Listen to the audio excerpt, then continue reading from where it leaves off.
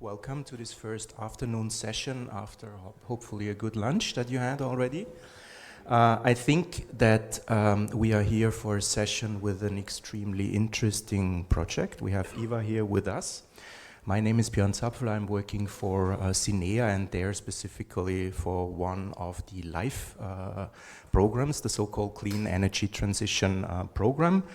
But I would not like to talk too much about ourselves and myself, but more about what the session is all about, the project Flag Visit. This is a project which has just finished, and I would say very successfully finished a few months ago. It is one of the so-called, just to give you a bit of a background, you might have heard about that already during the previous sessions, it is one of our so-called PDA projects, project development assistance projects, which are similar also to the ELENA project of the EIB. There was also a session on that before. What is PDA? Not too much, but just a few words. It is about, as the name says, project development assistance. So in principle, we help Eva and others and the projects on the ground in the different member states to really develop their projects. This means to structure and also to prepare significant sustainable energy investment portfolios on the ground. And all these projects, and among those also Flag Visit, they achieve not only a practical exercise, but something very practical, a theoretical exercise, very, very practical on the ground, because they achieve a minimum leverage, and Flag Visit was even better than that. So the minimum leverage means that 1 million euro these projects get from us have to show at least 15 million euros of signed contracts at the end in principle. So something that really makes a difference on the market, on the ground. And by doing so, they also realize, and you will hear something about that, also from Flag Visit, they realize innovations. So how to make that possible, which kind of organizational or financial innovations have taken place. Flag Visit was implemented by a Bulgarian fund, the so-called Fund Flag, and what they have achieved, and you will hear a lot more about that, the first specialized green financial instrument for municipalities or also municipalities, state-owned companies in Bulgaria. And what they are doing is quite interesting, a bit of similar also what the ELENA project has done, because they are combining, now not just signing investment contracts, but they are combining different cornerstones of these projects: technical assistance, capacity building, and actually also then financial engineering, and in this case specifically blended financing. So I've said a lot about the project, but the most important person here on the floor is Eva Petkova. Eva Petkova is here today with us. We are super happy about having you here. You're a senior expert in this Fund Flag, and you have an extensive experience exactly on the deployment of such EU-backed financial instruments, especially in Bulgaria. And you are director in one of these organizational innovations, having been set up in Flag Visit. Now correct me, but I think it's called the Department of Development, Green Financing and Communications. And there you lead this design exactly of the things that we are so much interested in, the development and design of innovative financial instruments and solutions now in a new sector, in the clean energy transition, and here specifically in the very, I would say, challenging field of energy efficiency. So I talked too much already. Eva, good to have you with us. Would you like to take the floor? Hello, thank you. Thank you, Björn, for very nice words and introduction. Thank you to everybody. I will leave the microphone and I will speak.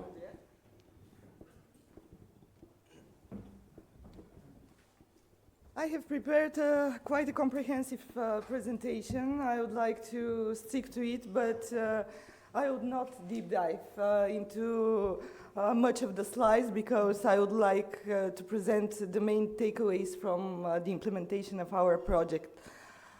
As you understood, my name is Eva Petkova. I work for Fund Flag from the very beginning, and it was in 2009. Very long ago, and in the first slide I would like to show you where the path will go through the current presentation. We will see the general project background, the structure and functioning of the Flag Visit financial instrument, the targeted clean energy transition sectors, and the main challenges that we encountered with them. Of course, the investments and the leverage achieved, the longer-term outlook, and in the very end, some success stories. Some words about the general project background, and I would like to start with a few words about Fund FLAC, because I believe one of the enabling conditions for setting up such a financial instrument is to have a really good local partner who knows the base, in our case, the municipalities, very well. And Fund FLAC was established upon Bulgaria's accession in the European Union in 2007 with the Minister Decree. We are a state-owned fund, and we became operational in 2009. Since then, we have provided support for more than 1,700 projects for more than 1.7 billion euro. And you might see the figures out of 265 Bulgarian municipalities. We have provided support to more than 220. What we are mostly proud of is that during these years we have gained the trust of municipalities, and we know this local market quite well. FLAC FICET was our first European project. Before that, Fund FLAC in 2012 has applied for Jessica initiative and was selected back then to implement the Urban Development Fund for Sofia. It has established a subsidiary, the Fund for Sustainable Urban Development, where I spent most of my working background. And that was one of the reasons to have a more ambitious path to incorporating financial instruments into the FLAC structure, because only this subsidiary had experience with financial instruments, and they were EU-backed financial instruments. The idea about FLAC FICET was born mainly in our heads because of the financial instrument experience, but also due to our partners in this effort. And these were the Economic Research Center to the Bulgarian Academy of Science and Club Economic 2000. Both institutions had quite a good experience with academic research, and they proved quite a good synergy to Fund FLAC, which you know is a financial institution, and we are good at providing financing, not at technical issues, neither at research. So it was one of the first calls under the PDA, and we have applied or pre-applied for ELENA before that, but it sounded too complicated back then, and we didn't make any further steps. Nevertheless, this project seemed quite a good opportunity under the support of LIFE program to have something similar like ELENA, but with more academic and research involved into that, and also to provide quite more institutional framework that will allow FLAC to develop into new financial instrument fields. What was the clean energy transition market back then?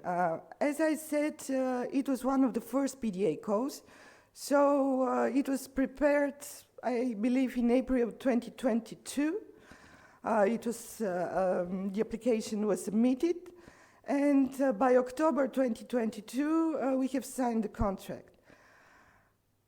It was quite a challenging period because everything that we imagined back then completely changed. It changed because of the war of Ukraine, which started in 2022 in the end of February. After then, you know, all the directives and the regulations that have been amended due to the Repower Initiative, the EED, the EPBD, revised directives. So the market quite changed since then. But the main prerequisites remained the same. The market structure was quite public sector driven, It was mainly driven by grants, by 100 grant support, and financial instruments. Nevertheless, Bulgaria had experience with Jessica. It finances quite a broader portfolio, not so targeted at energy efficiency. Contrary to other states, for example, Poland, where Jessica is quite linked to energy efficiency investment, in Bulgaria, urban development funds are financing everything from urban mobility, urban regeneration projects, etc. So there was no EU-backed financial instrument at the market. Even the decarbonization fund, which was envisaged as one of the major reforms under the Recovery and Resilience Facility, is still not operational in Bulgaria. So this project really filled that gap, that need for targeted support for clean energy transition investments. And as I say, FunFlag really knows the municipal market. And we have seen in the last couple of years that, yeah, there are energy efficiency investments, but there are also other clean energy transition investments which could be supported if an instrument is put at stage. The key market gaps, of course, are concerned with the weak pipeline of bankable projects, but from our side, the municipal capacity constraints were quite obvious. So municipalities really need technical support to overcome these barriers, especially in the fields of clean energy transition investments. Of course, the continuing preference of grants over loans is still present in Bulgaria even now. But the financial instruments are providing financing at the right moment. And many municipalities, which have already experienced with Jessica and with FunFlag, have seen that in many cases, the right moment is more precious than the grant funding. So the FLAG-FISET was an opportunity to act more decisively in this regard. These were the general project and specific project objectives. You might see them on the screen, but the main idea was to support municipalities, moreover to build the capacity within the FunFlag to implement more and more financial instruments, because FunFlag is working with municipalities, but they lack the capacity to really structure financial instruments and understand their financing logic. And last but not least, to raise the awareness, and the word is this demand revolution, and to activate this demand for clean energy transition investments. This was the general project background. As most of the live project, it was delivered through several packages. But you might see what is interesting on this screen is that the financing stage has happened from the period from June 2024 to September 2025. So it was quite a short period. Everything before that was preparatory activities, research, peer-to-peer exchanges, a lot of working meetings and stakeholder engagement meetings in order to see what really should be addressed in the financial instrument. And we have launched 3 calls for provision of technical assistance. By the end of 2025, we have managed in the 36 months period of the project to complete it, to achieve the leverage factor, and I believe to congratulate ourselves for a successfully implemented project. What is the structure and the functioning of FLAG-FISET? First of all, in order to understand how works FLAG-FISET, you should understand that FunFlag is a state-owned company, but its financing is a combination of equity from state budget and resources that are leveraged by commercial banks and IFIs. We have started with EBRD and the Bulgarian commercial banks, And since 2020, we are working closely with EIB. We have 2 financing contracts with EIB for investment platform for urban and green transition. And the first one was in 2020 as a complementary mechanism to the urban development funds. But as it was fully contracted in less than a year, the EIB has provided another loan, quite preferential, which we used for financing FLAC 5 projects. Moreover, during the stage of the FLAC 5 implementation, we have worked closely with our commercial banks because our aim was to have green financing for green projects. And we have incorporated green eligibility checker of EIB in order to provide the larger Bulgarian banks with all the requirements in their ESG strategies to fulfill our financing as one that complements their ESG strategies. What differentiates FLAC 5 from the existing instruments? It targeted clean energy transition investments which were underserved, and there was not a single instrument for this. In 2020, a similar forum was held online, and back then I was invited to present the investment platform with EIB, and the last question was, can there be a platform for green financing of municipalities? And I was like, okay, it's quite brave, we can't do it probably. We discussed it with our team, with our executive director, but back then it was quite challenging to have such thoughts. Afterwards, we spoke with our best clients from the municipal sector, which are proactive, and we saw that there is certain demand. And if there is a project development assistant, if there is a technical assistance provided for such kind of projects, things could happen.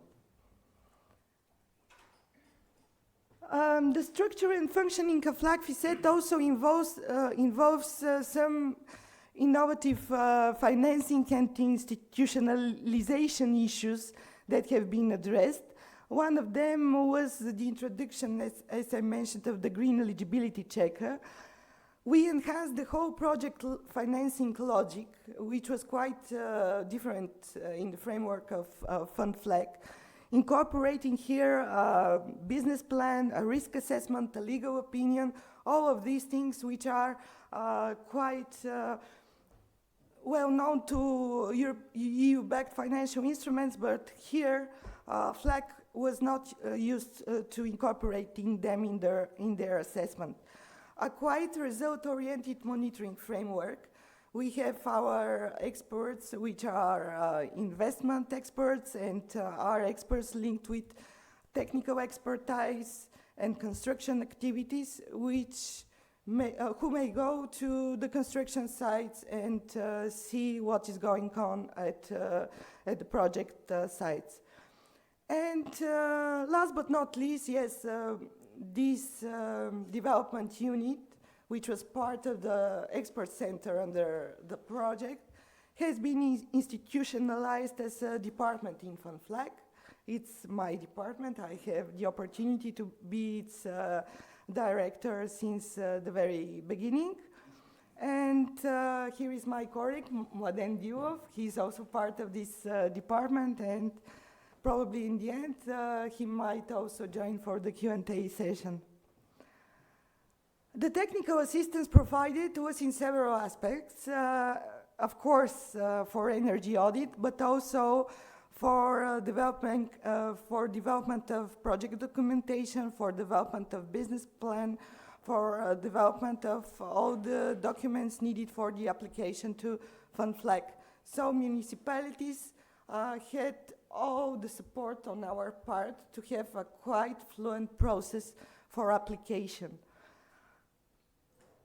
As I said, the calls for technical assistance were 3 because we would like to cover as much municipalities as we can. And by the end, we have provided technical support to 65 projects.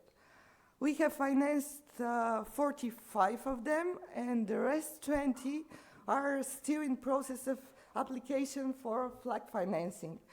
2 of them are already contracted after the end of the FLAG project. What have been the targeted sectors and challenges? We have made research on the demand. Our partners for Club Economics made it. And in the initial research in 2023, you might see a quite good distribution between the different sectors. Because in our project proposal, we have seen renewables, energy efficiency, and thermomineral water, something very specific for Bulgaria, but with a lot of potential in this field. In the end, the energy efficiency was more than almost 19% of the whole portfolio are projects for energy efficiency. And we also showed good examples with thermomineral waters and renewables, but they are single projects. We will continue working on them because we are seeing the potential as far as, once again, the crisis is on us and the energy prices are soaring. Renewables are back in the game. So there were quite deviations from the initial project pipeline to the project pipeline that we have financed. And it was due to several reasons, much of them not out of our sight. But one of the main barriers turned out to be a municipal investment program launched by the Bulgarian government in 2024. So we have just prepared the financial instrument, and the Bulgarian government announced like 2 billion, now it's like 8 billion euro municipal investment program, which finances municipal project with 100% grant support.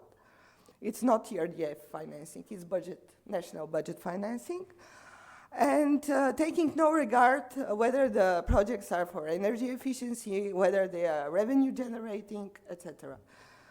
So the crowding out of financial instruments is more than obvious when such program is launched.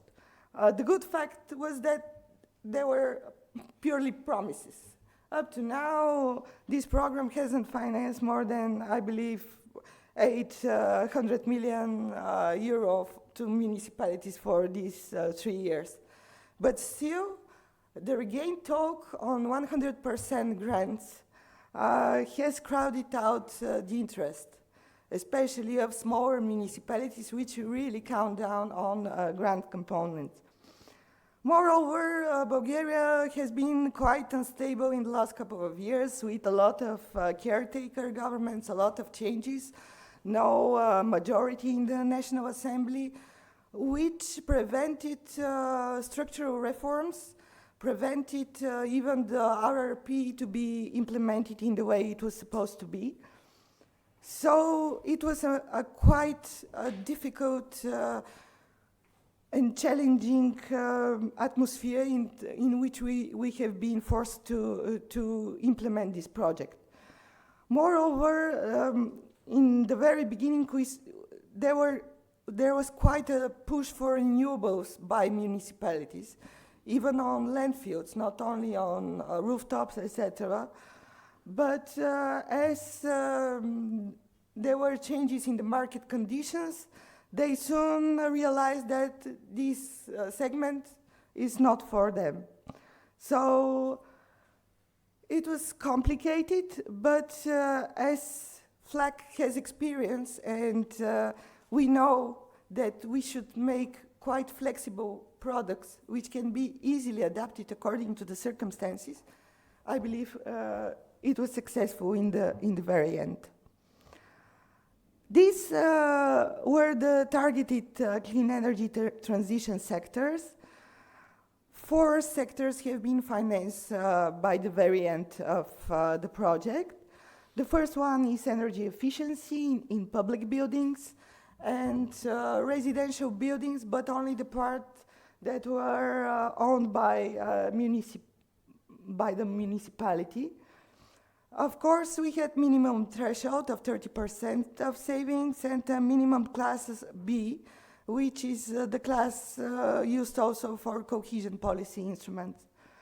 And you might see for energy efficiency, we have financed 39 projects for financing over 60 million. That is not only FLAG financing, but also grant financing under the Recovery Resilience Facility and other grant mechanisms, for example, the National Eco Trust Fund. The development of renewables and photovoltaic system parks, only one project, and it was the pilot project of Municipality of Kresna. The thermal mineral water, only one project for Municipality of Zaporeva Banja. But in fact, it was a good one because it really presents the blending of financing, both a grant component under the National Eco Trust Fund, which is like 50% of the co-financing, and the rest provided by our fund. Sustainable mobility turned also as a issue and a demand driven by municipalities because of eco-mobility schemes under the RRP and the need for more financing to develop the eco-mobility in these towns. So we have financed 4 projects in this field.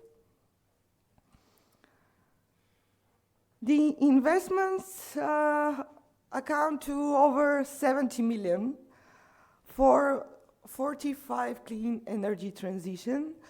14 financing agreements were signed because some of them were bundling a couple of projects. For example, this is the mayor of Stara Zagora, which is one of the major municipalities in Bulgaria, very active.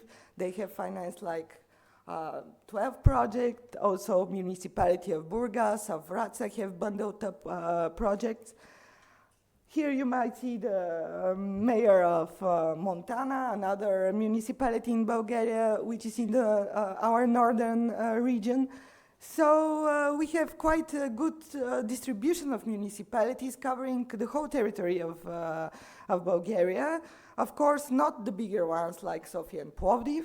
In fact, FLAG hasn't financed Sofia still because Sofia is quite big municipality and they have finance their investment programs mainly by IFIs.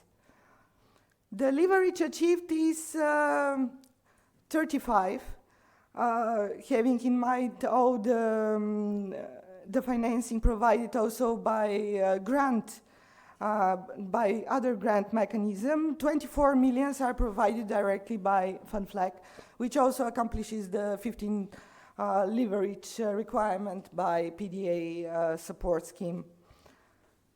The technical assistance, as I said before, 65 projects have been provided with such assistance, and we are still financing them in the afterlife period. These are the eco results, the savings, the expected, of course, because some of the projects are still in process of implementation. Only a couple of projects have been already implemented, but the results will be seen in the coming months and years. We have quite a good monitoring framework, so we will see if the things that have been planned are reached.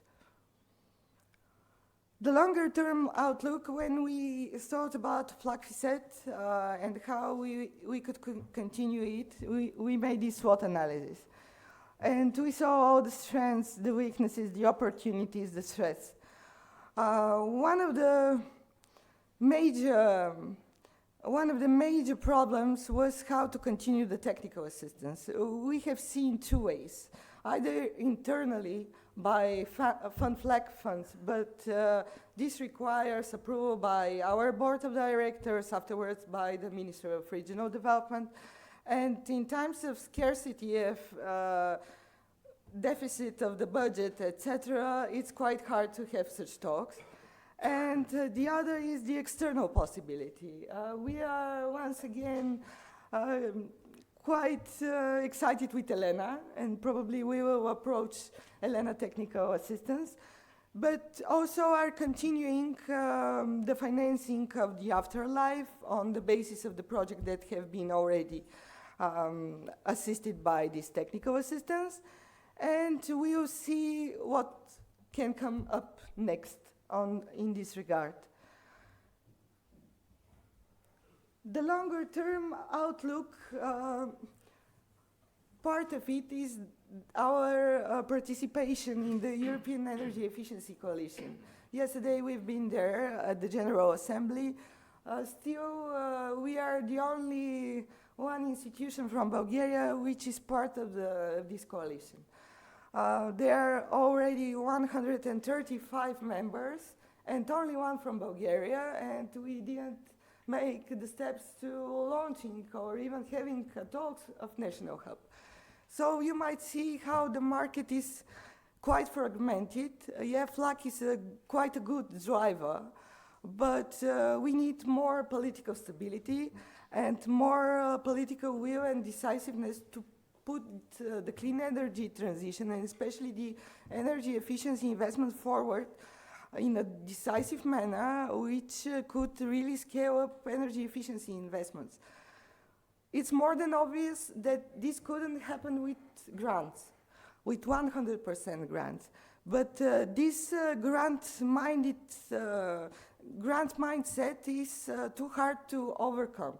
And we have worked also with our colleagues from the energy efficiency sector in Bulgaria quite hard, more than 10 years, to promote financial instruments, to say that grants are not applicable and are not good for energy efficiency. 100% grants, I mean. At the very end, it's more than clear that blended financing should happen, and grants are a substantial incentive part of the whole thing. But the 100% grant support for investment that have their business logic, they have savings, they improve profitability of companies, in fact, is not a good example. It's not pushing our sector of energy efficiency to make really the steps it needs. And we are completely lagging behind in this field. And nevertheless, this project is showcased now, and I'm truly happy for this fact. We won't be the only white bird on this landscape, which should really change. And I do believe that now, when there will be a new government and a new majority in the parliament, we can have the opportunity to have really in-depth talks with the policy responsible persons to push for the national hub, for more stakeholder engagement, for broader working groups, and for saying no to 100% grants for energy efficiency at all levels. The success stories at the very end. Here we have been peer reviewing one of the best funds in Portugal. It was EU-backed financial instrument, but it was devoted to energy efficiency. And they had quite substantial experience and were truly inspirational example at the very beginning when the setup was still on the working mode. And one of the first projects that we have financed, it was a pilot project. It was of the municipality of Botevgrad, and it was a municipal hospital. It is now working, and the mayor has participated in one of our awareness-raising events. It's very important, really, to make local events and to explain to municipalities at their language why these projects matter. And they don't matter only because of decarbonization and because of the Green Deal, but because this is making municipalities more resilient, more sustainable, more future-oriented. This is the power plant of Kresna, which was the only one, as I said. And the last one, because I would like to have a floor for questions and answers, it was the last project that we have implemented. And it was the project before and after. And it was fully financed by FLAG, and with the technical support, energy audit, construction audit, everything under the FLAG FICED project. And you might see what change has been observed here. And it is a small municipality, Svilengrad, and it will use part of this structure for home of social patronage, social services, and other part for other municipal services to be presented to the people that live there. So that was on my side.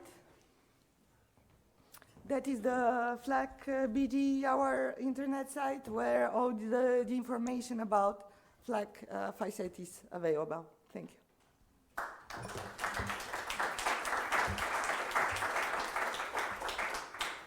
Thank you very much, Eva. I think it's extremely interesting. I was following this project for the whole time, but it's still interesting to see what you have achieved and actually which challenges had to be overcome in such a practical project. Overall, it's not just, you all know that it's not just about having the money, but there are a lot more things around it. You need, technical assistance obviously was a key, capacity building, but also organizational anchoring and integration in your organization. So I think it was very, very interesting, but I suppose it was also thought-provoking, also for the audience. So we have a bit of time for questions, and I would just invite you to raise the hand. And here we go. Thank you very much. I'm Susana Perez from the Ministry for the Ecological Transition of Spain. I'm really impressed of the leverage you met of plus 35. So congratulations. I would like to ask about the difference between the number of projects you technically support and the number of projects you financially support. So why is this difference between, because I have like 65 projects with technical assistance and only 45 with financial support. Can you elaborate? Yes, there is discrepancy in these figures because we have provided technical assistance until the very end of the project. That means by September 2025. So a lot of the municipalities needed this preparatory work to be done in order to apply for financing.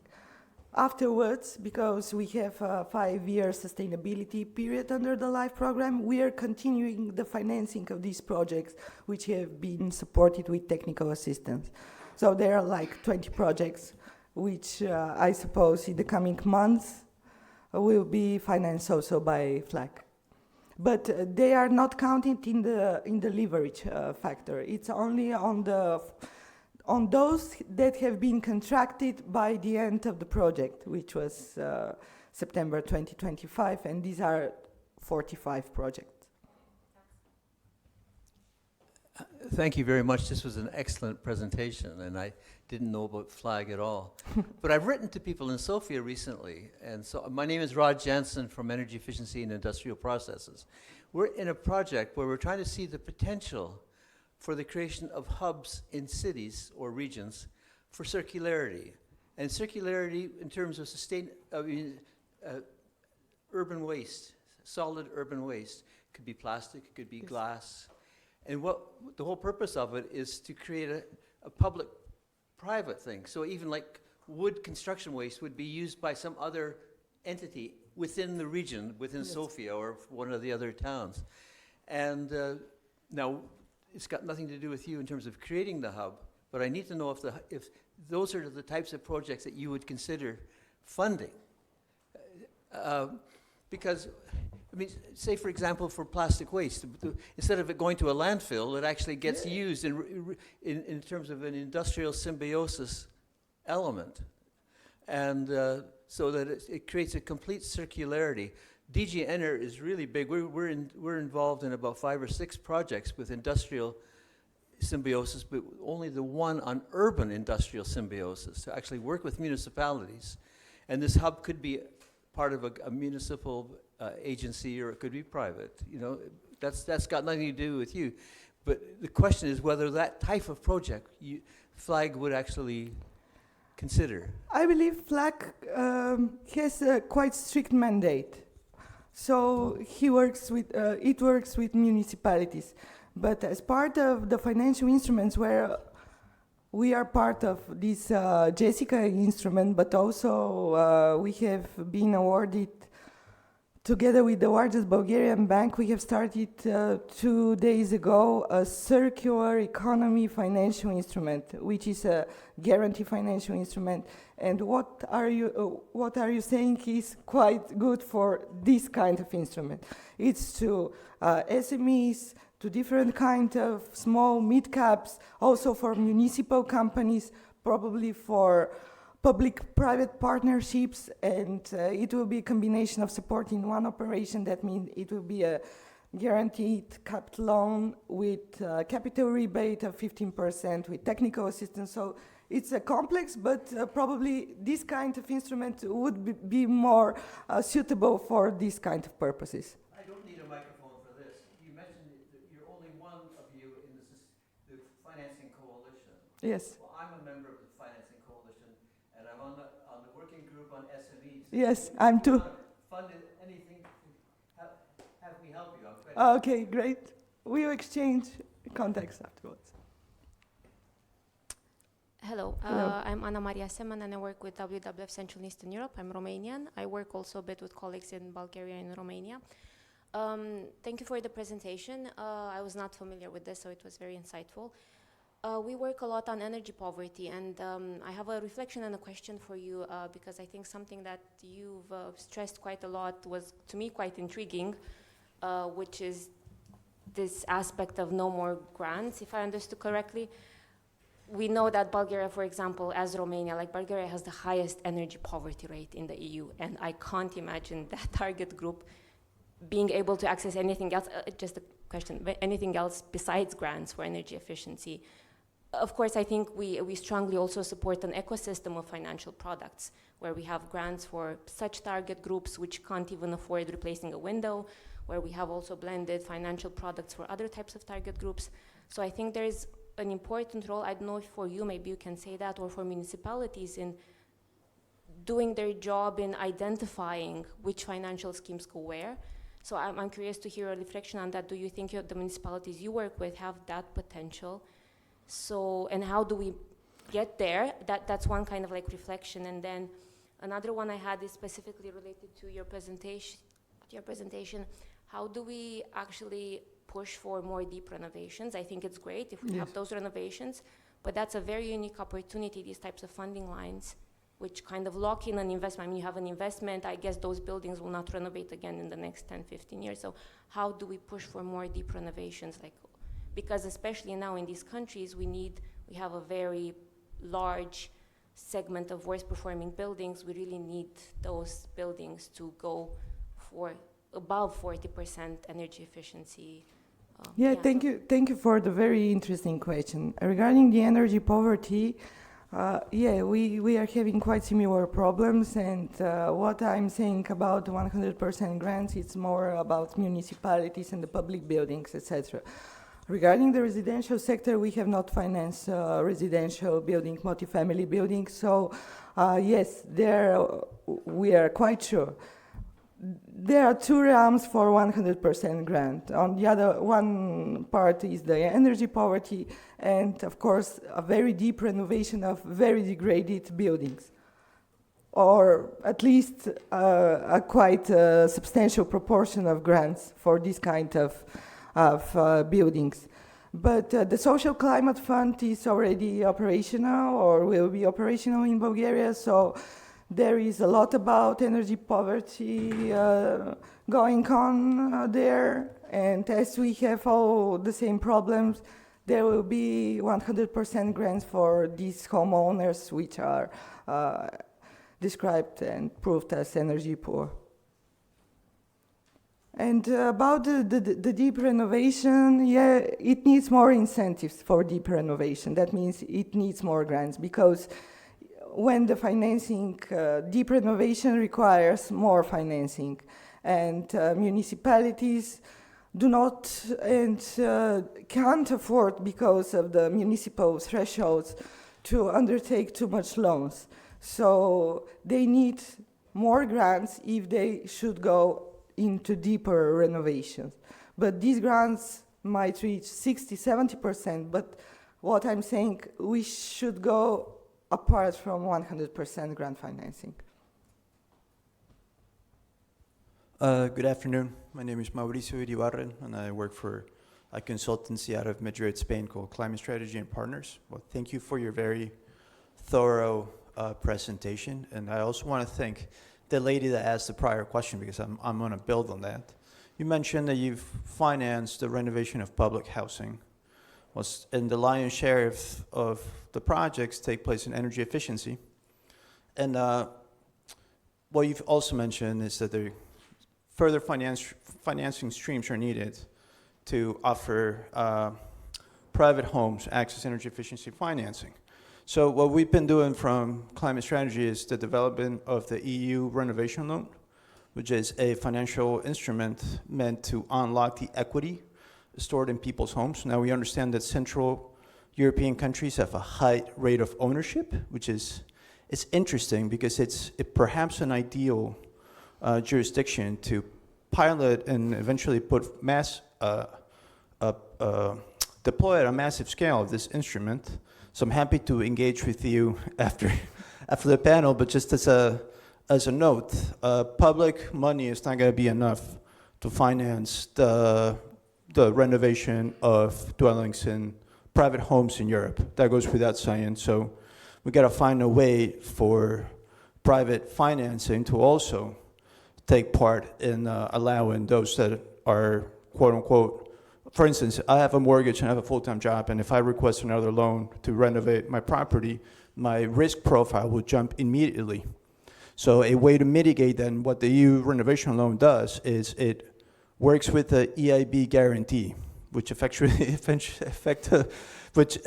what it does, it lowers the risk profile of the individual requesting it. And what we're working on is to be delivered to retail banks as an off-the-shelf financial instrument. So the guarantee is taken up, but the Europe through the EIB and the retail bank will make money on the loan through the fees it would charge whoever requests a loan. But I think, like I said, thank you for your presentation, and I look forward to engaging with you after this. Thank you for the question. Residential sector is quite challenging, to say softly, especially in Bulgaria. You are quite right. The ownership structure is different, and most of the Bulgarians possess their homes. But there are other issues, issues that prevent us to really scale up this kind of energy efficiency investments, and even to not use the good experience from Poland or from the Baltic countries, because we have seen there quite very good examples. And I believe this is part of Bulgarian law, Bulgarian regulations that are quite fragmented and quite out of date in regard of energy efficiency and how the things could work on the financing side and on the banking side. Now, even for a Bulgarian homeowners association, it's difficult to open an account in Bulgaria due to IML, anti-money laundering requirements. You understand? They can't open an account where to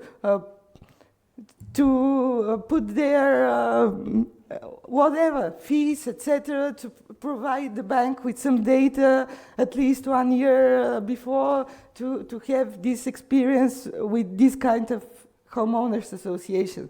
So for Bulgarian banks, these kind of associations are quite strange. They are not like the counterparts they have used to work with. And our regulations and our law are so complex that until there is no political will to be changed, I can't see a straightforward way to overcome these barriers. Thank you. Slowly we are approaching the end, but I see it was a lively discussion. I would still allow for 1, 2 questions in a row maybe, but then we have to close, and then I suppose you will still be there during the rest of the day. Yes, I'm here By all the way, the day. before we Yes. forget, there is a report, I think, on the project, which is also there to be taken away, correct? Yes, layman Okay. report brought we from have Sofia. One question here. Is there another one that we should take in immediately? Otherwise, you have the honor to be the final, last but not least, question. Thank you. I'm Anna Bayomi, working for FEANSA, the Homeless Service Providers Federation in Europe. And I've been recently reading the Bulgarian building renovation plan from the perspective of energy poverty, but also from the perspective of social service buildings, because among our members, it's a huge issue that they are occupying really inefficient buildings, but they don't have the capacity nor the financial background to explore at all the issue of energy efficiency. And in the Bulgarian plan, I noticed that social service buildings were like, they told that it's such a little segment that they are uninteresting from the perspective of renovation, while most likely the requirements of EPBD on the non-residential buildings will apply for them because they are often low performing. And in your presentation, it was interesting to see that also a social service building was renovated with your financial support. And I'm interested regarding your experience with the work of municipalities, whether they have an intention to invest in social service buildings, or it's more like a difficulty for them, or does it appear at all in the discussions? So any impression? Yeah, there is interest. In fact, they are interested in improving their building stock, the municipalities. And much of the stock, especially the cultural institution, the municipal buildings in the very center of the towns have been already energy efficient interventions on them. Regarding the social services, it depends on the municipality and its population and the social services it provides, and whether the cost and benefit is okay. As you've seen in the Svilengrad municipality, they have decided to go for it. But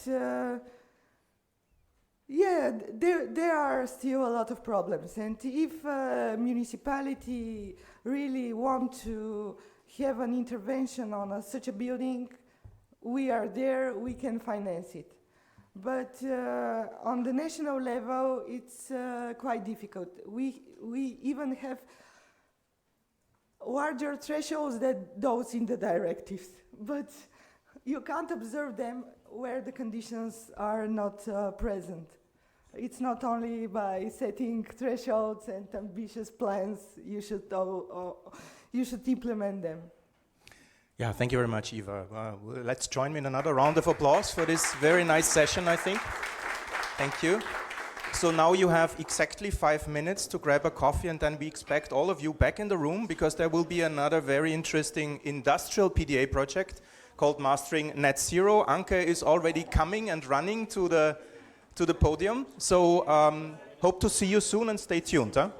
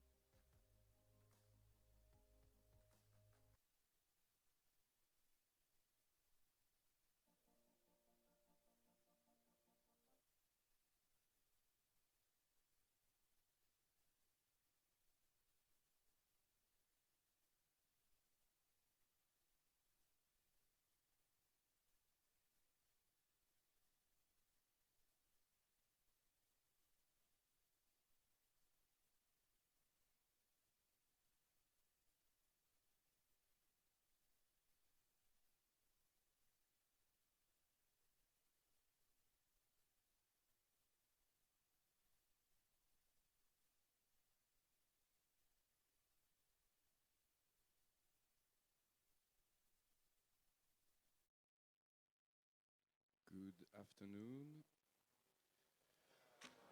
So let's slowly start this session. We have very strict timekeeping procedures to follow.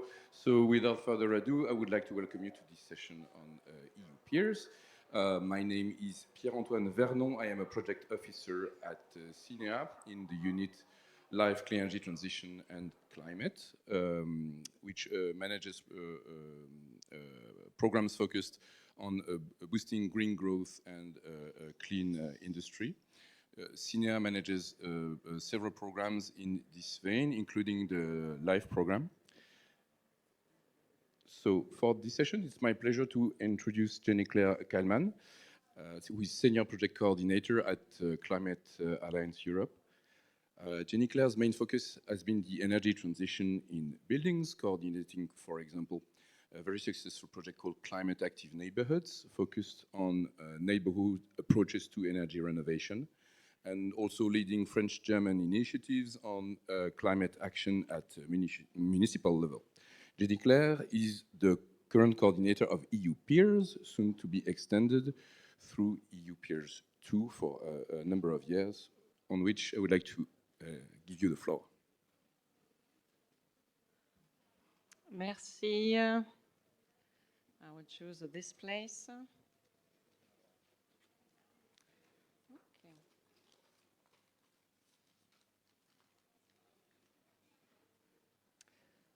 And the pointer, and I'm ready to welcome you. Good afternoon. I have the pleasure to run this session, the third session in the strand of facilitation services, and in particular the one after the lunch break, so we will make it. As Pierre-Antoine said, we have a tight schedule. I will present you max 30 minutes EU peers, and then we have time for questions or just an open discussion debate. I'm very happy to be here. It's really, this presentation of this morning really resonates, really tied into what I will present. So EU Peers is a EU Life funded project that will end in August. So we have a lot of experiences we can look back, and this is what I will use today. Here's the agenda, just to that you know what I will present. I would like to introduce you to the concept, explain the mission and vision of EU Peers, and then I would like to focus on the community of practice, the structure, what we offer, and especially the insights that we gained. I would like to finish with what we think is a supportive network framework for one-stop shops, and then with the outlook on EU Peers 2.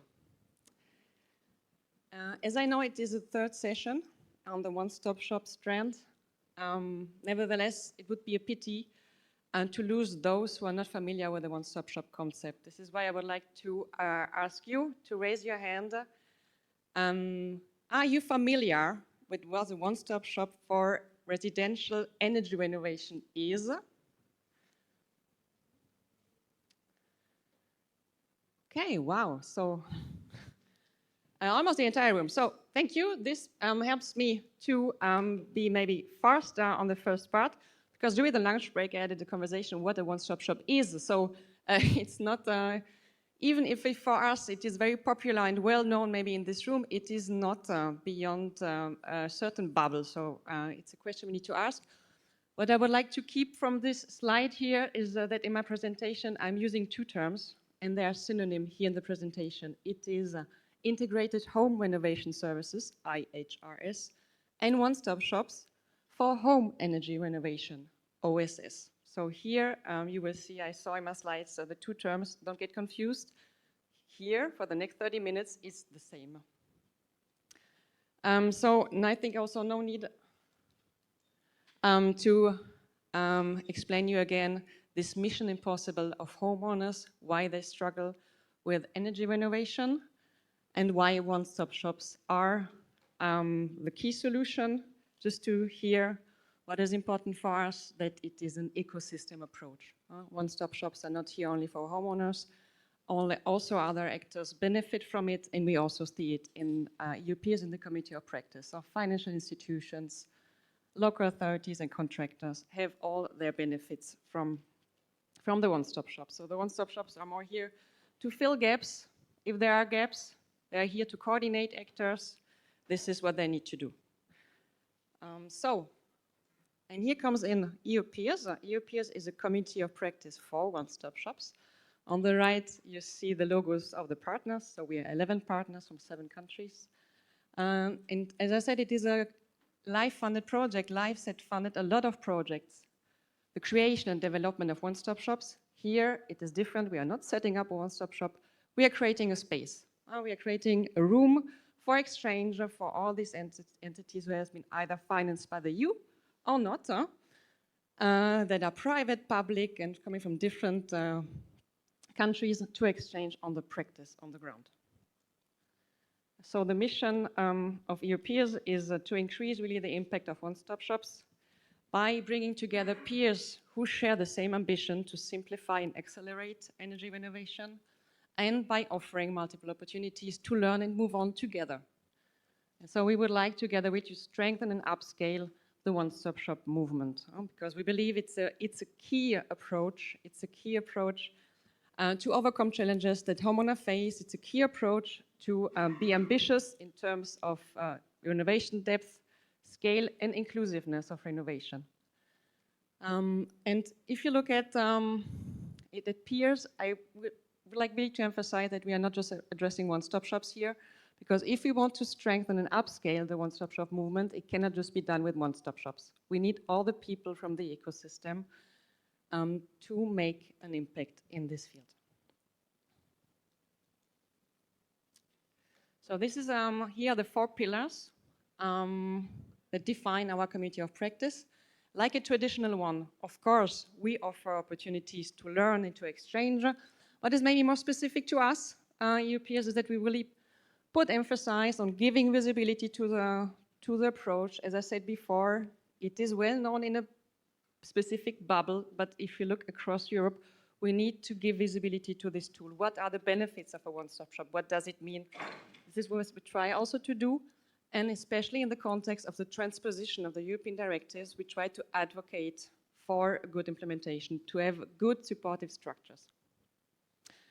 I also like to present the 2 pictures here on the image, because the picture says a lot. You see on top the launch moment. It was in June 2 years ago, the launch moment of EU Peers, a small group. And 1 year later, we try to do every year a kind of gathering for the community, also in Brussels. I like this picture because you see around one table a representative from a Bulgarian one-stop shop, representative from a Belgian financing institute, a Dutch municipality, and the European network. So working together on a topic, this is really what we try to create as a space. So what are we offering? First, the structure. You know, we have to establish a community of practice in 3 years. So it is very important to have a good strategy. And one foundation is to have the country platforms. So we had to build 6, and we are happy to have even 8 national platforms in the countries you can see: Baltics, France, Hungary, Germany, Italy, Spain, Ireland, and Belgium.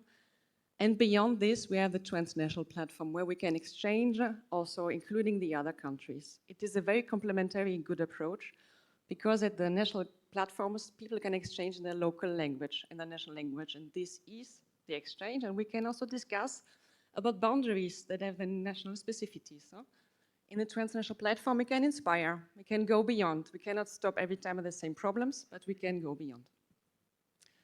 So what does it mean for you, if you're interested in joining EU Peers?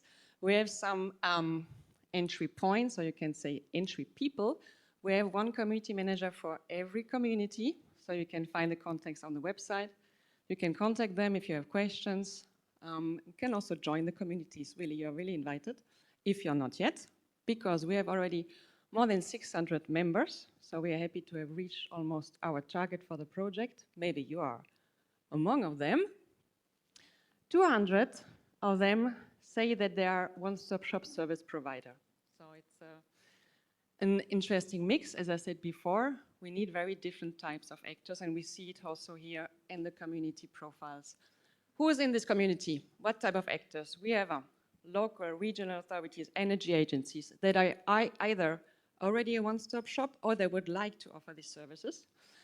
We have financial institutes, national agencies, contractors, federations, ESCOs, so it's really a rich, diverse group from all countries, and I can say that the biggest community here is the transnational one, I think with 250 members, and then followed by a few. Spanish one is really also very great, very big, and I reading here, Jordi had the presentation before that is also an active member in this community.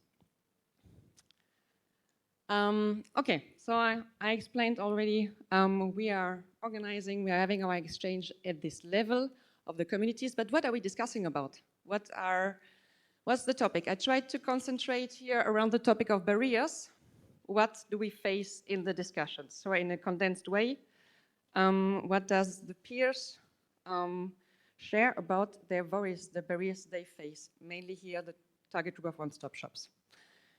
Something that is, we could hear, I think, very often this morning is the sustainability of the one-stop shop model, what to do after EU funding, for example, how to come out from a short-term funding to a long-term concept. What we hear often, the worries of the dependence of public renovation strategies and programs, the cut-off grants, and the missing of long-term perspectives is very impactful. We can hear stories from all countries, from France to Bulgaria to Belgium. We hear it very often, how impactful it is. What to do as a one-stop shop is if the cuts are if the grants are cut. So what strategies to implement to be more resilient here? Then they struggle with financial gaps. Here's not the financing of the one-stop shop, but the financing of the renovation works as such because of limited public fundings and accessibility of the loans. We have the problem that the long-term loans of traditional systems is not overlapping with the target group of the one-stop shops that are all households, even those who have already a debt that are old. So we need to cover this group, and what we also often hear is that the financing of condominiums projects is really challenging. Also the low demand and awareness for energy renovation in general. It's different across the countries, but it comes very often. And also the public-private dilemma, or the question, how far can I go as a public one-stop shop on the renovation journey? Where do I have to stop? How can I go far on the renovation journey? Because we know to close the deal with the homeowner is really making a difference, but how can I go that far as a public authority? And also the topic, the collaboration with contractors, how to secure the quality of the work delivered is raised. About the learnings, so I said, okay, the second pillar is to learn. There are two parts that are unfortunately over. It is a capacity building program, learning labs that we organized during 6 months, and a mentoring program. Where you still have access is the knowledge repository. It's a collection of useful resources online on our website. We have more than 100 on our website collecting resources on all around one-stop shop topics. So scientific, project-based, from one-stop shops. So it's very useful if you want to scroll through. And here again, I brought some learnings. We can learn from each other. And here are really recommendations formulated from peers to peers. So these are all quotes from one-stop shops to others in the situation on setting up a one-stop shop. So they say, start with what already exists. Invest in trust building and not just information. Stay neutral toward contractors. Treat renovation as a social process and not only a technical one. Plan long-term. The one-stop shop needs to be embedded into the local ecosystem and link it to other demanded building topics like safety, accessibility, building heritage, heat planning, or adaptation to climate change. So here also we can benefit from each other, as you see in this example. The third pillar was to give visibility. We tried in different ways. We have a website where we try to promote one-stop shops, their events, their news. We present them in case studies. We have a nice concept. It is called Who is Who. Every month we have a 30-minute recording of a one-stop shop presenting its activities so we can show the diversity of the models that exist across Europe. I would like to highlight the last point here. We have a EU peers survey. The idea is to illustrate the impact and the added value of one-stop shops. We had an edition 2 years ago, and we try again to collect data now. And the survey is still open, so if you are a one-stop shop, I kindly invite you to participate in. It would help us a lot to hear from you, your views on some topics, and also the way you operate your business or your service. So feel free or feel invited to contribute to the survey. This I will skip. These are the results of the survey that we did 2 years ago. If you have questions, what we now learned, we can use it in the Q&A session. Let me continue because the time is tight. Yeah, so on slide 21, I have the question, what is a one-stop shop? It's a bit late. It was done by purpose. At the beginning of the project, EU peers, we were very ambitious. We thought we could find a definition, but it was impossible because we had so many definitions as people in the room. So, and we really saw that it is impacted by your national or your experience view, what it should be. So to find at European level a common definition, no, it is not possible. But we have we have elements of definition. It depends on what you see. We have the directives. We had in some countries temptations to define. And what we see in all EU peers platforms is the request or the will to define the standards. What should it be? What should it bring? What's the services? What's the minimum services? What's the quality standards? So by this way, I think we can make it. So it is happening at national level, and then maybe we can find a convergence at European level to a later point. But just to say, it will never be a strict one-stop shop definition. This requirement coming from the community brings me to the last topic, advocacy. We have different elements. So one is there's more awareness raising, is the campaign you see on top. We have a campaign for local and regional authorities explaining what is the political win for them, why they should open a one-stop shop for the local economies and for the public strategies. So it's a very nice campaign. We also organize debates and roundtables. At national level, you see, for example, yet 2 nice pictures from a Franco-Spanish public debate that took place last year in Barcelona. It was very nice because we had a public debate between the two, and the discussion continued afterwards behind closed doors. So I intensified exchange. What the parties here, for example, found as a common topic was summer energy poverty. So both countries have to address this. And just to say, okay, if you look at the map, summer energy poverty will not be on the agenda, high on the agenda, for example, for Hungary. So they will have other political priorities when we look at one-stop shops. This is why it is very important that we embed policy recommendations in a national context. Nevertheless, we try to have a common agreement, not like the definition. Now it worked a bit better. What is really needed, and this is what I can present you here. So it's the start of having a common European set of recommendation. First, we have 7 aspects of things that are needed for one-stop shops so they do really the job that we expect from them. So it's just more a strategic vision of the perspective of one-stop shops. So first, we need a widespread one-stop shop coverage. So also, for example, rural areas needs to be in. We need to mobilize private and public funds. This was also, I think, a leitmotif this morning in the discussions. And this is nothing that the one-stop shops can do by their own. There need to be a push by national actors. There need to be somebody in the back that supports them in defining this, especially the private funds. And we need to ensure high technical standards with independent advice in the one-stop shops. The one-stop shops are those who steer homeowners towards high quality, deep renovation. This is a conviction.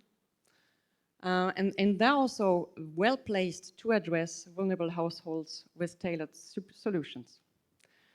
And then we need a good multi-level governance, so an alignment between national, regional, and local efforts. And we can use also the one-stop shops to transform the market, use them to aggregate demand, to stimulate the workforce development. So we can also use them as a tool in policies. And now the two last slides are beginning of recommendations, general because they're European and not national-wise. It's the start of the discussion too. I just will focus on one-stop shops as essential infrastructure and on financing. So we need to ensure that the one-stop shop coverage is effective. So in that they are also integrated into national strategies and that we have national targets to make them efficient. They need to be integrated looking at the ecosystem that is already existing. So consult key stakeholders. This is something that is not happening very often. So I can really stress this point. Consult key stakeholders in the countries and define the complementary roles that one-stop shops can have. And rather than prescribing the organizational form, what we also see, it is more useful to define a role to play. As we said before, to have a minimum service portfolio, to have a quality standards that we can all agree on for this type of role. Regarding the financing, it's clear that one-stop shops need a predictable long-term financing for staff and overhead to make it work, that public money should cover these at least until the business models are mature. This can be different according to the countries. And then only a fee should gradually come in. It is important to link this to transparent outcome reporting, to have proof of effectiveness or measurement of effectiveness and accountability. And we also this morning talked about data that one-stop shop should provide, especially for financing institutions.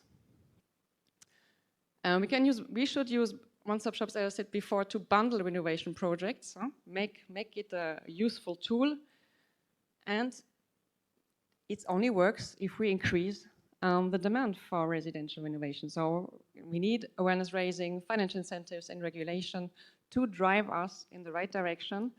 And important point at the end, looking at energy poverty, we also need to ensure that homeowners can access affordable financing solutions through one-stop shops. So this is the beginning of a wish list, we can say. It's a wish list, it's a moment to exchange, to debate, is it like this or not?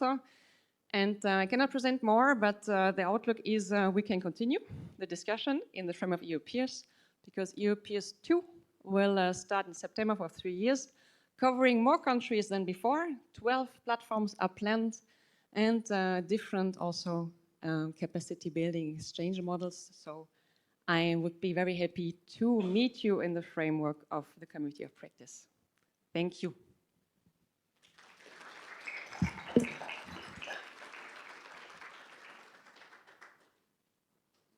Thank you very much, Jenny Claren, for keeping the time. I'm happy to open now the Q&A session.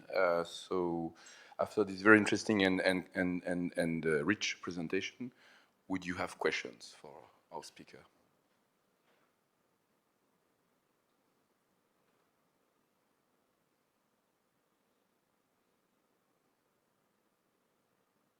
No?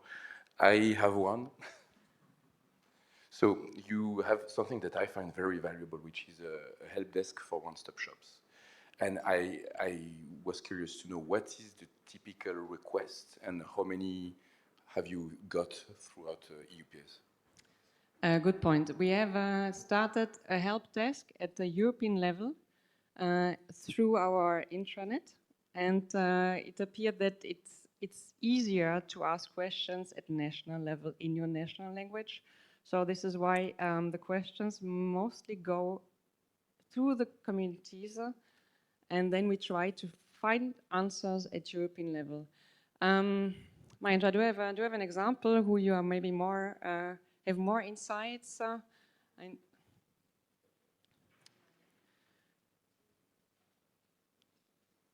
Hello, Mariangela Luceri from Federen, also partner of UPeers, and in this case also task leader of the help desk.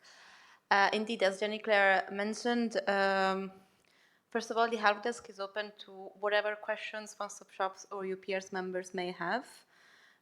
Of course, we don't know all the answers, but what we try to do is that if we do not know the answers within the consortium, maybe we know who among the community may have an answer, and so we try to put these people in contact.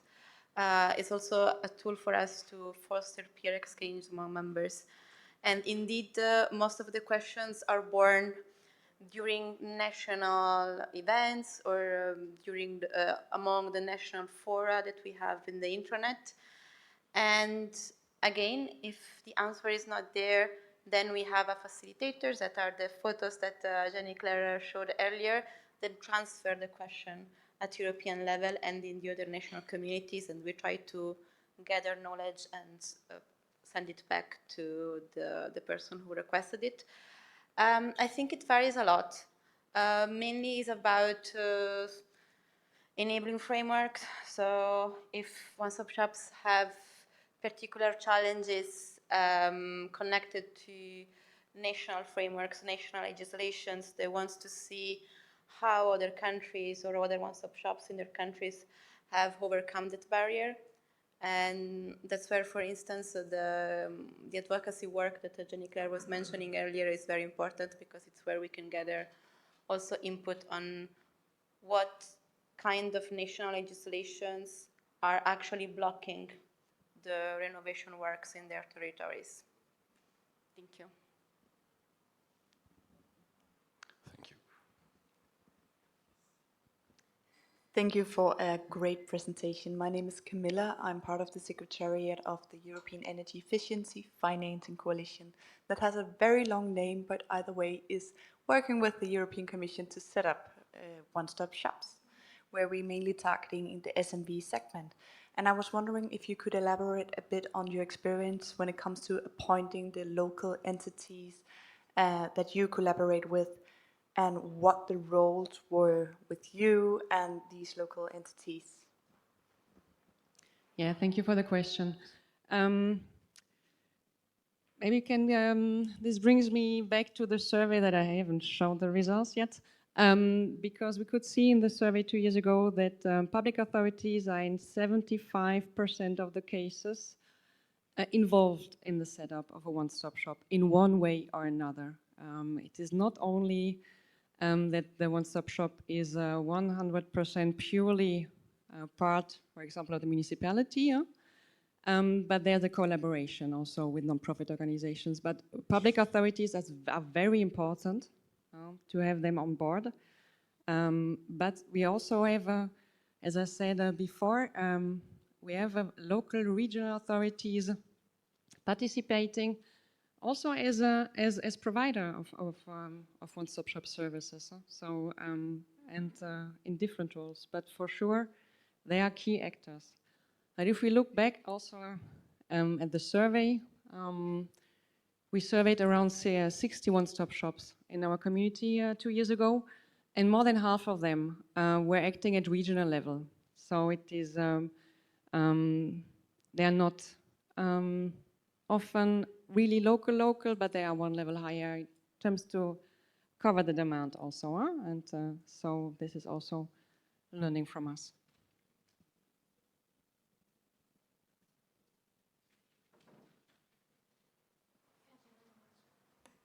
Thanks a lot. Despina Kusioka from the National Bank of Greece, coming from a financial intermediary, not so familiar with the actual practical implementation of the concept. Therefore, my question would be, out of the one-stop shops that are members to the EU peers platform, because you mentioned something about, the maturity and the model by which they're running. What is their current maturity of the model? Are they run based on public funding?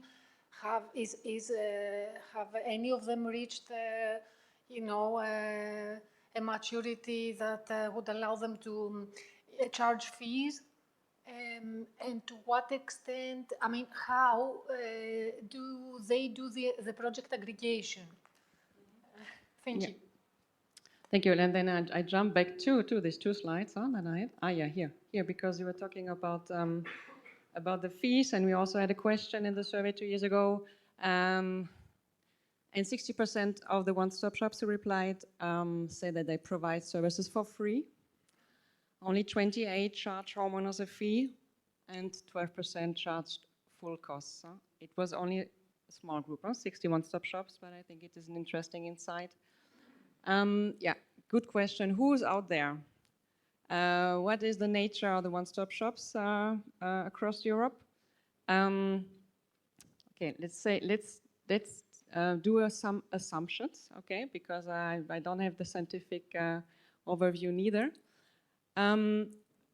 But we are working, for example, on the second survey I said, and the second survey has a lot of questions for one-stop shops that are providing the full service, and these questions are not replied to.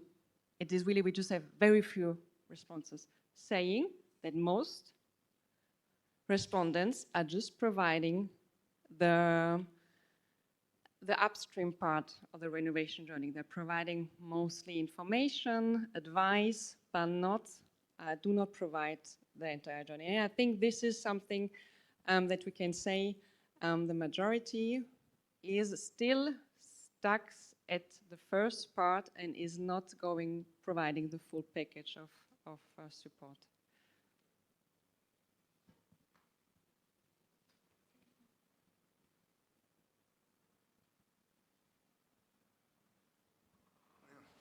Hi, I'm Eric Berman from Renesco. You made me think. I've never thought of ourselves as a one-stop shop, but maybe we are. I'm going to ask you, are we a one-stop shop?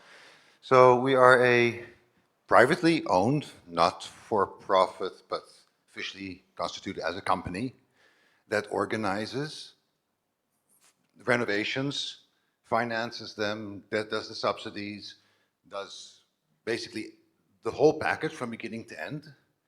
And if we prepare a package and they decide that they do not want our energy performance contract, in that case, we charge them a fee for the work done, and they can go with all the documentation, subsidy grants, or whatever. They can go somewhere else or get it renovated themselves. Or if they do it with us, then that is taken into the fee of the energy performance contract. So are we a one-stop shop? I would say yes. I know your case, and you also discussed in the one-stop shop field. No, it's very nice that you asked this question, because we hear this is a good question, because a lot of entities are offering integrated services in a way, but don't see really them as a one-stop shop. Okay, we have the case, for example, in Hungary, where we have private actors who also integrate services, but they would not take the head of I'm a one-stop shop. We have this in Germany, for example, public services who try to bundle this, but they would never have the voice, I'm a one-stop shop. So it's a good question. And then it's also in terms of definition, where does it start to be a one-stop shop, where does it end?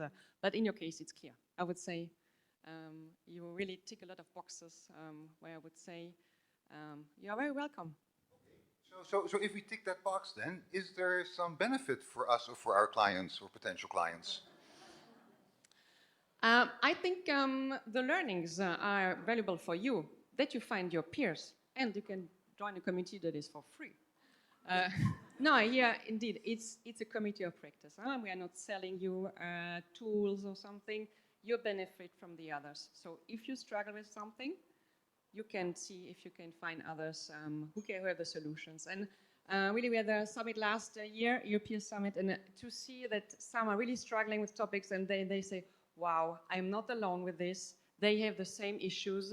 Okay, this idea was inspiring. I can see that the topic of fees is something that some one-stop shops really reflect about, introduce fees. Okay, maybe it's something I will also take over. So to be part and to exchange current problems, this would be the only added value I can give you.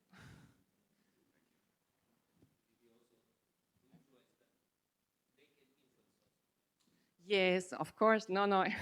No, I also thought about that and I wanted to. Yes, that we can learn from you. This is also, but then you have to share. So it would not be, but if you like to share, yes, then this is also the place to shine, to share your experiences. Yeah. Any more questions? And thank you for the presentation. It was very interesting. I'm wondering that we want to present a market for financial institutions. And has the time not yet here when financial institutions should understand this business? So when the OSS market, and there are so many actors, can't we start defining what would be our expectations towards financiers? Because at present we are serving them passively, but it's a peculiar market. So I would expect on the other side more knowledge, at least to converge this knowledge. Thank you very much. Yeah, there's the big step still to do, to formulate in the community a position and also to go in exchange. It's something that indeed we haven't addressed enough in the last 3 years in the establishment phase, but it would be really good to go in a position and to invite financial institutions in the market. And this is why we also yesterday were present at the Energy Efficiency Financing Coalition and presented it. And I also see that the national hubs of the coalition can be a really good platform. We have national hubs, platforms, they have hubs. It's a way, again, the national level is very important to exchange. And we also, this morning, it was all about financing, about is our private public money, is it the solution? We need blended financing, so we need to have a discussion. Indeed, yes, a structured way. Let's find the structured way of exchange.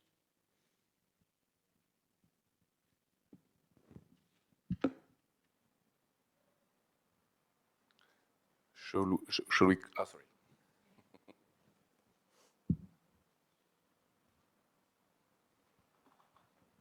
Thank you. My name is Jolijn from the Netherlands. I was wondering, maybe it's more a question for within the community, but do the one-stop shops, I mean, if it's a shop, it seems like you're a customer, you can buy something at the shop. Do the homeowners have a contract with the one-stop shops in general, or yeah, how is it done? Yeah, this is also why the term one-stop shop is not always appreciated, because it creates a certain image. Even though the image is right, because the one-stop shop is oriented towards the user or the client, so this perspective is right. Is there a contract? Yeah, it depends on the one-stop shop and what they're providing. We have free one-stop shops that just give advice, information. They will not need a contract. If you go along the journey and then you are talking about renovation works, subcontracting, contractors, installers, then of course you need a contract. It depends really. The diversity is so huge across Europe, but we see in terms of what is a one-stop shop, even the one that don't recognize themselves. But maybe you can answer also. So you are for sure you have a contract with your clients. This is clear. You need, yeah. But others are just an entry point, and they're not able to trace what happens afterwards. This is the difficulty, yeah. So to know was I successful with my work? Did they close the deal without me? Yeah. Thank you.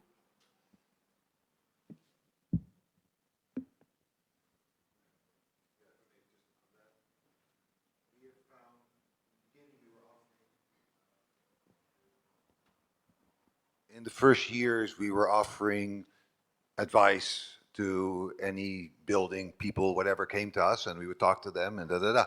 And we wouldn't charge them for that. It was just, you know, the cost of building pipeline and renovating buildings. But we started to understand that that is endless and not productive. At some point, we had hundreds of buildings that we were talking to, and very, very few reached the finish line. And if it doesn't cost anything, they just keep talking. So now we, after a few conversations, we say, okay, you know, this is a price from here to there, from that to that. Not so much that we want to make money, but you need some commitment on the other side, and then indeed you can track and you see what is effective or what's not. It's not a money-making model for us, but without charging them, we cannot function efficiently.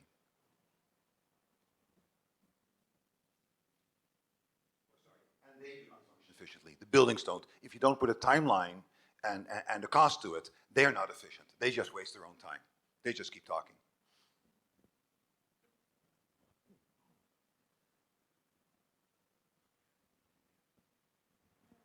So just to add a comment regarding one-stop shops and contracts. So I'm Françoise Rey-Faber, Philao Labs, part of EU peers for France. I would say that actually you can have two types of one-stop shops. One which is financed through subsidies by local authorities, let's say, to favor the entry into the project, and so it's for free. And you can have a second type of one-stop shop, which takes the lead, well, to really have this role of coordinating and helping to take the decisions, and then go through the whole project. And in this case, yes, indeed, you need to have a contract. And this is a key marker to categorize the kind of one-stop shop you are. Remember, another reflection on money. You said fees are not only important for you, but also the other party to go on with the program. It really is, it's interesting, the impact of the money, because we heard before here, this is the impact in your case when you have fees. Then we had Jordi before who said, okay, we are charging professionals, but we have the problem that they then charge the homeowners the same amount. So again, it was not the effect that I wanted initially. We have also the effect of grants that are increasing the costs of renovations. This is also happening. So we also always need to think about, here's a good example of the fees. In your case, the fees can motivate and bring an effective result, but there are also other impacts, and this is something that every time needs to be reflected, especially in when you have the incomes or the structured financial business model.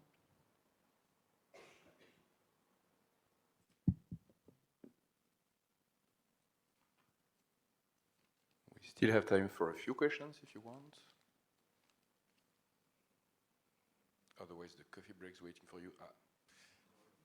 Just a few more minutes. Yeah, it should be quite a simple question. My name is Matt Beatty. I work in a consultancy offering decarbonisation strategies, more for commercial real estate, but still starting to see convergence between the energy solutions for commercial real estate and residential through heat sharing and storage sharing, renewable energy sharing. However, my question's more simpler than that. Is there a big or a significant change or development in the focus between EU peers 1 and 2, rather than just keeping the funding going, which I'm very happy to hear, but are you developing the focus for the new project? Okay, we're not charging fees now to our members. This is not planned, no. I think the biggest change is really that we are large in terms of countries. and we try to learn from EU peers one, so to see what capacity building programs we have, for example, offering. We will this time offer working groups instead of just a series, just create groups around topics. We have identified already some topics. We would like to have working groups of members. It is one-stop shops for rural areas, for example, the collaboration with the supply side, and then to have a more long-term learning. So there are some changes, but at the end, it is all about learning, exchanging from each other.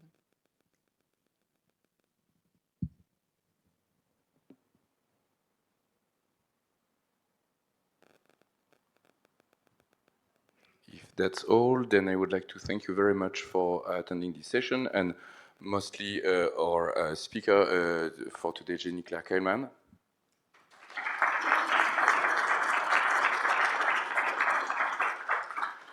Just to remind that we have an open call for proposals closing on the 16th of September this year, which includes a topic on one-stop shops, and you can learn more about it at the networking area on the Cine stand more specifically. Thank you.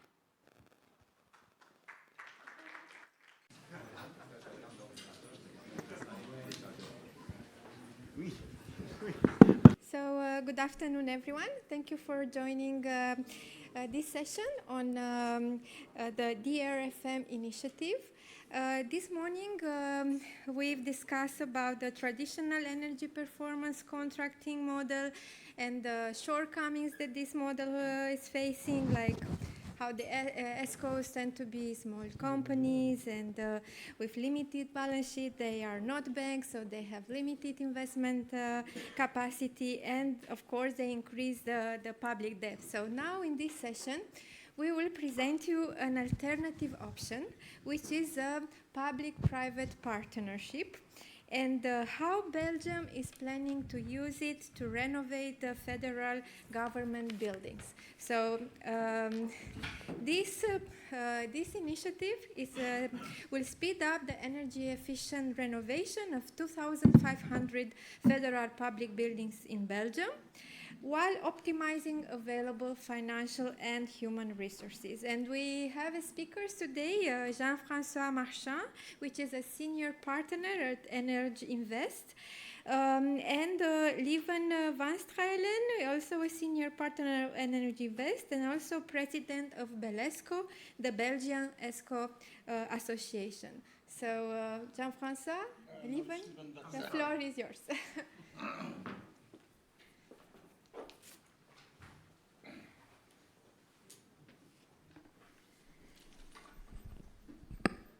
Thank you very much, Monica, and thank you everybody for spending the time to come and listen to the presentation on the DRFM program. So it's a program for the Belgian federal public buildings, which as such is like a captive market. It's a closed set of buildings.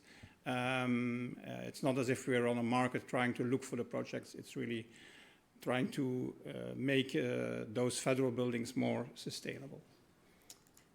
So, what's the context? Well, of course, there are all the issues that were talked about earlier about security of supply and the changing geostrategical context. But it also started with the obligation that the Belgian national government and other European governments have to make those buildings climate neutral by 2040 and not just 2050. So it's a closer deadline, 2040. The other thing is that basically our government doesn't have money to invest in those buildings. And we have one of the highest public debts, and we have one of the highest public deficits. And so the constraint linked to that of trying to keep these investments out of the public debt, so-called off-balance, was a very strong one from day one.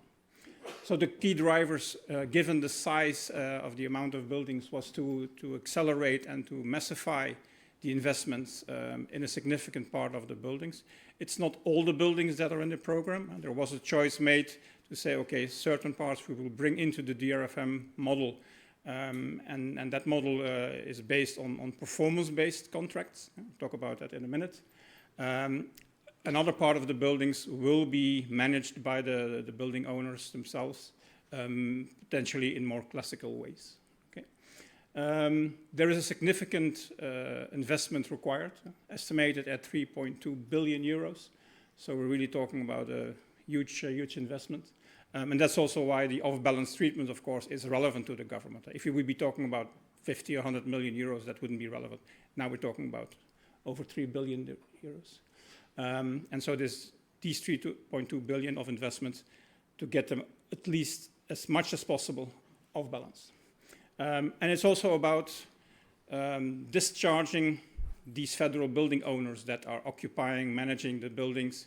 And there are several. The first one, and let's say the most advancing one, is the Ministry of Defense. There are about close to 100 military sites, camps around Belgium. And there is more than 1/3 of those are concerned about the program. There's also the Federal Building Agency, which is a public entity managing a lot of the buildings for other ministries, for administrations, palaces of justice, prisons, you name it. Close to 900 buildings in that portfolio. And then there are 2 other building owners which are less actively involved today, but they are still part of the program, which are the National Railways. On one hand, the train services operator, who is managing and who has all of the railway stations. And then there's the infrastructure operator, which also has all kinds of technical workshops. So that's the whole portfolio that we're talking about. The objectives from day one has been to work with private partners, create a private partnership or partnerships, and of course to call for private funding to allow for this off-balance treatment. Also standardize as much as possible. We're talking about a program. It doesn't make sense to have all kinds of different contracts, and we'll talk about it later also. Standardize as much as possible contracts, tendering documents, different technical annexes, and so on. And to at least try to maximize the part of the investment that leads to secured payments from the savings. The program will not be able to reimburse everything, of course, from savings, but at least to maximize that part was also an important objective. And that's why we basically developed then what is called the DRFM model, design, renovate, finance, maintain, similar to what is known as design, build, finance, maintain, DBFM projects. So we got inspiration from different existing models, but there was also a lot of creative design needed. So here are some of the entities that are involved. The oversight of the program has been given to the SFPIM, the Federal Participation and Investment Company, which is like the sovereign fund, the public holding of the government. Of course, the Ministry of Defense and different other ministries. Mobility for the railway part, digitalization, because that minister has the oversight over the building agency. There's, of course, climate and environment because of those targets. Ministry of Budget, talking about significant amounts of money that have to be budgetized. And then civil service public enterprises, because those railway companies are also public companies as such. So I will try to spend a little bit the contractual part of the solution to get these things out of public debt. It's, of course, not only a combination, or not only an issue of contract models, tendering models, but also organizationally. Jean-François will focus on the more organizational aspects that are also important if you look at it from a Eurostat point of view. But if you focus on the models themselves, basically we have designed, or we intend to use 3 types of contract models based on the ambition level. Yeah. The first one is a relatively classical EPC model, energy performance contract, focused on technical renovations. Yeah. So this would be used for ambition levels that are around 30%. Now, as I said, we have to be climate neutral.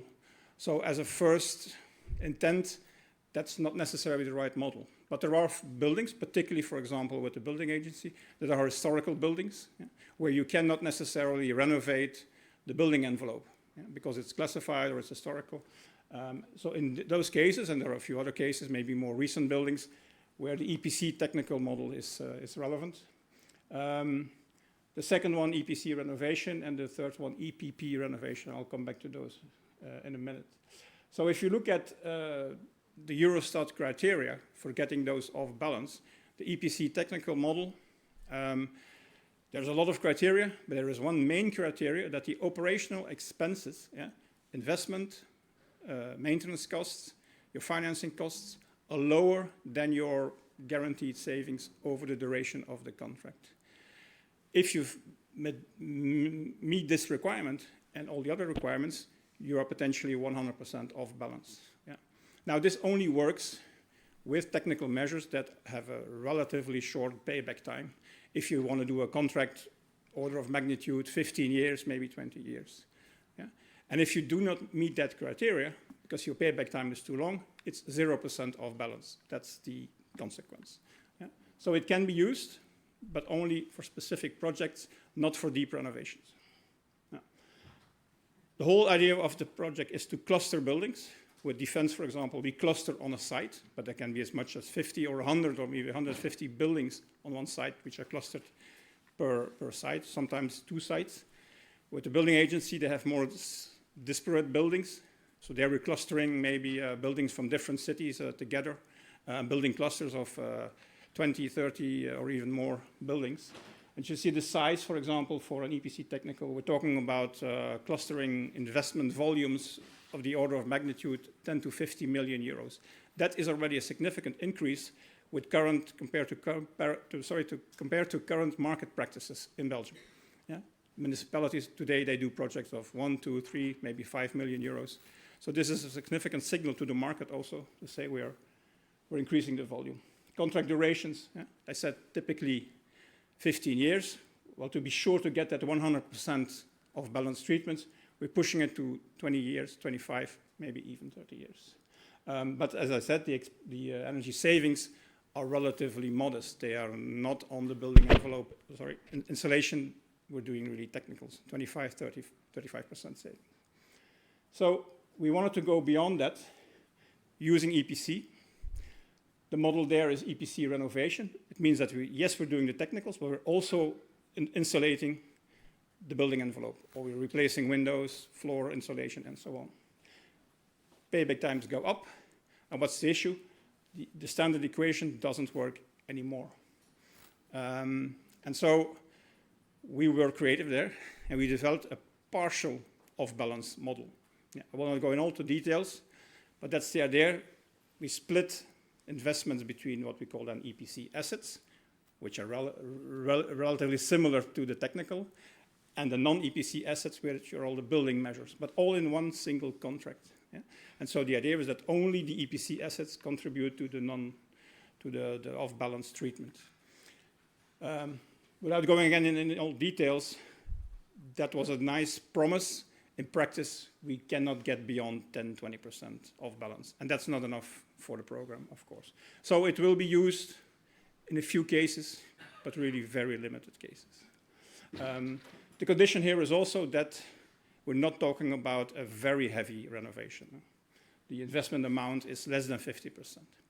And so we went out looking for a more optimized solution, and that's where the EPP renovation comes, which is basically a public-private partnership, a PPP, as it is used in DBFM models. So a classical DBFM, classical PPP, to which we add the energy part. And not just energy, but energy performance with guaranteed energy savings. So it's a bit of a hybrid model between an EPC and a PPP. We call it EPP. There, Eurostat requirements for PPPs are important. And there, the one is investment amount has to be more than 50% of the value after renovation. So basically, you have to double the value of your building. And under those conditions, you can do an EPP with 100% of balance treatment. And so since anyway we wanted to go to climate neutrality and we want to do deep renovations, this turned out to be the key tool. And I would say certainly with the Department of Defense, 90% or even more of the projects will be EPP projects, whereas the other with building agency, because of the diversity, it's a bit less. There will be somewhat more EPC renovation and some more EPC technical, but even there, majority is going to be the EPP. So that's really the new model that we designed for the program in that sense. Voilà, je pense que I'm now going to hand it over to, is it still for me? Ah yeah, sorry. Voilà, 2 graphs. Just to show you, for the Department of, or the Ministry of Defense, the ramp up of investments, where you see clearly how EPP renovation is the most significant part in blue-gray. The EPC renovation, just in the current planning rollout, significantly less, and then the EPC technical is quite different. So defense is large majority EPP based, which means if we do it well, 100% off balance. As I said, for building agency, it's a bit more nuance. Particularly in the early stage, there's a little bit more EPC technical. But then as it ramps up, there's more EPC renovation and EPP renovation models being used. So overall, it's a bit 50-50 EPP versus EPC. Voilà, now it's Jean-François. Just one remark for Defense Department. In fact, we cover over 75% of the energy consumption. So we have 32 sites among the 100, but they represent 75% of the square meters and the energy consumption. So basically, it's quasi the whole building stock of defense. So this is interesting to know. So coming to the model, we have been working, I would say more than 1 year, just to consulting investors, banks, PPP developer, and so on, just to have a view on a potential model that could comply with public law, and I will explain why after. Also complied with Eurostat requirement and comply with the financial requirements for long-term debts, but also more shorter debts. So we came with this proposal. We took about 1 year to develop it. And it was also developed in a way that we fully complied with the requirement of the government that favor integrated solution that bring all on board the operational operator, the financial operator, that was set up in a decision from the government in 2021. So that was the proposed model. And basically, I have to notice that, the project was led by the SFPIM, which is the Sovereign Fund of Belgium, the Federal Sovereign Fund, under the coordination of the Ministry of Finance. So our key contact was SFPIM, and this is a key player in the setup of the model. So SFPIM was supposed, in this model, to create, I would say, two main structures.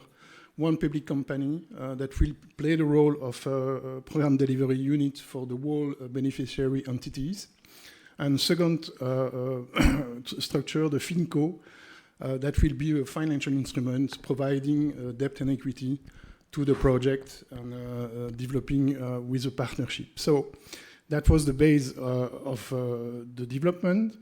And based on that, we were supposed to pass a partnership contract with a PPP developer and a private equity provider, which is called here the facilitator.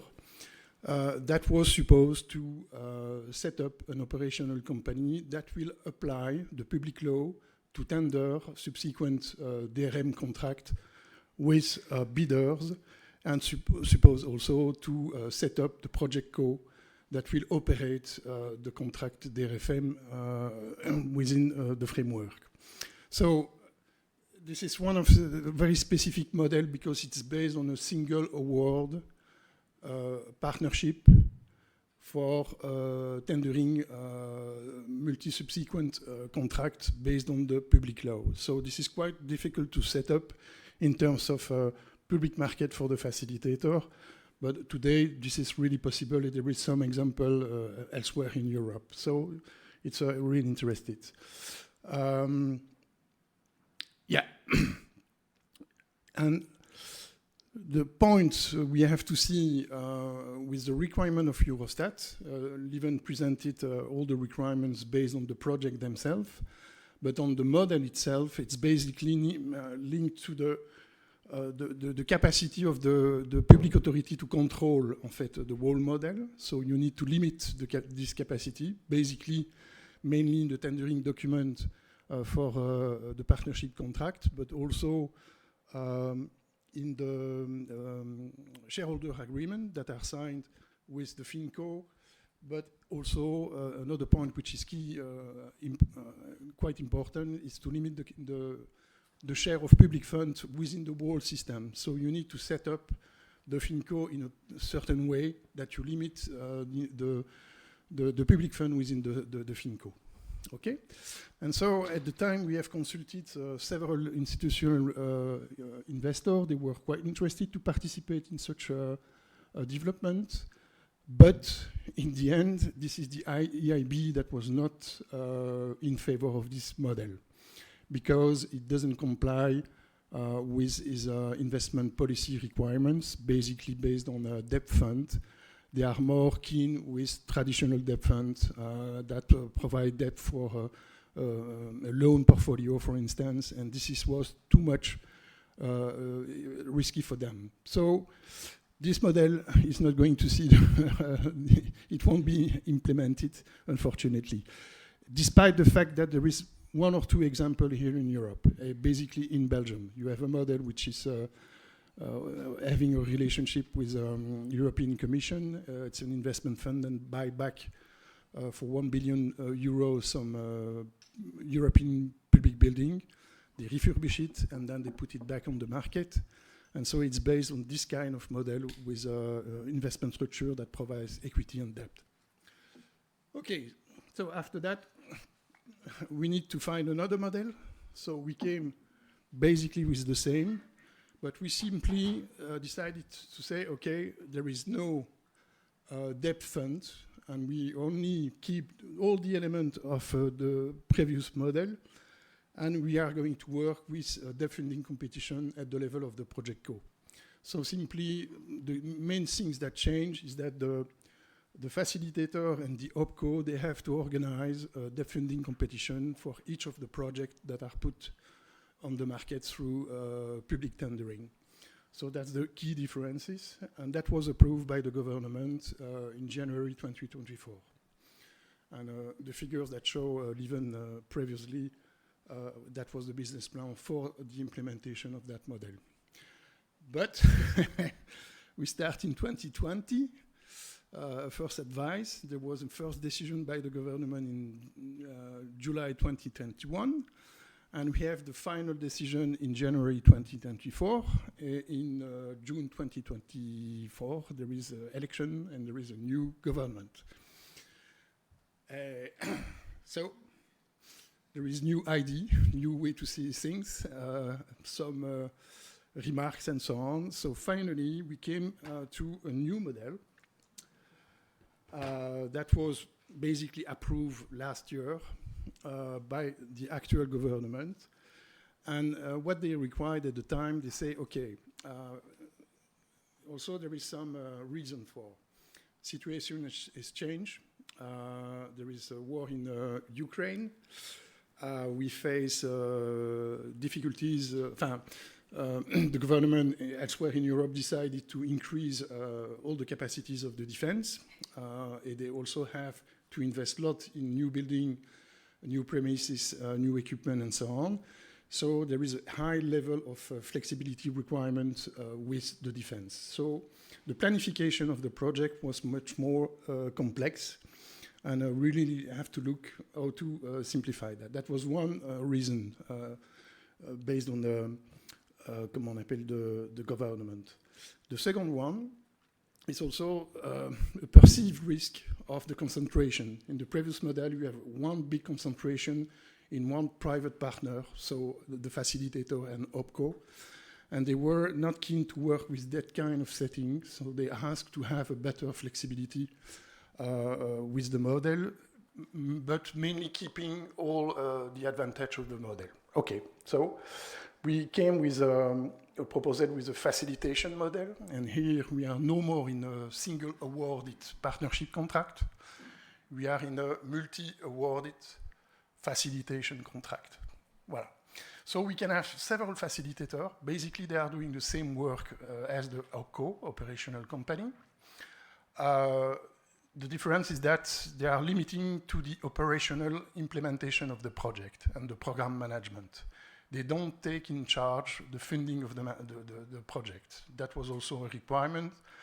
As we go to a facilitation model, do we still need to have a control on the equity of the project co? That was not anymore the case. So the FinCo disappeared also.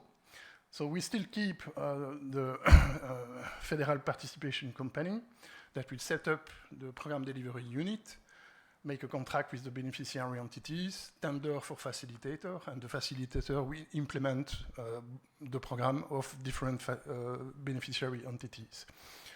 With bidders, but the bidders will be in charge to set up the project co, to fund the project co, and to call for long-term funding for the refunding of the investment. So that's what is decided today by the government. And we are ready to implement it. We have all the contract templates, base, and so on. So we could go on the market now in June. And so we are waiting the final decision. There is still, based on that, another possibilities, which is simply just put all the documents in the hand of the beneficiary entities and let them deploy the program themselves. And so contracts are the same. They can tender by themselves a facilitation contract and apply en fait, the model itself. But indeed, it's no more integrated. So you don't have a program delivery unit which is working for the whole, for the different beneficiary entities, and which brings some advantage to that. So here is where we are today with awaiting the decision of the government. Okay. So just some information on the way we came to the figures and the way we bring, this is another key important discussion in this kind of program, it's the budgetary discussion. When we were supposed to create a public company, they have to be funded by the government in a multi-annual allocation plan. There is the beneficiary entities, they have their own budgetary, multi-annual budgetary plan. And we have a system which is crossover between the two. So at the beginning of the project, we put a methodology in place to have figures that could help us to draft and design a budgetary line on 40 years on the course of the project. And so the first things that we have done, it's a full deep assessment of the public building, the building portfolio, just to have all the estimate in terms of energy consumption, square meters, energy investment, energy savings, and so on, and make a classification with that. Within this building portfolio, select all the buildings that could be included in the DRFM program, and then trying to build some cluster to grow up the size of the investment and to accelerate the project implementation. That was the first part of it. And so all that knowledge base is then used in the implementation. So first, all the figures has been presented to the government. They made their decision on the program on that. And they were agreed to vote a multi-annual plan, multi-annual budgetary plan based on the methodology. And after that, we are going to monitor that plan year after year and to rectify it if we deviate. If we need more money for a project, we can potentially use others' capacities, and that was the idea. So the first step of verification will be when we perform the detailed audit before tendering a project. So we have better accurate figures, so there we can adapt the multi-annual budget plan. After that, we go in the tendering process. Indeed, there we have an offer, so we have clear figures. There again, also we adapt the multi-annual budget plan. And after that, we have the debt funding competition, and we can set up also what would be the price of the funding for that project. And finally, you can again adapt en fait, the multi-annual plan. So we develop a short methodology to be able to follow that on the course of 40 years. Why I speak about that is that at the beginning, we were working with a lot of different budget portions. There were several budget portions in the budget of the defense. For instance, energy consumption, building services, building investment, and so on. So we negotiate what's the share we could use for the DRFM within those budgets.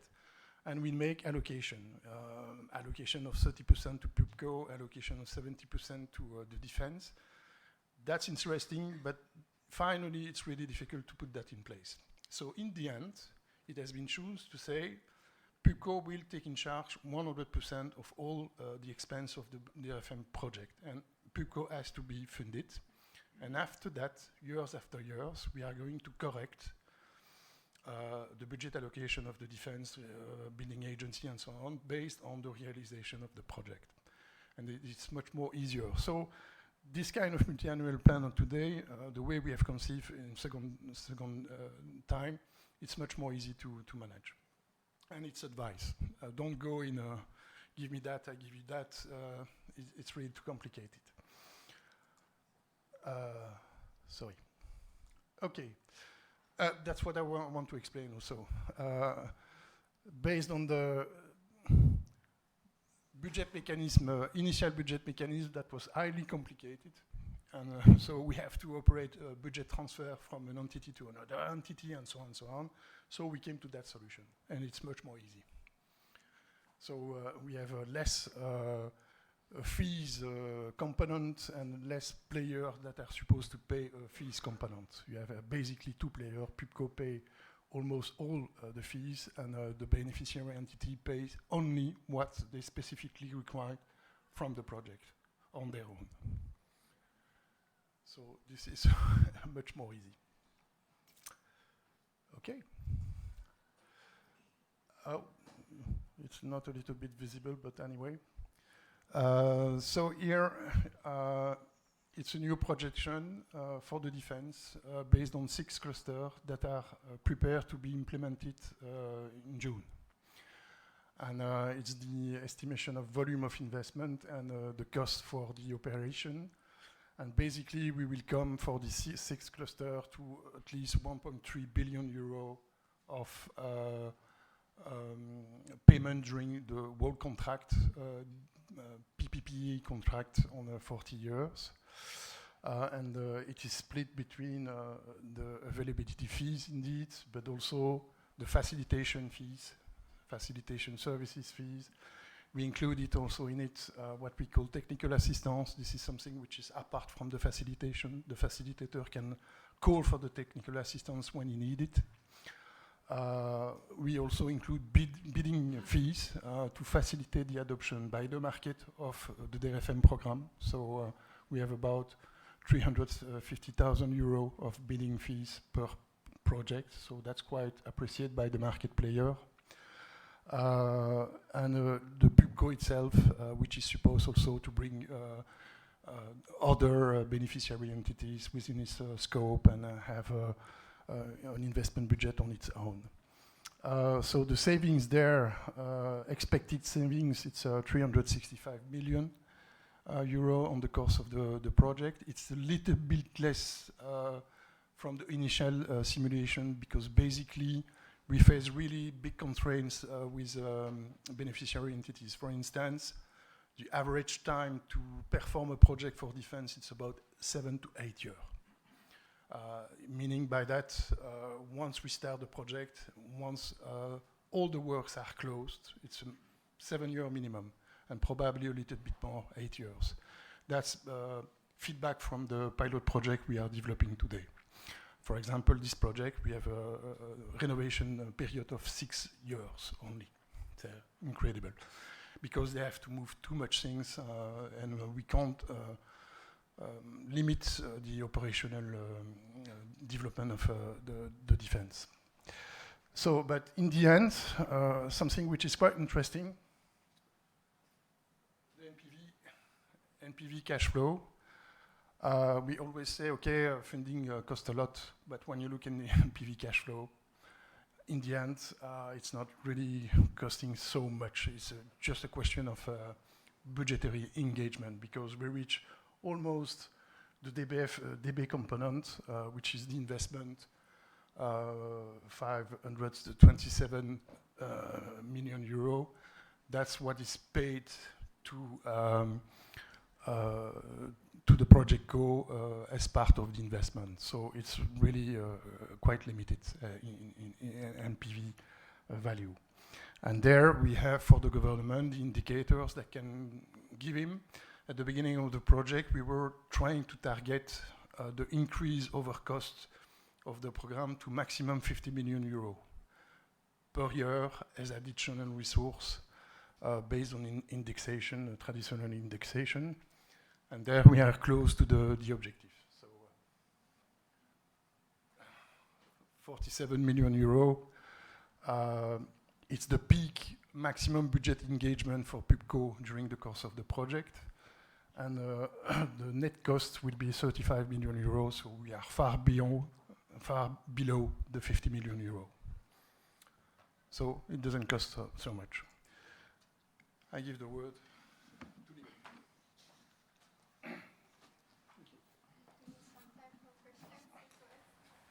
Sorry? Olivia, I'm wrapping up 2 minutes. Yes, so you will have to understand it's not so easy to put in place such a program. We haven't even talked about, for example, additional investments that maybe defense also wants to do besides the energy saving investments. They want to change the tiles, or they want to add 3 toilets. All those things also had to be managed, but I will not go into those details. Anyway, some key takeaways. As you see, it's not a budget neutral program. The government has to invest, but there are still a significant amount of paybacks from savings, but not more than roughly 30%. On the contract models, I talked about it earlier. So EPC renovation has a low SEC neutral or Eurostat compatible potential because of the partial model that in the end doesn't really allow much more. Also for the EPC technical, it's quite difficult because in those costs that I mentioned in the equation, operational costs lower than savings, you also have to include maintenance, and maintenance, particularly we go for high quality maintenance, is expensive. And so it's really the EPP model that's the main model that is being used, but it allows for 100%. So overall, we really have a very significant amount of SEC neutral potential. We talked about the flexibility requirements, making building clustering and project planning quite more complex and a bit unpredictable. It also shows you that putting such a program in place, particularly because we were one of the first in Europe to do so, it's not easy to do that in one government term. And then we talked about the risks of changes as you go into a new government. High electricity prices, of course, a lot of it is based on electrification, moving away completely from gas, from fuel, using heat pumps, for example, in the first pilot project, also having a small heat network, but with heat pumps, so we go to electrification. And today, electricity is still very expensive, even though there are tax adaptations coming our way. The financing, Jean-François talked about it, the massification is important. That's why we also designed the model with the FinCo and so on. And it's a key factor for lenders, but it's not so easy to put in place in the end, which is why the model was a bit redesigned. But with still today, pools of buildings per project. Each project's order of magnitude, minimum 50 million euros up to 100, and there are even some pools that will go beyond 100 million euros, and that's a significant size, which of course also attracts the customers, the market players, sorry. And then of course, yeah, the expertise to design. I mean, we've been working on this for many years, so we have developed some expertise, quite a lot now, and even more during the program, but it's not very widespread. You have to have knowledge about EPC, about PPPs, about Eurostat, and so on and so forth, about government functioning. So that was also a challenge, and is a challenge, I think, in the future. So to close up very quickly, just showing you, for example, we talked about standardization before. We also here standardized and developed a lot of contract models, tendering documents, technical documents, both for the partnership model and for the facilitation model. Whether it's the partnership project, the DRFM contract, the DRM contract, that's the one with the ESCO and with the bidders, operating manuals, so without going into details, value for money methodology, just showing you quite a lot of documents and tools had to be developed. I think we can close with that. Thank you.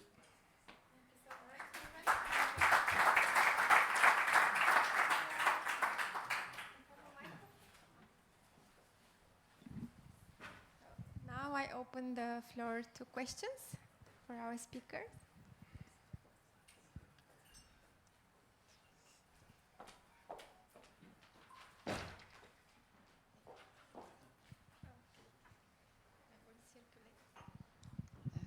Thank you. I'm Tara McCarthy from the Walloon Innovation Cluster. So I have two questions. The first one is what was interesting in the project, it was the massification approach, and because we want to accelerate the rhythm and of retrofitting.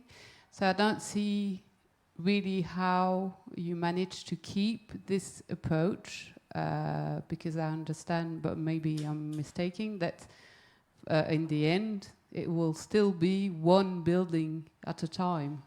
No? So you still can aggregate? So if you can just re-explain that, because I think I've lost it at the moment. And my second question is how are local companies, building or energy assets company will be activated towards this enormous potential for the building sector, and especially in Wallonia. Thank you.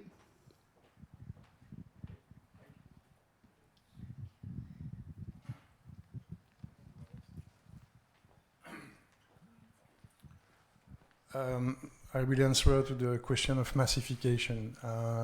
First one, we have developed a clusterization methodology. So choosing buildings that match together and then group them in a cluster. But we have first to know it's about 3,000 buildings at least that we have in the portfolio. But 2,200, it's only the defense itself, and it's grouped on 32 sites. So a site is a lot of building. So, but there also we group site with another one to compose a cluster based on some KPI that has been agreed with the defense. The second level of massification comes from the funding, and that was the intention of the two first models, and it's to allow to massify the funding by having a financing instrument, the agreement with investors, to bring the money in a more smoother way than to organize each time debt funding competition. Unfortunately, in the new model, that won't be applied anymore. So we won't have economies of scales on that level.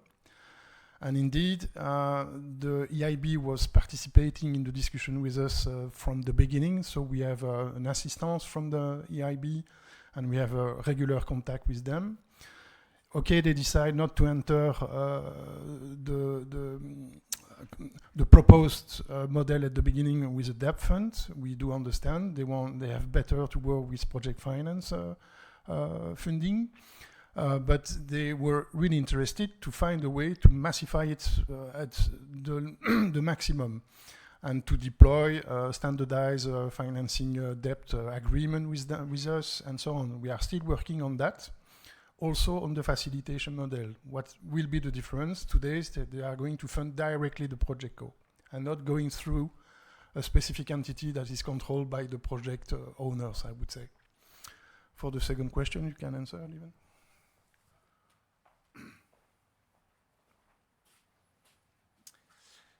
Yes, in terms of local, let's say, entrepreneurs and local companies,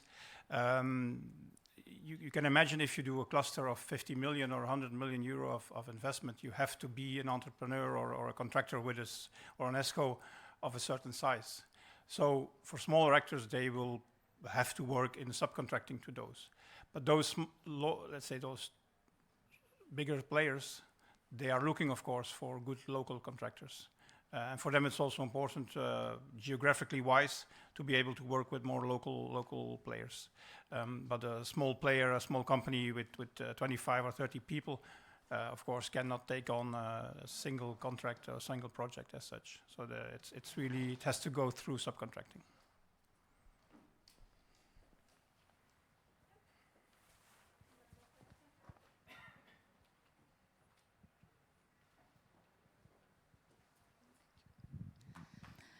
Thank you very much for this very, very interesting presentation. I have a question, actually, first of all, Melina Lazaropoulou from Track Development.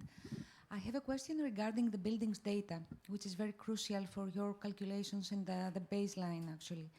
I'm wondering how accurate and reliable are the data that you already have, especially for public buildings. This is something we experience seriously in Greece, where data, especially for very old buildings, are missing. So you have to make assumptions. And, you know, when you're building financial models with assumptions, garbage in, garbage out sometimes. So I'm very curious to hear about the Belgium case regarding availability and the accuracy and the reliability of data. Thank you very much. It's built on a methodology, a benchmark methodology. Within the consortium, we set up to manage a project. We have a technical advisor, which is one of the biggest in Belgium, specialized in energy efficiency, energy project, building project, and so on. So they have 50 years of benchmark data, I would say, which are quite accurate in terms of benchmarking. They know the cost price of the market. They know for all the techniques that could be applied in a building refurbishing project or energy efficiency development project. So their benchmark data is quite accurate. And then we perform in-depth analysis of all the big data we have on the whole building stock. And based on that, also based on one of their developed methodology, we can rate a lot of KPI and having a good assumption of the investment required, the potential saving required, the potential saving that are achievable, and so on. But of course, that's benchmarking, and we have a range of error, which is probably between 20 and 30%. But government is aware of that. When I show the case on the budgetary mechanism methodology, that was also the idea to refine as much as possible and as soon as possible the assumption by the audit, which are much more in depth. Audit, we go very deep in the estimation, and we have performed it for the pilot project. That's an audit that costs a lot of money because we perform all technical assistance services, wall cavity testing, and so on. So we have a very good. It's quite near first project, first design, I would say, the audit. Voilà. Yeah, maybe I can add something also on the consumption data, because there we had the chance that Ministry of Defense, they had a lot of good quality data. That's the good thing. They are quite organized. Building agency a bit less, but also they have been investing for several years now in an internal database with energy consumption data. So also there has been improved. For example, we've been working already with a building agency like 15 years ago, then it was not at all the case. Today, also there is much more reliable energy consumption data. So that's the other part of the equation. And so at least, most of the time, at least we had 3 years of historical data. Always annual, sometimes monthly, or even better when there was monitoring quarterly data, quarterly hour data. Try to start to work with defense in your country.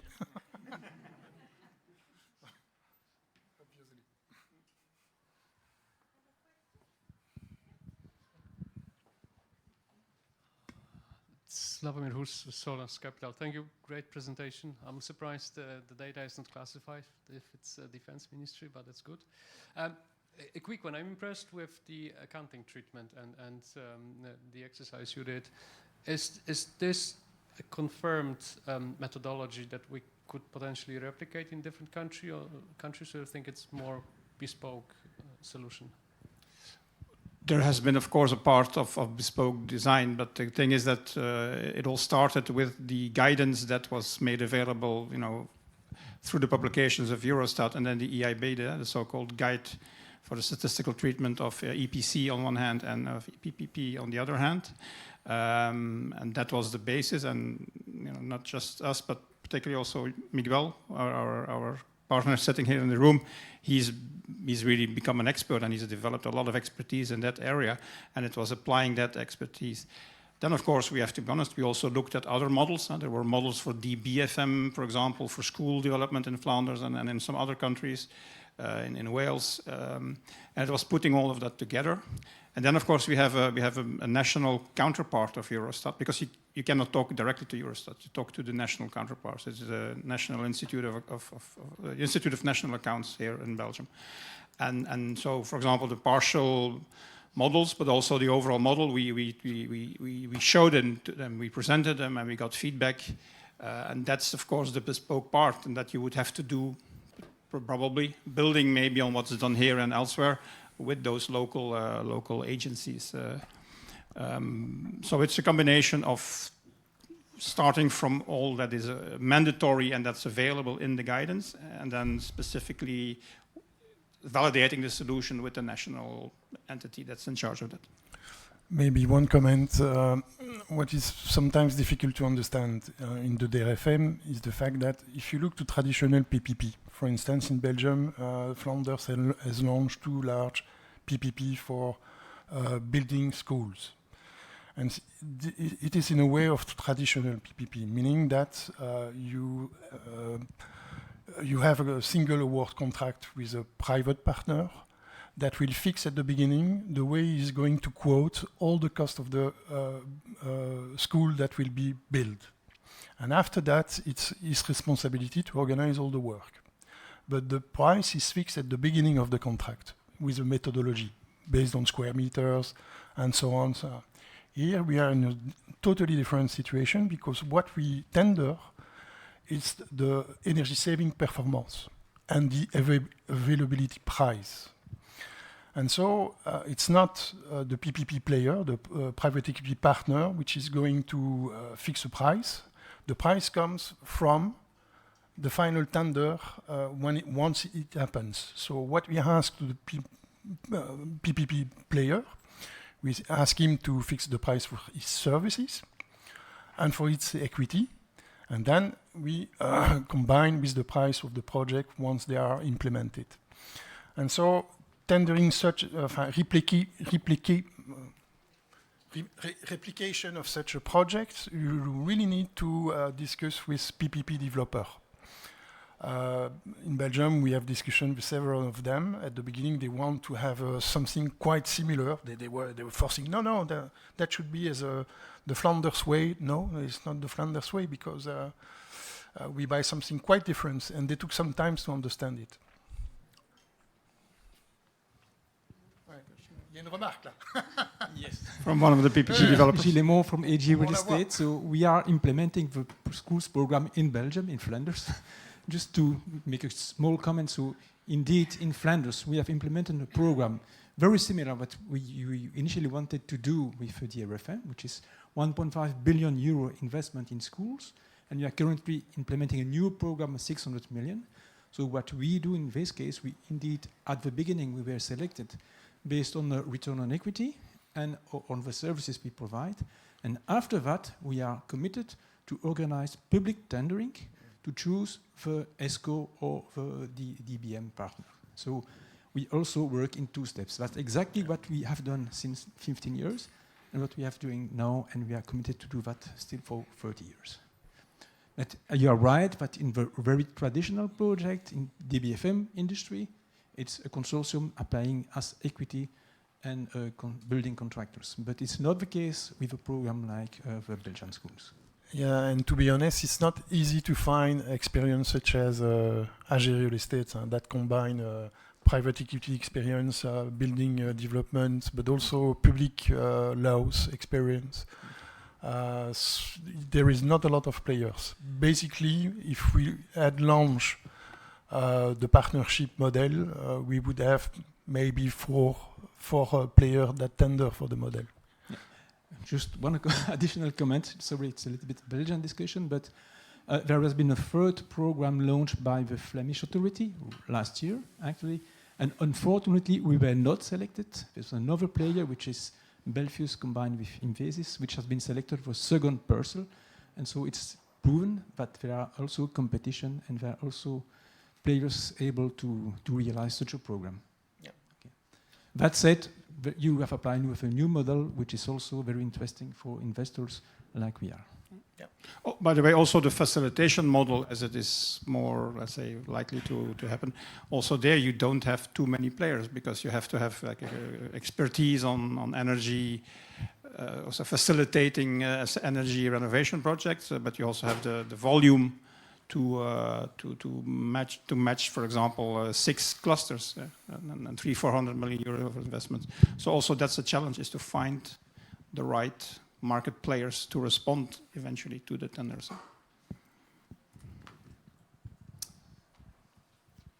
Thank you so much. If there are not other questions, I would like to thank again our speakers today. And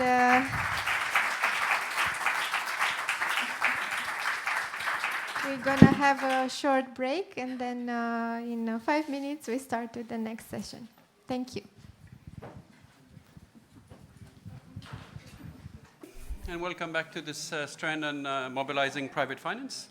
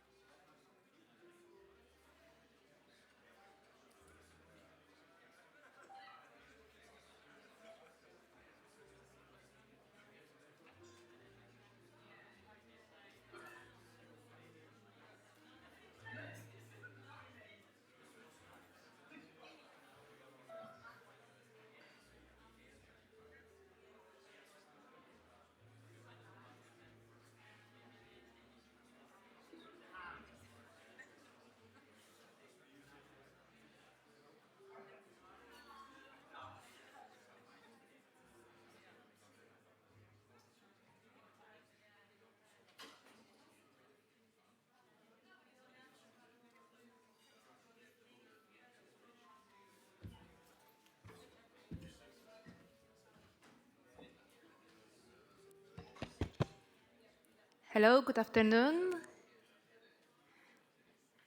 I don't have an easy role to play. We all had lunch, and probably now our sugar level is a little bit down, unless you had a coffee. Have you tried the chocolate mousse?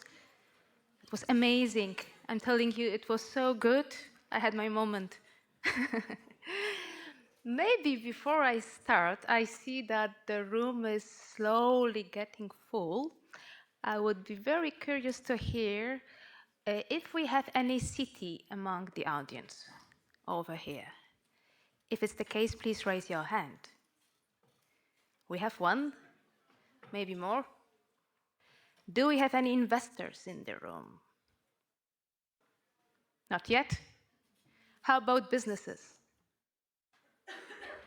Neither. Okay. Oh, yeah, I see one hand. Good. But the room is getting full. Okay, good. We have already our panelists in the room, which is super nice. So our session is about rethinking the role of the SICAP from planning into implementation. SICAP stands for Sustainable Energy Climate Action Plans. For those of you who don't know, it's the framework that is guiding municipality across the EU in setting out actions on reducing emissions, adapting to climate impacts, and alleviating the energy poverty. Basically, it's a structured framework that helps municipalities to design their strategic plans about climate and energy. European Commission has two quite important initiatives. One is the EU Convent of Mayors for Climate and Energy. I would say it's one of the largest movements of the local governments in Europe acting on climate change to secure better future for the citizens. And it gathers more than 10,500 briefly local authorities who are voluntarily committed to the European energy and climate targets. And the initiative itself empowers cities of all sizes, so small, medium, and obviously large, to act on energy and climate. The signatories of the EU Convent of Mayors, in fact, can apply for the City Smart Marketplace, which is another European initiative.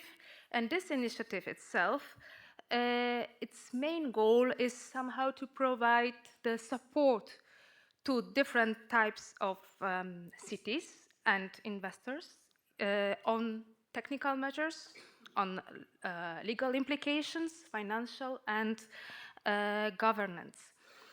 A city marketplace, it's a valuable resource not only for the cities, but as well for investors. It's the place where both can meet, and the initiative itself supports to meet somehow in the middle, so they can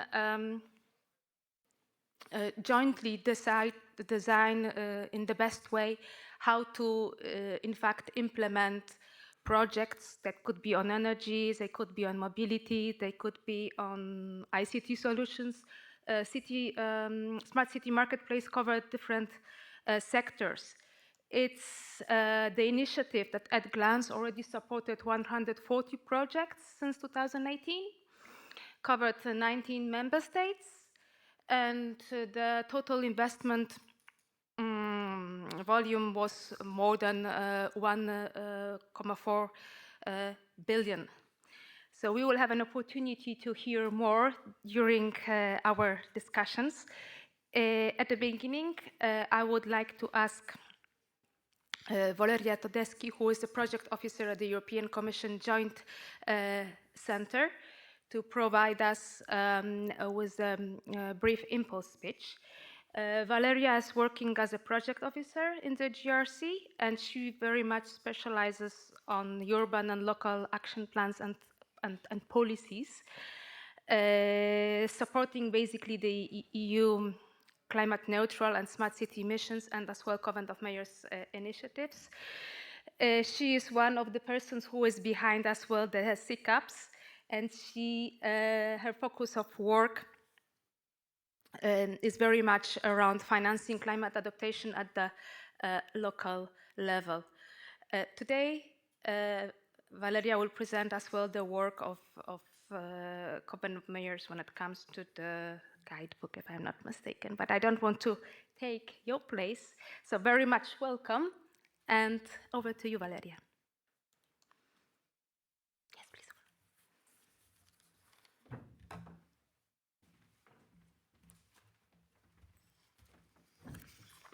Thank you very much for introducing me and for inviting me today.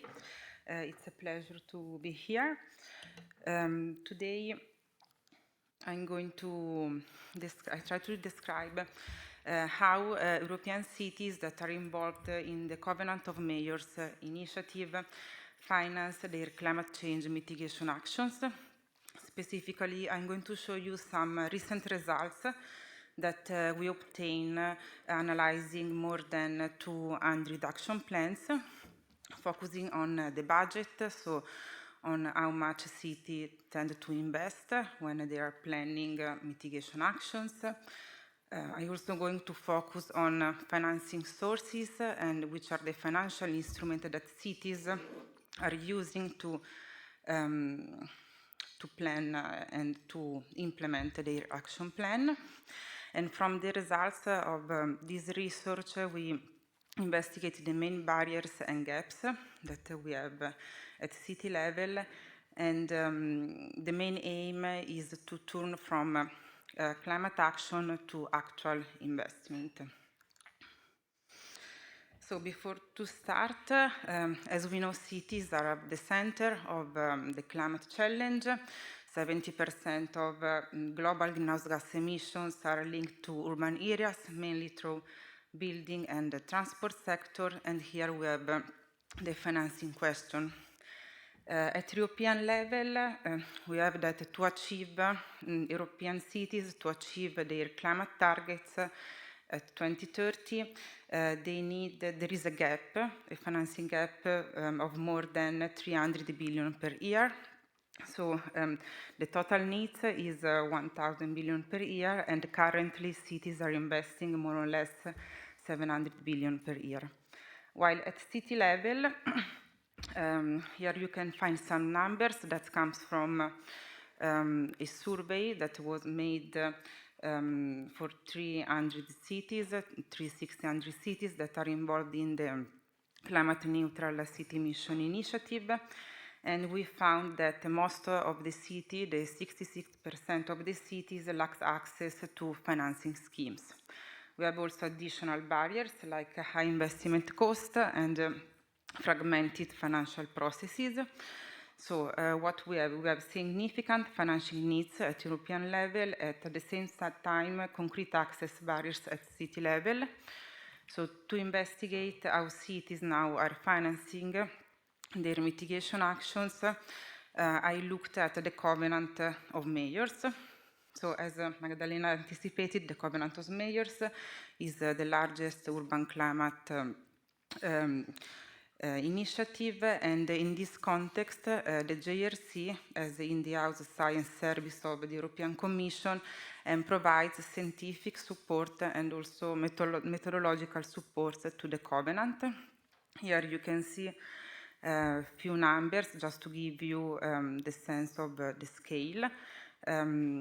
Today, more than 10,000 signatories are involved in this initiative that covers nearly 248 million inhabitants. And these cities are planning to reduce their greenhouse gas emission by 2030 and to become climate neutral by 2050. In this context, the role of the JRC is to provide methodological and guidance support, and also to collect the data, to monitor and track the progress, and finally to make an overall assessment. The idea, the main aim, is to translate these data, these results, into guidance for local authorities. So cities, when design their plan, they provided the document, but also there is this My Covenant reporting platform that is very useful for us to compare and to collect all the data, but also, no, sorry, this one, is also useful for cities because this platform also gives some support. And in these studies, in these analysis, I selected some of the information that we can find in the My Covenant platform that is structured in 3 main levels. We have information related to the signatories, information related to the action plans, and to the monitoring part. For this work, we investigated the main information related to signatories, but also we collected information from budget, funding sources at plan level, and also at action level, we extracted the cost, the instrument used by the cities to promote, to implement their actions, and the sources. On the right, you can see the main dimensions that we investigated, so the total budget allocation, the funding sources, and the financial instrument.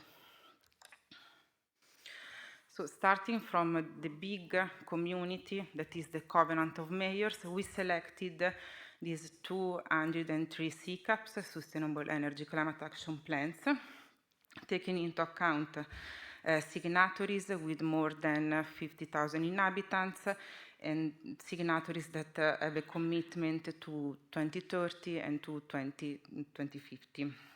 And here you can see in the map the location of the signatories according to the population and the GDP per capita level. This group of signatories cover 45 million inhabitants, and we analyzed more than 8,000 actions that is correspond more or less to 40 mitigation action per plan for a total of 100 billion investment. And then the sample composition, we can say that we have mainly small and medium municipalities, most located in Mediterranean climate, and the GDP per capita level is low and medium. Now I'm going to show you some of the results that we obtained. So the first question was related to the budget, and we tried to investigate which are the external factors that can influence the share of this budget. So we made this statistical analysis. I don't want to go too more in detail on this analysis, but just to tell you that we take into account different variables like the GDP, the climate target, the surface area, the cooling and heating degree days, and also the population. And on the left, in the key boxes, in the key messages box, you can see the main results. So we found a strong positive correlation between the population and the budget. Also a positive correlation between the heating and cooling degree days that correspond to the energy demand and the budget. We found a negative correlation between GDP and the budget, and we found no significant correlation between the ambition and the budget. And this is one of the aspects that we want to overcome with our support. Here, another part of the results, we try to investigate the funding sources. So, analyzing the information that we collected at plan level and at action level, we found that most of the municipality rely on a municipal budget. So you can see in the graph that the funding sources have been classified according to municipal budget, public, that means national, regional, and European funds, private capital, and most of the cities, 28% of the cities have not specified the funding sources. While at action level, we found that only 24% of actions declare a funding source, and only 8% of these actions are public-private partnership. Here you can see the last results of our research, looking at the instrument, the financial instrument that cities are using to implement their actions. We found that cities rely on traditional ones. So you can see that the 46% of actions are grants and subsidies. Then we have a public procurement, so more than 80% of actions are financed through grants and public procurement, while the innovative tools like green bonds, energy performance certificate, crowdfunding are very difficult for cities to start to use this kind of innovative tools. And this is why, in the context of, in this context, the JRC published last year the new Covenant of Mayors Guidebook, and the idea is to support cities in designing their plan, but at the same time try to include innovative and alternative financing instrument during the planning phase. And here you can see the reference for the guidebook. In this guidebook, that is a complementary document that focuses on financing, we try to describe traditional, innovative, and alternative instruments, showing some exemplary case studies in order to support cities to understand how these financial instruments works and how they can start to use them for the definition of their actions. And here you can find some key messages. So we know that cities are strong, involved, they have a high ambition level. So there is the potential. The main issue is that to try to finance these kind of actions. We have financing strategies remain traditional. We saw them from the results. Closing the gap requires operational support, mainly for small and medium municipalities. And what we are doing now and try to extend our analysis, including also smaller municipalities, to check not only the mitigation but also the adaptation and the energy poverty pillars, and try to complement this kind of analysis, because we only check the My Covenant platform, but we know that there are additional channels that mobilize additional capital that we want to investigate. And here you can find the main references. So the two guidebooks and the publication on the analysis of mitigation actions in cities. Thank you.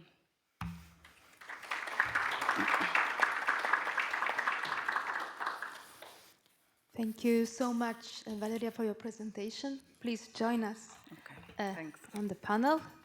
And I would be maybe interested to learn a little bit more, based on your research, what were the most effective and evidence-based solutions that help cities, in fact, to move from this climate planning to the implementation and to finance the projects. Thank you for your question. So as I already said, one of the main issues is that the financing part is not included in the first phase of the design of the action plans. So I think that in this context, we need to include both. And in this context, the European Commission has created a coordinated ecosystem. So we have the Covenant of Mayors for the planification, and then we have the Smart Cities Marketplace that really have the opportunity to turn these plans into bankable projects. Thank you. I will still get back to you, but as we have a very rich panel ahead of us, I would like to introduce you to the next panelist.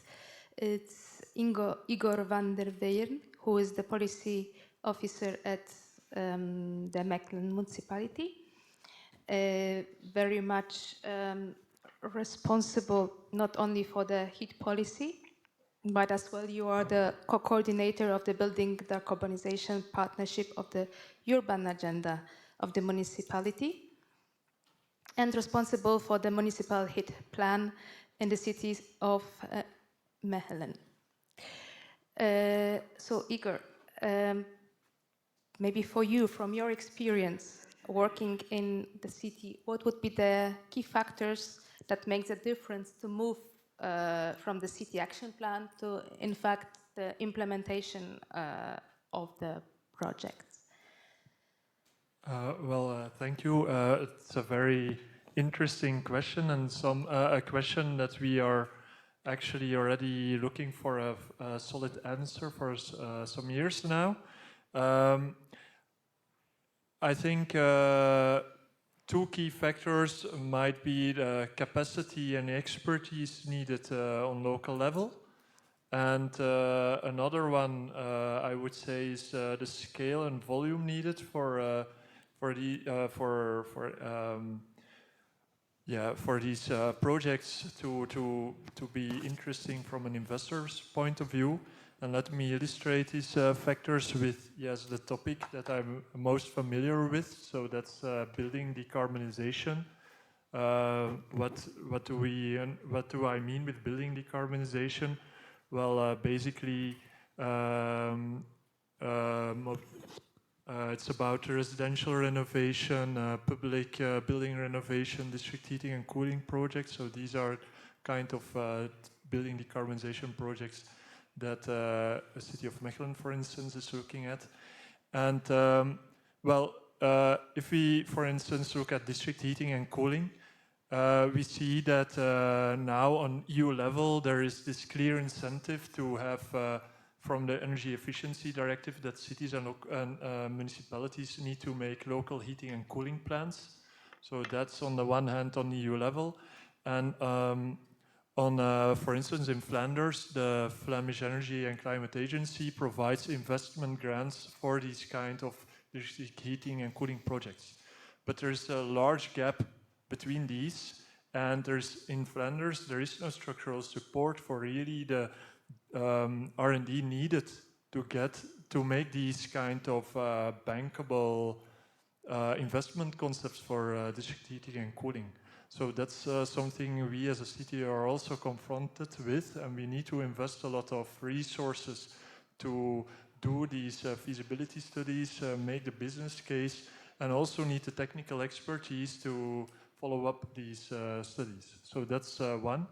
And the second factor, like scale and volume. For instance, if we talk about residential renovations, there are the one-stop shops and home renovation services I think that's a very good way that local authorities and other regional authorities can support a building renovation process. But there you can wonder, is the city level the appropriate level for a one-stop shop service, or is it something that you need to develop a bit on a higher level, on a regional level? For instance, all those contractors, they don't operate only in your city, they operate on a regional level. So, so in that sense, building a investment volume on a higher scale makes sense. And but those are topics that we, with the Building Decarbonization Partnership, are looking into. So what's the Building Decarbonization Partnership? That's actually a collaboration between the European Commission and cities to tackle urban challenges. We, as City of Mechelen, are coordinator of the one dedicated to building decarbonization. And it's within this partnership, we have mapped also the funding available for building decarbonization, also looked into the innovative financial schemes that that are promising for building decarbonization projects. So what's also analyzed by Valeria in her work. So, and we hope that from the partnership we can come to better planning instruments, better financing and better governance models for cities and municipalities, and also recommendation towards the EU level to really unlock or take this step from plan to actual project on building decarbonization. Thank you, Igor, for your input, and thank you as well for bringing the volume, let's put it in this way, and the role of the market, because I think our next speaker, Luigi Lo Pipero, who is the matchmaking coordinator of the Smart Cities initiative. At the same time, you are the managing partner of the Technopolis group here in Belgium. Luigi has over 20 years of experience in design, management, and evaluation of different types of EU projects, and his focus is very much on clean energy, sustainability, and circular economy. And your work very much focused on cooperating both with the public authorities and private sectors across Europe, not only at the national level, but as well regional and local level. So I already mentioned at the beginning the Smart Cities Marketplace initiative, but I would be curious to hear maybe from your perspective, do you think that cities need to become somehow more market-oriented, or rather investors should adapt better to the public sector realities? What are your takes on that? Thank you, Magdalena, for your question, and thank you all for being here with us today. With the curiosity about all the nice questions that we are addressing, I think we are all gonna exit the session with even more questions, because it is indeed a very complicated issue. So first off, it's not necessarily if the cities shall become more acquainted to what it means to speak the financial language, or if the investors have to. I think it is both. There is communication that is necessary when there is a need, and obviously everyone looks at things from their own perspective, and these not always are aligned naturally. Public administration has to protect the interests of the community and the budget, and they're not driven by profit like most of the investors are. So obviously when, and this happens very often with the Smart Cities Marketplace, that we see this happening, see a major coming to us and say, I have a wonderful project about renewables, but I'm struggling to find someone who can finance it, who can give us the money. How can I, contribute to achieve the targets that I formally engaged in with the Covenant of Mayors when I signed several years ago the Covenant? I have a wonderful plan which has promising results. My constituency, my territory, and the administration are backing it up, but still it is difficult. We don't get the money. One figure impressed me that Valeria shared was 344 billion euros per year that we need, if I understand correctly, to basically achieve the targets that are set for 2050. We're not going to make it. There is broad evidence about it without private sources. However, second figure that impressed me and I would like to draw your attention upon is that 80%, if I understand, of the sample, yes, 80% of the sample SECAPs analyzed in the study, they only rely on grants and public sources, which means no one is necessarily, in the sample at least, accessing the huge volumes of financing that are needed to reach the targets. So basically, a lot needs to be done. This is one of the reasons why the Smart Cities Marketplace has been created in 2018. I'm not going to linger on the achievements, but rather on the benefits for cities and investors. There is a seamless access to support that is tailored, available locally, whether you are a signatory of the covenant and or, for instance, a net zero cities labeled mission, without having to reapply. Already this barrier of the administrative burden is demolished. Secondly, we have a network of investors, and we do the translation, let's say, to simplify the term. So we help our beneficiaries formulate and complete their business case, their projects, their investment projects, so that it can increase the likelihood then to draw interest from one or more investors.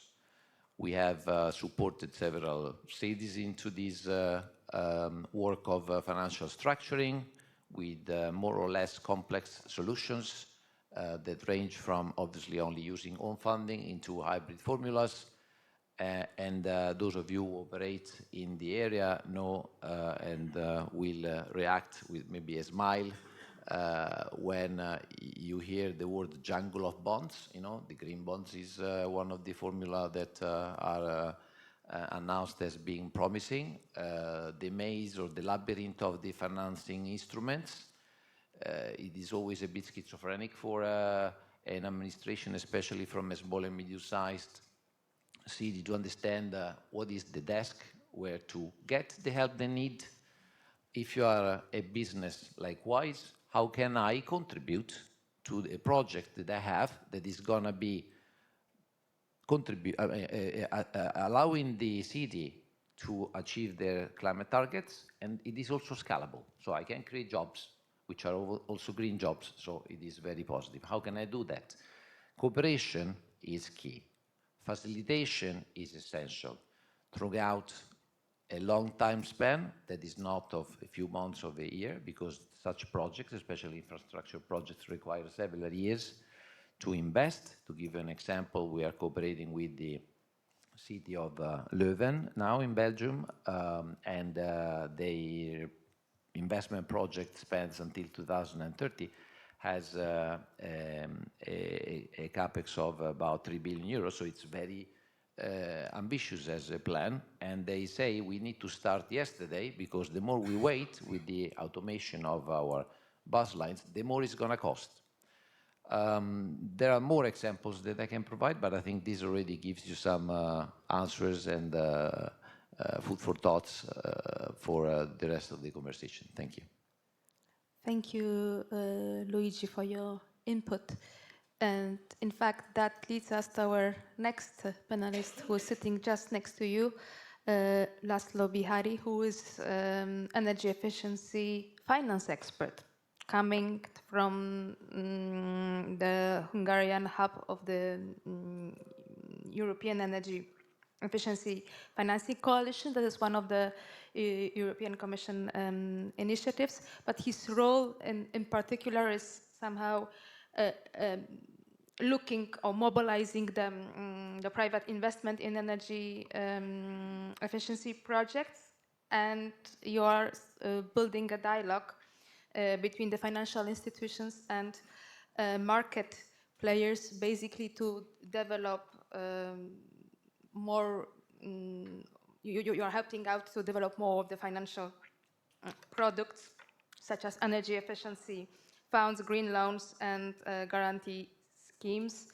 And as well, you are providing support for setting up the domestic one-stop shops on energy advisory network in Hungary. So you somehow can provide us more of the national perspective. And with that being said, I would be interested to hear what would be the most effective way that the national supporting structure can help cities, in fact, to bridge the gap between the project development and financing. Thank you very much for having me, and I try to say some experience what we have, but we in Hungary just the beginning of the road. So we set up the energy efficiency financing coalition local hub 6 months ago, our first working groups, and we try to make connection between the investors and the municipalities and other end users, energy end users. So just a few words about national hubs. to clarify what we can do and what we cannot. First of all, sometimes mayors come to me to ask money, so we don't have money. But we are a platform between the investors, the state actors, and the market players, and the municipalities. So we can help to create a focused dialogue between the actors. What we see is very important, because sometimes the municipalities, the financial institutions, and the state actors, they don't speak the same language. So, and everybody wants the best, but sometimes because they don't know each other aims, they cannot work together. And the national hubs can develop policy proposals and can give policy advice to the government. So it can be a very important forum to collect the information from municipalities, what they need, and how their needs, how they can comply with the requirement of the banks. Because our financial institution members, they always saying they have plenty of money, but there is no bankable project, and there is no financial instrument they can invest in. So, for example, in pension funds, they need investment fund or other type of investment instrument they can put the money in. And there are other regulation problems as well. And the hubs can help that make favorable regulation for private investment, to mobilizing private investment. And we can also help to implement and adopt new business models and connect the municipalities with the EU initiatives, because there is a lot of EU initiatives, and there is now the newest, the pan-European investment platform. So now we have to understand how it will work and help the municipality to get fund or find investors through this platform. So that's why we are doing, because what we see in Hungary, that with the current regulation and with the current market, we cannot achieve our decarbonization goal. So we don't have to calculate only the current situation, but we have to see the future, that, okay, if we want to go there, we have to change the regulation. I will say some word about it. So I think the CCAP is a very important strategic tool, but somehow we have to turn into a bankable investment portfolio, or a portfolio which can be interesting for investors. And what I see is very important, and the hubs can help, that with the CCAPs we can aggregate projects. What is very important, because if the investment size is bigger, it can be more attractive to investors as well. And if you want to issue green bond, you need size. And the other thing, the standardization is also very important, because the bankable project, it not just means that the project is not good, but sometimes the transaction cost is too high for, if you compare to other type of loan. It's too high if you want to ask energy efficiency law. That's what we see in Hungary, because the documentation is it's too difficult and too big for the bank. And one-stop shop, Igor mentioned one-stop shop. I think it's a very important initiative.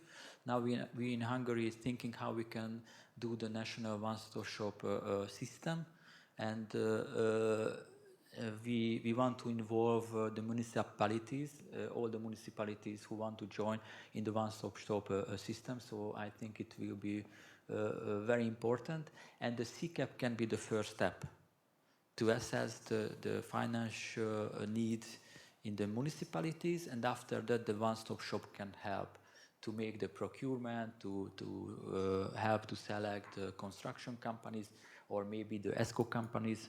And also what I mentioned, that the CCAP can help to make the municipality energy efficiency investments more attractive, for example, for ESCO companies.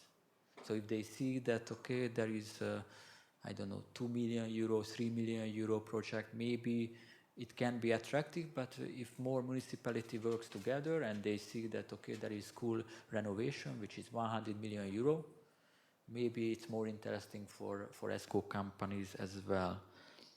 Just one more thing, what I wanted to mention, that CCAP role can be very important because of the National Building Renovation Plan.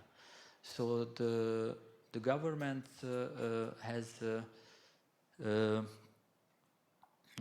to achieve a very big energy efficiency savings in the futures, and without the municipality, they won't able to do it. So the CCAP can help them to make the national renovation building plans, because there is very few data from the municipalities, and it can help to make the monitoring process, and also can help to the demand activation. So the CCAP, I think it can be a very important tool that the governments or the countries can accomplish the requirement of EPBD, the fully decarbonized building stock. So that's what thank you. Thank you so much. I'm looking at the room, and maybe I will repeat the same question I had at the beginning of the session. If we have any city or municipality present besides, do we have any? Yes, yes. So my next question, before you present from which municipality or city you are coming from, if within your city or municipality, have you developed any climate plan?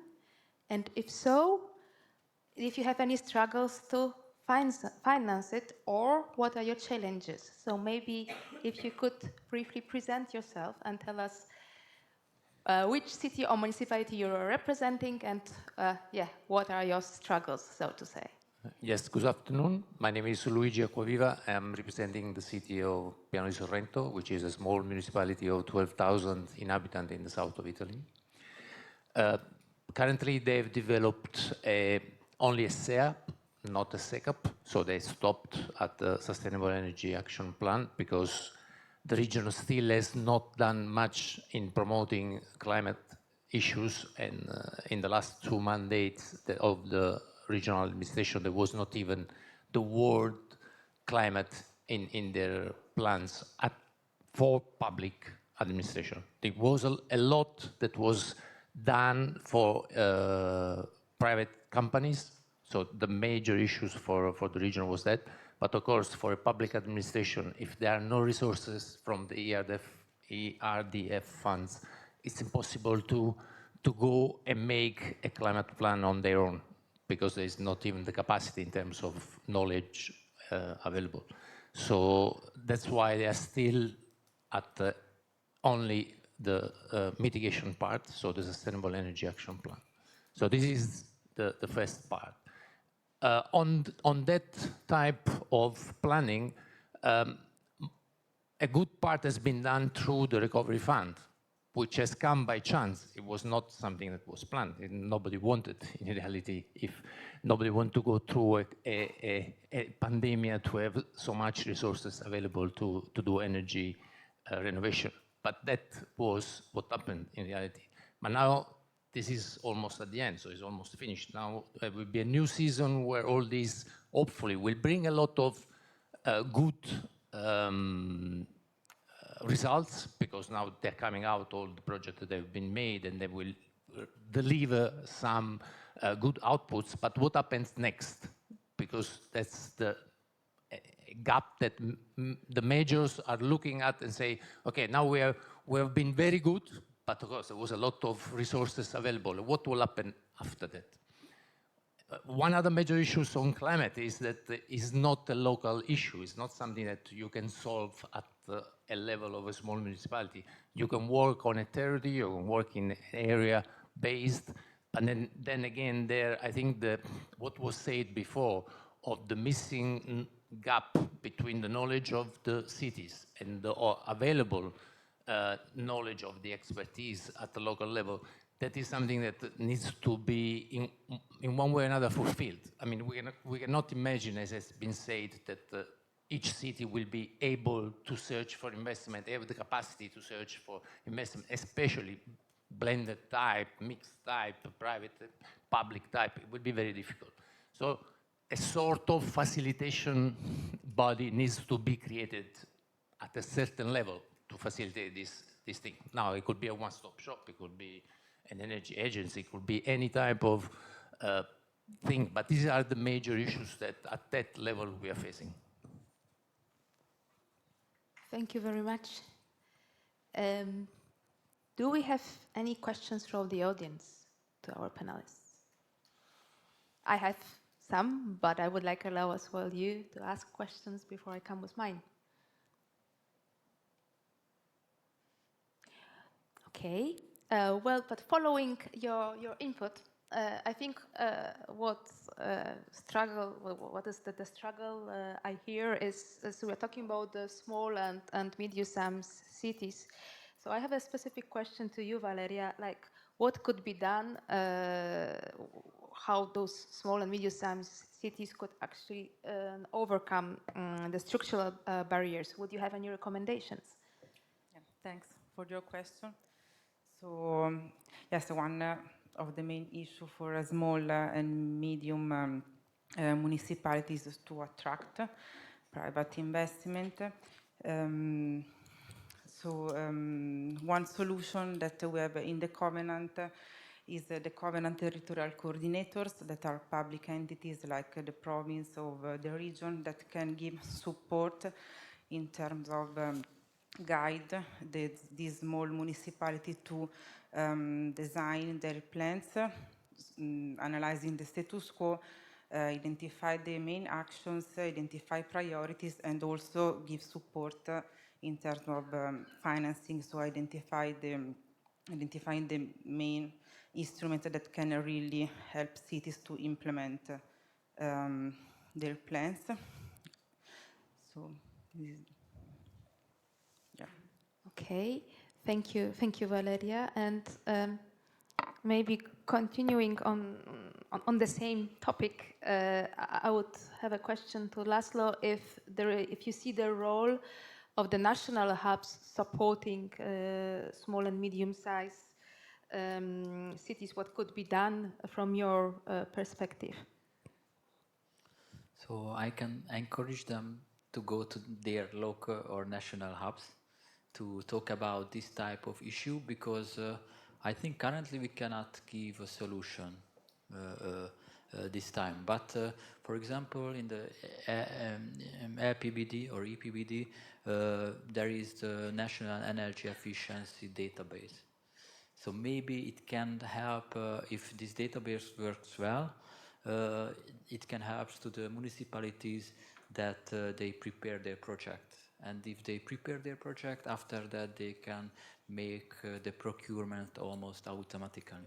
So in the future, I don't see the barriers why the municipalities or in the residential sector, they cannot make a tender or the documentation to start the process. So I think the hubs, they need this type of input, and they can talk inside their working groups, and after that they can make a policy recommendation to the government. But I think this is a good momentum, because the IT technology is developing very fast, so it can help a lot to prepare this type of project and find the best investment solution locally. Even if they don't have the expertise, I think this type of solution can help. If I say just another word, that in Hungary now we are thinking that the energy performance certificate, how we can create immediately tender documentation from the certification. Because now the problem is that in the tender process, everybody have to take the printed certificate, so we cannot use. But normally what the people need in the tender documentation is inside, or should be inside, the EPC. So maybe it can be applicable in the municipality sector as well, but we need this type of automatic solutions, I think.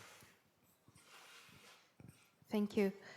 And as we have Igor, who is representing the cities of Mechelen, I would maybe ask you as well the same question: how you overcome the struggles because of the size of the city. Maybe you have less opportunities to access specific type of funding. So how did you approach the issue? Did you design different type of strategies to mobilize funding, not only coming from EU regional hubs, so to say? In the case of Mechelen, so we are 87,000 inhabitants, so we're quite small on Europe scale. So I think we were fortunate enough to be able to access funding on EU level. A key initiative that was available in Flanders was the Local Energy and Climate Pact, and it was actually a kind of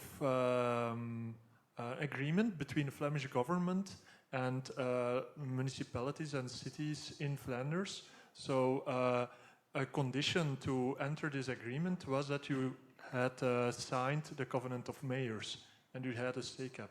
And in return you get resources that you could use for local actions on different topics like building renovation, but also mobility and so on. So that was actually a very good initiative that allowed us to have more capacity and expertise and so on. Unfortunately, it ends, but it's a good example of how what the role can be and the responsibility of a national regional government in having access to this EU funding or EU initiatives, and blend it with other resources and make it available and so on, and support local authorities. I think that's a good example. But the question is, will your regional or national authority be a bridge or a bottleneck? And that's and I think there it's good to have a kind of good governance structure, so that each actor takes its responsibilities and also the accountability if it doesn't do that. So that's why we value this kind of governance setups like the urban agenda, in which the cities and the European level and all policy levels in between collaborate with each other. Thank you. I see that we could potentially speak for more hours. Unfortunately, our time is up. But before I close, I would like to ask actually a question to all of you. What would be the one concrete actions that cities, investors, or institutions could take to accelerate investment in clean energy projects? If you could try to say it below 10 seconds, that would be great, each one of you. We can start with Luigi, please go. Thank you. So basically, it's a takeaway message almost already. I think to invest in people, that's key. So in your administration, invest in people who understand and have the drive and also support to basically bring forward your case. The same applies to, obviously, the interaction with investors. They need to sit, if possible, and enable to do so earlier on at the design table where a project is shaped, so you can better draft it, let's say, from the beginning. This is also one of the suggestions that emerged from the discussion before. And as far as the institutions are concerned, an enabling framework helps. The energy efficiency financing hub doesn't give any money. The smart cities marketplace don't give you any money. There is a lot of money, however, that is available, but you need to learn how to access it. So we are trying to make it easy for you to get to the money more quickly, the money that is needed for the good projects that actually have potential to solve the problem. Regardless of the geography, the scale, and the kind of, let's say, thematic area you invest into, if it is mobility, if it is clean energy, or if it is digitalization. I think these are the main messages, I would say. So maybe I pass the floor to Igor. Yeah, I did already a lot of talking. I think if I had to pick one word, it would be cooperation. So among sectors, among policy levels, on local level, I think that's key. And being able to cooperate. So I think that's also a key idea. Yeah. So I pass. Thank you. Yeah, something that is already emerged, but I think one important thing is the aggregation, mainly for small municipality, in order also since the upfront costs are very high, in order also to share between together the costs, so aggregation. I would say the cooperation as well, and the participants have to understand each other more, that the municipality have to understand more the investors' need, and investors have to be more open to the municipalities' problems to understand. So I think it's important. Thank you so much. So, in fact, you almost done my job about the main takeaways, because I had the word cooperation, I had the word capacity that is needed at the local and municipal level, but as well concerning small and medium-sized cities. The question of understanding the investors and how they operate and what they are looking for, the size of investment, and as well thinking about the aggregation part for the small and medium-sized cities. I think we would love to solve all the solutions. Maybe the last thing before we go, I just wanted to tell you that just today, the Convent of Mayors launched the engagement action on community energy. It's focusing on homegrown energy. Inspiring and empowering municipalities that lead the shift to renewables by embracing community energy to producing one power at home. So they are looking for those who are successful and who are looking at the homegrown energy. And you can learn more about it at the European Convent of Mayors stand, which is just on the left. The booth is there, so you can get more information about it. And as we already are a little bit of 4 minutes late, I would like to thank very much panelists for your participation. I would like as well thank the audience, and I wish you a very good afternoon and the later sessions participate. Thank you so much.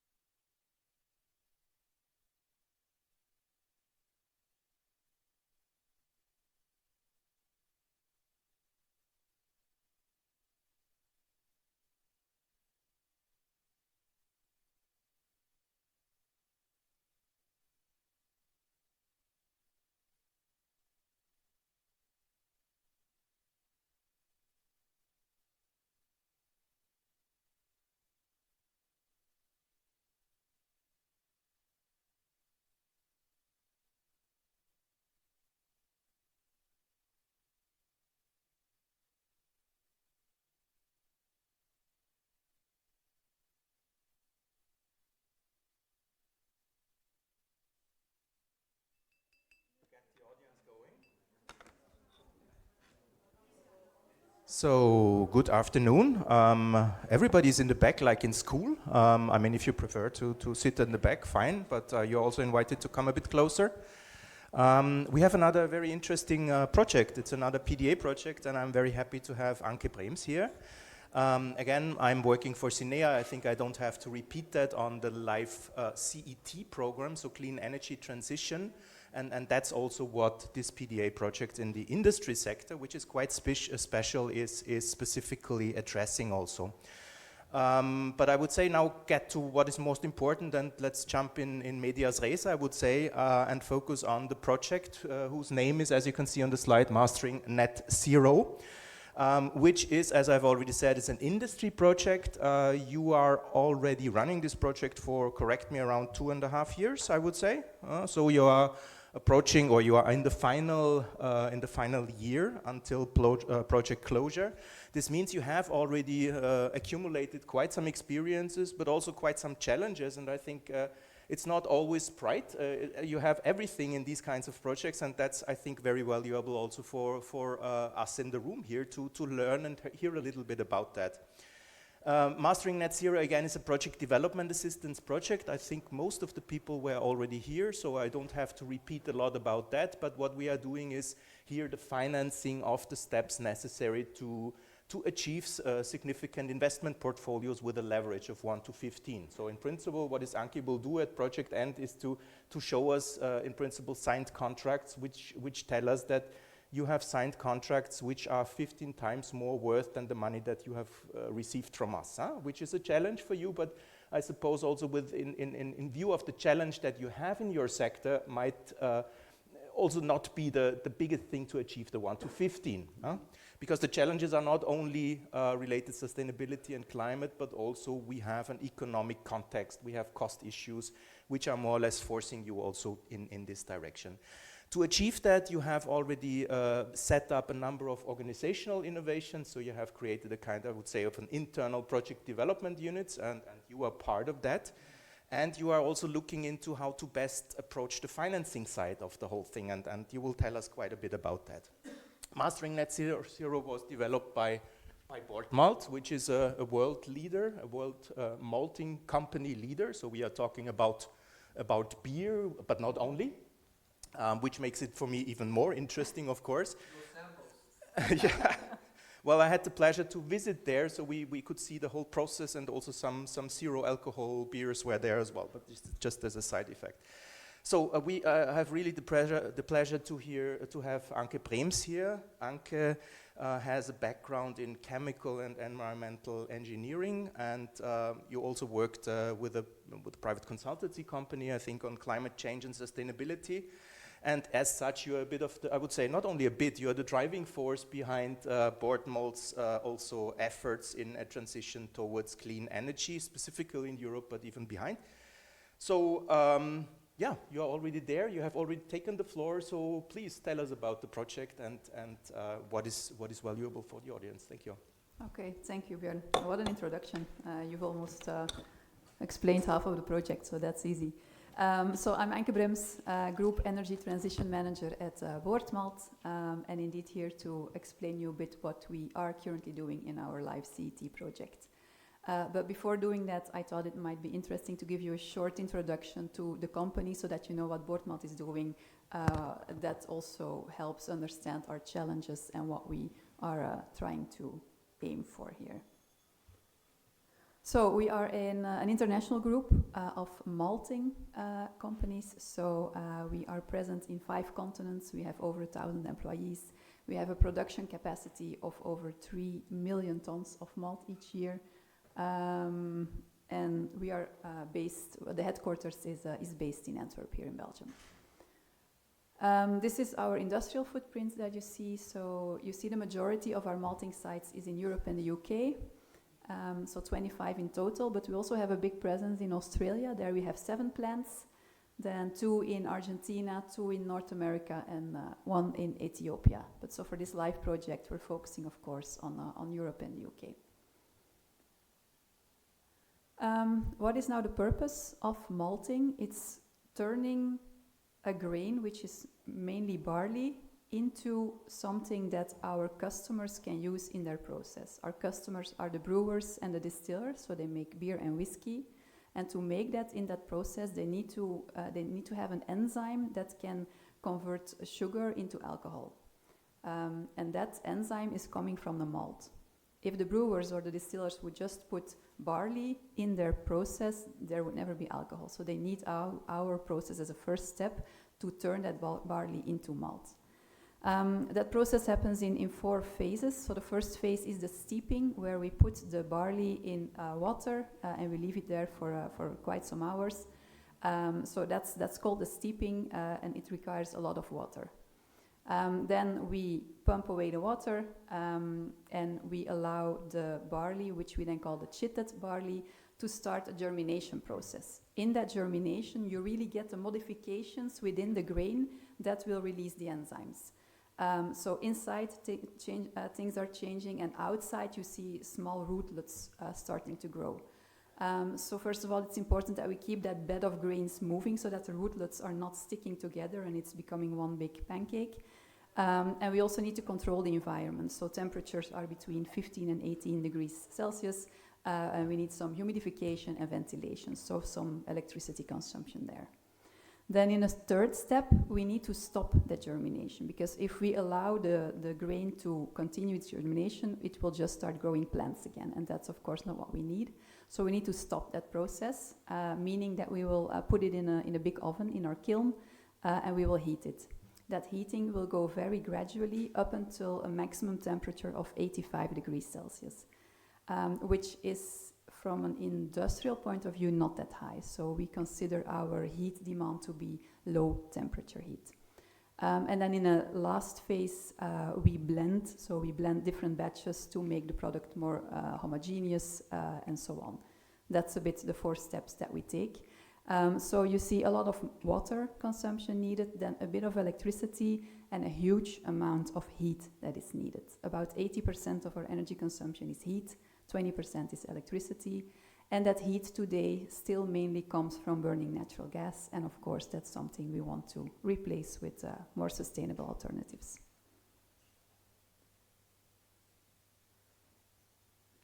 Our customers, 90% of them are the brewers, and that goes from the big names like AB InBev or Heineken, but also the small craft brewers are our customers. Then about 8% of our malt sales goes to distilling companies, so a lot of customers in Scotland, in Ireland, all the whiskies and so on. And then a very small percentage goes to the food industry, where today our innovation team is working to get a bigger market share and to develop new products that can go more to the food industry to diversify a bit. Because what we see today, we're not only in a global economic difficult situation, let's say, but even before Trump started messing things up, we were already not in the easiest position. So over the past 2 years, beer consumption has really gone down. And we feel that heavily in our malt production, malt sales as well. So today there's an overcapacity of malt on the market, which is of course hitting our margins. So we were already in a tough economic environment before Trump was striking, so it's not helping, of course. And yet, in all these challenging times, I'm very proud to say that sustainability remains very high on our company's agenda. So our CEO is still very much convinced that we need to do something. So the 4 core sustainability values are shown here on the slide. The last one is the health and safety objective, aiming for 0 injuries. I assume every company has that same objective. If you remember, in the steeping, we need a lot of water, so we have a big water reduction ambition as well of reducing it with 30%. And then our 2 other ambitions are about our greenhouse gas emissions. So scope 1 and 2 linked to our energy consumption. We want to reduce that with 42% by 2030, for which we're also SBTi committed.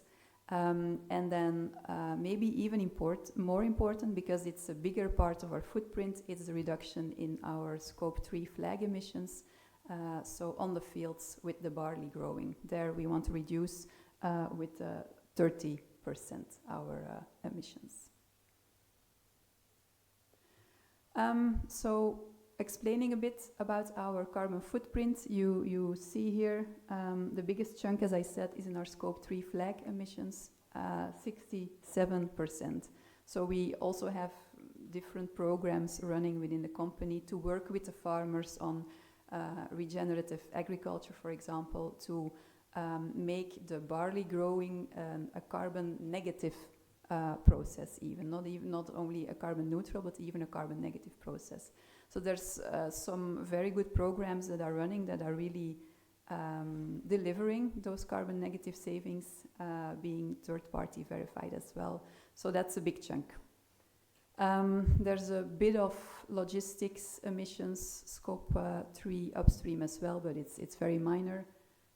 It's 3%, and then so the main focus of this story today is in the 29%, our scope 1 and 2 emissions. And then, of course, the product goes to the brewers, to the distillers. They use it in their own process. There's packaging, there's their logistics, and so on. So that is an even much bigger footprint, but to make it a bit more tangible, we stop at our gate to explain our footprint.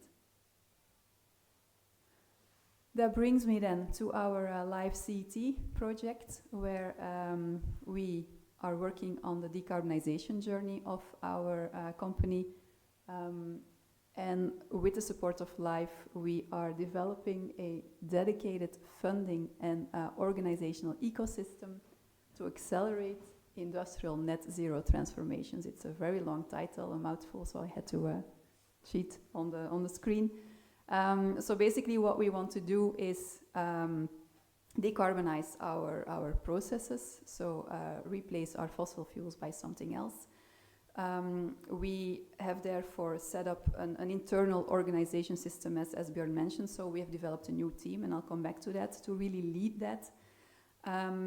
And we are assessing how to get everything financed, which is a combination of internal and external financing. After this Live project, we aim to have invested over 130 million euros in sustainable energy and realized over 100,000 tons of CO2 emission reductions every year. That either comes from reducing our energy consumption over 450 gigawatt hours per year, and investing more in renewable energy consumption, over 10 gigawatt hours.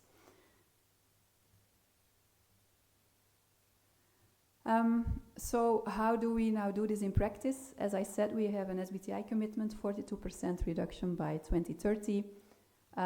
There's a few ways of reaching that. The first step we take is looking at our 25 plants and making sure that their energy performance is up to date. So if we see that there's still a lot of energy savings to be found, those will be prioritized. We will not invest in decarbonizing a plant that is using too much energy. So that solid basis of energy efficiency first is really, really key in our approach. Because every megawatt hour we do not consume is better than making it green, of course. Then once we're there, we look at the different plants and their local context, and we try to identify what is now the best possible technology solution to replace our fossil fuel with a more sustainable alternative. Can be, in many cases, and especially from a theoretical technology point of view, electrification is actually the best way forward. Installing heat pumps or e-boilers for the low temperature heat, it's sufficient.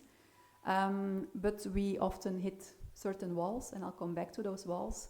So we need to look for alternatives as well. Those alternatives can be biomass, connecting to heat loops, geothermal assessments, solar thermal installations, and so on. You see here a bit CCU, CCS, hydrogen in gray. I'm not convinced that those are really the technologies that we need for a sector like ours. We would leave that up to the harder to abate sectors like iron and steel, for example. But on the other hand, if a hydrogen network passes in front of our door, we keep our eyes open and we see what is possible. So that's a bit the mapping of the technologies. And then, as said, we are looking per site what is now the best way to get this financially operational. But as said, local context is very important. There is no silver bullet. There's no one-size-fits-all solution for every site. First of all, the spark spread is an important factor to look at. The spark spread is the ratio between your electricity price and your gas price. And in certain countries, the gas is just so much cheaper than the electricity is that it's very, very hard to get a convincing economic business case and convince our management to invest in electrification. So that is one thing. What can help in those cases is subsidies. So there are several countries where there's a good subsidy program, a national subsidy program, or the European funds that can help realize those electrification projects, even though electricity prices are high. Also, CO2 taxes help. So EU ETS 1, we have a few sites that are ETS 1, and the rest will become ETS 2. So those taxes also help, of course, to increase the price of using gas and then making it easier to replace it with electricity. But then there's other countries, like in Argentina, for example, gas is so cheap, there's no subsidies, there's no carbon tax, makes it just completely impossible to install a heat pump or an e-boiler. It just makes zero sense. If we do get the financial straight, we might still hit another wall with electrification, and that is the one of the grid congestion. So in many countries, we just simply cannot get a higher grid connection. We cannot use more electricity, and then it's of course impossible to replace our natural gas by electricity to heat our process.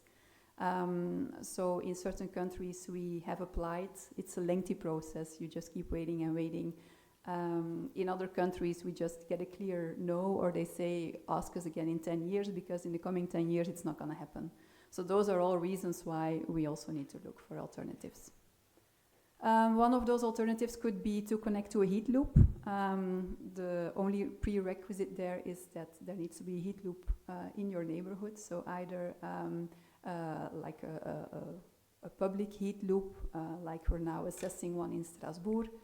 But we also have set up a system with one of our neighboring companies, and I'll come back to that in a few minutes, in Antwerp, where it's really a one-on-one. They have waste heat, we need heat. We set up a heat loop where we can collect their heat and bring it to our site. So if there is a neighbor that has waste heat available, it's almost a no-brainer, because it's either that or it goes to waste to the atmosphere. So it's, it makes a lot of sense to then invest in a heat loop. If that is not there, biomass could be a solution, on the condition that you have locally available biomass. We don't want to transport biomass from 1,000 kilometers away, makes no sense. And of course it needs to be sustainably sourced. So we don't want to cut forests to get wood chips. We want to get really the residues from the forest management, for example, or a complete waste product that can be turned into a fuel for our biomass boilers. What else? If we would then have that biomass available and it's sustainable, another issue might be to get it permitted. The environmental permit for a biomass installation is not always that easy.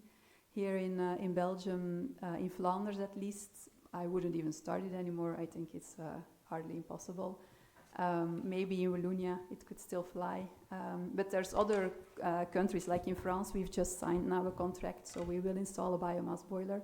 It depends a bit in how urban your location is, of course, and in Flanders we're very urban, so we're a bit stuck there with biomass.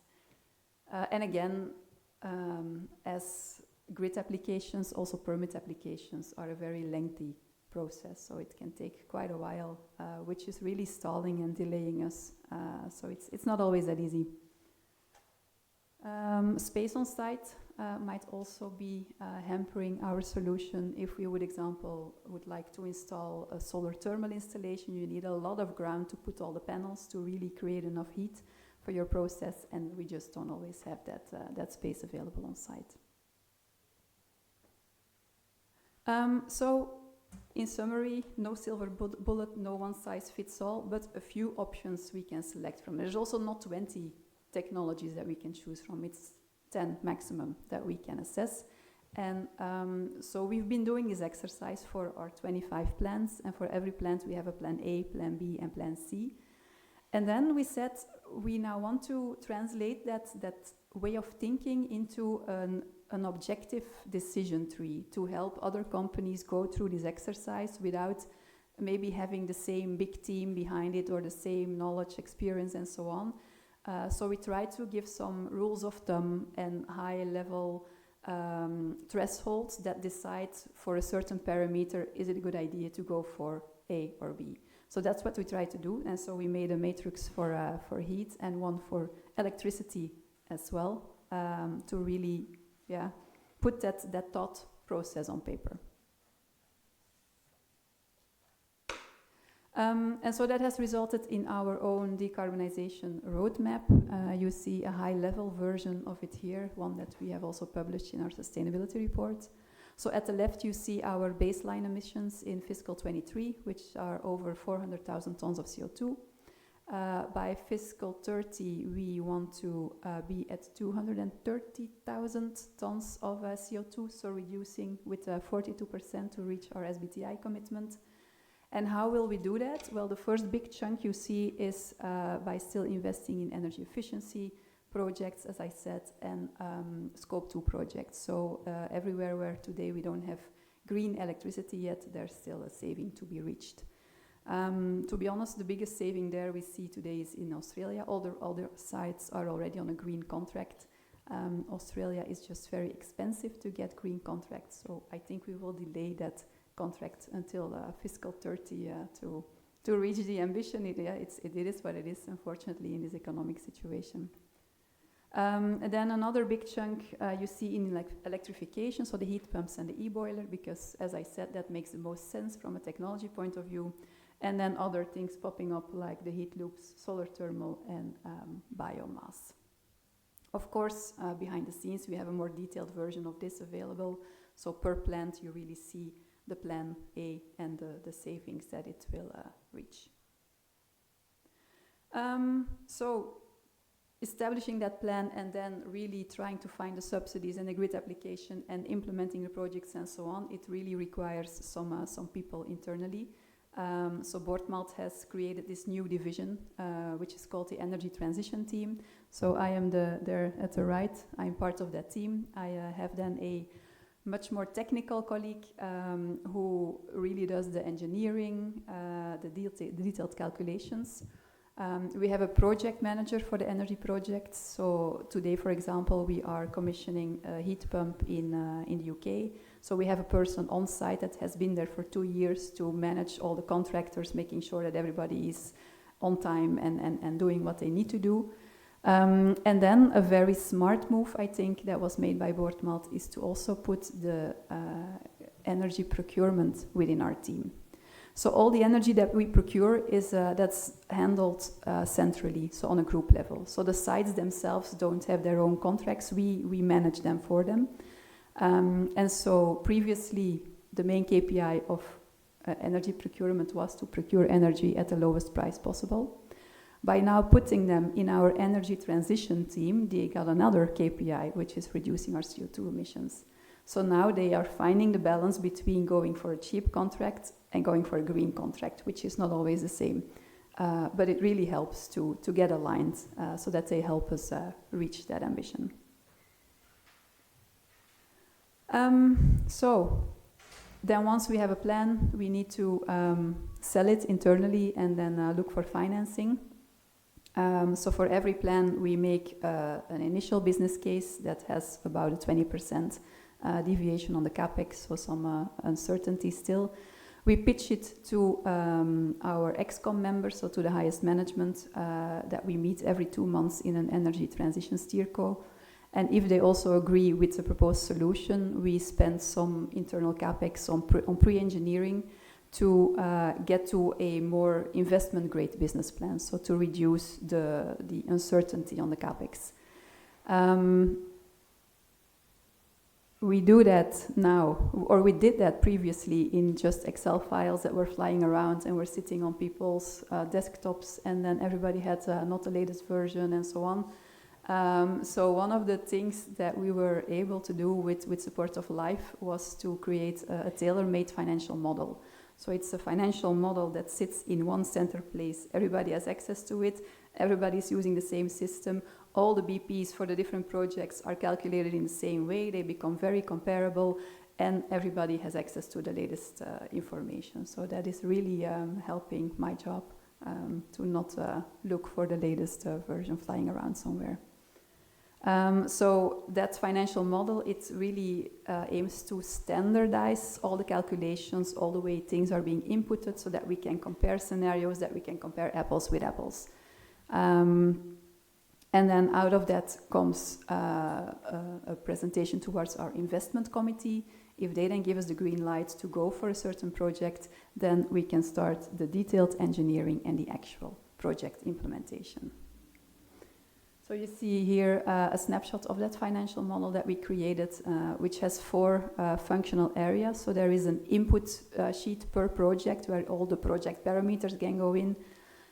There is a master database, I believe we call it, yes, which is really a one-time entry. So for every site, we just once have to enter all the technical data of those sites, the currency we work in and so on. So we've done that now, it's all in there, and then it's just in the back to compare it against the projects. Then the calculation engine, it calculates the cash flows of the new projects. It compares it against the business as usual costs, and it calculates our marginal abatement costs. And then we have a nice dashboard where we can compare the different scenarios against each other. And then we either, so when we implement a project, we can either finance it ourselves or we look for external financing. Again, there's no clear rule on when we do what. But we do see that there's some parameters that guide us into a certain direction. One of them is the accounting framework that you have to follow. Our mother company is a French company, and therefore we fall under a French GAAP.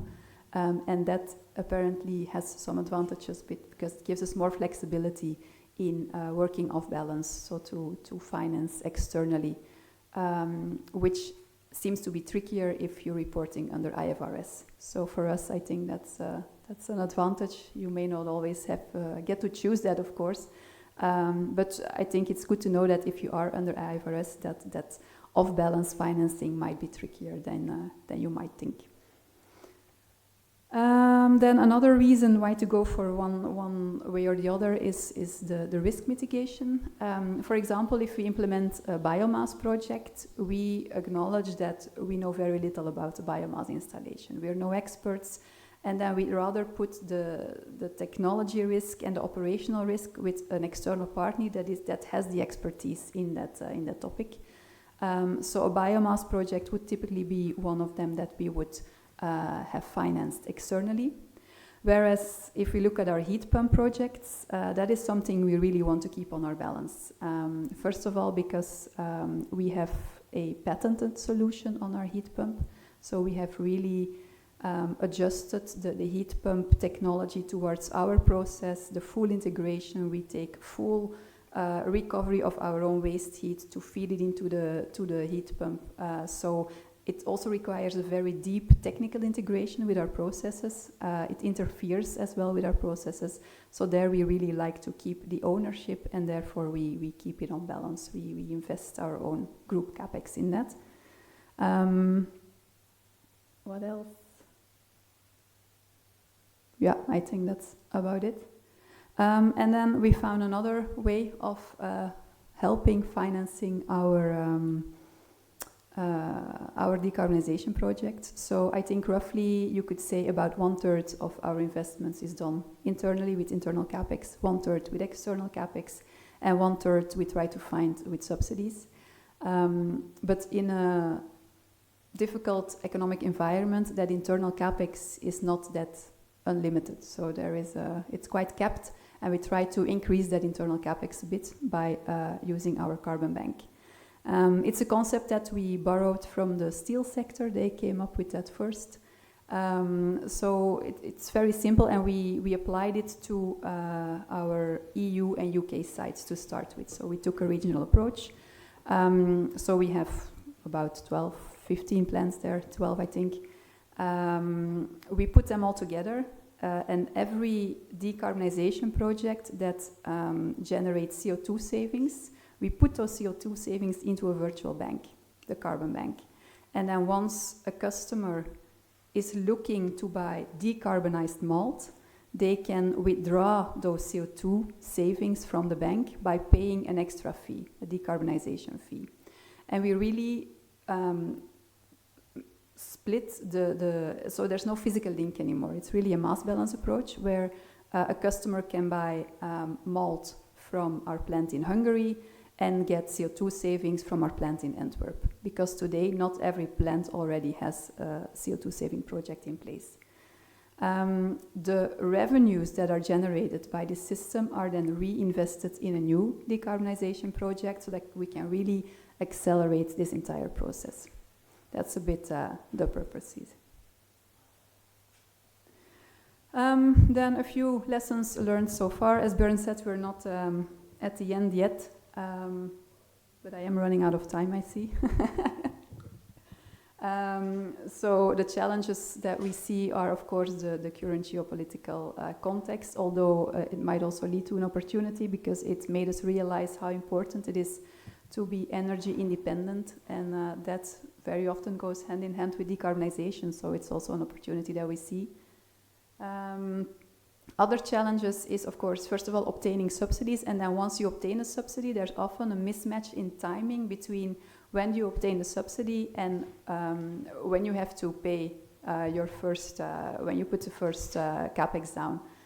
So you often have to bridge a bit the gap between both payments. I'll go a bit quicker. So this is an overview of the projects that we have realized so far that are generating CO2 savings. So we have a first heat pump installed in Athy in Ireland 2 years ago.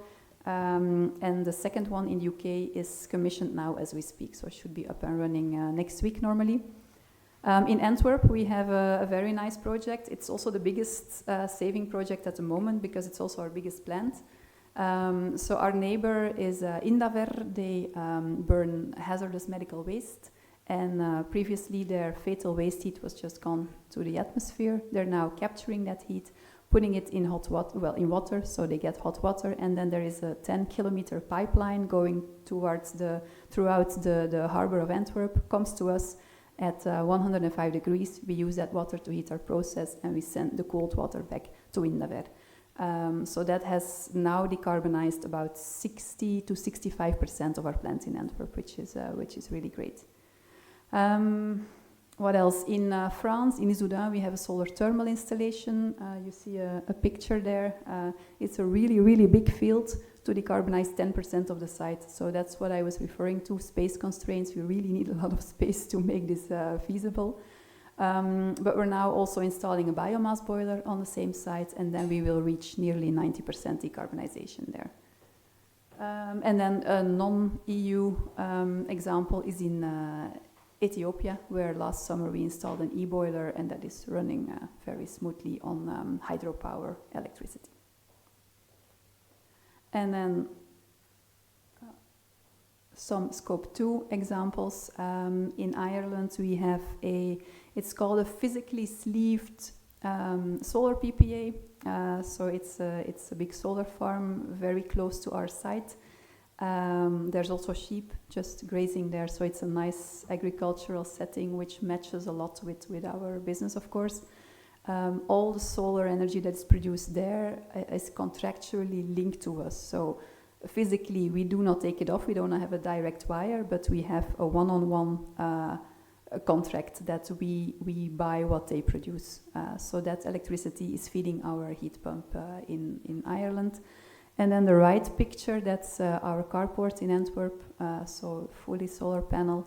and that is charging all our EVs, which we have a lot in Belgium, because it's a Belgian thing to give everybody a company car, so we all have EVs and we can then charge them when going to work. We still have time? Just a few more visuals behind the project.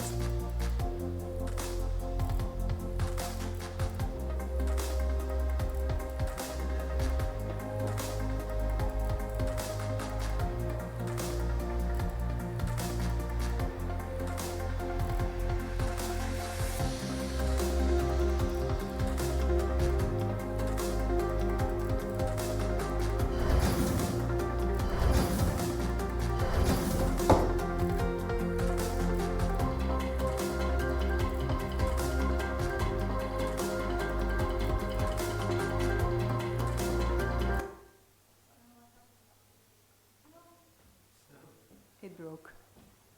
Oh. Yeah, we got stuck. But anyways, it was just a bit of a visuals behind the project. So in summary, voila, thank you. And so it's a challenge, but we're still convinced that we can do this. But it helps a lot to get some of the subsidies and the support of LIFE, for example. So much appreciated. Thank you. Thank you very much. Thank you very much, Anke. I suppose the movie is also available on your website, most probably. Not sure. Maybe somebody can approach you if he's very much interested in not going to cinemas, but looking at your movie. Well, thank you very much. I think it was extremely interesting. Also because we are dealing a lot with CET projects in the area of buildings, public buildings, residential buildings, but we don't see so many industrial or projects in the industry side for many reasons, because there are many solutions which are not coming to us because they are implemented most probably without us seeing them. So I think it's very interesting to see how cross-cutting the whole issue is in the on the economic side. But now, since we have still time before the coffee break, I would like to hand over the possibility to you to ask for some questions. I'm not surprised that you have a question. I have no beer. I'm fascinated by Rod Jansen from Energy Efficiency and Industrial Processes. I'm fascinated by what you're doing. I think it's absolutely fantastic. What I'm confused about is whether you are an SME. Under the Energy Efficiency Directive, did you have to do mandatory audits? Yeah. Because it wasn't, I didn't know if each factory was considered separate. Because what I don't know what you're doing in terms of mandatory energy audits. You never mentioned energy audits per se. And in terms of developing an energy management system, which the ISO 50001, which are required for large companies under the Energy Efficiency Directive. So I wasn't quite sure. Also, the other thing, in terms of, you talked about financing, but in terms of your role within ETS, you talked about your little bank of carbon credits, but I didn't know how you fit within the ETS system. Okay, several questions into one. First of all, we are, according to the European definition, we are a non-SME, so we fall under the energy audit obligation. When I was doing still consultancy, one of my expertises was the energy audit obligation for the non-SMEs. So we also mapped a lot of the national definitions of what is now a non-SME, where it turned out that every country has a slightly different definition of that. So according to which country you look at, we are yes or no a non-SME. But yeah. But nevertheless, we have an ISO 50001 certified energy management system for the entire group, which exempts us from that energy audit obligation anyway. So we're covered in that point. Then your question about ETS 1. So I think we have 3 sites today that fall under the ETS 1. We have carbon leakage as well, but you have to see that completely separate from the carbon bank. So it's not that our CO2 savings from the carbon bank can be traded on the ETS market. It's really a separate system, and I'm too little involved in the ETS system to give you wise insights. But You should see the carbon bank more as a kind of an insetting system where we really want to stay within our sector as well. We don't want to sell our CO2 savings to a steel company, for example. We want to sell them to our customers so that it stays within our supply chain and that it brings back the value that it's generating in the first place. Thank you. Yes. Wonderful presentation. Thank you for giving some insight from the industry. I'm also a consultant. I've been working with climate accounting and conducting these reduction roadmaps. It's the first time I hear about a project that has applied for funding via LIFE. So I'm just curious, how come that you went that way? Another good question. And actually that was done before I joined Boortmaal. So it was done by my predecessor. And then I inherited it, and we tried to figure out how to make it into a project that was helping us. So we also did a huge project amendment. We reviewed our grant agreement. We restructured the project to make it valuable for both sides. But to be honest, I don't know how my predecessor came to the LIFE fund in the first place.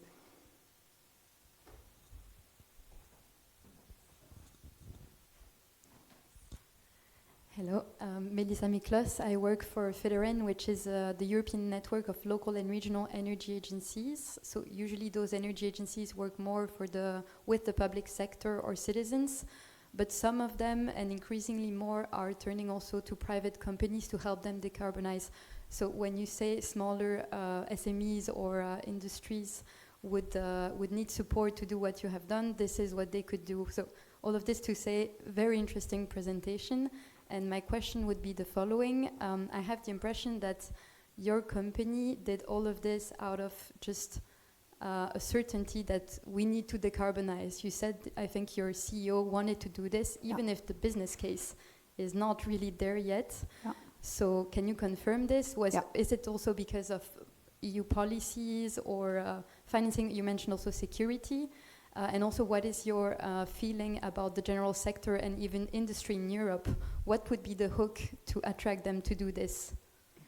Well, indeed, we have a CEO with a very strong sustainability drive for years already. So I think our first biomass project in France dates back from 2015 or something. So it has been there for quite a while. So that is a very strong drive. Then, of course, the latest issues have made us realize that it can also help us in the energy independence. Today, I think we're still good. We didn't suffer too much from the increasing energy prices because we are typically a business that hedges energy up front. It goes hand in hand with our malt sales. So at the point in time when we sell malt, we also hedge the energy that we need to produce that malt. So we are good for the next half year or so. But then, of course, things will start striking. So it also helps, I think, to keep moving with the decarbonization. In our sector in general, I do feel, while not wanting to brag, but I think we are one of the front runners in the malting sector. I think we're really the leading company there. In industry in general, it's harder. It's a tough picture. I think, it really there is about surviving economically. That is now on agendas of industries and on ours as well.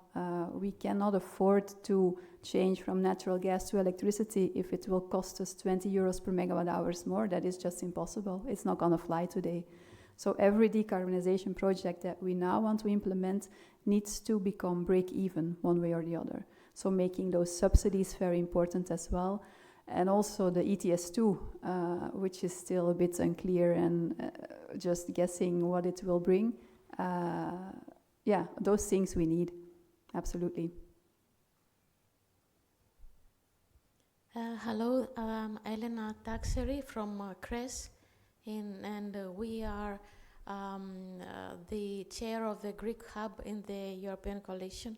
In the General Assembly yesterday, we heard the heat as a service for the industry. How does that sound for you? Well, that's exactly what we're doing. For example, with the biomass projects, as I explained, we don't want to have that on our own balance. We also don't want to take the technological and operational risk, so we find a partner. So in France, for example, it's Dalkia. They will buy the boiler, they will install it, they will operate it, and we have a contract where we just buy the heat that they generate. So that's exactly that heat as a service setup. And the same we have in Antwerp with the heat loop. There also we just buy the heat that is generated through the heat loop. Okay, thank you very much. We would have time for one last round of questions, if there are any. I just look around. Otherwise, I say thank you very much again, Anke. Welcome. It was, I think, very nice, very interesting, and we all wish you a lot of success until in crunch time now, until project end. Huh? Yeah, indeed. Thank you very so Anke. much. Thank you.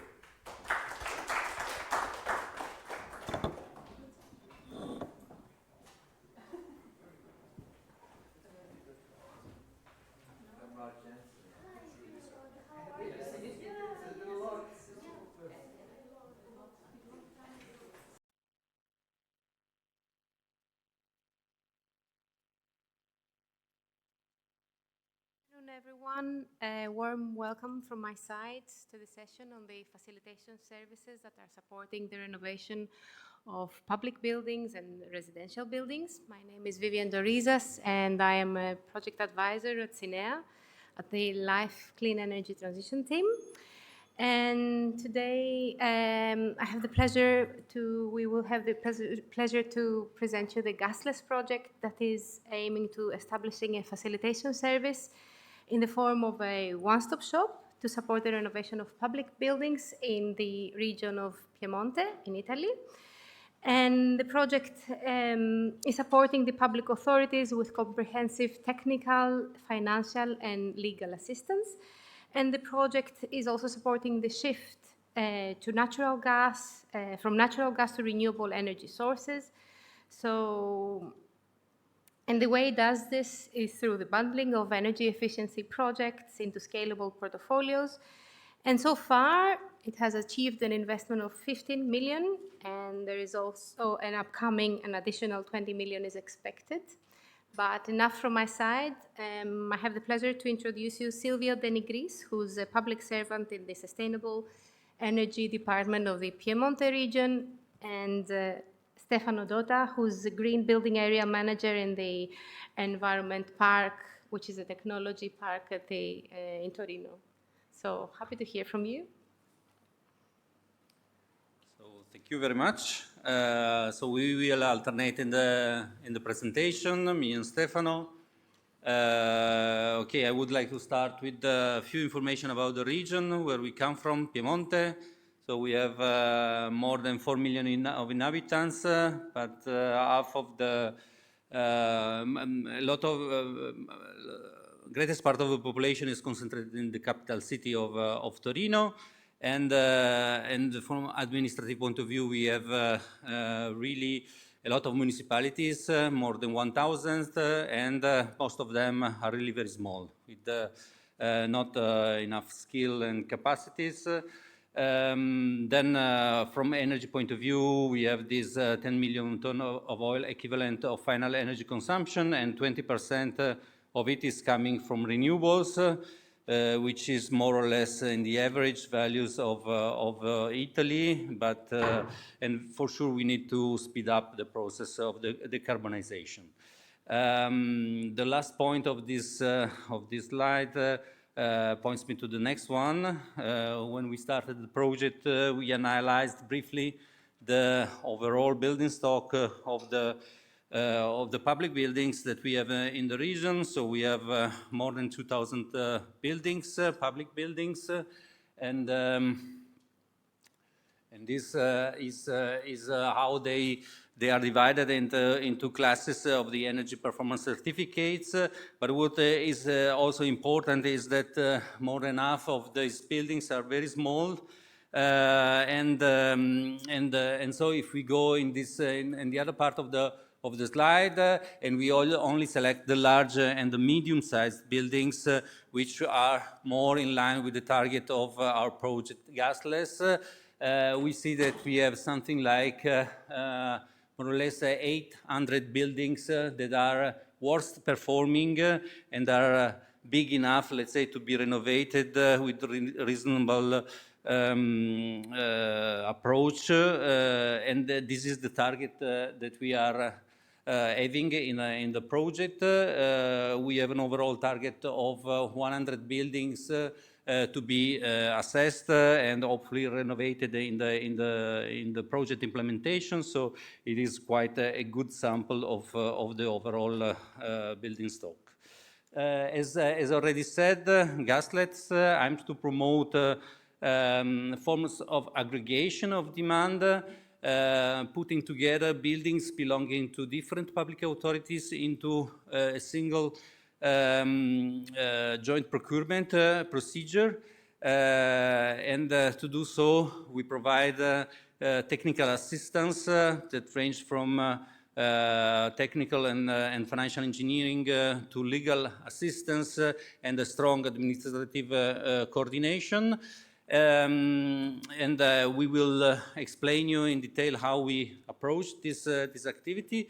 But then the last point is maybe the most important. We try to standardize as much as possible the process of support in order to replicate it over time and to make it always more and more effective and efficient. The project started in September 2023, so we are more than half of our journey. And we as Piemonte region are implementing this project with some technical partners, in particular Environment Park, and Stefano is belonging to this company, and also Prisma, that is a company that belongs to the foundation of one of the largest banks that we have in the region and nationwide. And then there is also SCR Piemonte, which is a public company that is a contracting authority. It is a crucial partner because it enables us to launch the tender procedures and provide also this kind of support during the project. But we haven't started from scratch, so I hand over to Stefano. Okay, thanks, Silvio. When we started our project Gasless, we had a lot of experience already done thanks to other projects funded by other European program. The first was in 2014, was called 2020 Together. Then we participated to other two projects funded by Interreg Med program.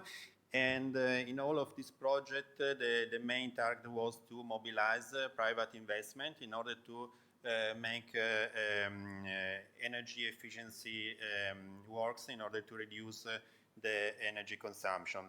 And now in gasless, we have another target, another challenge, that is to replace the use of natural gas in order to produce energy thanks to the boiler, because in Italy, the 90% of the public building use boiler in order to produce heating inside the building.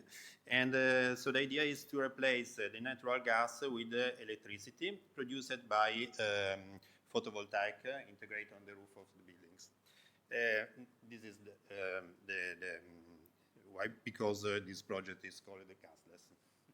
Yeah.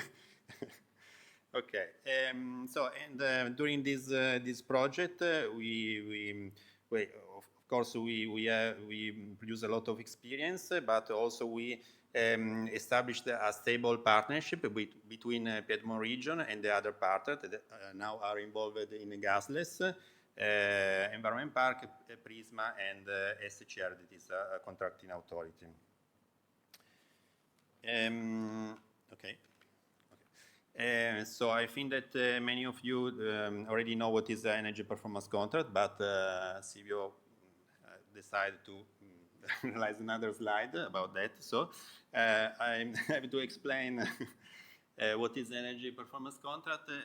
So I try to explain in a few words. In this graph, it's quite clear that there is 3 phases. The first phase is before the energy performance contract, the second phase is during the contract, and the last phase is at the end of the contract. In the first phases, we have a building that needs to be renovated. We have a high energy cost and a high energy consumption. When the energy performance contract started, the ESCO, the energy service contract, that is the other part of the contract, realized the energy efficiency measure, and then the energy consumption decreased. Thanks to this energy saving, the public owner of the building can pay a fee to the ESCO in order to repay the investment that investment need to realize the energy efficiency measure. That in the energy performance contract, the investments are in charge to the ESCO, no? And not in charge to the owner of the building. At the end of the contract, the owner of the building will have to pay fee, and all the energy savings are for the owner of the building. So there are a lot of benefit for the public authority in this kind of contract. The first is that it's possible for this public authority realize energy efficiency measure without make debt. And the second important benefit is that in energy performance contract, the energy savings is guaranteed. Is guaranteed because the percentage of energy saving is right on the contract, and the ESCO have to demonstrate every year to achieve this percentage. Okay, and so during the contract, it's necessary to verify the performance, and every year, and it's possible that what happened that sometimes the energy saving could be achieved. In other case, it's possible to have an extra saving. So in this case, this extra saving related to cost, energy cost, could be shared between energy service company and the public authority. Or in other case, could be extra consumption. And in this case, the extra costs are covered by the ESCO, and the public authority is guaranteed that this additional cost will be not on the shoulder of the public authority. Okay. Okay. Our activity is explained in this slide. So we provide a set of different services, like a sort of one-stop shop for a public authority. We start with a selection of building, then we realize other technical and economic and financial analysis that are really important in order to define the condition of the contract, the condition of the tender in terms of duration of the contract, minimum energy saving required, and minimum energy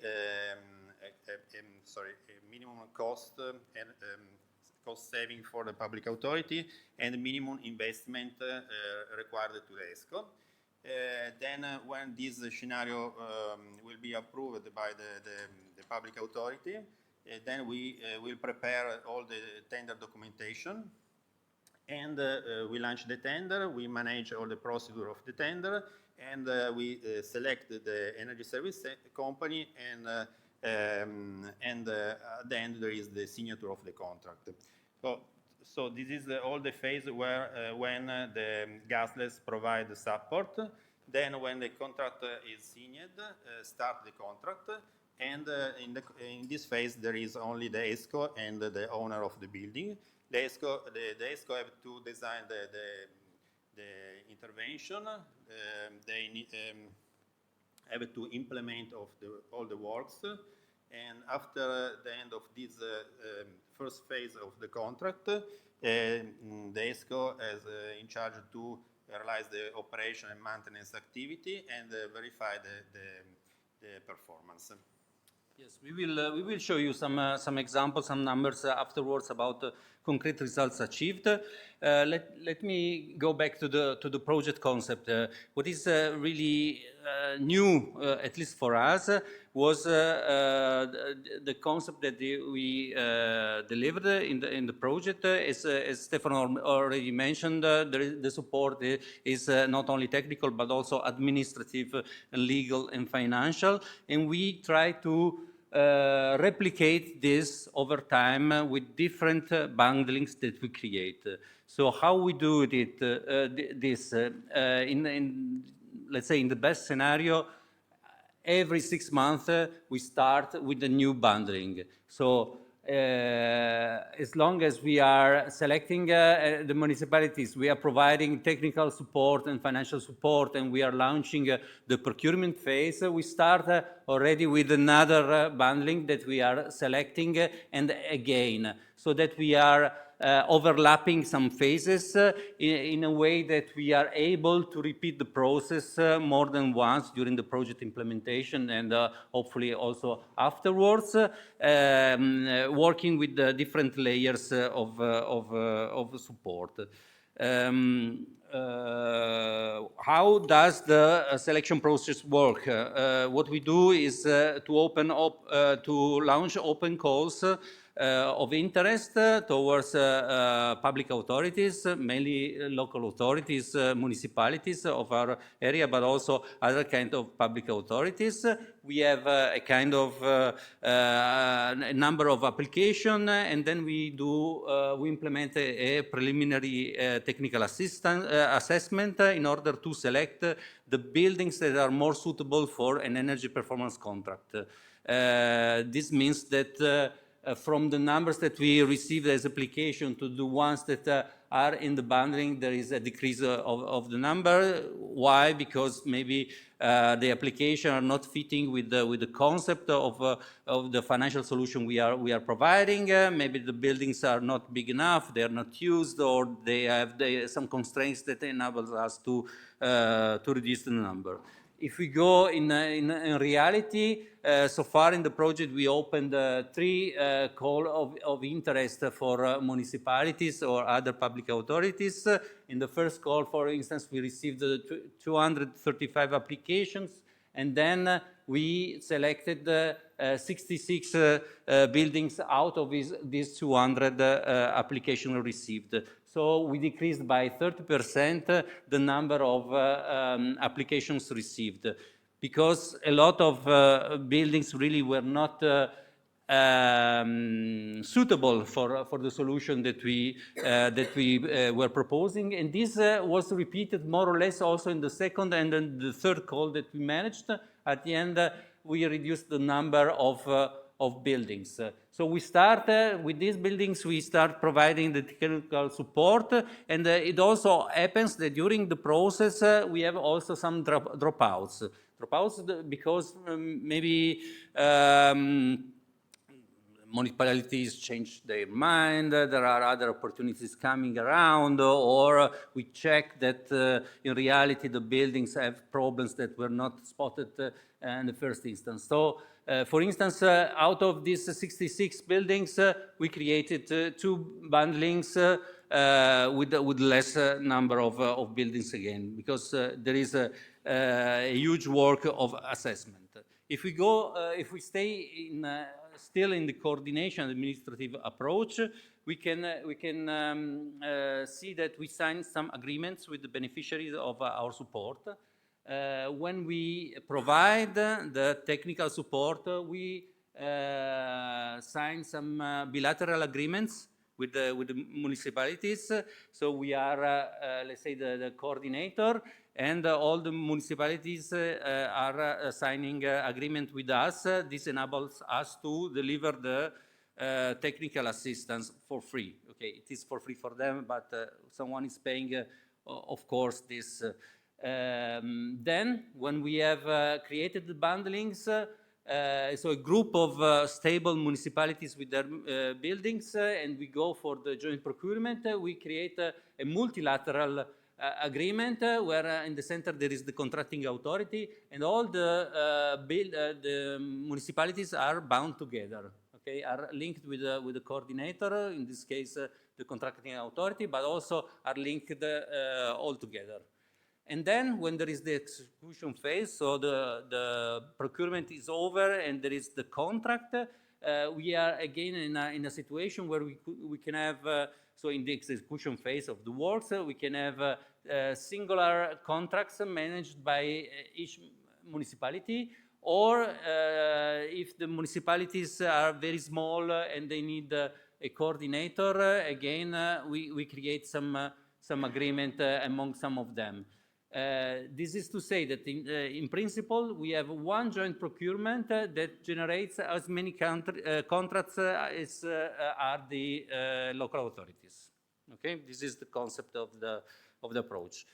Actual achievements so far. As I said, we already are running the project since a while, and what we have done is already to award a joint procurement that was involving 20 buildings belonging to 6 municipalities, generating 9 million of investment. The concession, the contract is of 14 years, and the energy savings offered is more than 60%, with a huge, I would say, number of investment implemented in all the 20 buildings. Then we also launched another procurement procedure, which is now under assessment, so I cannot give you the final data because they are not available, but we received 2 bids out of this call, and it is under assessment. The baseline data were, okay, for 22 buildings belonging to 5 public authorities. As you can see here, we have 3 municipalities, comune, but also 2 other public authorities, which are research institutes in the city of Torino. So the minimum investment was 5.5 million, and we hope to receive data which are more or less aligned with this number. In the meantime, we are again working, as I said, we are working on different layers, repeating the procedure more times, and we are working with a larger number of municipalities which are very small. It will be a real challenge for us. We selected 21 buildings. Again, the technical assessment and financial assessment, as a result, as the outcomes of this, we can say that we can achieve up to 60% of energy savings for thermal energy point of view, and 37% of electricity according to the baseline. And also we envisage to launch a call for about 4 billion euro of investment. This will come in the next week's month, I would say. So just to show you some picture of inspections that we made on site recently. Works are going on, and refurbishment. This is related to the first call that is already awarded, and works are going on. And as I said, Stefano, most of the times the intervention are insulation of the envelope, change of windows, replacement of a boiler with heat pumps, and photovoltaic system. In most of the cases, because it depends, sometimes it's not feasible, sometimes it is possible. As I said, also we work on the legal side, and what we did in the first part of the project is to map the procedure, which is very complicated. Each block here is a step that we need to implement. So when we select the municipalities until we sign a contract, we have to follow a lot of steps, a lot of procedures. Some of these requires a formal approval of the municipality. Some other requires just a technical step. So the journey is very long, but this map is very important for us because we can anticipate and understand what happens next. And we are also prepared templates of documents that are already prepared and can be delivered at the right moment to the municipalities in order to ease the process. As I said, the aim is to replicate as efficient as possible the process over time. What is happening also from the duration of the process? These are the steps from the selection, let's say, to the assessment of the bids and design phase. Each step can last a different time. It can be quite short, it can be very long. And it depends a lot on different variables. Some of them are under our control and some other are not. If we stick to the more technical assistance side, so before the launch of the procurement phase, what we see is that we can be very efficient in some parts, and I can ask Stefano and the other colleagues to run when it's the time of they have to implement energy audit and financial assessment. But what is important to understand is that if we divide into decision process or technical activities, we can be fast and do everything from technical point of view in 6 months, or if we are not good, maybe in 10, and in average we can say 8. But the decision process can be very fast if we have very committed municipalities, but it can last very long if there are doubts, if we have to meet them more than once, and blah, blah, blah. So as you can see, we can have these phases lasting less than 1 year or even 2 years in the worst scenario. This changes a lot because, you know, we have inflation, we have problems, new incentives, and blah, blah, blah. So it happens that we are at the end, and then we can see the numbers, they are not fitting anymore to the reality. Yeah? And the decision process is really important. As we are a European project, we are also delivering some communication and explanatory material that is available for our municipalities, but also in general. There are several tools that are also potentially useful for others, and I invite you to visit the site, the website. Just one word also on the overall strategy of the region. Gasless is this, but we have some friends in still running, and one is dedicated to residential buildings, one is renewable energy communities. All of them are following the same concept of a one-stop shop. So we are trying to apply this concept to different target groups, let's say. I pass the floor again to Stefano for some numbers and experiences. Yes, for two slides more. So, as I said at the beginning of the presentation, we have a lot of experience and we have some results that are working now. So I mean that there is a lot of energy performance contract that we have to implement in our territory, and in this slide there is for example, of energy performance contract that are going now, no? We have, thanks to this, we are collecting a lot of information, a lot of data regarding how these contracts are working and which kind of result they are achievement, no? Yeah, in this slide we can explain that so there are 4 municipalities. All of them has a contract, energy performance contract, and now they are at the year number 8 of the contract. So all the works are implemented, and we have monitored the energy saving achievement for all of this year, and we can see that the energy saving achievement is quite important. In 2 cases, around of 30%. In other 2 cases, around of 45%, but are under the energy saving offered by the ESCO during the tender phases. That is in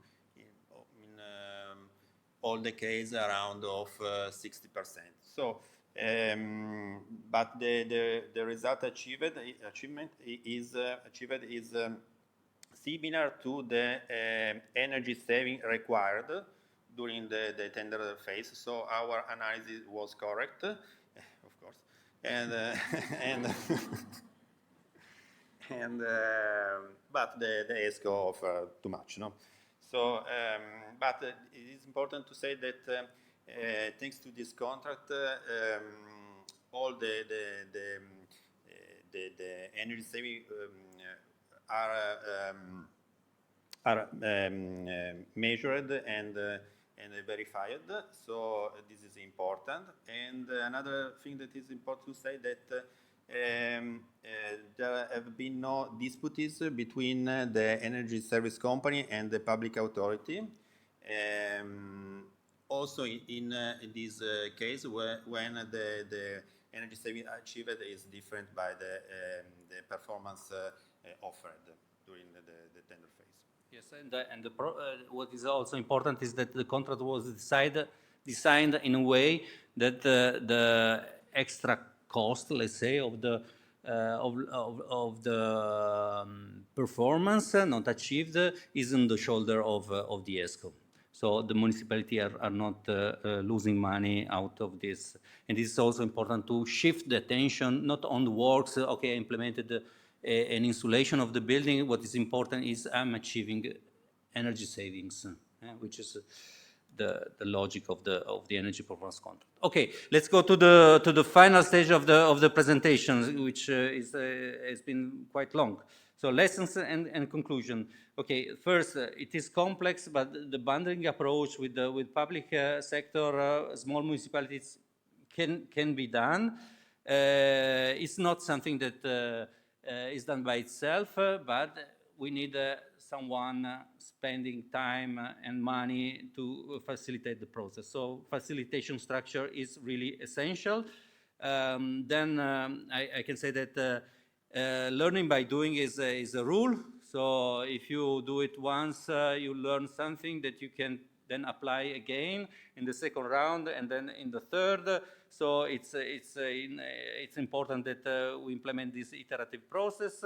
Then another point, very important, as I stressed out, is that the decision-making process takes a lot of time and can jeopardize also the overall process in some cases. So communication is really a key element. It's not only about having good engineers or architects on board, it's also a way to explain the added value of this process, go to speak with politicians, go to speak with technicians, and do it maybe more than once, and you lose time, but it's important also to develop these soft skills. Okay, there are issues also for small municipalities in the PPP, but this is more maybe related to Italian legislation. When we implement this kind of project, it is always to find the right balance among the private interest and the public interest. We stand on the side of the public, of course, but if we don't receive any bid, we have a big failure. So we should go also in favor of or put on the market something that is good also for the private sector, of course. So our role is important to match all the interests on the ground. We could see that public incentives are still very important in this process. It's important that we have some kind of grants, public grants, that make the energy efficiency investment profitable or repayable over in a reasonable time. And then also it's important to stress that maybe I already did. Human factor is crucial. We can meet some beneficiaries, local authorities that are against or that make the process run faster. We can do also things in a good way or in a bad way, and also ESCO, they can really be more proactive, be more open-minded, and so the success of the story depends always also on the human factor. And then, of course, this is the selling point. It was to do this because the leverage factor is still very relevant, and I think it's not easy to achieve that kind of leverage factor in other initiatives rather than one-stop shop implementation. So that's the end of our presentation, and you know, when we see after all this job and these efforts, a building where pupils goes to school, which was like this, and then it's like that. Okay, that's what we work for. Okay.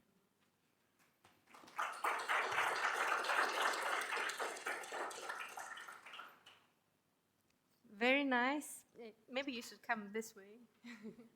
Thank you for this very interesting presentation. Thank you for putting some numbers in there. It's very interesting and very nice to see what the result is out of all this work. And it's good to hear that the facilitation structure is really working and the bundling really works in the public sector. And also highlighting the importance of the human factor. I also find this as a success factor, as a key message, also very important. I have some questions, but before I put my questions, if I may ask you if you have any questions on this interesting case in the Piemonte region in Italy. Yes, please. Thanks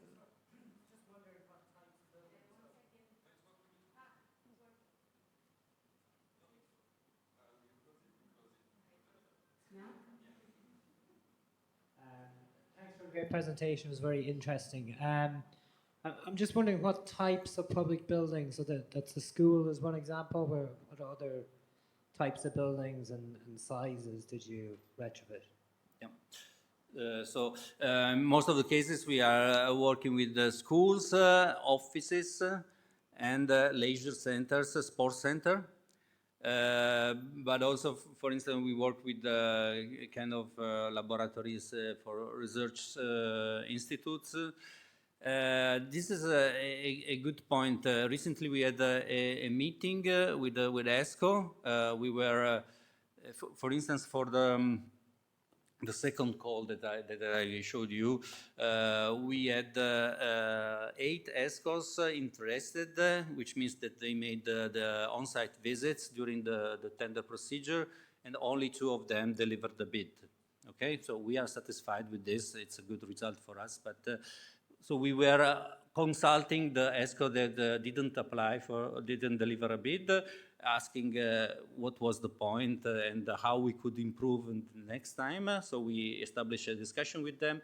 One of the points that they raised also is that the type of buildings were quite different in the bundling, and this was not easy for them to deliver a comprehensive project designed in the right way.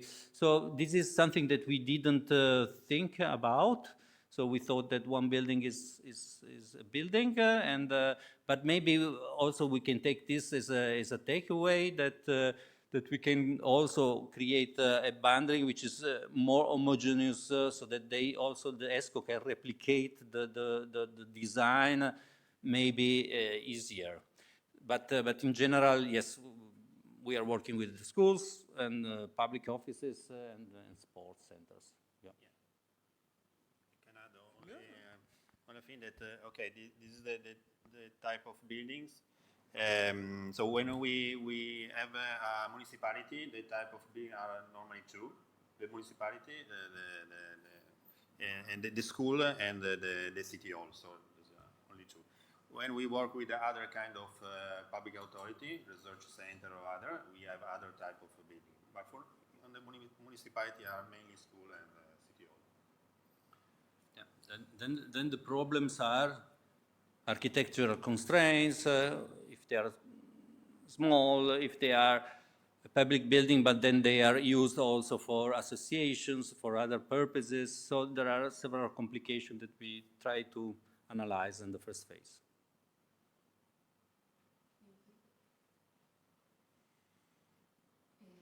Thank you very much for your presentation. I'm Susana Perez from the Ministry of Ecological Transition of Spain. And we are now really interested in renovating the public sector buildings. And I have two questions. The first one is if you have analyzed and identified why the different interest in the three calls you launched, because it's like a huge fluctuation in the number of applicants. And the second one is that you say that in your first phase that I understood is almost done. 20 buildings were selected, but only 3 of them went to net zero buildings. I don't know if I understood correctly. And according to the requirements of the EED, the Directive for Energy Efficiency, you only can count the renovations that gets the building to net zero building. So, I mean, you are putting a lot of effort, but you are not requiring a deep renovation to go to a nearly zero emissions building. Thank you. Okay, I try to answer that. Okay, so the different interest in the response of the municipalities is due to several factors. I mean, the first call was open to all the municipalities. We received a very high number of applications. Then we opened a second call only for a part of the region, so I was not entering into the detail because we wanted to create a bundling in that part of the region, which is maybe more difficult to work with. So we focused our attention on some parts. Then we opened again to all the regions. So it depends also where we want to target our activities. So regarding the question of the performance, what we do with the energy performance contract is to not to decide the interventions. Of course, we do energy audit, which means these are the potentialities of what can reasonably be done in the building. But we fix a minimum energy savings target in terms of consumption. And then it's up to the ESCO to deliver a project with the specific action that are to be implemented, because we allocate the risk of the performance on the ESCO side, on the private side, and so it should be their responsibility to decide what kind of specific measures to be implemented. So in some cases, this goes this fits to the definition of the NZEB building, but in some other cases it is not. It is not still, and I don't know. No. There was.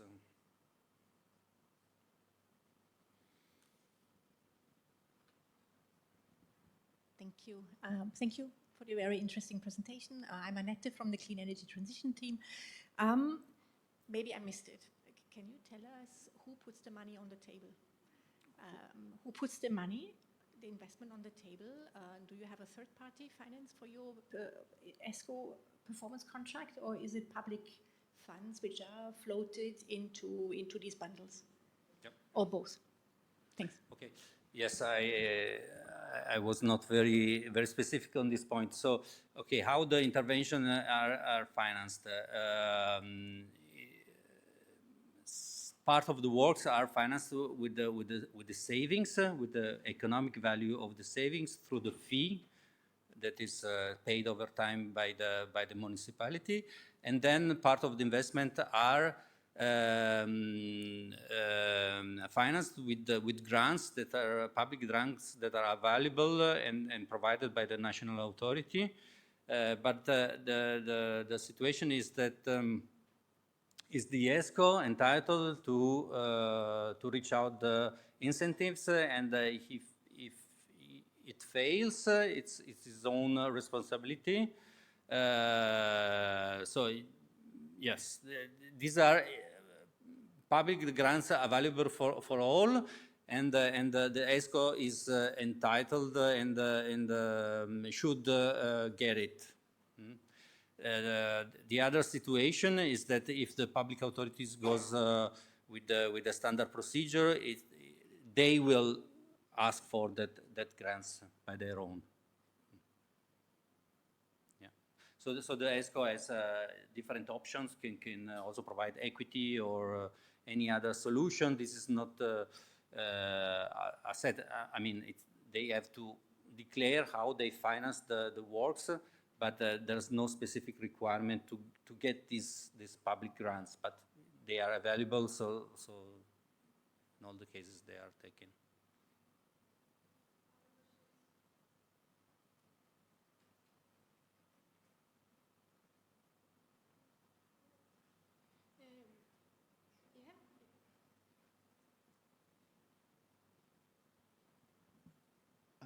Anthony Supa, EURAC in Bolzano, Italy. I was just curious because it's called gasless and the emphasis on changing from boilers to heat pumps. And so I'm looking at the images of the buildings. I'm wondering if you know, how often is it just changing the boiler to the heat pump, and how often are you also having to completely renovate piping systems, emitters such as radiators, etc., in buildings such as this?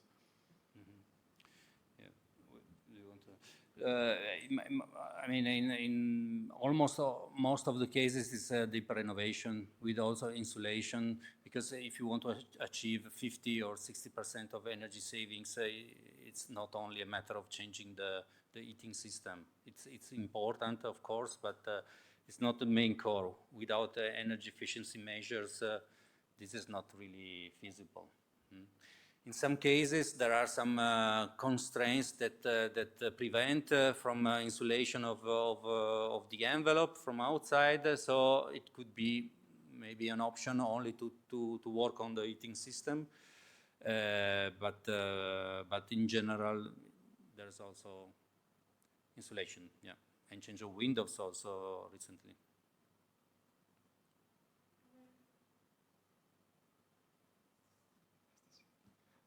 Thank you so much for your presentation. My name is Volodymyr. I'm working in BPAE, based here in Brussels.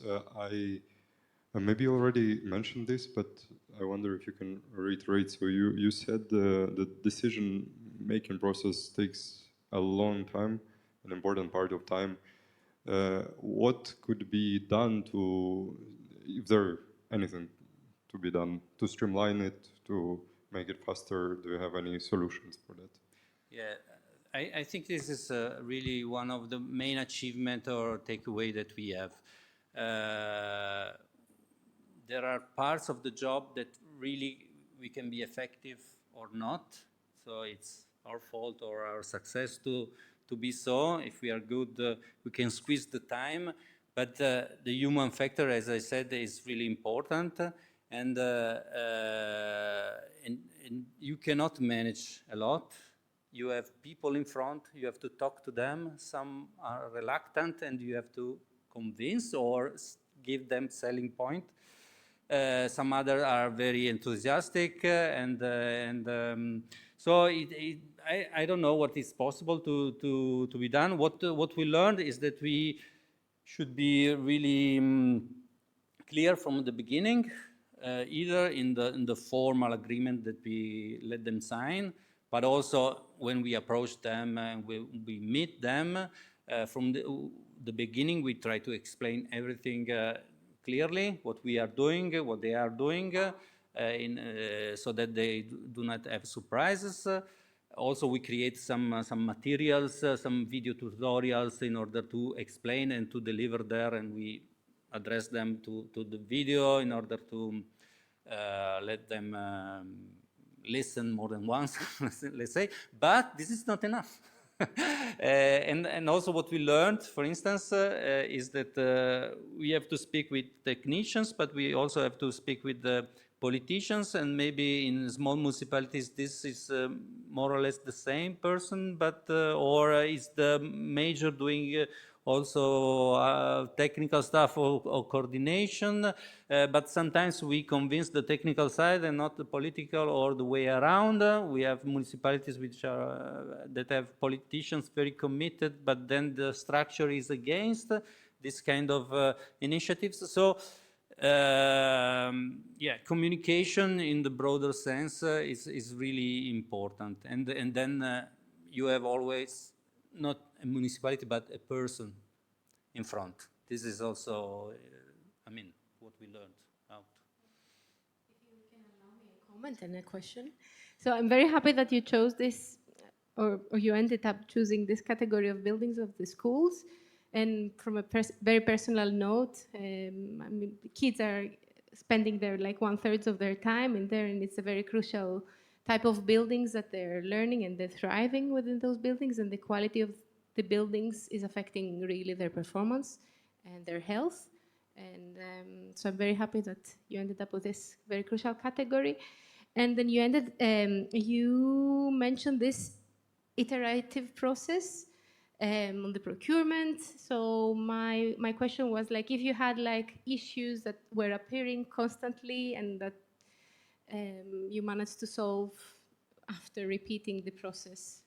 Yeah, maybe one thing is that we understood that it's very important to start with the data collection from the very beginning.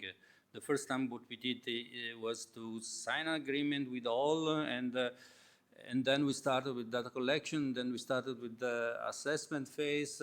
Now what we are doing is, if you in principle agree with working together, you go for the approval of the agreement, and also you deliver the data.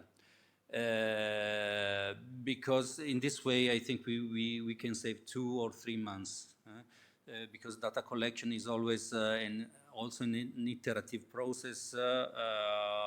Some data are missing, or they have to find it somewhere in their files. We don't know exactly where they go sometimes and open the papers to check the bills. Now it's more digital, but in the past it was really more like this. So one lessons learned about issues repeated led to change the. So not to wait until one phase is over to start with the other one, but try to overlap and for data collection, for instance, it was crucial. Because as long as you don't have all the data, you cannot really start with the energy audit process, and so it's really good to anticipate as much as possible things. And then on the joint procurement, was there an impact on the launched so far on the market? And I have another one also on the related to the financing. Because there was a question, we had the chance to meet yesterday at the contractors meeting, and I also raised the same question of where the money comes from. So I understand it's public money, but would there be any chance of having also private money coming into that? But you can start with the first question. No, I mean, bombarding you with questions. The joint, okay, there is this narrative which we believe that the aggregation of the bundling create economy of scale and put on the market a pipeline that is attractive for the private ESCOs. We believe it, but also when we discuss with the ESCO, there are maybe the smaller ones that say, but it's too complicated. You know, we have too many local authorities, too many buildings. Maybe we would like a smaller. But in principle, I mean, we go on like this because there are ESCO that like this effort that we spend in aggregating and bundling. We discussed recently with the group of ESCO, as I said, and in general the initiative was really appreciated. What they asked for is more homogeneity. So one point that was raised before from a question So also the type of buildings that you put together should be in a way consistent each other. Also, they would like to see a strong coordination, not only in the procurement phase, but also in the execution. So they are scared to deal with 9 municipalities after the procurement is over, which means 9 contracts, 9 different persons. This is also a problem, let's say, from their point of view.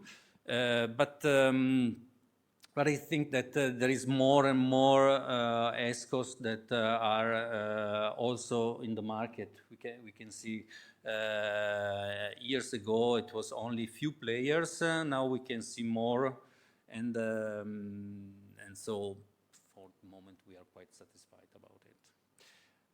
Private financing. I mean, the ESCO is a private company. They should put upfront costs, so the investment is up to them to be anticipated, and if they win, if they are awarded, they should do it either way. So they have, I think, their backup solution, but they try to get the public grants that are available. Why not? Let's say. Sometimes the assessment is not so favorable for contracts lasting, for instance, 12 years or 13. We should prolong the duration of the contract to make it sustainable, and this brings another problem because at the end, if we go to a municipality and say, okay, we go for a 20-year contract, they say, okay, but in 20 years the heating system is to be changed again, and so where is my? So there are several aspects we considered also. So we believe that public incentives are still important. Okay, it's a piece of the cake. Any other question? And I think we're done. Thank you so much. Thank you. Thank you. And now I have to remind myself, okay, you have a nice coffee break. We start with the next session. Thank you. And welcome back to this strand on mobilizing private finance. So the next session is going to be looking at a question that we've been discussing many times already today, which is how do we combine public and private investments in ESCO types of projects? So here again, when we're talking about ESCOs, we're talking about projects where you have an external party, an external contractor that is investing on the energy saving measures and getting paid through the savings one way or another, with some kind of performance guarantee one way or another. So the term ESCO is very broad and is very misleading, but the idea here is really we look at this type of investment, and the question is, how do we deal with the competition of grants? We are currently, I would say, in a rather high grant intensity moment. There's a lot of public funding being made available, in particular through recovery plans and so on, to investments in energy efficiency, although that depends on the sector and it depends on the countries. This is fluctuating, but it's still known as one of the key issues that's preventing the ESCO market from developing. So what we've done today is we've invited 2 great speakers. The first speaker, Slavomir Hus, comes from Solis Capital, and Solis is one of the fund manager that has been developing a lot of great projects in the ESCO space in the past years, and he's going to present a bit. So this is going to be the second presentation, if we can switch the presentation already. Slavomir is going to present a bit the perspective of a private fund manager investing in ESCO project, how this works and how the combination with public support and what type of public support can make sense from their point of view. And then we'll have Agne Kazlauskaite. I'm always struggling. And Agne comes from, she's working for DG Regio, so I'm really happy to have DG Regio on board with us for this presentation. DG Regio is, managing a lot of the public funding, the cohesion funds from Brussels, but all of that money is managed at the member state level.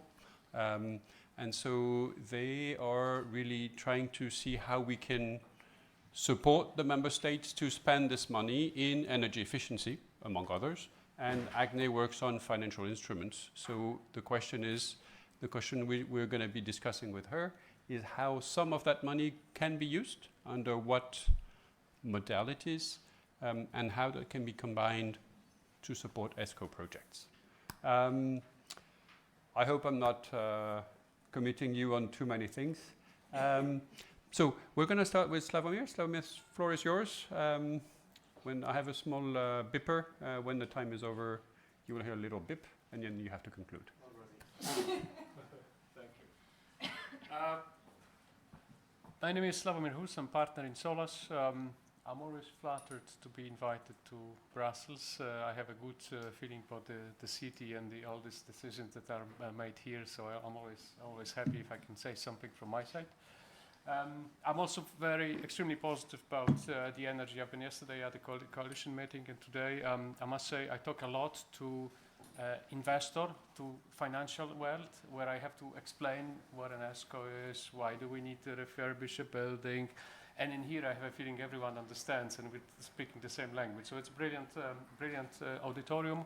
So I'm also looking for some valuable questions later. I'm open for a discussion.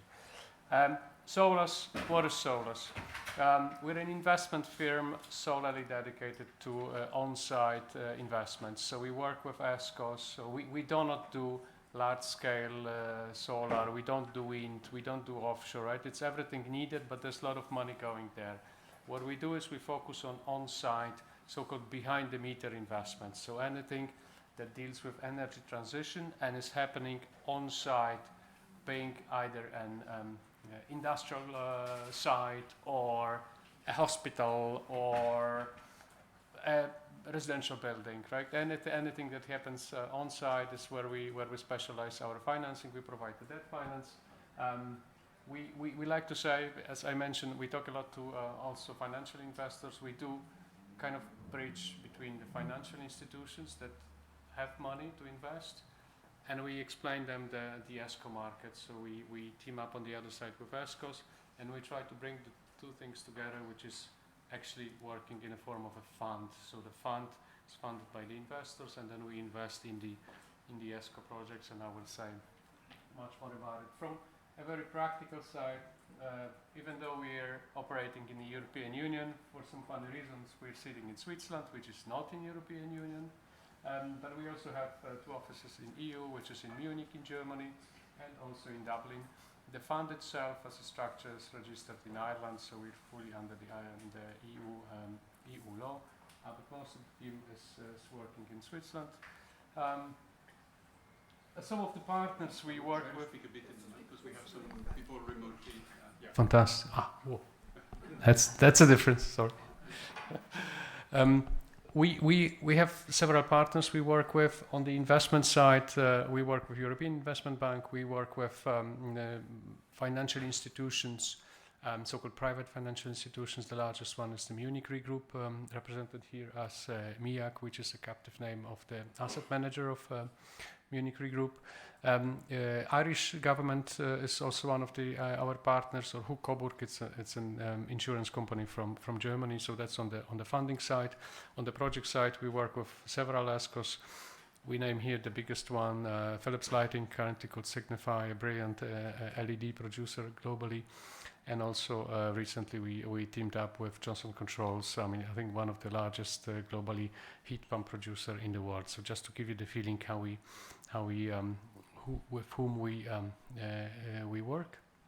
If I can, next. Very quickly, I very much like my team, so I show this slide. We're a team of 14 people. The message I wanted to drop here is we've created, in the last 4 years, we've created the largest in the EU team solely dedicated to energy efficiency financing. We're the only expertise with this size that deal only with the ESCO financing in Europe. And that's an asset I very much like to say. We need to create a change and we need to create a market. Part of it is also the expertise we try to gather in-house. And it's very important for us to make sure we have the expertise on site. I say it from two positions. One is because I'm a partner, but I'm also managing the investment team. So most of the team is actually my team, so I'm creating it. It's very important for me that we create a team of experts that can actually talk to ESCOs and can go into the market and indeed create the value. I think the most important slide I wanted to focus to is I want to explain how do we operate, right? Because we talk a lot about financing, we talk a lot about the need of financing. I think I heard a few times comments that the financing is available. That's true, but the devil is in the details. So how do you operate this?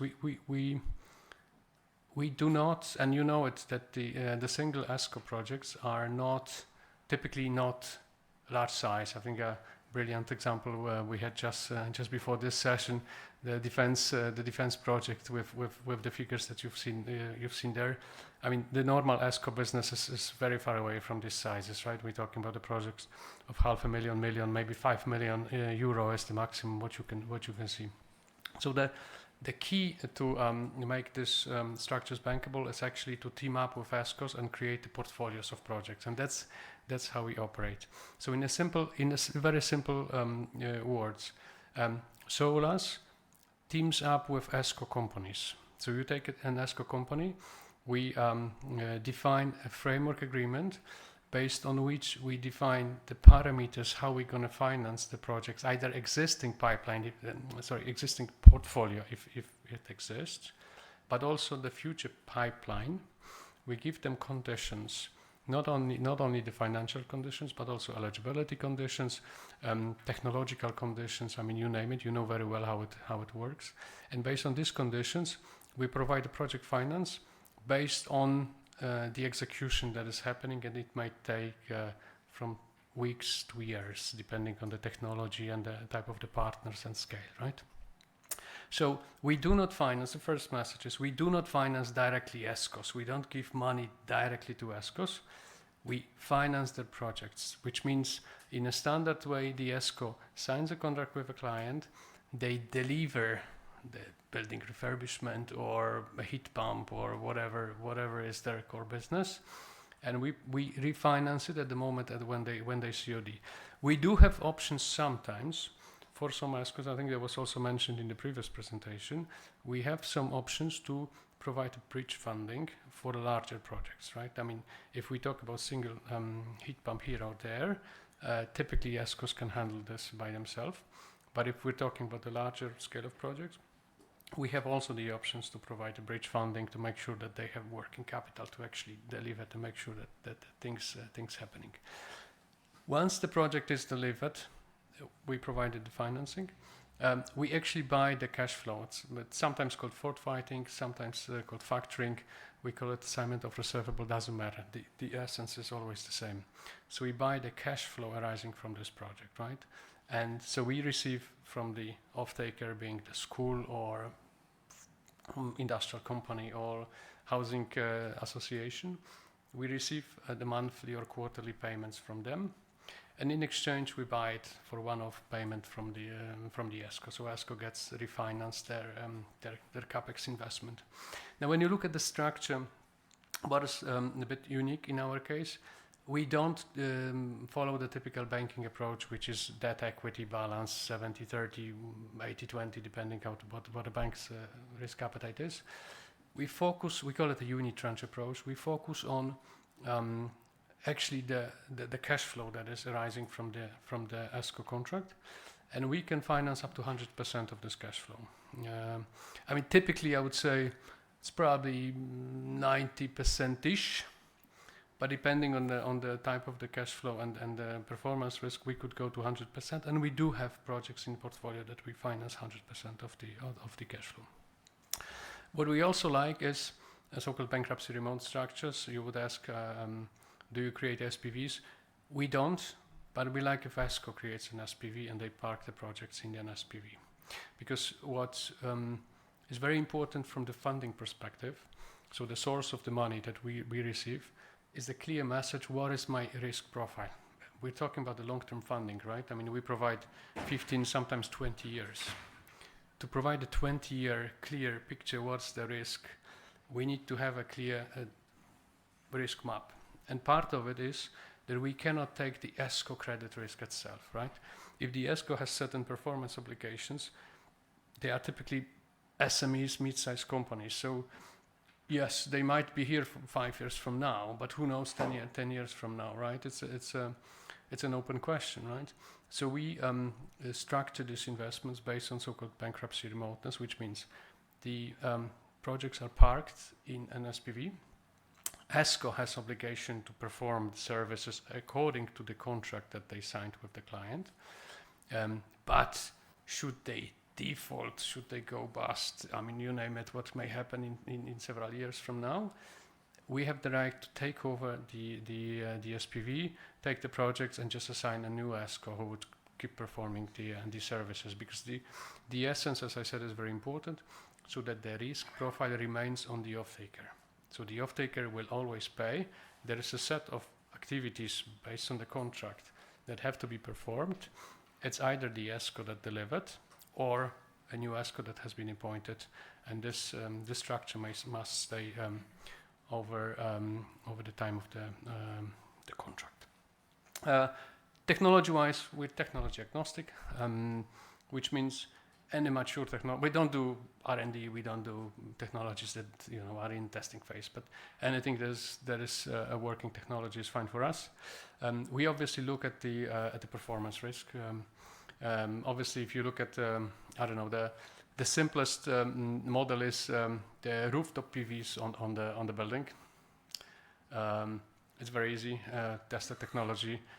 If you look at the credibility of the asset producers, like the panels, inverters, I mean, Bloomberg does the tier 1 list. You can just agree that, okay, ESCO has to use the tier 1 suppliers of the equipment. Now ESCO has an agreement, and the performance risk is relatively low, right? On the other side, you have the complex projects where we do a due diligence. We look at the complexity. We look at the technology. We also test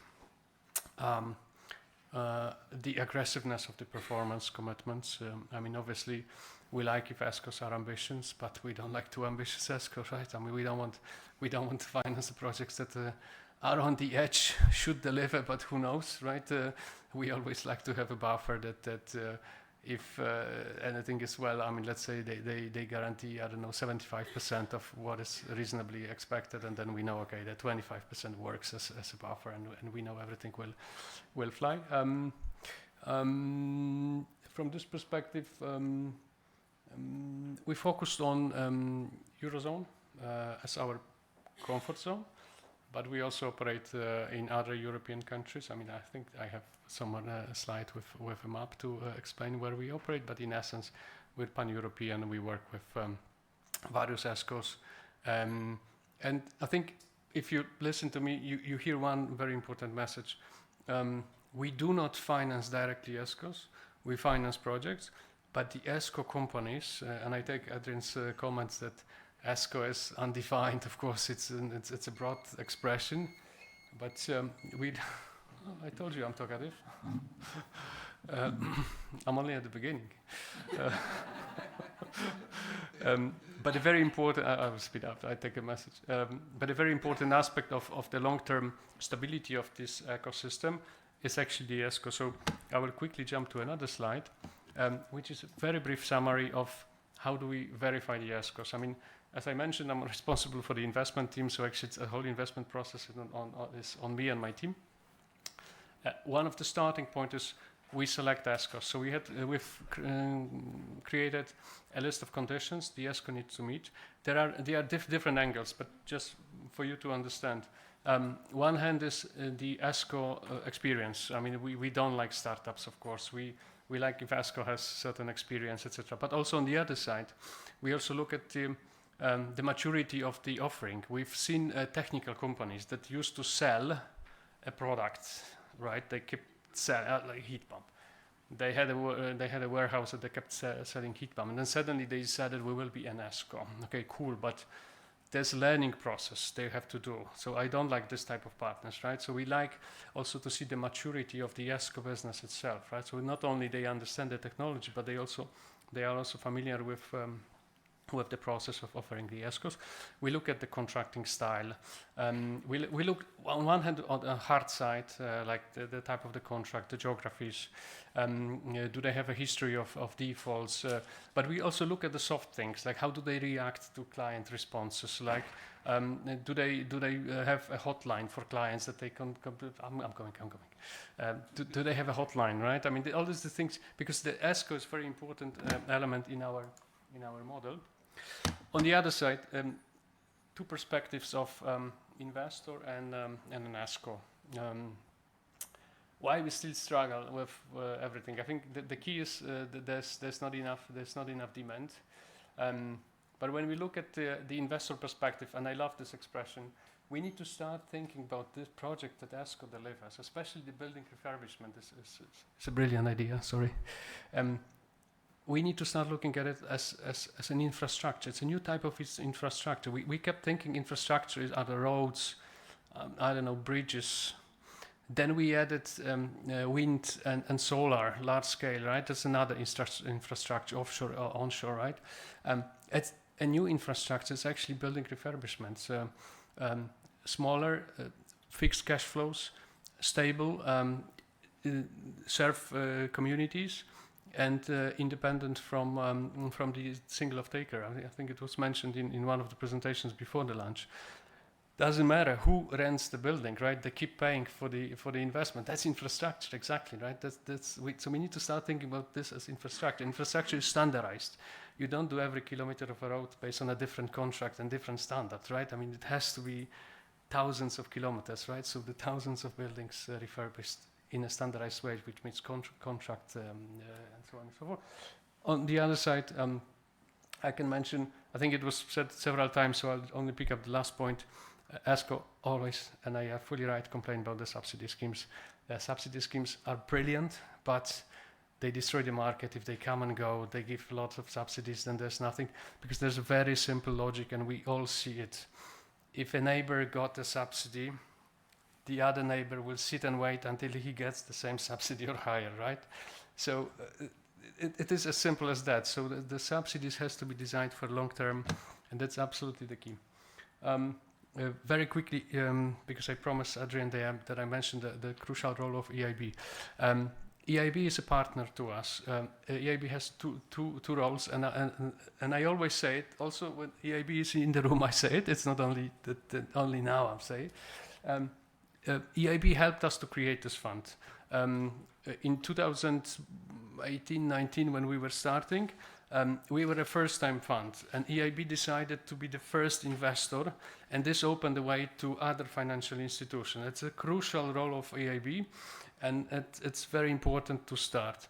But also EIB delivers a very important other aspect that is even more important. That's the public credit guarantee, which means for the losses that we might incur on the portfolios we finance, EIB takes the hit, right? It's a very important aspect for our fundraising. As I say, in this room we gather people that fully understand the topic, but most of the time I'm actually speaking to investors that I have to convince, and this is actually a very important aspect that helps us to create an interest, because obviously with the guarantee, they can assign an investment grade rating to this type of debt, which is obviously a valuable asset.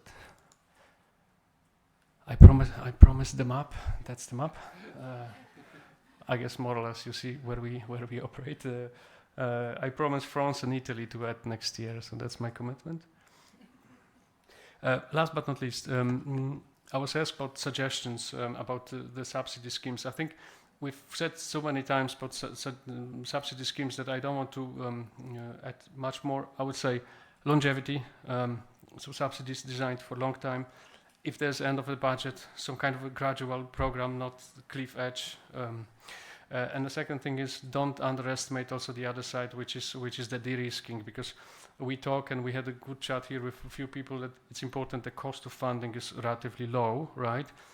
Relatively low means we need to de-risk this investment, and that's the public guarantee which we are also enjoying, right? So that's de-risking is another aspect, because if we make it cheaper, then we can get the scale and make it rolling. Thank you. Thanks, Slavomir. Not exactly on time, but really super interesting. So I didn't really want to cut you.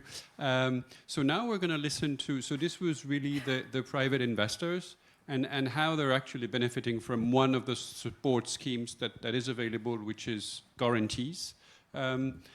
But this is done at EIB level, so at the European level. Now we're going to hear a bit from Agne how it works when we're talking about this EU funds managed in a decentralized manner, so across the EU, and how this works, what are the possibilities, and yeah, the floor is yours. I'll put the beeper. Thank you again. very much, Adrien. I hope you don't show me the clock.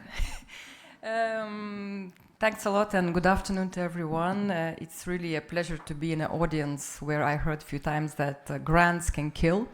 That's really a pleasure to my ears because they can indeed. But I'm here to speak a little bit about how the public funds can be invested differently. And I think we can all agree that some facts, some numbers are evident and we cannot really ignore them. I'm speaking about the funding gaps, market gaps in energy efficiency, in particular in building sector, which still accounts for a very big share of emissions and consumption as such. Energy prices remain volatile, which, motivates us to reduce consumption. And public budgets, especially in regions, in EU regions, remains very limited and may be even more constrained when we speak about different new policy priorities emerging, like defense was mentioned a few times, innovation and digitalization and other aspects. So I think we agree all, I hope, that we arrive to the point where we really need to find ways how to mobilize private capital. It sounds very attractive, good on paper, however not so easy to do. And here I'm representing cohesion funds, as Adrian said, and cohesion funds, for those who don't know, represents around 1/3 of the EU budget. And that's basically the funds that are going to for the convergence, economic convergence for the EU regions and cities.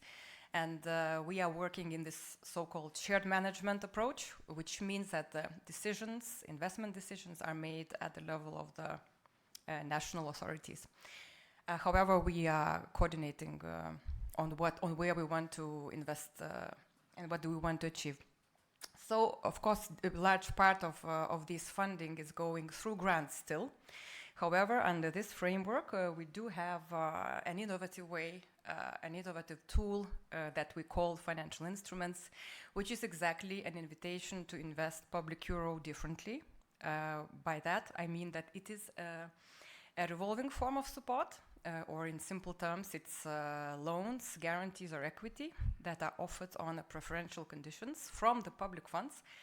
Of course, we are targeting the market segments that are not commercially served due to various market inefficiencies or market failures. We are aiming at projects that has revenue generation potential as well as cost saving potential. So here energy efficiency fits very well. An interesting point is that even though I said that grants can kill, but depends how you design the investment. Grants could only be combined with financial instruments in one pot and bring some added value, which I'll show you a bit later. And of course, the other aim of this type of investments is de-risking, as was mentioned here as well today. And that's where the private capital comes in if we manage to establish attractive public financial instruments. So I move forward because the question is whether we should be investing in EPC market, because that's a commercial market And of course, from the public funds perspective, this could not be, aim could not be to invest to increase the profits of ESCO companies. But we are aiming at, of course, we are aiming at increasing the value of investments, of public investments, especially for energy efficiency. And of course, the value added is in the investments that are made through EPC contracts in such cases, which helps to reach our key objective, which is the addressing the gap in energy efficiency part of the market. I'm not going to talk about what are the benefits for the public sector from the EPC style models. I think everyone here knows, so I'm not going to stop here. But just to mention that ESCO funding is not a policy objective per se. Usually, rarely in some countries there might be if there's a political will to do that. But normally, we are very much focusing on reaching energy savings in various parts of the market, be it buildings, businesses, or other infrastructure. So also a point to make is that, as we heard today, there's a lot of standardization initiatives being done already, which is amazing. However, I don't think we still have a, how to say, a one-size-fits-all approach. And that's why maybe it sometimes is perceived as a complex exercise. So it doesn't fit everywhere. However, still could bring very clear added value. Another point here to make is that I think it's very important that both sides sit together if we want, because we need a business case, not only from the ESCO side, but we also need a business case from the public authority side. So those two needs to really sit together and understand each other. And I think that's how the business case could be born. Speaking of the types of financial instruments, the choice of financial instruments depends on multiple factors. Of course, one of the first ones is the market gap. You need to really know what do you want to achieve. Which exact part of market are you going to? What are your target groups? What is your potential pipeline of the projects? Then you also need to look at the market side, be it ESCO needs for financing, or be it the potential of the financial intermediaries that could potentially come and invest together with you. So without all this, basically, to start a financial instruments from public funds is impossible. So you really need to do it much upfront, this market testing and market analysis, so your instrument as such is realistic and actually aligned as much as to the market situation as possible. Because here we are speaking not about grants. We are involving financial sector. So we really need to be aware of each other's needs and expectations. Speaking of what we could offer under cohesion policy funds, and here are the well-known financial products, though, of course, as we are investing public money, we can offer a preferential product. So the most popular one is, of course, soft loans, or like loans that could offer long payback periods. We can offer better interest rates, or, of course, the grace periods for implementation. And I think this is clearly and perfectly could be aligned with the EPC contract's duration, because normally the classical work contracts for energy efficiency could last up to 20 years. So I think this is also an attractive product for an EPC providers. Another one, of course, is guarantees, which was mentioned many times today. And here we speak about,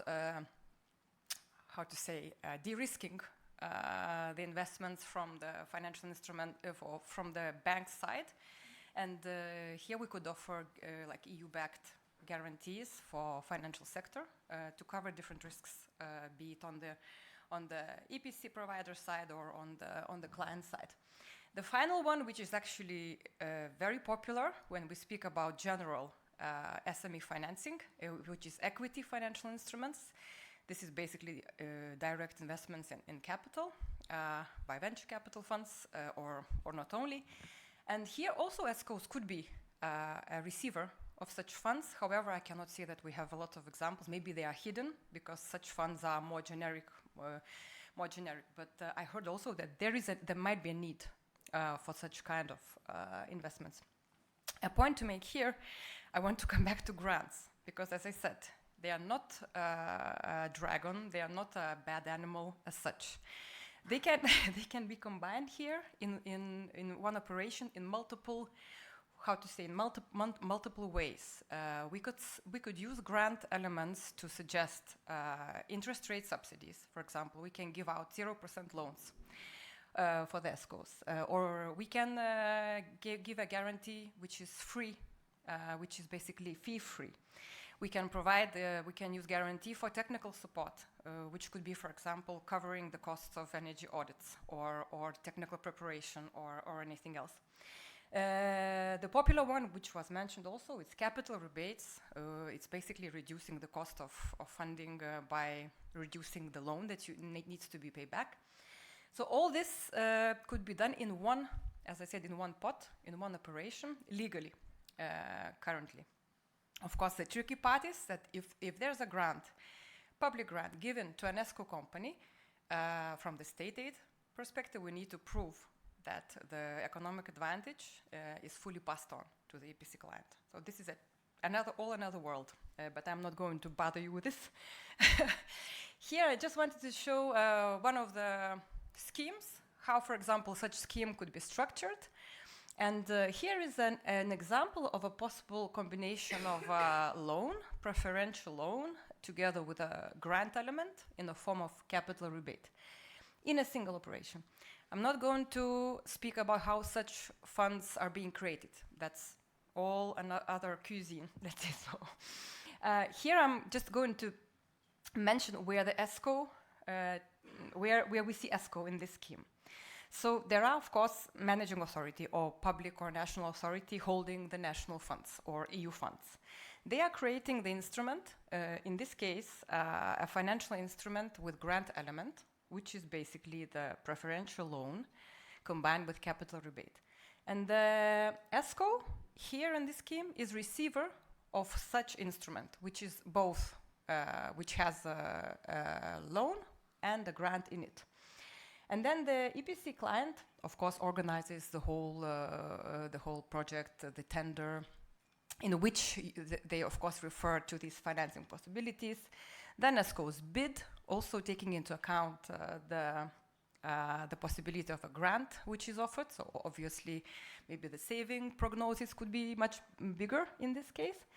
And another point to mention is when the capital rebate is triggered. So basically, it's conditional to energy savings. So when the project is done and we have the commissioning of the project, then part of the loan could be written off by the financial intermediary or the bank, which is actually a super popular model which works already for more than 20 years in many countries, but not for specifically for EPC, but for classical energy efficiency projects like renovation, deep renovation projects like works contracts. And this is very much liked by financial intermediaries as well. Another scheme I wanted to show you, an alternative, which is actually could look more complicated on paper, but that's actually what was implemented in real life in Italy, in Marche region, in the previous programming period. And the key difference here is that loan was combined here with a grant in two different streams. So basically, of course, the whole project targeted the EPC contracts in the health sector. So there was a bundling of few health sector buildings. And in this case, they created a fund which provided loans, 0% loans for ESCOs, basically to finance part of the CapEx. Oh no, almost there. And then, yes, okay. And then the grant part went directly to the EPC client. So basically, who later transferred this grant for the EPC, for the ESCO company. Of course, this is much more complex in the sense that you need to find the, how to say, to synchronize the flows of the money, to synchronize tender with a grant call. ESCO needs to secure bridge financing in this case, because grant can only be given after you provide the invoice. So all these tricky parts, of course, was super super complex, but I'm happy to hear Italians saying that this was an adventure. So this is still seen as from a positive side, but this was something like which has already been done before. As I'm speaking about adventures, and this brings me to my last slide, which is challenges. And because we keep hearing often that, you know, there's lack of funding, but I think we have quite a few examples where even our managing authorities, they try to put financial instruments for EPC type of contracts, but either ESCO market was not there, or there was issues with other aspects in the whole picture. So I just tried to list like many other aspects that are important for this to work, because of course we have regulatory constraints, procurement issues, state aid issues. We do have still to understand where is this business case between public and private, and both sides, as I mentioned earlier, needs to clearly understand, because usually public authorities want biggest savings with the cheapest price and for the lowest price possible, which is already a clash. So I think education is needed on both sides. Market maturity. So even though we have legal possibilities here, the uptake, sadly, is not there. But uptake, we have quite a good uptake of classical energy efficiency projects, like deep renovations, multi-family buildings, and etc. So I think everything starts with a good example. So we really need a good pilot. As someone said, that if a neighbor did it, probably I would also like to do it. So speaking of project pipeline and scale, this was also mentioned that we need bigger bundling of projects, and for this you also need capacity on public sector side, because there are cases where, for example, just the capacity to manage real estate, public real estate, is missing in the country. So simple problems like that. And I put the last point for funding, and as I started with that, I will finish with that. Grants are still there, plain grants, and it's a paradox, because I think we are talking about ESCOs and about attracting private capital for more than 10 years. We are putting effort. There are good examples there, but there's no scale. So question is, I don't know, either we need to be harsh and just say there will be no grants for energy efficiency, but probably politically it's not correct. As sometimes my colleagues said that, grants means votes. So I think we need to change that. So I will stop here, because clock is already finished. And thank you very much. Here I put some links for you for some publications we did where you could find more information.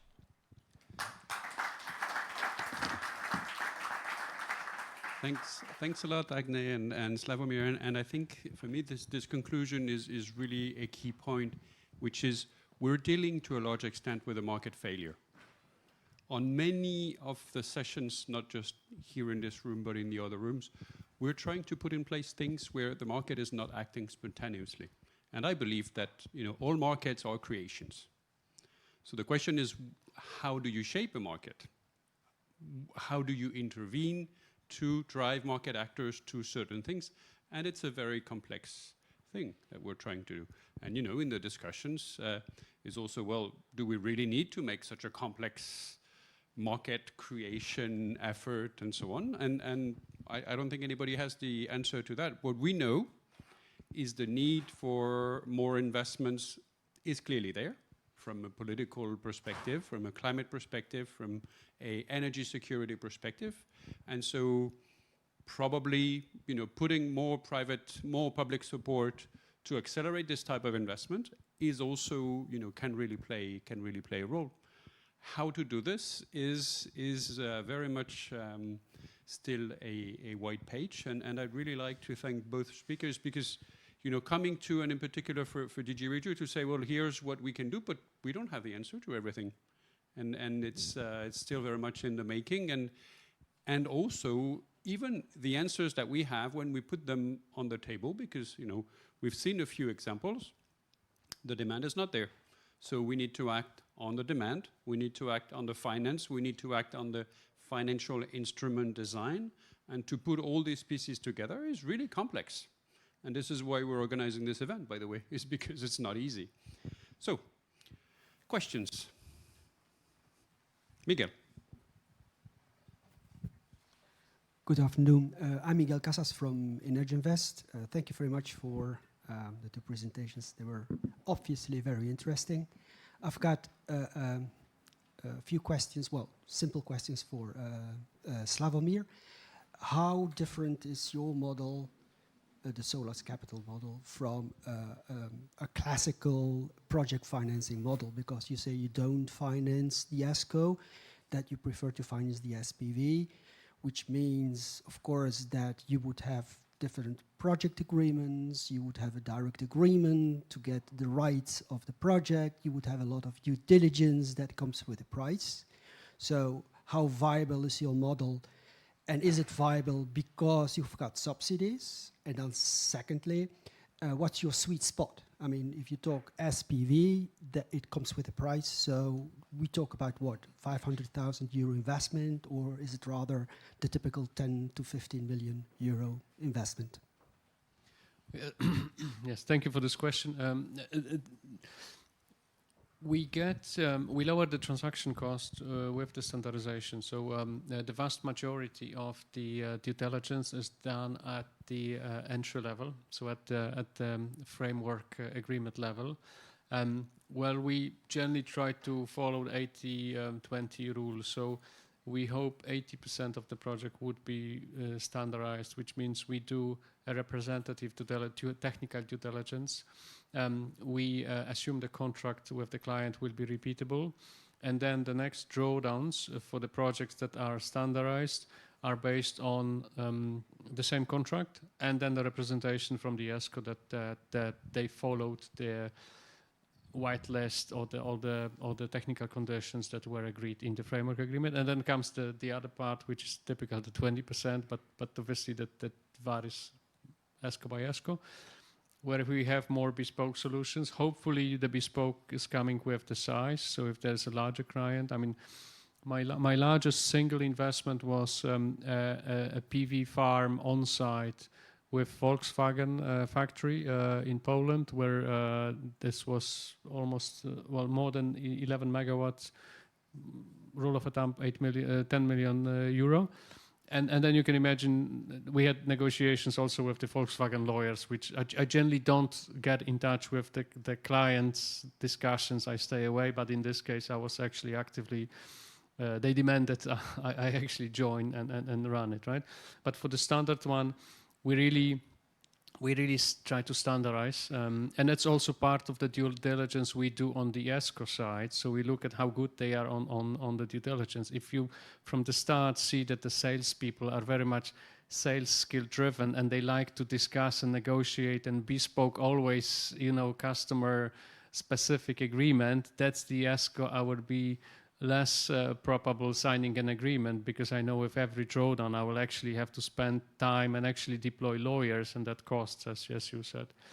So the standardization and the lower the model viability is coming with our approach. It's not exactly connected with the subsidy itself, right? So that's. Now, when you ask about the SPV, yes, there are costs. We try to keep them low.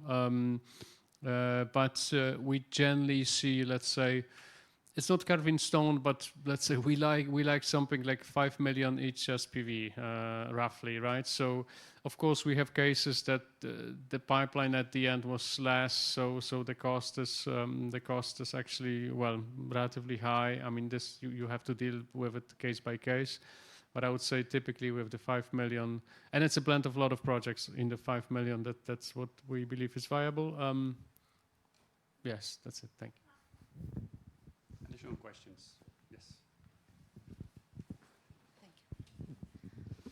Thank you very much. Both sides were very, very interesting to see. Actually, I have a question for Agne regarding the mobilization of this blending of financing at member state level. I'm happy that the Italians did it. Perhaps also Poland. I saw in your last slide in the references, they're trying to.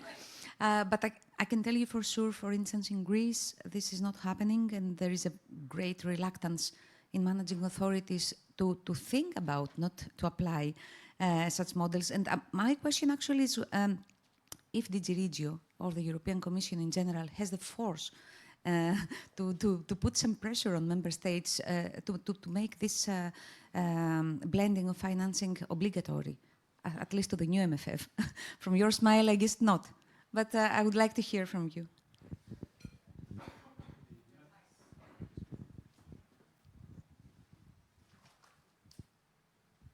Thank you for your question. I could answer from my side as a person, so I would say I would love to. But from the Commission side, of course, we cannot, as we're working with a shared management, so we cannot impose anything on the capitals or on the regional authorities. We can only inspire them or motivate them enough to do that. But I think a big part of work needs to be done also locally. Because I worked before for more than 10 years in Lithuania in a managing authority, building these instruments back in 2009. So I know the struggle very well, and sometimes it takes 3 years to convince a politician. So all I'm saying is that we don't need only the push from the Commission, because I think it's there. We are talking about mobilization of private capital. So there's no other way of how to do it with grants only. I think we need to start, we need to find people who are believers in the regions as well, and that could really push for that, because I don't think that there's any other choice. I mean, as I said, in Lithuania we did it sometimes in a bit of a harsh way by saying that, look, from tomorrow grants are over, we will do 50-50, for example. So this was a harsh way of doing things, but I mean, I think people are smart these days, they listen. So yeah, unfortunately we don't have that force to impose anything, but I hope that co-creation could happen in this field. Yeah, and indeed, just to mention also on Agnes' slides was the link to the FICOMPAS platform, where there's really a lot of, and the examples that were shown, I mean, they are detailed in a specific paper. So, you know, if you're talking with managing authorities and they don't know how to do this, all the material is there. It's really about also getting the political support, which is very difficult. More questions, Eric. Question, no statement. Question. Definitely a question. No, definitely a question. About consistency of funding, letting alone if it's an interest reduction or it's a grant and it comes before or after the investment or whatever we call it. That's not really the problem in practice. The problem is that there is lack of demand, you build demand up. There is a lack of capacity, you build the capacity up. But by the time one has been created, the other collapses. There is no funding, now we have demand. Or now there is supply, but etc. And that is creating the problem. And in your slides, I have not seen how you're addressing a gradual, consistent funding form which we can rely upon for 5 years, for 10 years, especially for the housing sector, because it moves so slowly, it makes decisions very slowly, so it cannot act upon yearly or biannual or even triannual ups and downs. It needs long-term to build capacity, to be able to do things effectively and cheaply, because it's a very big sector, a lot of money involved. We need to do it very cheap and effective. And currently, nothing that has been happening in programs so far have made it possible as supplier fund services to do it effective and cheaply. That's, yeah. Well, been in the situation where, you know, the constructors were knocking on our doors, saying like, listen, we have a lot of projects we want to build, where are our funding? We've been there. I've been there from, and as I said in my previous life. I think this is again very much at the level of the member states themselves, at the authorities, because the EU funding is programmed for 7 years. That's pretty long. So it's not a very short-term funding. Another point with financial instruments, money comes back. So reflows is already something that capitals can reinvest and plan. Then you have private funds that are joining to finance your projects. So I think the coordination has to be, I mean, you are very right, because if you just think about funding and you're not thinking about pipeline, you can lose already, or the opposite. So I had that problem myself, and it was an issue because we somehow missed, you know, the coordination of, we invited so many projects to apply, then we got the projects and we were stuck because we needed to adapt some documents because it was required by the EU, which took forever. And of course, the market is not waiting. But we're doing, at least in my unit in the region, we are trying to make regulation as flexible as possible, in a sense that, for example, such instruments, they should not go back. Like if you need to change something, if you need to change the product, if you need to move from loans to guarantees, for example, you should not go back to rewrite your market analysis or something like that. Because this was also the case. It's also very much learning by doing throughout because we're in this since 2004. So we were evolving. I think we are very open, at least, again, speaking about my unit in the region, we are very open in listening to practitioners. We work a lot with practitioners, so Eva is here, she can confirm. We're listening about where the problems lies. But I think the coordination needs to happen in the governments as well. Because in the end, they are the ones who are coordinating, who are building the demand, and who has the funds. Just from the EU side, as I said, funds are committed for 7 years. And for financial instruments, it could be prolonged. It could be continued. So, I mean, we have member states, for example, where they are building the continuation of the instruments just from the reflows. So they are not even taking EU money anymore. And that's, I think, the ultimate goal of such kind of public funding, that the wheel is rolling without even EU or public funds getting involved. So I think this is the ultimate goal of such kind of schemes. More questions? I see Valérie here. Thank you, Adrien. Valérie Plenmaison from Energy Efficiency for Europe, representing ESCOs, operational ESCOs. Do you see public procurement rules as sometimes a hurdle? Yes. Okay.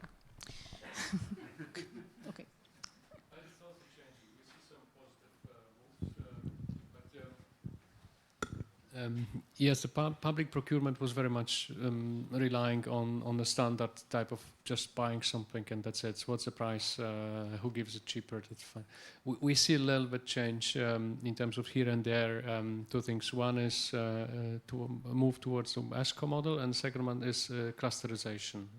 So instead of one school, we see the clusters of schools in a standardized ESCO model, for example. That's a positive thing. Maybe I can add on this that it is still quite complex for public authorities or condominiums or anybody to procure an energy performance contract or an ESCO contract. And this is why also from the European Commission, we're pushing also to have one-stop shops that help develop this type of contracts or other types of contracts. But to think that people are going to procure spontaneously energy performance contract is usually a good start of a failure. Just an example from Marche in Italy, what they really succeeded in actually mobilizing the capacity in building the tender and documentation, and they used other EU funds, intelligent energy, which I don't remember. But the idea is that they work together with a local energy agency, with a university, with a ministry. So there were like multiple actors involved on this particular work stream, which helped a lot for them to standardize. They had the templates prepared for evaluating, for due diligence, for evaluating the feasibility, and which helped a lot themselves. This is a good, I think a good example of how. Yeah, so I think. And I think this also assistance continues under life or on the horizon. I don't know, like you can get that. Yeah, absolutely. Yeah. We have project development assistance. By the way, our latest call for proposals is open and is closing on the 16th of September. And ELENA funding is also doing the same. so to support the project development. We have one more question here. Thank you. Alexis Hadjibiros from the small island of Samso in Denmark. If I allow a small statement about the grants, because every single investment requires a preparation phase, and this is very often paid by a grant because the investor or the developer did not want to go there. We need a grant to de-risk. Even unstable or not very stable regulation can be a risk. People can be a risk. A building with one owner is low risk. A building with 500 owners is high risk. So the only way to get there and to make to prepare the investment is to have a grant. I think there's no disagreement in that. If I may, the question is about the financial sector. 10 years ago, energy efficiency in street lighting, for example, was considered a risk. Banks didn't know a lot about it. Now they do. But if the investment is slightly more complex, then the answer is not no, it's sometimes what? So my question is, if you are confident or optimistic that the financial sector is up to the task when we talk about clean energy transition and the EU targets. Thank you. Maybe I can start and so Amir can continue. I can say again an example from my previous life in Lithuania, where when we started to sell this financial instrument for energy renovations in multi-apartment buildings back in 2009, nobody believed us. They said, like, are you crazy? Like, how the elderly living there, poor people will pay back the loans? It will be like high defaults and stuff like that. So it took us really, literally 3.5 years to convince our local banks, and even not only local, even the very conservative Swedish banks, to get in the game. First, they got in the game just as on lenders. They did not chip in with their own funds. Later, when we need to give data.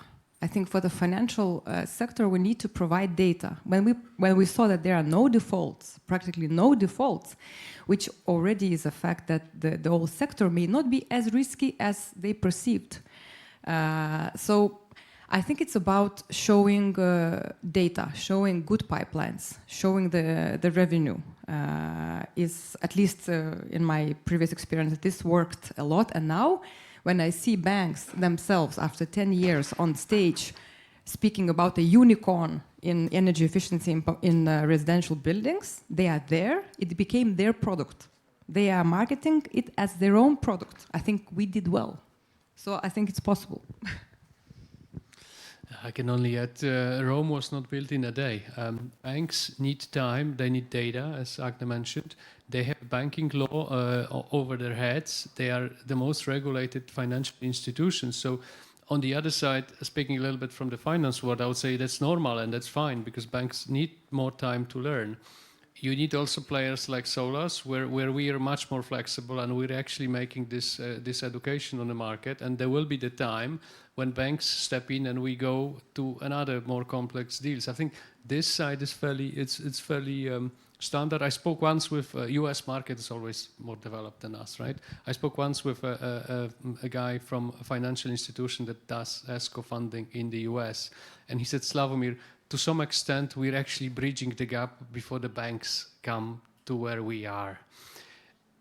And I take it takes probably 10 years. It's a fair estimation, but that's more or less how it looks like. Just forgot to add one point. I think when we speak with the banks from public sector, you need to look at everything from the cost side, because any requirement you want to impose on the bank, reporting, irregularities, anything that comes from the public side is a cost for them. We had a bank who backed out just because they needed to adapt their IT system to a requirement we imposed on them. So just as simple as that, because it was too costly. So I think we need to, also public authorities need to start to think differently and know who they are partnering with. And maybe to add on this is very much what the Energy Efficiency Financing Coalition has been set up for. And what we're doing is we're also setting up national hubs in the different countries to have this dialogue between governments, between financial institutions, but also private sector, homeowners associations, and so on, to discuss and to see what financial instruments can be put in place to have more effective leveraging of private finance, because ultimately that's what we want to do. Okay, do we have one more last question? If not, then I suggest we close here. Can we have a last round of applause for our two speakers, please?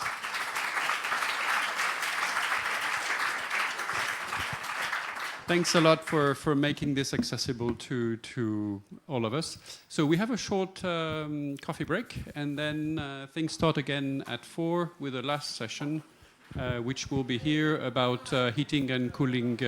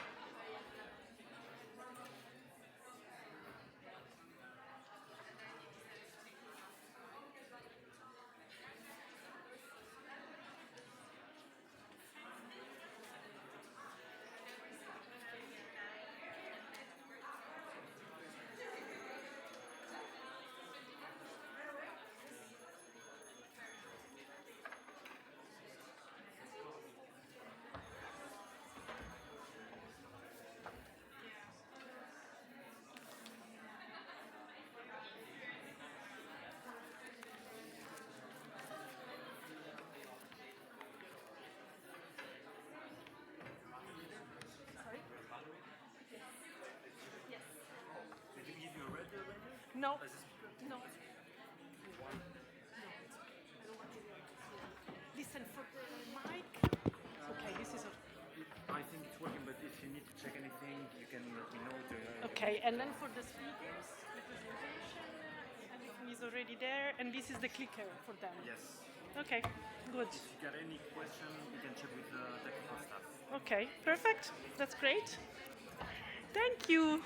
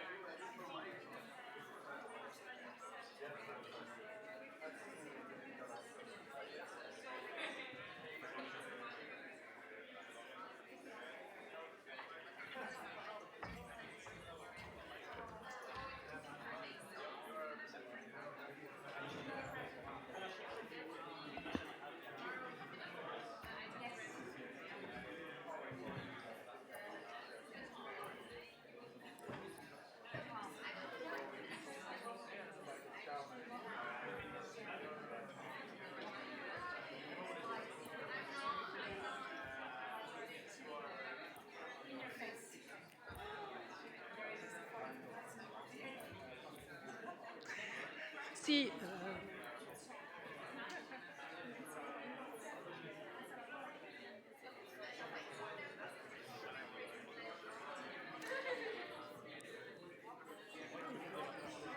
Good afternoon, everybody. can we slowly come into the room for those interested?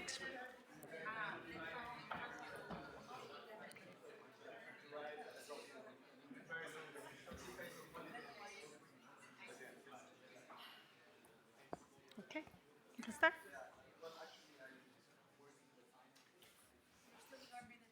Yes. Okay, good afternoon, everybody. My name is Elisa Martellucci. I'm a project advisor at CINEA in the Clean Energy Transition and Climate Unit. As you might know, CINEA manages a wide range of projects and programs which aim to boost green growth and support clean industry. For those that were in this very same room earlier, for this session we will continue talking about cities, but from the different angle.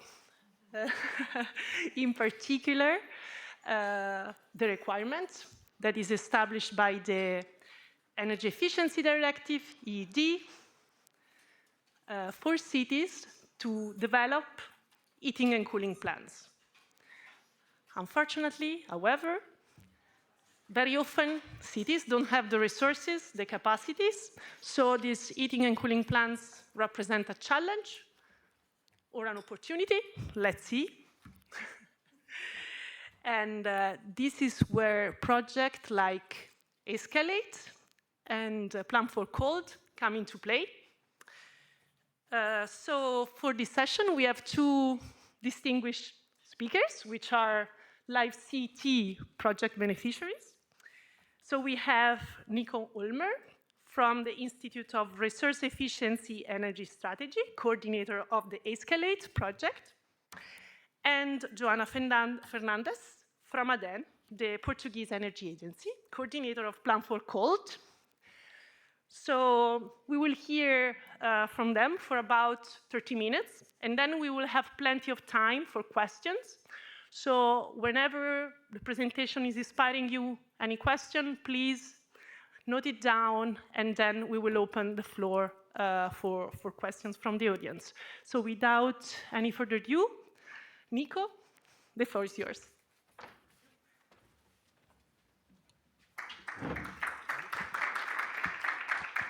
All right, thank you, and welcome to all of you. I see some familiar faces, and I'm not sure if it's me, but it's quite cold in here, hence I'm wearing this jacket. So, welcome to all of you. My name is Nico. I'm coordinating the Escalate project with my colleague Catrice Christ, who is not here today, but we are together coordinating the project. So, just quickly, who am I, who is talking here? We're from IRIS, like Elisa was saying. We are a research institute since 20 years. We have 16 employees in the south of Germany, and our customers are different ministries, obviously the European Commission. And we have 3 business units, just quickly. I am working in the energy transition and society, and we also have sustainable buildings and energy infrastructures. So, the Escalate project started in September 2024, and it's going to last until August 2027. We just handed in our interim report just in time. Obviously a live project, and our goal is to support local authorities, especially with the Energy Efficiency Directive recast, Article 25.6. So we are integrating regional energy agencies as multipliers in the project. What we are going to create is a template, guidelines, and a video training. All of this together is then the online training program. And we have 6 partner countries or local partners in this project. And we aim to create 12 heating and cooling plans in Escalate. And policy support is happening in 8 countries, so the 6 countries plus Austria and Germany. Now, I assume you are familiar with the EED recast, so just quickly, as you know, cities with more than 45,000 inhabitants are obliged to have the local heating and cooling plans. But there is no methodology, there's no template so far. I mean, the proposal was written in 2023, so I think there was some things happening in the meantime. But as you know, planning for heating and cooling is quite complex, and the reality is that most authorities are not ready, especially the small and medium-sized ones often lack the technical, financial, and or human resources. Also a big issue is data availability, is a huge issue, and without support it might be difficult for most of them to actually have their heating and cooling plan finished in time. So what we did in the beginning of the project was a so-called capacity gap assessment. We were handing out a survey to 18 countries. We had responses from 161 people. One question was, have you been involved in creating a heating and cooling plan? The majority was not, almost 75%. And another question was, will you create a heating and cooling plan by yourself or going to outsource? And as you can see, most of the people will do it themselves, or plan to do it themselves. Some plan to have a heating and cooling planning firm, energy agency, and others were universities or independent planners. So this is just two of the questions. So there's a whole document on this if you're interested, which is quite interesting. So in short, what are we doing in Escalate? On the left side, you have a city with no heating and cooling plan. On the right side, you have a city with an implemented heating and cooling plan, and Escalate is in the middle. So we try to support the municipalities in creating a heating and cooling plan so that they can then implement the plan over the next couple of years. And how are we doing this? We have an Escalate platform hosted on Energy Cities. And like I said, we have this video training, a template, and the guideline that I'm talking about in a second. Now, here are the cities and the country. So we have Greece, Croatia, Poland, Slovenia, Italy, and France, each with 2 municipalities where we try to implement the heating and cooling plans. The material is going to be available, or is available in English starting next week. We're going to launch it on the platform. And then it is translated into German, French, Italian, Slovenian, Croatian, Greek, Polish, and Spanish. And I can tell you, translating, this was quite a hassle, but I think it's worth it. It's always easier if people have it in their own language compared to English. Now, here just to zoom in to the countries so you get a feeling. We are based in Central Europe plus Greece, I would say. When Joanna is talking, you'll see the countries are a bit different. So our focus is more on heating and less on cooling, even though it's also a part in the heating and cooling plans. Okay, our partners, I'm not going to go through all of them, just to give you a feeling who's in there. Some of them, I would assume, you are familiar with them. Energy Cities, Regia, maybe Revolve, IECP, and ourselves from IRIS. Okay, the timeline, I talked quickly about the capacity gap assessment that we did in the first year. We had then developed the methodology. I'd also like to highlight here, this is not just theory. This is based on experts who actually did some of those heating and cooling plans, especially for German cities. So it's based on practical inputs from those experts. In year 2, where we are currently, we have collected feedback to the online training, to the template and the guideline, and we are also busy with the public outreach once the heating and cooling plan training has been launched. And year 3 is going to be about the replication and external capacity building. We want to complete the heating and cooling plans with the cities.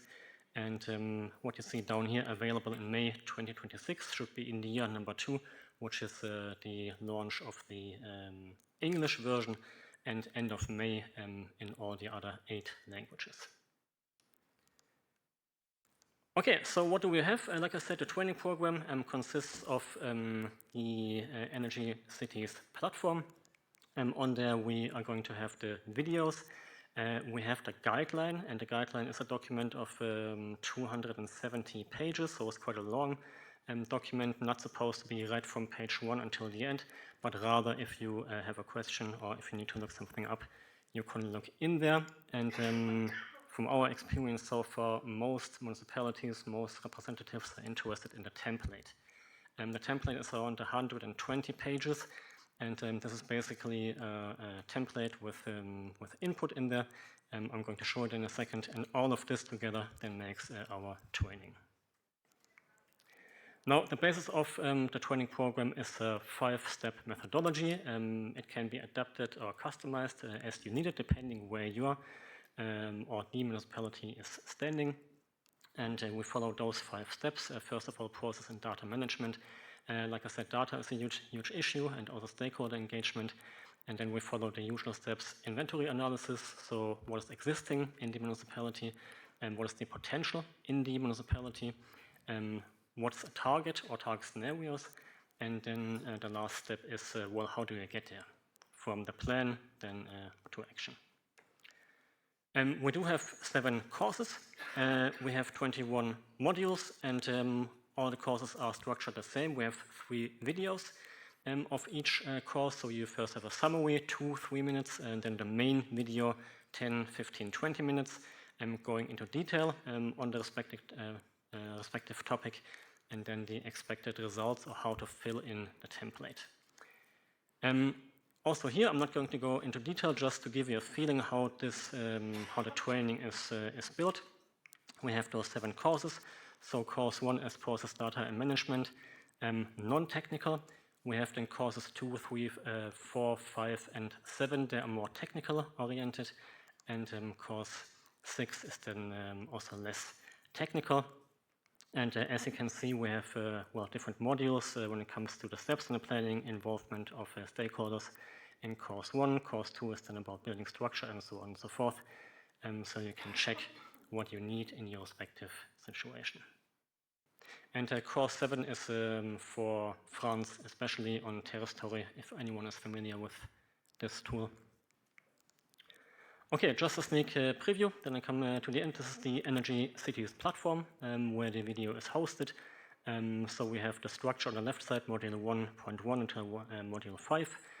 On the right side, you see a screenshot of the video training. So it's basically like, well, like a usual YouTube video with a speaker on the bottom right, and then they guide you through the respective module. And the videos are also available in all the 9 languages. So it's always funny to see a colleague speaking another language thanks to AI, but it's quite nice to have it in all the countries and the languages. Okay, the template, also to just give you a feeling, is also a deliverable we're going to submit. We have always the introduction, of course, the aim of a heating and cooling plan, and then we go into the 5 steps. Just as an example here, if we go to the process of heating and cooling plan, we always give a short introduction. We give the link to the video. We have a short guidance to each chapter, what is supposed to be in there.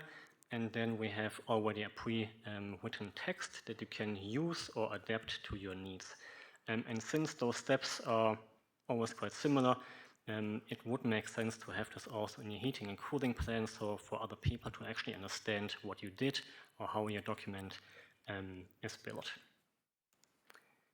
And my last slide, the guidelines, quite similar from the structure. We explain shortly the escalate approach, the process, also short introduction to heating and cooling planning. And if we here have a look at the process and data management, you also find always the same. It's like a summary of the content of this respective chapter, and what's the aim of the chapter, what's the content, what's the basic process, and so on. And this helps you to then fill in the template. Okay, if you want to learn more about the project, feel free to scan the QR code here or visit escalate-project.eu. Or of course, you can also write me an email, n.ulmer@iris.de. And of course, I'm also here later in case of any questions. And with this, I think I'm in time, and say thank you for your attention and give the word to Joanna. Thank you.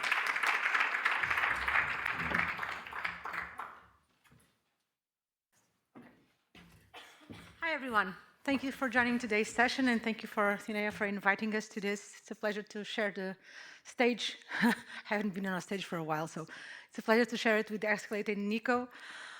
Well, 3 years ago, exactly April, I was at a webinar. I think it was CHI's webinar, and they were presenting the new EED and what was expected. And I think it was about the first time I heard about local heating and cooling plants, and that municipalities would be obliged to do that. Later that night, I was standing in bed, and I was wondering, how the hell are Portuguese municipalities to do this? I mean, local heating and cooling plants, we never heard of that. So it's something that is unimaginable from my point of view. So I stood up. My husband was like, what are you doing? I need to write a proposal. We are doing something.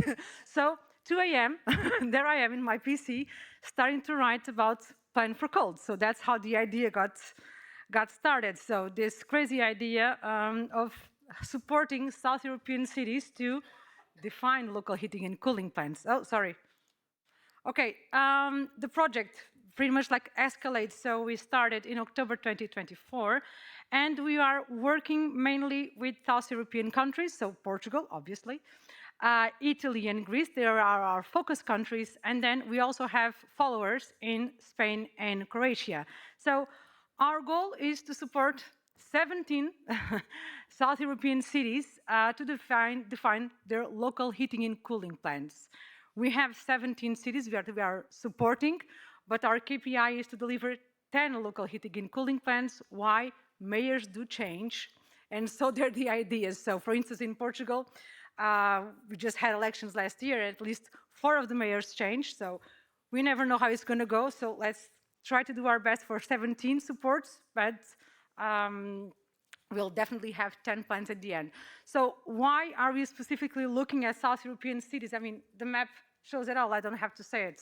For us, cooling is the big topic. I mean, we do have heating needs, of course, from roughly December to February, more or less. A bit different, of course, in the north, but our main, our critical, and it's becoming more and more throughout Central Europe as well, are cooling needs, rising temperatures. I mean, you've all heard the last report from Copernicus, how many heat waves have we had? We just had one 2 weeks ago in Portugal. There was 30 degrees in April. Everyone was at the beach. So definitely we need to think about this in a very structured way, how to address this. So definitely local heating and cooling plants are an opportunity. So South European cities have way different challenges than Central European cities. So for us, we don't have any district heating and cooling systems. That's not within our system. For each, in Portugal, we have one. Probably most of you that have been in Lisbon would know where the expo took place in '98. So that's where we have one district heating and cooling network. But apart from that, we have decentralized systems at the building level, the best. At the dwelling level, that's the reality. So it's very difficult to properly address this and to have a combined effort to tell citizens and consumers what they should buy and how they should replace their heating and cooling systems. So the technology, it's obsolete. We know we have an average around 15 years old for existing boilers and existing heaters. Our building stock, of course, most of it was built before we had any regulations, before the EPBD was in place, so definitely inefficient building stock, so a lot to do that. And we have already discussed this throughout today, limited capacity. If you go to, especially to smaller municipalities, there's no capacity, technical resources, financial resources to prepare local heating and cooling plants. So what we want is to support cities to move towards resilience, independent, and decarbonized cities. So definitely, it's an opportunity to move beyond siloed actions, so integrated citywide approach. We want to align urban planning with public health and development goals and engage citizens and stakeholders. It's essential to rise up privates and bring them to the discussion and listen a lot. So this is what we're proposing to do, to define sustainable local heating and cooling plans. So it's a bit wider than what we have in the EED. We are looking towards also addressing heating and cooling and guaranteeing that the first step is to avoid or support our cities to not to keep the warm in our cities. We can't collect and maintain warm. We have to be able to reflect and avoid heat islands effect. So our first vision is towards the territory and making sure that we have a say also at the urban planning level. So of course, the plan should be led by the municipality, should have a vision. There's not exactly a timeline in the EED, but we are aiming for 2040. That's the timeline for our plans. And of course, very action-oriented with a set of actions and involving the key stakeholders in the discussion. So our integrated approach is looking at the urban planning. So how can we cool down our cities and guarantee that we avoid urban heat islands effect, and you can have infrastructures, nature-based solutions integrated into existing areas and brought onto the new developments. Of course, address buildings from a passive and from an active perspective, and behavior. Of course, we also need to change our behavior. As you see today, this room is really cold, so definitely this could be a bit warmer, although Christine is in shirts, but still, it's quite cold. But we also need to understand how to behave and how to adapt to the different climates that we have. So how do we work? Very similar to Escalate. I mean, we are not inventing the wheel because that's not the goal. We have defined guidelines. Imagine how many steps in the guidelines. 5, of course. So 5 steps, a bit different than Escalate, but again, a set of pretty defined steps, how to define step by step your local heating and cooling plan. Then we mapped available resources into, I mean, there are so many tools already available, namely from previous EU projects. I mean, Cool Life, heat maps, you name it. There are a lot of tools that are available, that are free, that you can already benefit from training material sessions that were made. So, and definitely what we have been doing also, reaching out to some of these projects, even though some of them have already ended, but asking them for e-full sessions on how to use the tool and how to make it accessible for municipalities to effectively use it in one of the steps. And understanding the existing tools, we also understand what it's missing. So we have developed and are in development process of some additional tools to complement the process. Engage the relevant stakeholders. So every municipality has a local community of practice. Everyone is already talking about this, but this is essential. We're not being able to mobilize private stakeholders if they're not involved from the very beginning. And I think that we do need to listen a lot to what they have to say, to their experience, to their potential, and to their solutions, because there are already solutions in place. We just need to tackle, aggregate, and have an holistic perspective on that. Then, of course, translate those guidelines and those resources into capacity building materials. That's the stage where we are in Plan for Cold. We are starting to develop capacity building sessions with our municipalities and with our regional energy agencies, which are the partners on the field supporting actively the municipalities. And upon these sessions, that will also be open to the private stakeholders, it's municipalities' decision who to invite to the local communities of practice.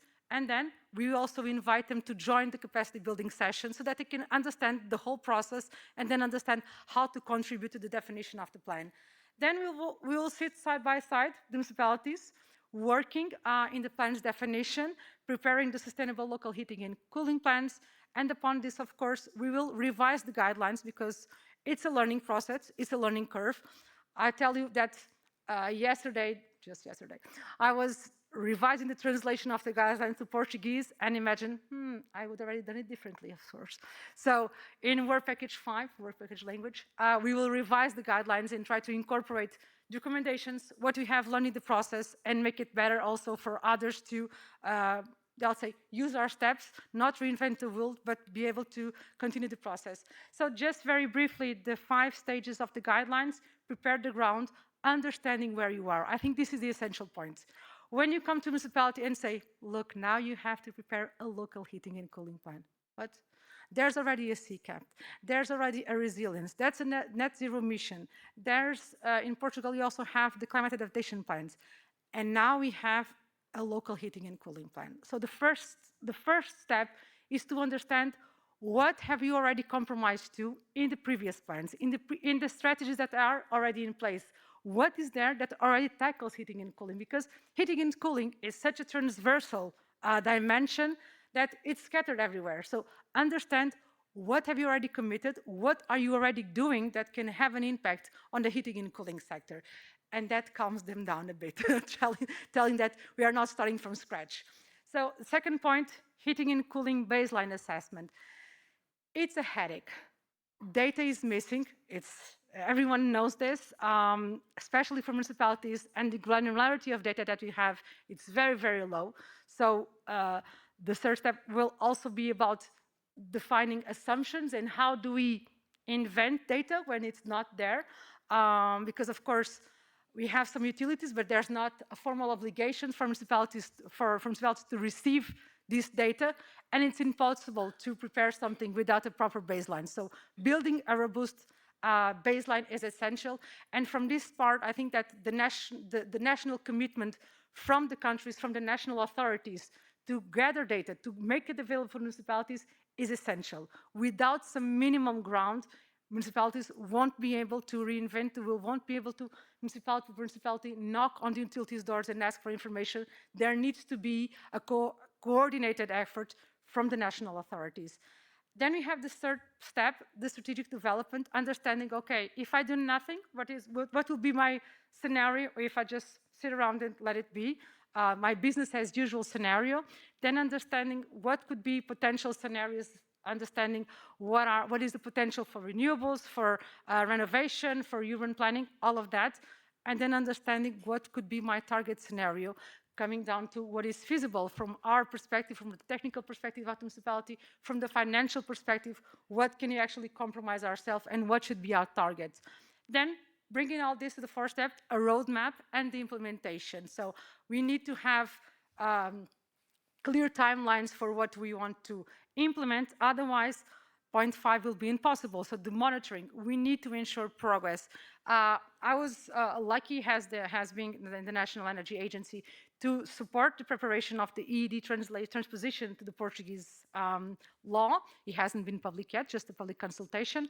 But one of the things that we made it clear that it would be compulsory for municipalities to prepare monitoring reports and submit it to the national authorities to understand, okay, where are they standing in the implementation of the plans, and hopefully how can the national authorities also support and understand what is missing in the implementation, and how can we make a joint effort to make these plans to reality. So the integrated approach, urban scale, so focus on the mitigation of the urban heat effect, building scale, basically reduce our needs for heating and cooling, so insulation, and then of course energy efficiency projects. And behavioral, we need to raise awareness and foster also a shift in user knowledge and support consumers to understanding what can I do. I led a project a few years ago which is called HARP, which was about supporting consumers to replace existing heating appliances, because the fact is that we only replace it when it's broken. And when it's broken, you just want to change it really fast. You're cold, you don't have hot water, everyone's complaining at house. So probably if a boiler has been working for the last 15 years, bring me a boiler because that's been working and that fits my apartment. So this change of mentality, we need to support it. We need to help consumers understand that there are new solutions, renewable-based solutions, more efficient solutions, and that they need to prepare also their house for these new solutions, so behavior change. And then, of course, lead the way, and that's also our understanding that municipalities should lead by doing. So they should also look into the measures that are at their grasp to do, of course, self-governance, looking at their building stock, understanding what they can do to reduce their energy needs for heating and cooling, governing to precision, so supporting measures for consumers, for SMEs, for the industry, for agriculture, to change also their heating needs and heating and cooling. Governing through enabling, of course, provide incentives if possible, tax reductions. It doesn't have only to be financial incentives, but also technical support. Again, we are talking about very much about one-stop shops. This needs to also to be there, make it available for information. And of course, by authority, more regulations, stricter regulations, and try to have this also be a step forward. Our top 5, methodology, toolbox, capacity building, 10 sustainable local heating and cooling plans, and policy recommendations. That's what we aim to achieve by the end of the project. Just a snapshot of what has already been published. You can check it in our webpage, in Climate Alliance's website, and just a quick snapshot of what we have already done with some of the cities, and critical factors, secure political commitment. If the city is not up to it, and for now, the ED hasn't been transposed in several countries, so it's not even an issue, a pressing issue at least at the moment, but you need to convince them that they also support others to do it and to follow. So they need to convince them to be inspirational and to start tackling local heating and cooling plans already.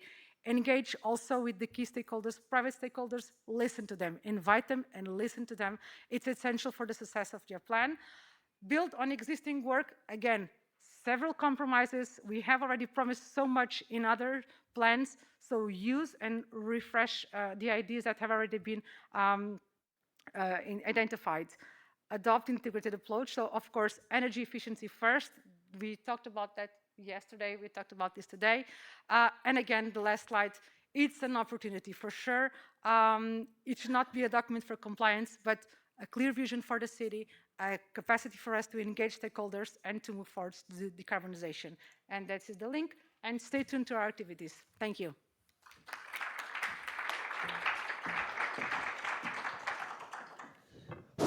Great. Thank you very much. That's really, you manage right on time. And now it's time for questions. Just checking on the room. Great. 2 questions. Someone able to pay attention? Indeed. Yeah, thank you for your presentations. Václav Šebek from 7 Energy Efficiency Center. So are there any results from the heating plans that you have already developed, or are there any instant lessons learned or first lessons learned? I think you both are entitled to answer. Yeah. Does this Who wants work? to go Yes. first? Now, just to say that we have just started the capacity building with municipalities. So we expect to have plans, let's say 1 year from now, hopefully if everything goes well, we'll start to have plans. But now we are in the capacity building stage, so no plans yet. But I'll keep you in touch. Yeah, thanks, Václav. So when talking about Escalate, it's the same for us. We're just starting with the heating and cooling plans. However, coming from Germany, we do have the heating and cooling plans already established. So the deadline is end of June this year for municipalities over 45,000 and under until June 2028. And I would say there are a lot of experiences, and one of them is definitely that data everywhere is an issue. So no matter who you're talking to, it's always the issue, first of all, to the availability. So maybe they exist, but you don't get them because people don't give them to you. They are afraid that, that you might give them to someone else. And stakeholder engagement is also a big issue. That some municipalities think it's a thing you do on the side, but they notice it's not that easy if you don't talk to people and involve them early, like Joanna was just saying. And yeah, and of course you have to have the manpower or the employees. I mean, it's a complex thing. All of the steps, inventory analysis, potential analysis, and you have to have someone who's able to do like GIS or ArcGIS or QGIS, whatever.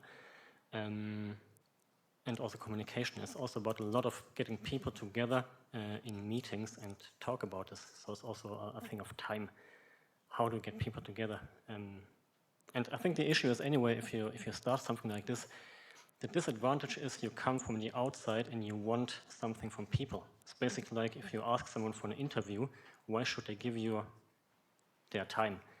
So it's always difficult how to approach people, because there's nothing you can give them, but you want something from them. That's how it feels for them. Thank you. I saw there was, yes. Please state your name and affiliation. Thank you. Sure. Good afternoon. Philippe Dumitriou, Director of FEDEREN, the European Federation of Regions and Energy Agencies. So I was really happy, not surprised, to see so many regional energy agencies across the consortia. They're natural market facilitators, so it's normal for municipalities to reach out to them. My question and comment is the following. First of all, I think my colleague here already asked it. What are the good practices you're looking at? Okay, there are no existing plans, but there must be some approaches that have worked in some countries more than others. So I'm seeing replication initiatives across the slides. What are you looking at specifically? FEDEREN is also part of the Plan for Cold consortium. So another question here is, how are you approaching cooling integration into spatial planning? You said we should not start from zero. Absolutely, of course. There's a project which finished back in January, which is called InPlan, which looked at integrated planning and specifically how to integrate energy into spatial planning. And I have actually a colleague here, Valentina, who developed a whole comprehensive online masterclass on the topic. So very happy to maybe exploit and see how we can use that even further within Plan for Cold and escalate as well. So yeah, what are the good practices you're looking at? Spatial planning, where are we on that front? And last but not least, I'm going to take, since I have the mic, I'm going to take the opportunity of promoting Manage Energy, which is in-depth training for local and regional authorities and energy agencies. It's on one-stop shops, on energy communities as well, but yesterday, or 2 days ago, we launched the masterclass on heating and cooling.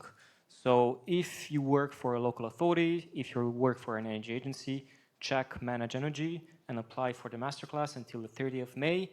And we'd be happy to see how we can exploit and work with Escalate. With Plan for Cold, we already have some contacts established naturally, but see how we can exploit the learnings from your own capacity building program. Good.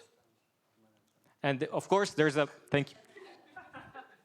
There's also a stand, so please check it out. We have leaflets, and we have some very nice people with a lot of additional answers to your questions. Thank you. Well, I'll start. Thank you so much for the question. Indeed, FEDEREN is a partner, is also the one responsible for exploitation and replication. So that's on front on with your support. So okay, look at the urban planning. The first effort that we're doing, it's understanding, okay, what are the regulations, especially for the requalification of existing urban areas. Unfortunately, in most municipalities, there's not a mapping of urban island hotspots, as you say it in Portuguese, it's easier, sorry. And I think that should be the first step. So understanding where are the hotspots that we need to tackle. And upon that, try to define renovation plans for those areas. Not only will we lower the temperature in that area, direct impact also on the surrounding buildings, but we already be showing to citizens and to the private sector that we are doing something to tackle this. So that would be the main step. Definitely there are many solutions. I mean, there's an NBS catalog, nature-based solutions that can be used, and that's as a work that has been going on for a while. We have been in contact with Urban, so it's a project also tackling nature-based solutions. We had the pleasure to participate also in the workshop because again, even for us, this is a competence building process also for the partners. We are capacitating ourselves into local planning of heating and cooling. So it's not something that we are naturals and experts in doing. We are actually learning from each other. And I think basically that's it. As for experiences, I would say that at least from the private sector, it's interesting because when we ask for a meeting and we say what's about, the first is like, we really don't have anything to say. Are you really sure that you want to speak with us? Yeah, just to present our project and to explore a bit of this. And then we have 2 hours meetings. They never shut up. They talk about everything because, I mean, there's a lot of information and knowledge. It's just a matter that listening a lot. We need to listen because, for instance, best practice, we think, okay, public buildings haven't really done anything. It's wrong. There's a lot of interventions and good pilots that can be, let's say, a flag to other buildings that what can be done. So they have been investigating, okay, on renovating their heating and cooling system, on getting private financing, on having heating and cooling as a service. So there are a lot of experiences that we can just grasp, include in our portfolio of measures to inspire others. So I would say that it takes a long time. We need more time. That's the message. But if done properly and if we stick to it, we can get people to talk and to be actually engaged with the process. So our activities and the sessions that we have are quite participated, and they're really been paying off. So it's a matter of be resilient and keep the contact and listen a lot. That's what I would say. Thanks, John. Also, thanks for the question. I agree totally. What you just said, we don't have anything to say. This is also our experience. So what we do in the beginning of those heating and cooling plans, not for Escalate so far, but for the cities in Germany that we're doing those heating and cooling plans for, is a so-called pre-assessment. So this means we talk to the people, we talk to the employee, the climate manager, whatever, and we start a meeting in the beginning for 1 hour. We also went up to 1.5 to 2 hours because they say, well, nothing happened. And then you talk to them. We have like a structured interview guide, more or less, and we talk to them, well, what's the structure in your municipality, and what worked, what didn't work in communication, for example, and do we have social media, is there like a stakeholder mapping? And it's interesting because once people start to think about what they actually did, there's quite a lot. We talked to one climate manager, and in the course of the talk, he remembered there was actually another project, and they already published a paper on this topic. And this was just in communication. So there's also an experience where you have to talk to people, you have to listen. Of course, you have to have like a structured approach to get the information. And I would say that's a good practice. However, since the situation is so different in each municipality, and we did heating and cooling plans for smaller municipalities, like 40,000 or so, up to 500,000 people. And as you can imagine, the resources are totally different. Smaller cities, they have like a climate manager, and this person is responsible for the heating and cooling plan. If we go to a city like Frankfurt, Munich, Berlin in Germany, 500,000, 1 million, 3 million people, they have like whole departments for communication that need to be involved, and they have to communicate. They have to say, yes, this is okay like this. We can publish this on LinkedIn or social media. So I think it always depends on the city, on the size, and what happened so far. But like you were saying, Joanna, they tend to say there's nothing that happened, but deep down, a lot was happening. Yeah. Let me just compliment. I did the training in InPlan, so I was one of the students in the classes. A very good student then. Of course, I did my homework as well. Very good. Okay, there is another question. Hello, City of Mechelen. On your question for Joanna, on your slide, I really acknowledge that you said, okay, we want this with this heating and cooling plans to have an integrated approach to break the silos on local level. I was wondering, you more on a national level, did you need to break the silos on national level as well to be able to support on heating and cooling planning?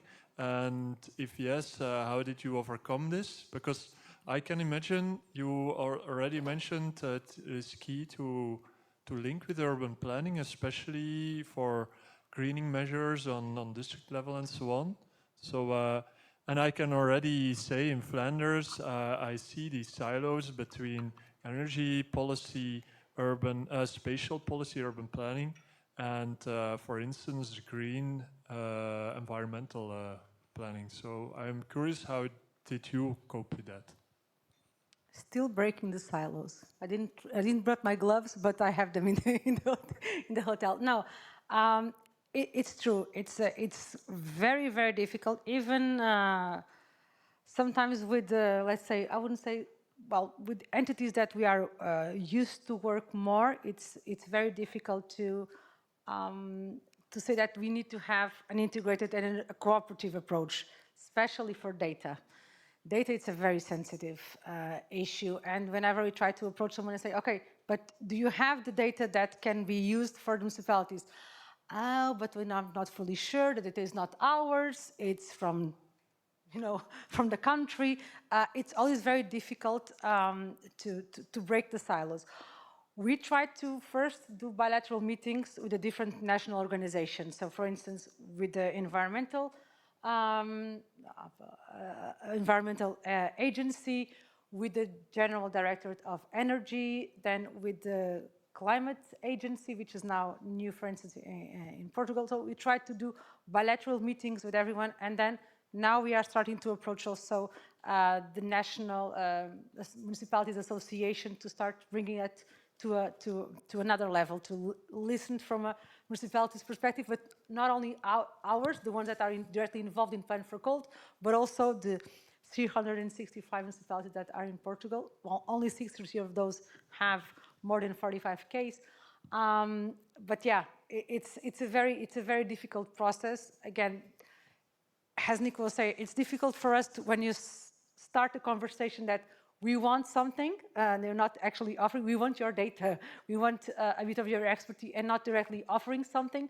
But my, let's say, my hope with this project is that at the end, is that the national authority that should be responsible for providing guidance for the municipalities on how to define local heating and cooling plans would endorse the guidelines that are produced by Plan for Cold and say, this is the way to go. Hopefully I will still be breaking silos and walls to be able to do this, but in the end, we just want to make sure that no one else reinvents the wheel, that we can cooperate. We have been working very closely with Escalate. In fact, it's very interesting because with other projects that we have been working, I don't think I have ever worked with a sister project so closely. We meet every 3 months maximum, just to exchange on what we are doing, sharing experiences, and learning also from each other, because of course we have different methodologies and approaches, but in the end, we are trying to do the same. And it's important that what we do doesn't stay in our pockets, doesn't stay just in our webpage, but that can be actually tackled by other countries, by our countries mainly, but other countries as well, and be used to start with those guidelines and then adapt to the national peculiarities that there is. So basically, that's it. Thank you, Nico. Okay, good. We have 3 minutes left. Is there any burning question from the audience? Yes? Maybe you can just... Italy helps in this case.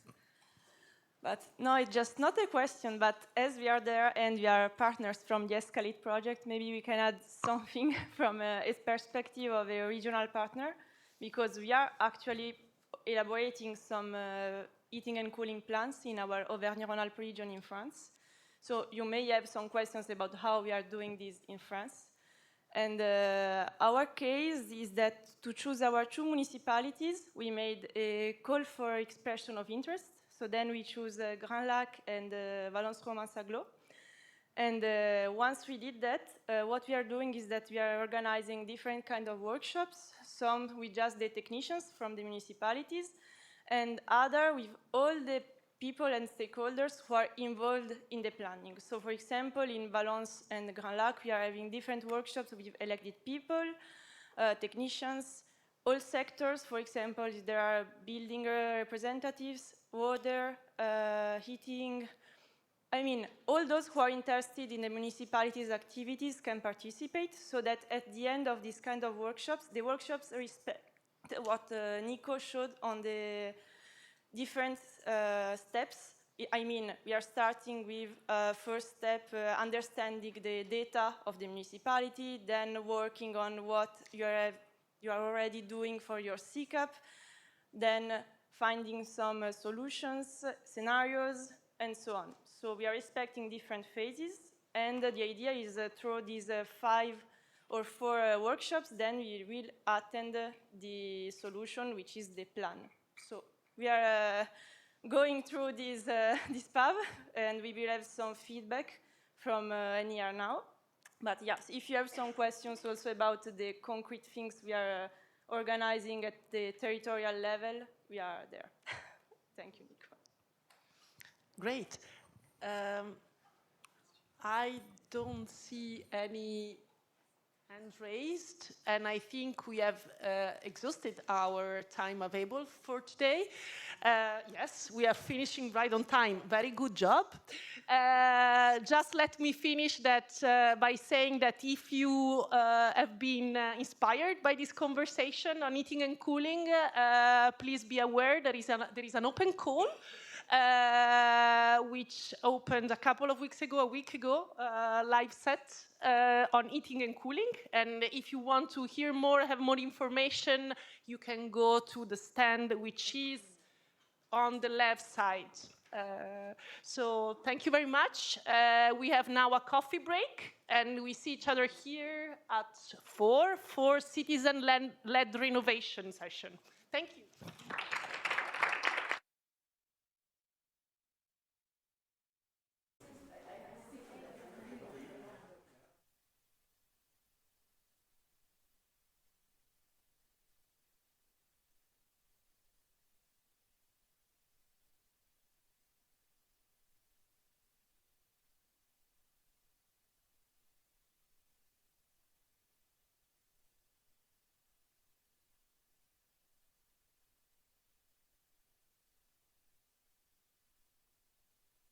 In the unit of life, energy and climate.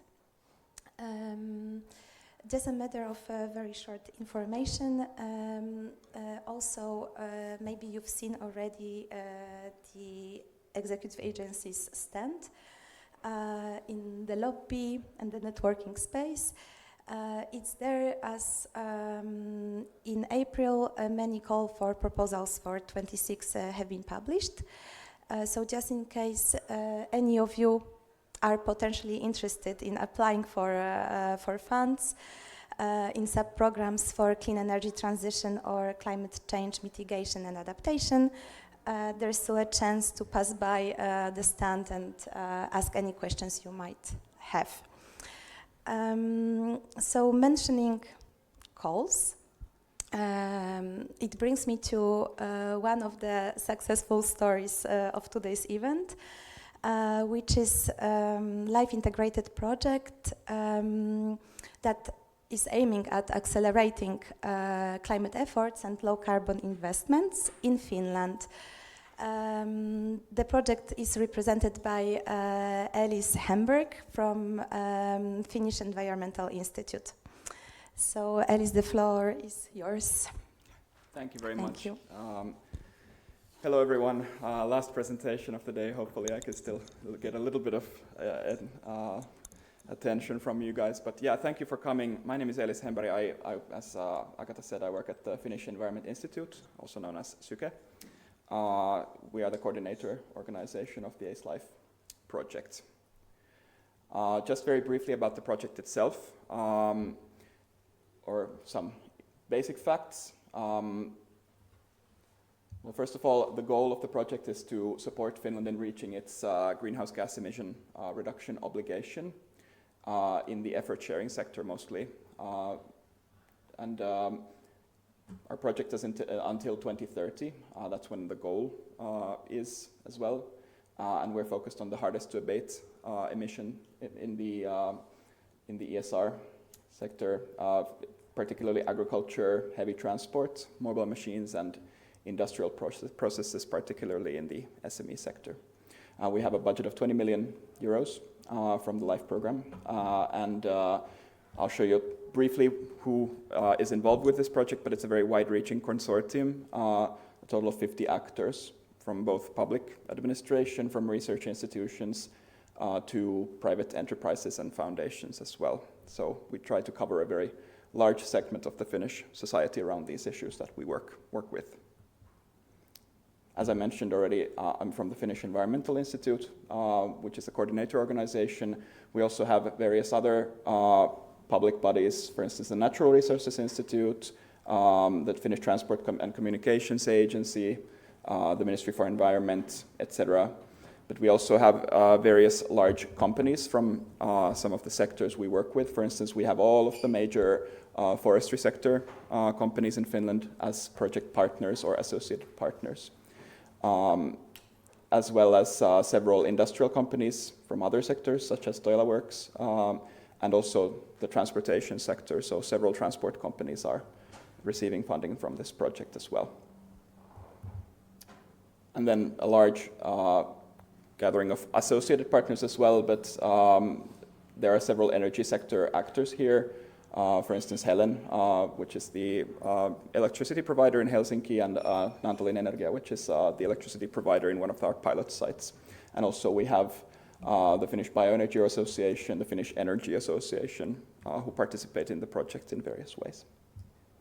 And just to show you the scope of our work, so we have work packages in the agriculture sector around plant-based protein value chains, around paludiculture, which is a form of wetland agriculture, but then also in the heavy transport, mobile machines and industrial sectors. So we work on reducing emissions from heavy vehicle transport, from mobile machinery, particularly in the forestry sector, which is a major emissions source in Finland, as well as the food industry, and then work machinery, particularly mobile machinery applications. Today, however, I'll be mostly focusing on the ones in the bottom, so climate policy actions and climate funding and stimulating investments, which are these kinds of cross-cutting work packages that I am involved with a little bit more than these sectoral work packages here. Then to maybe set the scene a little bit, how many of you have been to Finland? Has anyone visited before? There you are. Is anyone from Finland by any chance? No. Yeah, so I'll give you a little bit of insight into the challenges we're facing. Obviously, we're geographically very distant country from the European core. We're a sparsely populated country, a cold country, an Arctic country. So there's a lot of these geographical challenges, but perhaps the biggest challenge to our climate finance landscape present is not any of that. It's more to do with our economic downturn, which has a variety of reasons behind it. So first of all, climate change as a top-tier policy item emerged in Finland around the 2020s, early 2020s, during the previous government. That's when we revised our climate acts, made legally binding targets by 2035. And also that's the period when the EU Green Deal and post-COVID recovery begun. So we started to see green transition become this kind of central narrative for economic modernization, for economic development and transition. And during the previous government, it was seen as an integral issue in terms of our future industrial, financial, economic policy objectives. But that situation has started to change a little bit, partly due to the Russian invasion of Ukraine, which caused a major energy shock in our country due to our proximity with them and being quite intertwined with their energy supply system. And this caused a lot of supply chain effects, a lot of regional impacts, particularly in the east. And that, among other reasons, but probably the major reason behind our current economic downturn and a period of very slow growth from 2023 onwards and continuing. So our public debt has increased a lot. We have very low consumer confidence at present, and also we're a very export-heavy economy, so our export sectors are not doing very well, and also the construction sector is a big driver of the economy. So this is one reason for the slow turn. And then to sort of tackle this issue, our present government, which is a right-wing coalition government, has started to prioritize fiscal discipline and trying to manage this issue through public sector austerity heavily. And also this is now extended to a sort of cross-parliamentary debt break agreement. So in essence, most of the parties in the parliament have already decided that regardless of the government composition and objectives after elections next year, they already decided on the amount of austerity that we have to carry out. And to give you an idea of what we're talking about in terms of numbers, in our project, we've actually looked at the climate funding gap in Finland. We calculated it, rather the ministries associated with this medium-term climate policy plan and national energy and climate strategy have calculated it to be around over 400 million by the year 2030. And then in the same period, we are also, because of this, or due to this parliamentary agreement, obligated to reduce public sector spending by 8 to 11 billion euros. So both of these issues are happening, or both of these developments are happening at the same time. And how do we reconcile this? This is really something that we've been trying to tackle in this project as well. And of course, this means that we are very strapped on in terms of what we can add in terms of new expenditures. So we really have to think about how to use the existing expenditures more cost effectively, and how we can maybe shift some other funding towards green transition investments. Yeah, as I mentioned, the implication is that there's increased pressure for prioritizing funding towards the most cost-effective emission reduction measures. So we have to use our scarce public resources in the best way possible. And some solutions that we have been looking into have been prioritization of investments based on the emission reductions achieved per euro invested into a particular emission reduction measure. Also improving the efficiency of existing funding. So currently the Finnish funding landscape is quite scattered. There's relatively little cohesion between the different government agencies managing forms of climate funding, as I'll show you in a second as well. And also we're trying to mobilize as much complementary funding from both the European Union and then private sources as well as possible, because in many cases also, government assistance or public financing is not necessarily the most cost-effective or impactful funding method either. So how much do we actually give in climate finance? Well, we're a small country, so the numbers might seem small to some of you, but I'll show you anyway. This is the development of public sector climate finance from 2023 to 2026.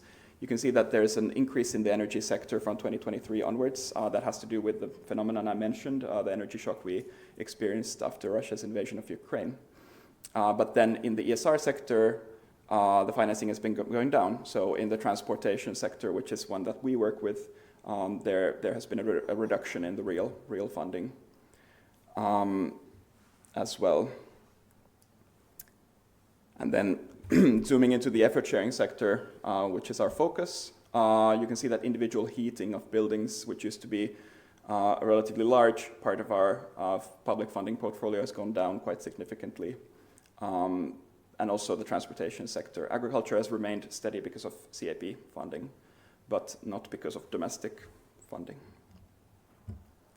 And then to compare domestic funding to EU funding for the climate investments that we have right now in 2026, domestic financing is mostly concentrated on transportation and particularly on clean energy. And then EU financing is where we rely on EU financing mostly for agriculture and circular economy climate actions. So there's a bit of a gap in terms of what types of financing are used. But the amount of EU funding that we currently receive for transport, for instance, is very, very small. Oh. And also a couple of euro numbers here. We also have several public investment companies owned by the government, tasked with different types of investments. None of them currently have a climate focus necessarily, but they do give out investments which are climate focused nonetheless. So we can see that these numbers have been going up over the last couple of years. We have a venture capital company in Finland. Their investment numbers have gone up. Also Business Finland's loans are, increasing a little bit. Our export credit agency has a climate and environmental loan product, which has been quite popular, as you can see, and also we have a municipal financing corporation which has increased the amount of climate finance that they provide. So then, now that you understand the problem, what do we propose? What have we done? Well, first of all, the numbers that I showed you are from work that we've been doing in the project. There was no comprehensive information available before the start of the ACE Life project on how much climate financing Finland actually gives in terms of domestic applications. So that is certainly one thing that we've been doing, looking at the actual, mapping the actual climate funding, climate finance situation, and especially the funding gaps, which are quite evident now for us as well. And then in the project, we also have several pilots and demonstration investments. These are focused mostly on financially non-viable solutions. I'll talk a little bit more about each of these in a second. Then we've been trying to improve the information sharing on climate finance resources in various ways, as well as policy co-design processes with various stakeholders in the sectors that we work in through something called this transition arena methodology that we borrowed from our friends in the Netherlands.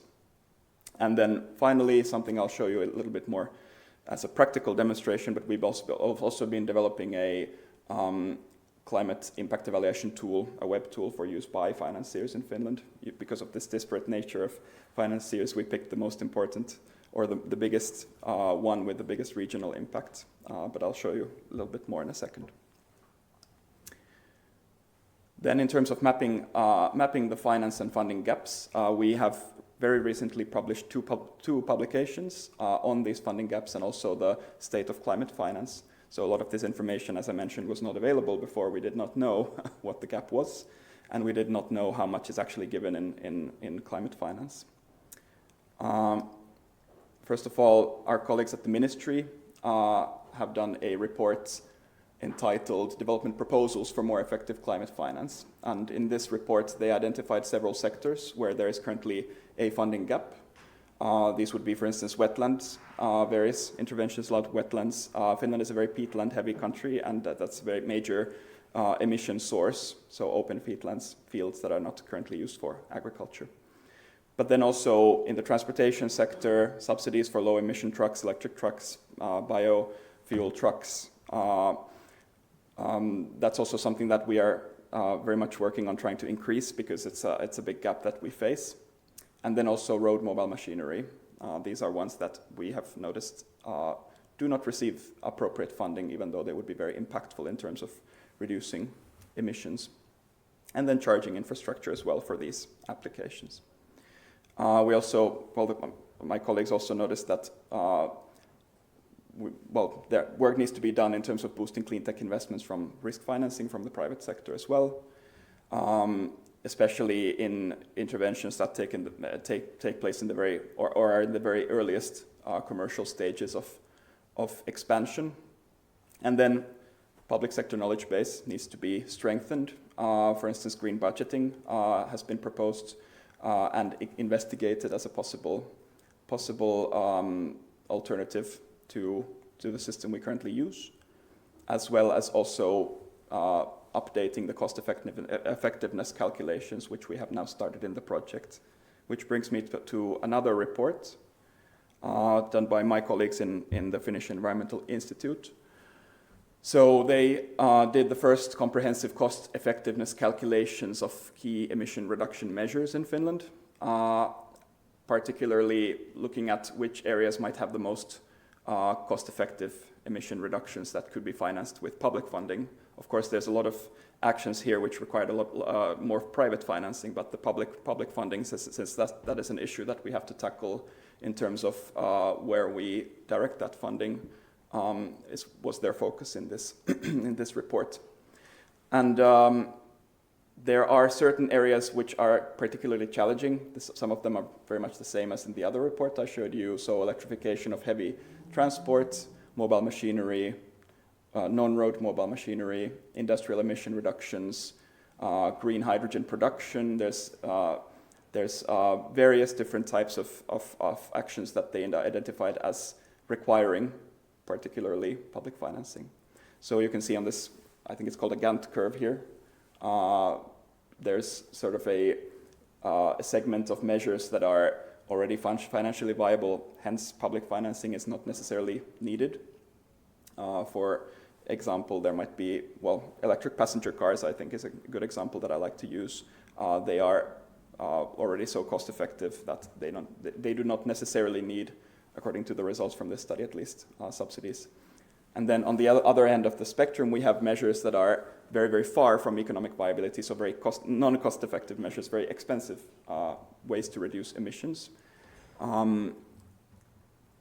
Well, there's several, but for instance, solar panels for individual single-family homes, not necessarily either the best use of funding. But then in the middle, we have this sort of zone of cost-effective and impactful measures that do require public financing. And yeah, as I mentioned, some of these sectors on the left here are located there. And they've been looking into, in the report, unfortunately only in Finnish at present, but cost effectiveness, feasibility, and fairness, this kind of a triangle of what could work best in terms of concrete measures that they could open funding calls for. So this is a very useful tool for policymakers because before they did not have this information, they did not necessarily know what they can, what would be the most cost-effective funding call to open. Then a little bit about the pilots and demonstration investments in our project. So these are actually project actions that we've been doing. These pictures are from two of our investments. This one by Stora Enso, a mobile machinery pilot around forestry machinery, I believe. And then this one on the bottom is an electric truck and charging station, both of which were financed through the project. Just to show you a map, Finland is a very relatively large country geographically and dispersed country. We're trying to find pilot sites around the country. But the overarching unifying feature, despite the fact that these pilots are taking place in very different sectors, is that, or in different types of contexts, the unifying feature is that none of these are currently financially viable in Finland, or they lack industry confidence, usually both. There are a lot of forestry sector pilots here. There's transportation around forest related to forestry. There's long-distance truck transportation. There's also various different industrial sites around the forestry sector. So, for instance, wood processing plants. But yeah, maybe this just gives you a little bit of an idea that we do work on quite a wide range of sectors, and we're trying to prove to the stakeholders in the industry and in society that these do work. They are viable solutions. They are practical solutions in many cases as well, even though they may not be commercially viable yet. But this also helps in trying to persuade the most important decision makers in our country about the importance of funding these types of projects, because a lot of these do require public funding. For instance, around electric and biomethane trucks, we do need a lot of them in the future, a huge amount compared to what we have currently, but the funding is just not there, and that's what makes those investments very non-cost effective at present. Then about the third point I showed you earlier, so improving information sharing on climate finance, particularly within the climate finance field. As I mentioned, Finland is a small country, but we are, in terms of climate finance, we are relatively unorganized. There's not a lot of coordination, or there hasn't been a lot of coordination traditionally between different government agencies, between different ministries who are engaged with climate finance. So we established in our project a network of experts, 75 members from different ministries, public authorities, several government-owned companies, private financiers as well, like banks, for instance, municipalities, regional actors. So this kind of cross-cutting view of the climate finance field. And the purpose is to have this kind of a platform for continuous dialogue between the different actors who engage with climate finance, which did not exist before. And then also, this is a platform for sharing information on funding gaps, on different investment challenges that they have, policy recommendations that they might find useful. And this type of forum did not exist before this project. So we're very glad that this is now in action. But other measures also, in addition to the network, in our project as well. So we have started to gather information on funding opportunities monthly into a database online. maintained by a government company. This kind of centralized database did not exist either, which made it very challenging for potential applicants to find funding calls that might be pertinent to them. And then also other project tasks related to this issue or this thematic interaction with the main decision makers. We do a lot of work around climate policy, so that's also one important way that we try to improve this information sharing. And then also we are trying to support preparation of complementary projects. So that's a very important theme in ACE Life as well in the project. Then, as I mentioned, we have work around policy pathway co-creation. What this means is that we try to engage the stakeholders who are actually impacted by climate policy in a discussion to formulate recommendations for regulating those sectors and also to bridge the financing gaps. This is a very important issue. We've found that the funding gaps are not necessarily discussed with the sectors themselves or representatives thereof. So what this actually looks like, you can see the pictures on the right, interactive workshops, very extensive consultations with a large number of stakeholders. But yeah, it's a participatory co-design process for climate policy. So the outputs will be policy recommendations for each of these sectors that we work with. And also as a part of this public and private funding mobilization strategies, essentially, trying to bridge the gap in each sector separately as well. And as you can see, these also overlap with what we found to be funding gaps. So plant proteins, machinery, heavy transport, politiculture, these four themes are what we've organized this policy pathway work around. And this, this process is also very much ongoing right now. We actually had one of these workshops on Monday, just before I came to Brussels. Then also improving the climate finance decision-making support. So in addition to all of this work that I've mentioned, there's also the challenge of trying to educate and inform the financiers themselves. So our government, civil servants and experts who may not necessarily be climate experts at all. So what we've been doing is developing a climate impact evaluation tool that public finance authorities can use. So we've been building this methodology from scratch. In our baseline work that we've been doing, we have not found at least not an identical tool, but not very many examples of a similar approach in other EU member states. So it's a collaboratively designed climate impact evaluation tool. There's a methodology around it based on 5 criteria, which are listed here. I won't go into them too much right now. But the idea is to give the public finance expert that receives an application adequate information to actually make that decision of directing funding based on greenhouse gas emission reductions, for instance, or rather on the potential of emission reductions. The sectors that this tool presently, or in this ongoing phase 1 covers, are transport, energy system, built environment, machinery, agriculture, industry, and as well as circular economy and materials. So I'll show you in a second this tool as well as a very early demo version, but you'll get to see. And our partner for this work are the regional economic development centers. They are central government agencies located in the regions. So they are a government body, but they are the users pretty much, or rather their employees are the future users of this tool. Hence, it's very nice to have them as partners here. And then in terms of actually evaluating the individual emission reduction measures, we're working with researchers, experts in each of these sectors listed here.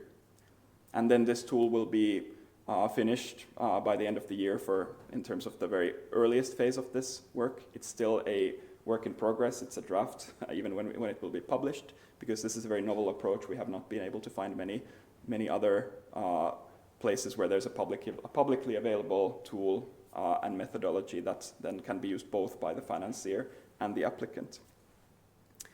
And then in the future, hopefully, we're trying to refine this methodology and then maybe to get new government agencies to utilize it as well.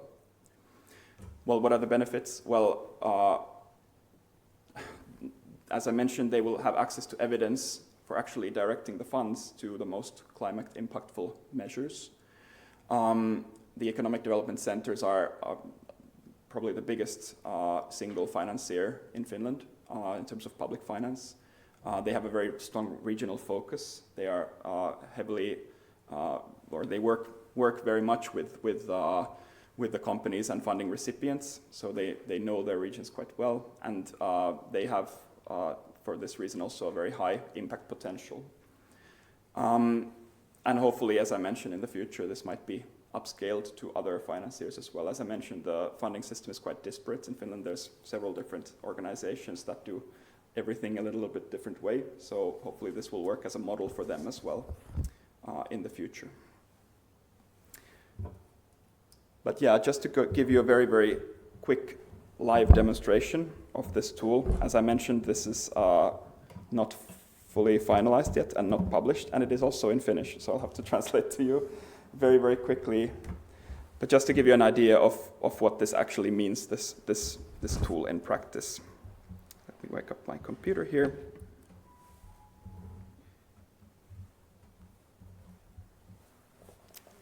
Works. Let's see if I have internet as well.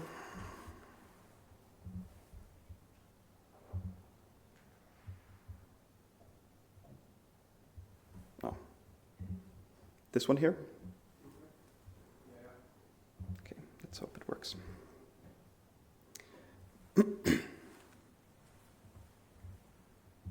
Sorry, you'll get to see all of this now. Let's see if it works.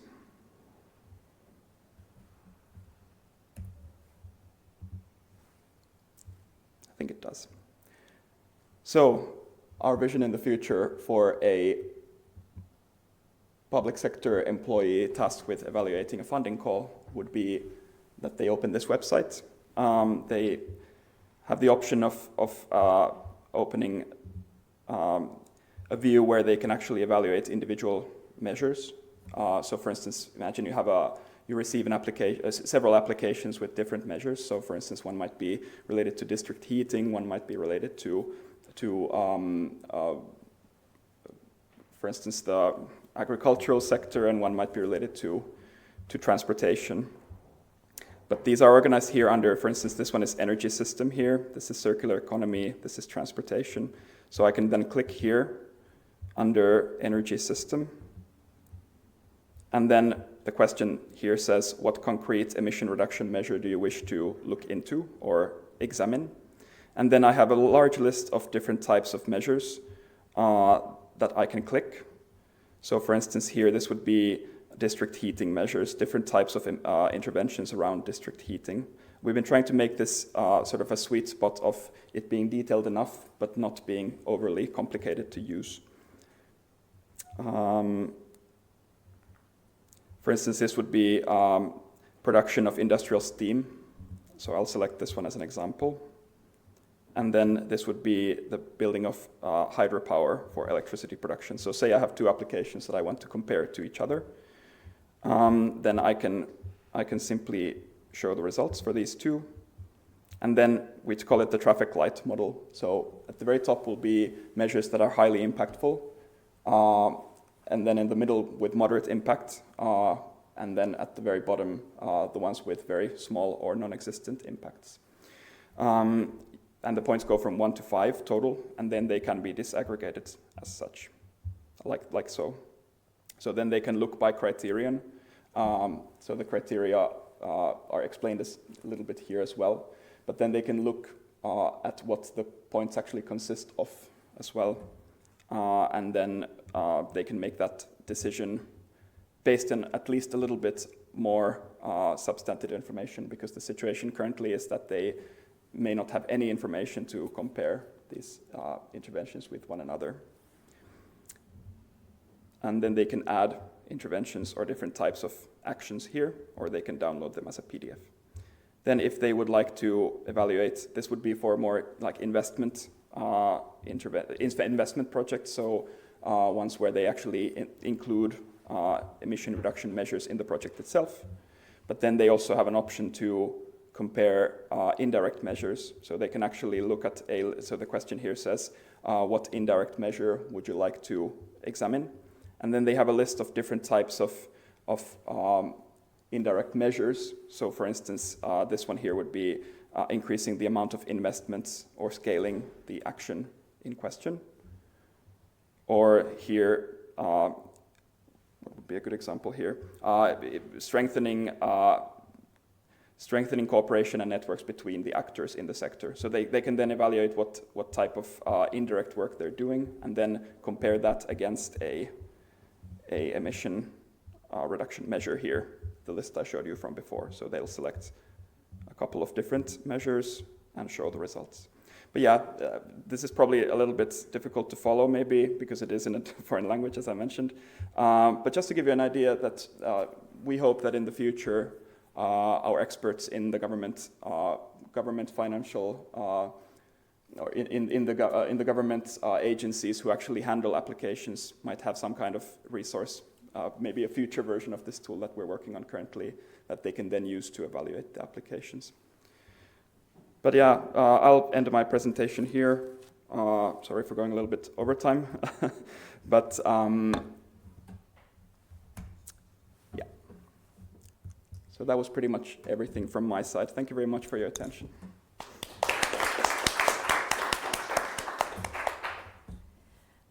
Thank you very much. Okay. Thank you very much again for this very interesting presentation. You are really doing impressive job, sometimes in quite challenging context when it comes to mobilization and also coordination of public finance to support low carbon and actually sustainable investments, which is very important in the current context, not only in Finland but also other countries. Taking a benefit from the fact that this is the last session, even though we are a few minutes after the time frame, let's have a little question and answer session. If there are anything from the public.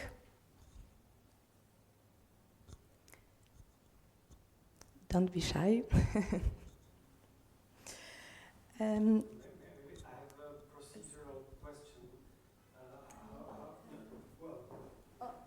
Do you hear? How do you ensure the continuity in the 7-year project? Continuity in which sense? I mean, personal. It's well, it's a long time.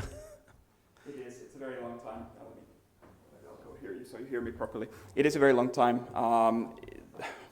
A lot of the actions are taking place in terms of the development actions, or a lot of the background actions needed for instance, the investments and a lot of the development work that we're doing is taking place right now. So the end of the project will be focused particularly on scaling these actions and this work. But yeah, that is a good point. It is a very long project. I think that's a sort of a general feature of these integrated life projects. They tend to be very long projects. They're also very wide-reaching projects.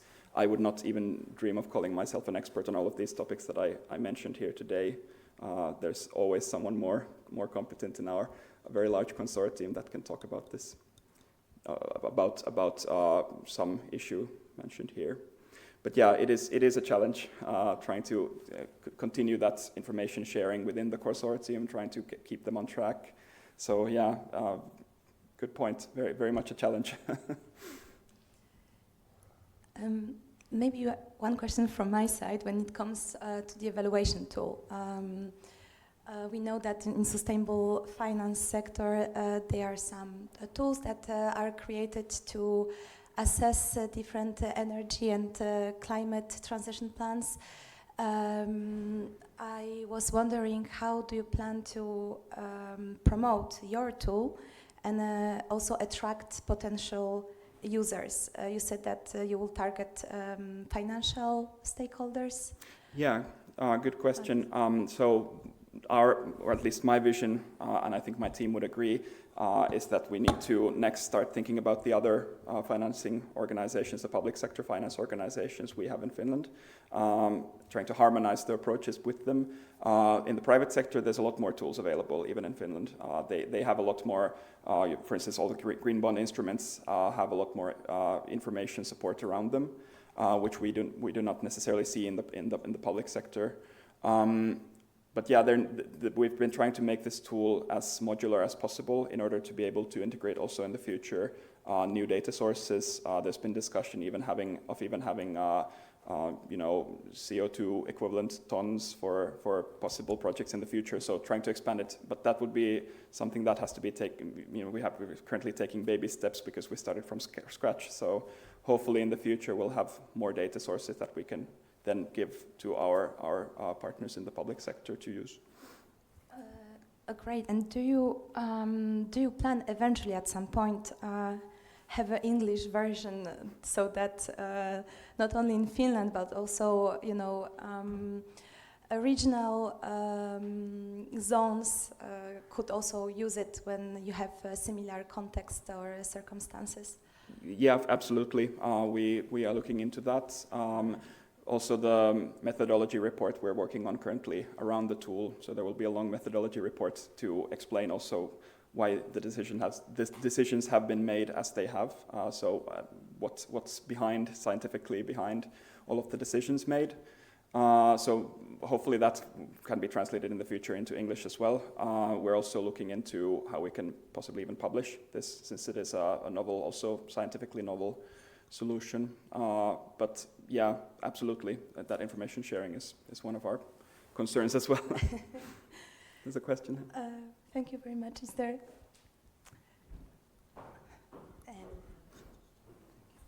I was actually wondering how much of your tool is transferable to other parts of Europe, because there must be a lot of modeling on impact modeling going on, assumptions. I don't know, electric vehicles, electric trucks, how long do you use them, what type of energy do you put in it, so it really changes if you put it in another country. So my question is, let's say another Croatia wants to take your tool, how much work there is to transfer it to another reality, because I bet it's quite substantial. I mean, the results is really simple, but to get to the results, there's a lot of work behind. You formulated it better than I did. So the whole point is to get information that looks very simple but has a lot of complexity behind it. A lot of evaluation work has gone into this. It's been very, very, very time-consuming. We've had to start from scratch, as I mentioned. In terms of if another country in the European Union, for instance, or a region or whatever entity would like to implement a similar tool, I think the approach is transferable. The data isn't, because it's based on the conditions that we have, which are a little bit different to, for instance, Central European conditions in a lot of sectors at least. So the experts who've been evaluating this, evaluating the very long list of measures, have been looking at it purely from the Finnish context. So that data, unfortunately, is domestic.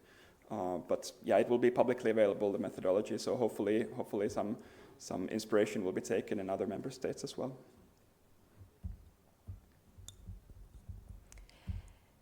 If there are no further questions, we won't keep you longer, as the day was already quite intense. Thank you again to Alice to come all this way to Brussels to be with us at today's event. Thank you very much for coming and staying with us until the very end. And now the last point of the agenda is basically the closing remarks, and then you are much invited for a drink and networking session. Thank you very much, and thank you, Alice. Thank you.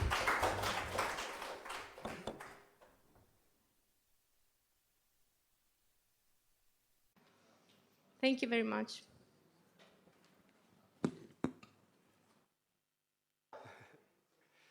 I think we'll start. We're already a few minutes above time, but we have until 5 for the session. And I will briefly introduce myself. So my name is Loar Halleröd, and I'm a project officer working for the Life Clean Energy Transition and Climate Unit of the European Climate Infrastructure and Environment Executive Agency, CINEA. And I'm very pleased today to introduce Marko Slonoga, sorry about my pronunciation, from the Northwest Croatia Regional Energy Agency, REGEA, who will present for us and share insights and lessons from the Croatian LifeSet one-stop shop CROSS project.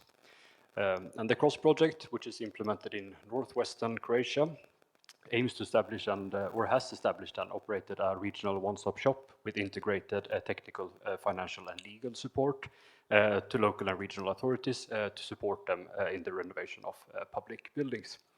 And I'm very much looking forward, of course, to hear about the project and how this structure is operating in practice, and also how you aim to kind of further support public authorities to grow and scale investment pipelines in the future. So please welcome Marko with a warm round of applause.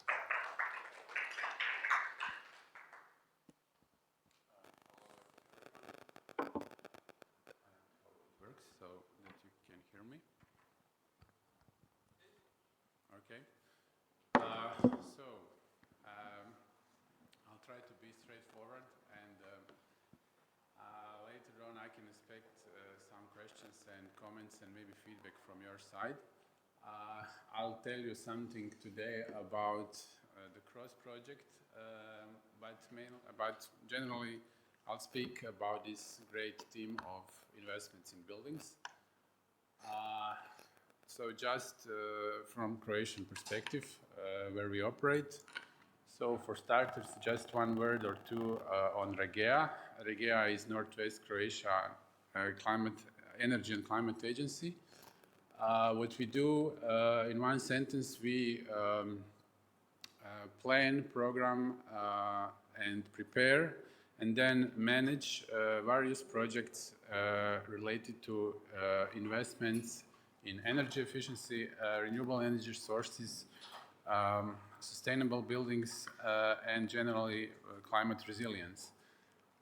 And we support mainly our four founders that are here in the left corner, being the counties in Croatia, City of Zagreb, Krapina-Zagorje County, Karlovac County, and Zagreb County, but also other cities and municipalities, mainly in northwest Croatia, but also we work throughout Croatia on various projects, and also we work a lot on EU transnational projects with other partners in Europe. About this project, here is just a map of partners beside REGEA, who is lead partner. We have these four counties that I mentioned, who are partners also on CROSS project. We have then FSB is Faculty of Mechanical Engineering and Naval Architecture from the University of Zagreb. We have Croatian Chamber of Commerce, that's AGK, and Association of Cities in Croatia. And we have also FEDEREN, that is European Alliance Federation of Energy Agencies and Regions for Energy. CROSS is a live project that, in one sentence, wants to boost the process of energy renovation of buildings, speed up and support the preparation for project pipelines. Here are some data on the project. I would just like to focus on the investments. We need to trigger more than 66 million euro investments in the renovation of buildings. I'll show you what we achieved up to now. And we provide support to 24 local and regional self-governmental units. And as you can see, project started back in September 2023, and it's going to end this year. So we are at the final of the project. To step a little back, CROSS is a platform that we are working on, and we established it as so-called one-stop shop. But when we started the project, we want to sense what is this process about, and process is called investments in buildings. And when people talk about investments in renovation of buildings, they mainly see this construction part, that something is erecting, constructing, renovating, and they will talk a little bit about design phase, where we have project documentation, design documentation, getting ready, etc. But we want to highlight and to make this circle in a way that we want to emphasize that there is some other parts of this process that are not established or not focused on. And we want to say that first you have the planning part that is very important, and we sense that when we started the CROSS, we were lacking that part. And one of the main ideas of the focus of the CROSS is to establish all the right things to have all these parts functioning at the proper level. And then when the construction is over and the building is renovated, and everybody is happy because they have renovated building, and you think the process is over, but it's not. The process is still going because you have building in usage that is renovated, that also needs attention. You have to check the energy savings. You have to monitor what is happening in building after you install all these renovated materials, new technical systems. And there is a lot of question marks with the people who are maintaining the building and facilitating the building, how to use them, what to do. And there are some other issues when with the people who are using the buildings, do they know how to use this new stuff? So you have a lot of things after the process of renovation. And then you have another new inquiry for another investment in this building, and then process sometimes goes again. I will at brief show you how this our CROSS works, one-stop shop. The first part is to collect data and to see what we have in our building portfolio.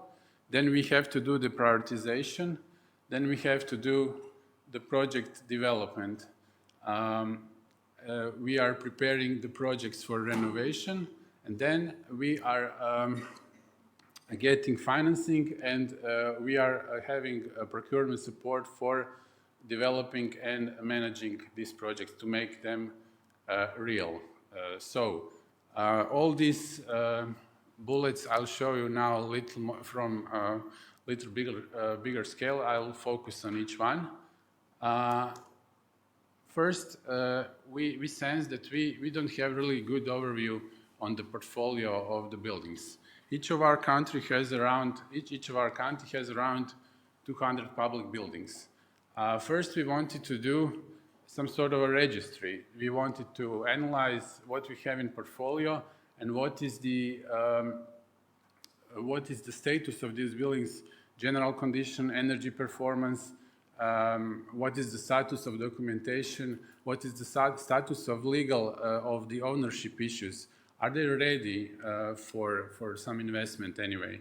And we need this clear analysis so that we can make some sort of a program for investments. And as you can see, we used the simple Excel chart is the outcome, is a tool for having this registry. And this is in this Excel chart we have some types of groups of data, general information about the building, address, cadastral number, etc. Then we have status of property and legal status. So is the building has all the right does the building has a green light? Does it have all the necessary documents? Then permits, etc. Then we have some group on constructional technical data of the buildings to see the general condition. And then, of course, the part of the data regarding energy needs and performance. And we have something called planned activities in long term. So each owner of building has some sort of a idea of what he wants to do with the building. It doesn't concern the energy side, but functional side. And in this process of collection data, I just want to show you what we did, how to collect them. We were diving into buildings history. We were checking design and design and project documentation. We were making on-site visits to examine the buildings, their current status, and then we were making this registry with all this data. And then the challenges we confronted in this process of doing this registry were that there was sometimes not enough data, you don't have good archives, you have to search for updates, then you have some technical issues. The communication between stakeholders is not good, so they are not cooperative. But what is the advantage of this collection or making this registry is that we have finally one central database for the buildings. We have all the needed data in one place, and then we can have a wider scope perspective on everything. And I think the best thing is then we can better make investment planning and management of the buildings as such. Then what we what we did through the cross, another thing is we wanted to make selection for the energy comprehensive renovation, and we did some feasibility, around 100 feasibility studies for the chosen buildings from that portfolio.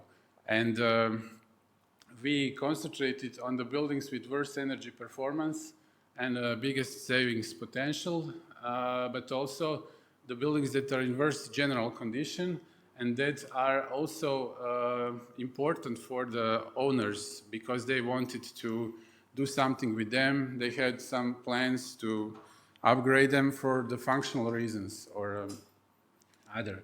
And also we tried to search for someone that could be a public building that could be lighthouse to trigger some wider energy renovation in that municipality or a city where it's located. And then one of the biggest things that we derived through this process, making registry, is the next thing is prioritization. We have one column there that we have this division where we made the division in the portfolio and we grouped the buildings along their needs for the investments. First, there are buildings that don't require any renovation or investments. These are new buildings or renovated buildings, so it just goes into group maintenance.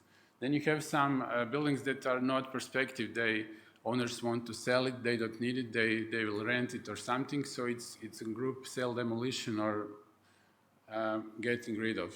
Then we also made one group for the buildings that are going to be constructed, the needed buildings, the new buildings, they are also in the base.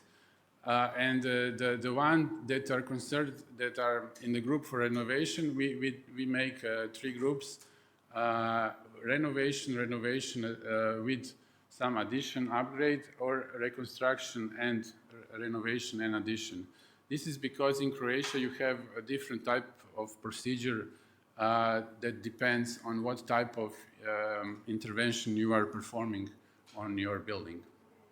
And this division really helped us in prioritization because then we could be better focused on preparing some investments.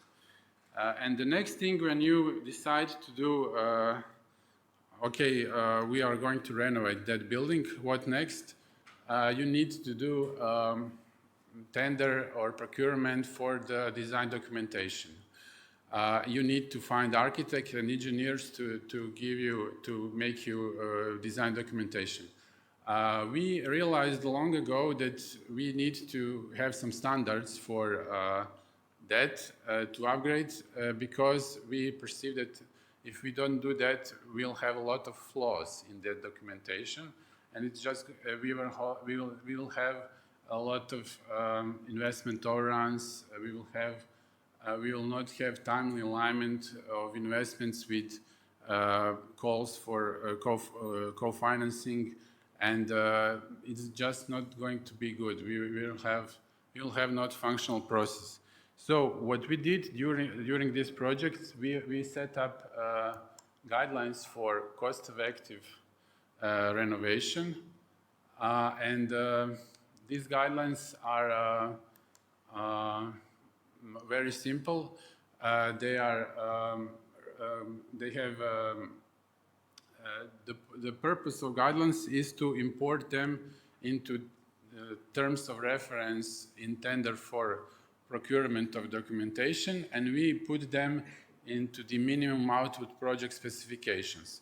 So we give additional guidelines to the designers how to do the projects to ensure that there is a quality and that the design documentation is going to be good. And you can see here that we focused mainly on basic standards for buildings and all these energy efficiency and renewable energy systems that are needed for a deep renovation and comprehensive renovation. I didn't name it, but I'll say it now that all types of energy renovation that we are aiming at are always deep renovation that can achieve more than 50% of savings in needed energy for heating, 50% of savings in primary energy, and that has measures on the envelope to lower demand on this energy. And then we have all the technical systems, investments in all the technical systems, heating, ventilation, air condition, electrotechnical, lighting, etc. And also we have in Croatia also comprehensive renovation. We have measures for upgrading essential requirements for buildings. I'll tell you a little bit more about that. So we are doing complete renovation, energy renovation, including envelope and the technical systems. And this picture is here showing you the recast of directive that is this year needs to be transponded to national regulation in all EU member states, as you know. And here on this picture you can see what are the targets and aims for these zero emission buildings and what this standard should encompass. And it's not just about energy efficiency. It's not just about renewable energy sources.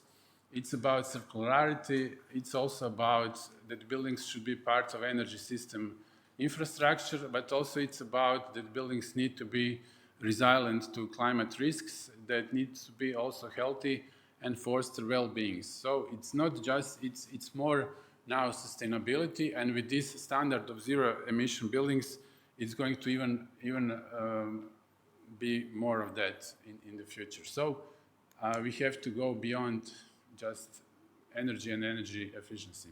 And we did it in Croatia already.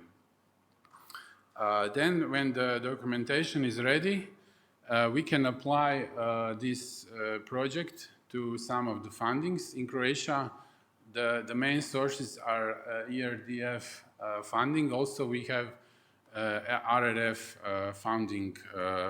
I'll show you later some examples. We have a high amount of grants, up to 80% for deep and comprehensive renovation.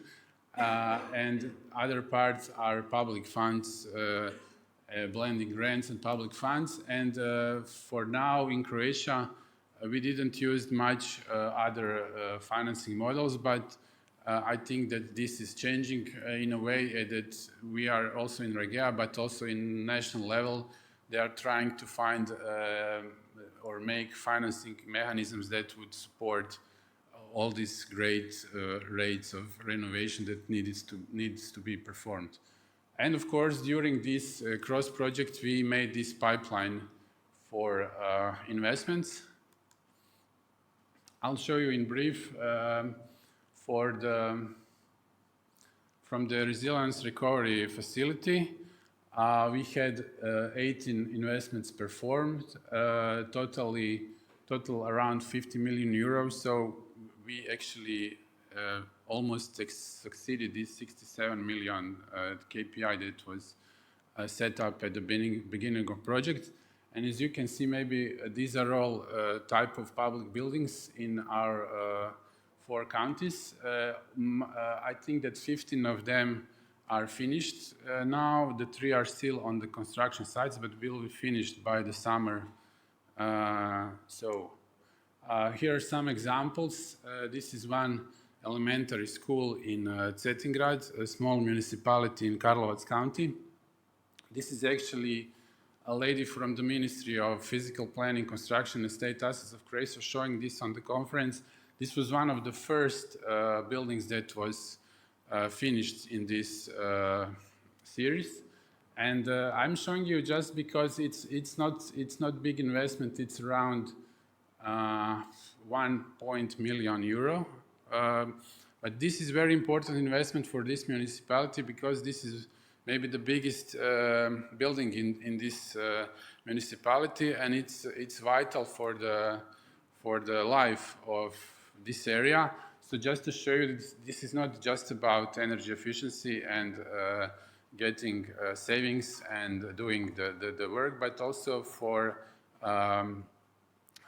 giving support to economic and social growth or development in a way.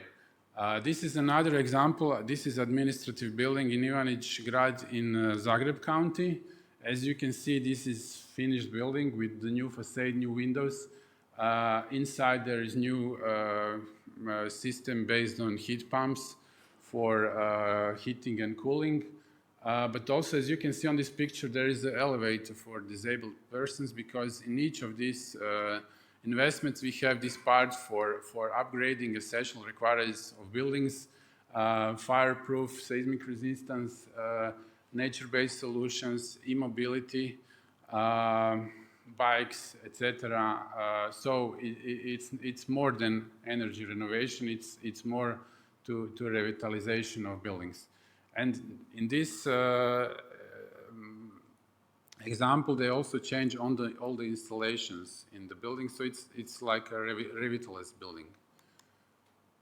This is one example of the health center in Samobor, also in Zagreb County on the border with Slovenia. This is very important for the local community because it serves around 30,000 people here go to have primary medical care.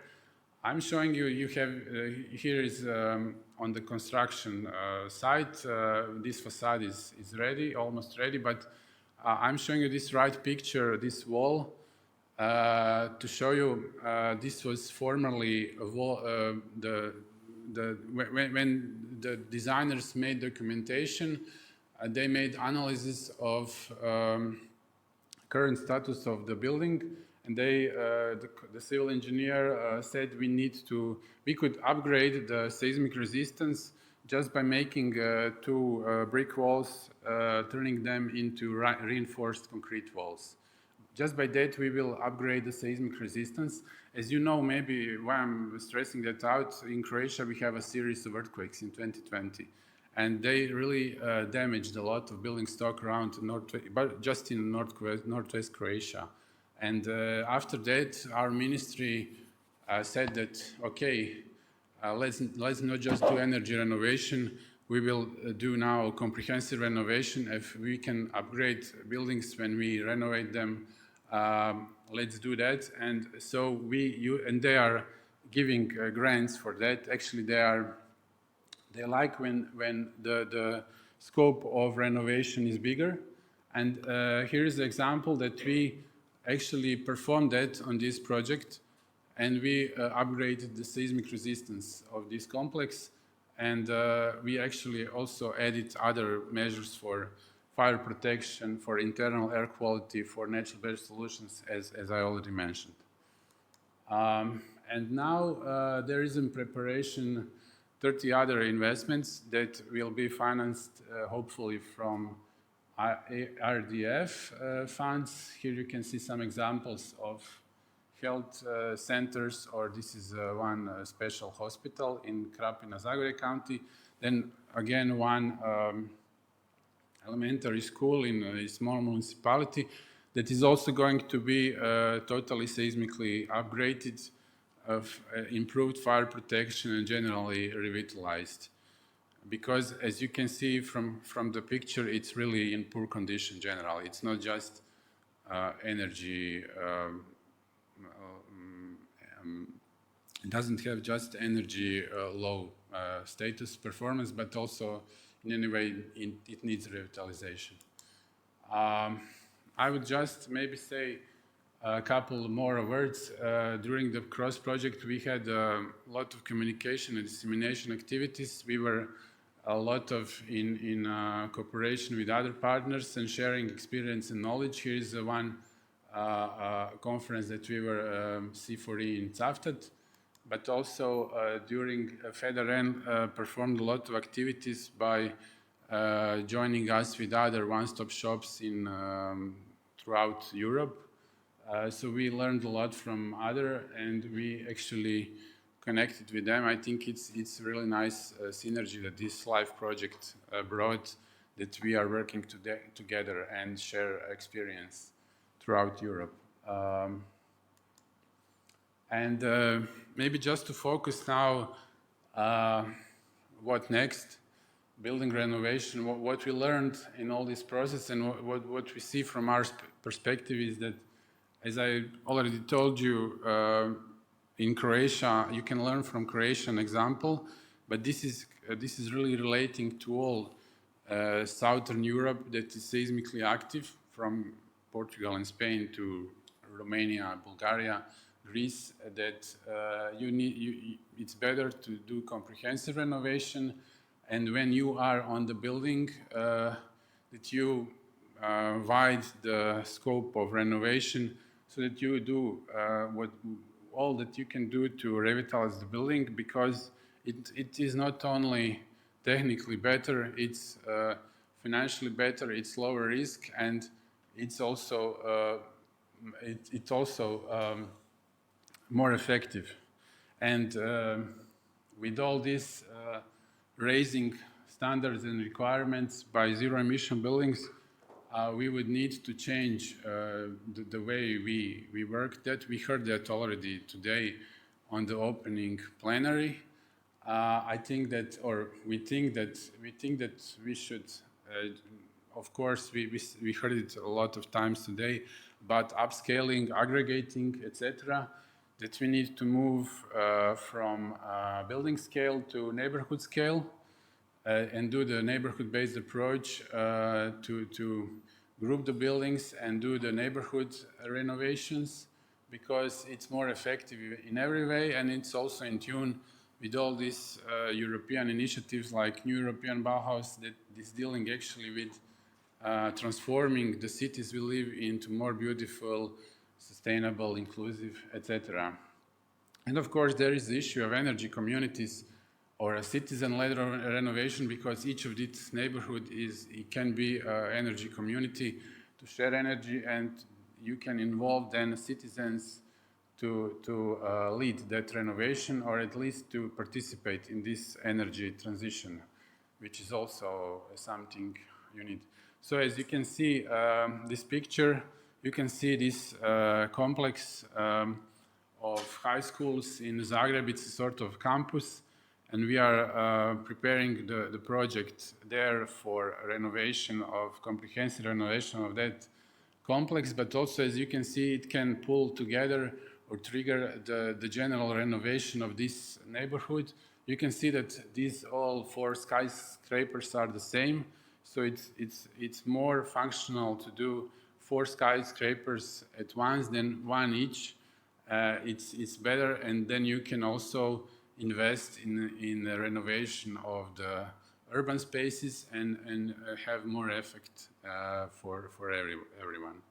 And also this chart upper shows City of Karlovac master plan of City of Karlovac, what we did for the first time in Croatia, and maybe wider integration of energy and climate planning and zoning into a master plan, urban planning, so master plan for the city of Karlovac. When you can see, I'm pointing out that we should also involve urban planning into this, and that we could put energy renovations and zonings into the urban plans. And we did this firstly in Karlovac, and then we did it in Zagreb in some urban plans there. And this is the policy now that we are doing with our founders. Also, just to say on the scaling impact of the cross, we are planning to continue this service because this is our everyday job, and in a way this OSS for us is sort of these processes that I show you and the network that we are having with our founders, with the counties, and we will continue to support the authorities and do the institutional strengthening. We were happy to have in advisory board Ministry of Physical Planning and Construction and State Assets of Croatia, then GBC from Croatia and Green Building Council and other agencies for in Croatia. So we were intending to make it as lighthouse, maybe that it could be replicated to some other regions in Croatia or out of Croatia. And then we also, it's not still signed, but it's about to be the new live project Enforce that is will start soon, hopefully, and it will build on Cross, and we will use it to develop design documentation for the next series of investments in renovation of buildings. So that's about that. Thank you for patience and thank you for attention. I'm happy to answer.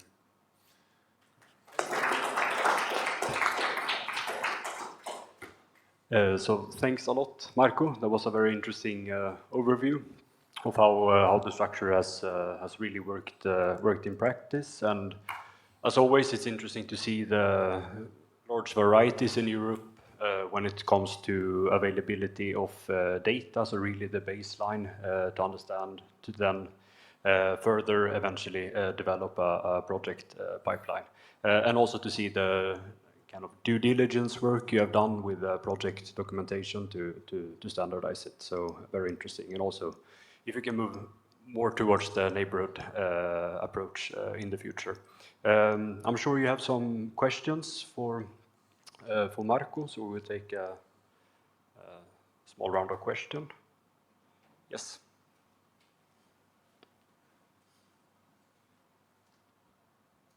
Thank you. Very interesting presentation and very impressive work. It was, even if it's late afternoon, I was inspired, so thank you. I have 2 questions, and sorry if I missed this, if it was mentioned, but talking about the neighborhood level, do you have district heating systems and what do you do with them, and if you are planning to expand it maybe to other sectors using, if you have geothermal energy? And my other question is related to the EPBD, because you showed that it was adopted and it is going to be transposed very soon, hopefully, and there is the requirement of upgrading the 16% worst performing non-residential buildings. And I work for FEANSA, which is the Federation of Homeless Service Providers, and most of our members are using often public buildings, even if they are NGOs, which are really badly performing, and part of them are falling into the non-residential segment. So they will probably need to comply with the new requirements. And I was wondering if in Croatia there is already not necessarily focusing on the homelessness sector, because it's quite a little segment, but in more general, if there is a mapping activity of the non-residential buildings to identify the worst performing 16%, and then what will happen and how this will translate to the social services in general, which are often smaller than schools and health buildings, so they are not so attractive for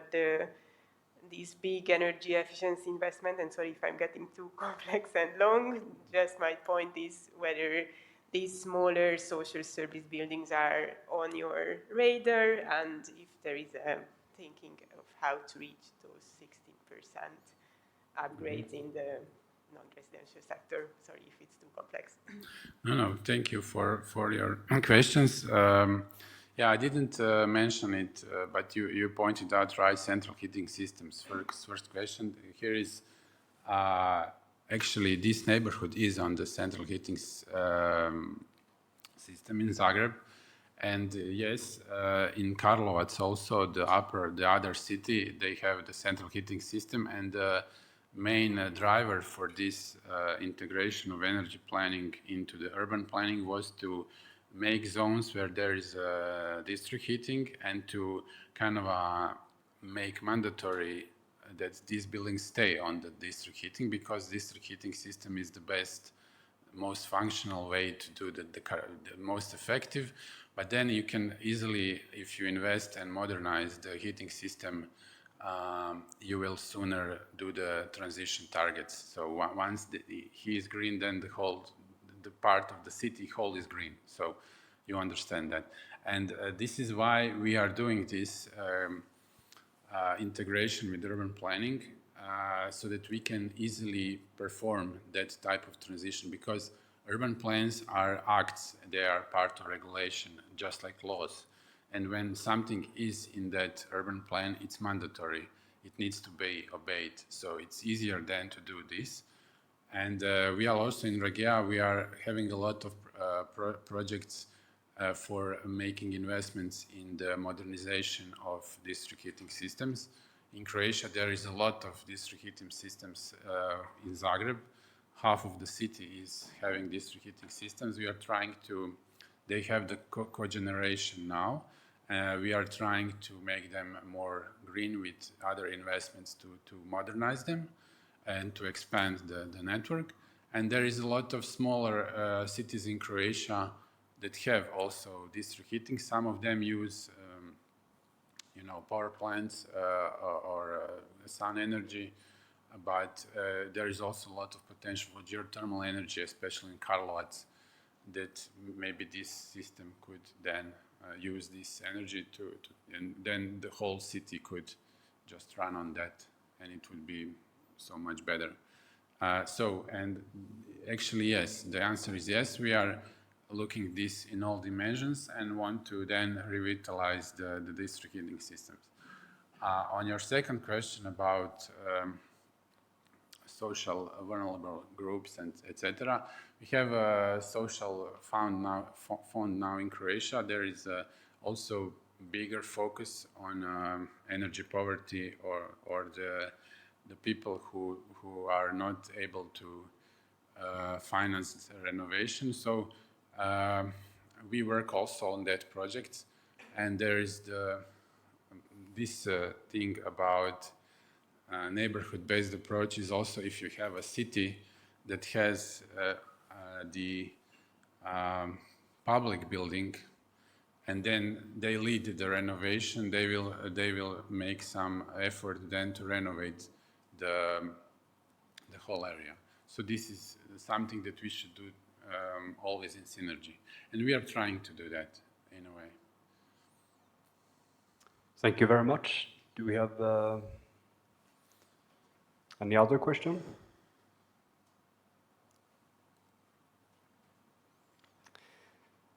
If not, then I will ask a question. So I was thinking about because I understood that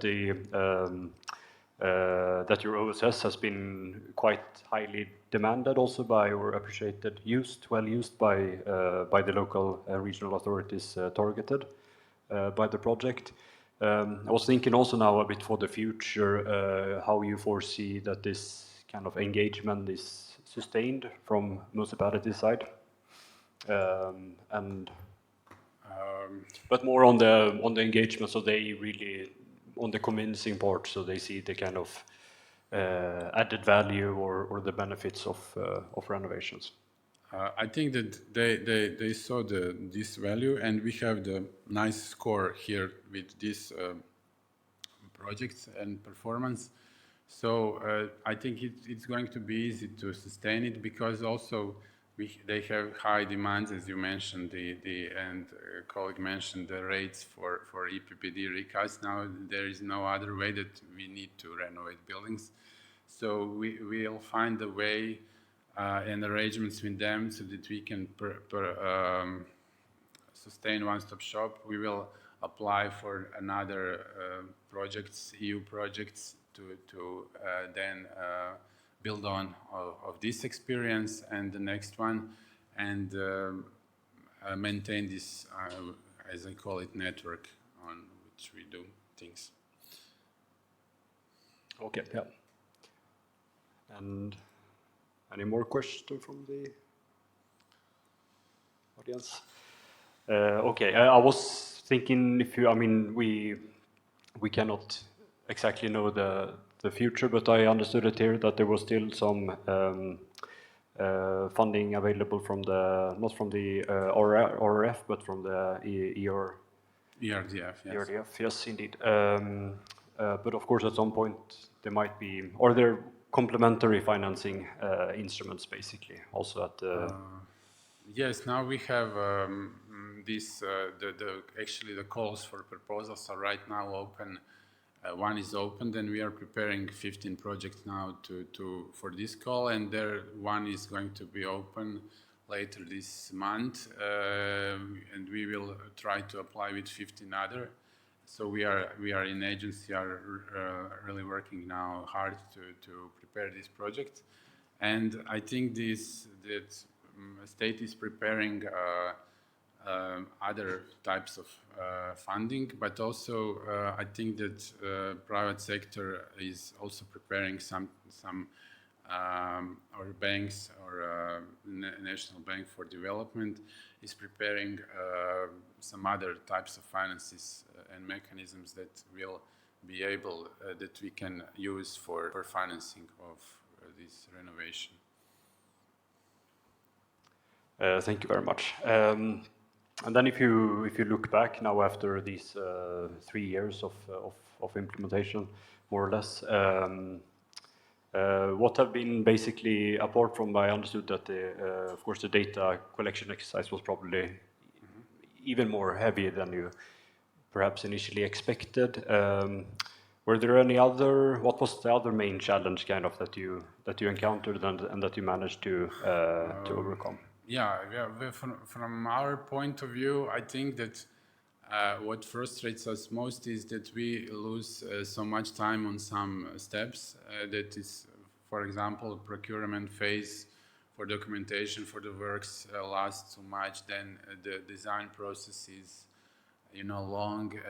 You have to have some permits issues in that process. So it really involves lots of stakeholders, and there is,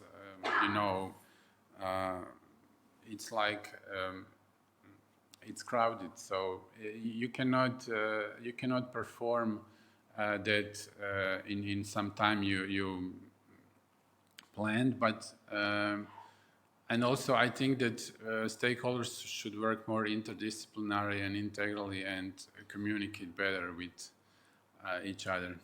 And apart from that, there is a lack of every type of professionals in Croatia. We don't have so much engineers, construction companies, workers, etc. So even if you have the money and you have the funds, the problem is that we cannot, do this in this amount of time. So the time is issue here, right? Also. Yeah. In case we have no other questions, I even propose that we close, and I would like to thank you very, very much for your presentation, Marco. Thank you. And yeah, we finish with a warm round of applause.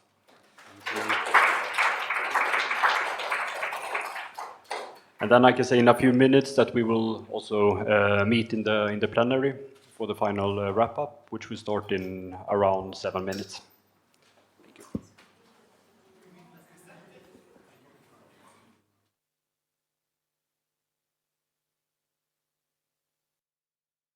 Financing solutions. Thanks. Super. I was trying to spot you. Okay, I think we will slowly start the session.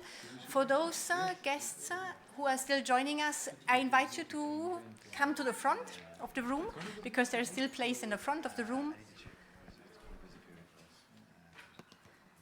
Okay, good afternoon.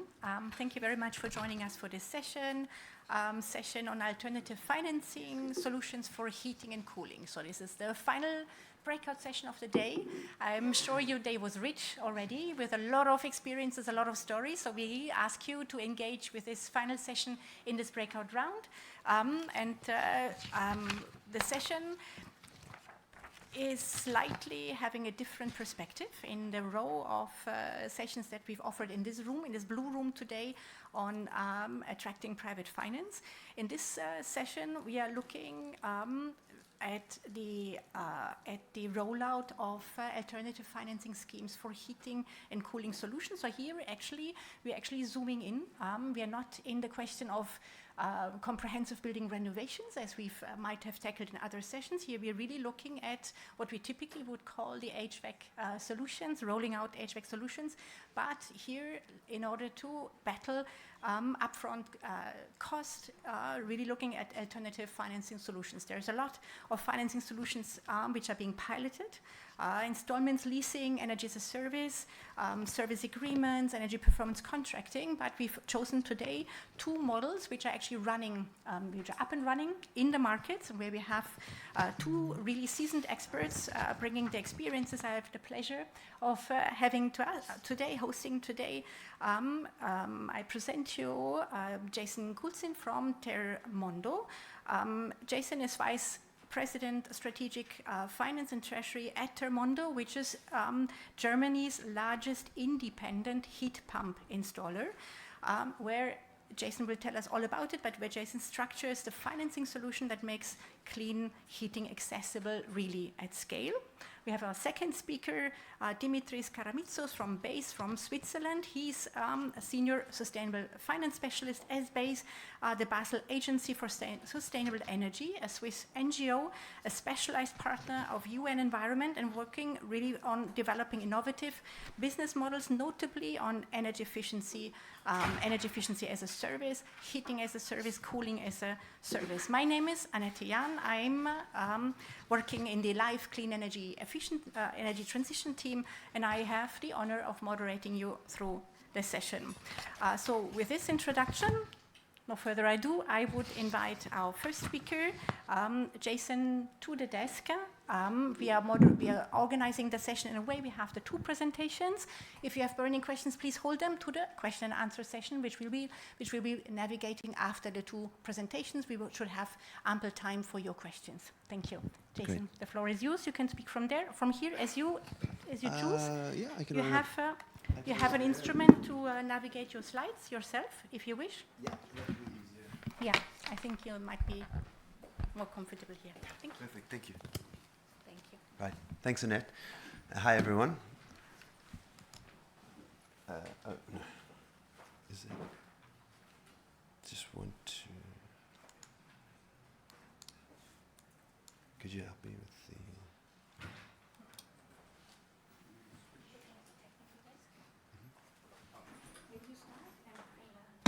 Yeah, sure, no problem. So, as Annette mentioned, I'm Jason Goldstein, VP of Strategic Finance and Treasury at Termondo. We are the largest independent residential heat pump installer in Germany with the largest OEM agnostic after-sales department and the quality leader in home electrification. I have a few numbers coming up to show you what that means for us and what we look like today, but we've installed 14, I think, there we go, over 14,000 heat pumps installed, with 7,000 of which have our home energy management system installed as well and growing. One line up, we're 1,200 employees, 600 of which are skilled tradesmen or craftsmen, installers. In our group, we've also installed over 10,000 PV systems, so we enabled the saving of over 2.5 million tons of carbon dioxide and have a installed customer base of over 50,000 customers since our founding in 2013. So when we were founded in 2013, our mission, which it still is today, is to decarbonize the home. And what that looked like back in 2013 was install more efficient oil or gas heated systems in existing homes, so retrofit. This was, the thesis was, can we install proprietary tech from day one, industrialize the installation process, and really create a large installer that can install really fast and enable mass and swift home decarbonization in Germany.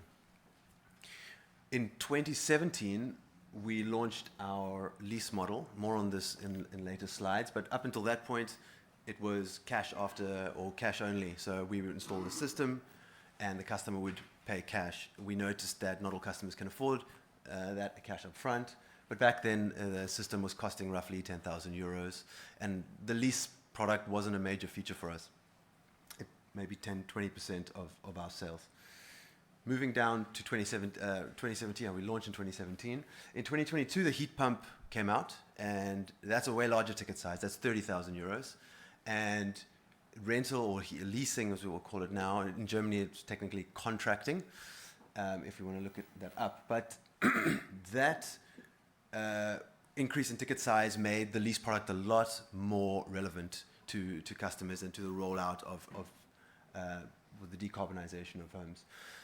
Moving through 2023, we discontinued oil, and the subsidy profile changed, or the leak of the subsidy profile changing from a BAFA facilitated subsidy in Germany to a KfW facilitated subsidy in Germany.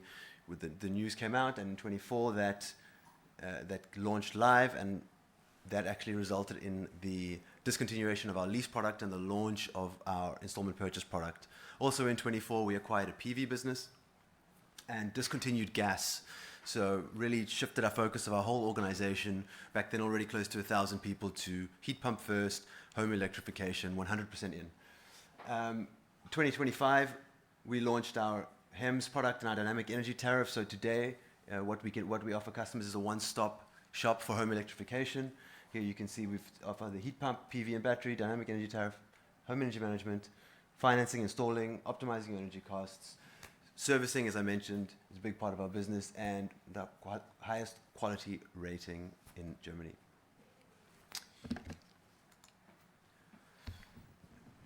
'2025 was a pivotal year for the German market because for the first time, heat pump sales overtook gas-fueled system sales.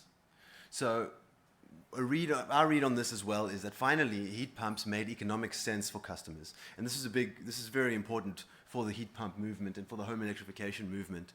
And while it solves the question, does it make sense to operate this? Does the OpEx make sense? Is the OpEx more attractive? Which we can now say yes. What it doesn't solve is how do we deal with the high upfront capex? To electrify your home, roughly 35,000 euros after subsidy. This is the average German household. If you want more information on how these figures came about, we've got access, we've got an article on our website, and I'll give you sources, etc.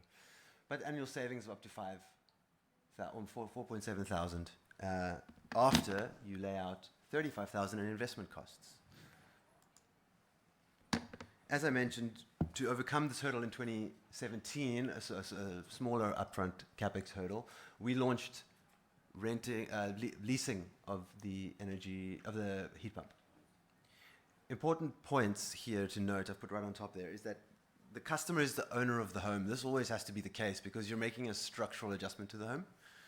But we are leasing our own heating system in the home of the customer, right? And there are pros to this, of course, the no upfront capex, and Demondo takes care of everything, right? We come in, we perform a heat load calculation, say, can your house handle a heat pump? Can the heat pump handle the heat load? We dispose of the old system, we install the new system, and as part of the leasing contract, there is a maintenance included in there because we are the owner and we're responsible for its operation. All for one price, very easy. Demondo Easy is the name of the product. It does come with some cons though. Because we are leasing this product and it is our product and we've spent money installing this product and we can't just simply take the heat pump out and put it in someone else's home. There are breakage fees. That means, well, it's not, for example, like a lease with a car that you could take and then lease it out to someone else afterwards. When this heat pump is ripped out of your home, it's finished, it's done. So often the cost of doing something like this is going to cost you the entire sum of the heat pump, which is quite restrictive. Also, the customers don't own the heating system. Different to a car, which you don't mind if you own or not, depending who you ask. It did feel quite weird to customers to own their home, but not own the heating system inside their home. People got over it. We have a successful product. It still runs. We don't offer anymore, but the existing customer base is happy.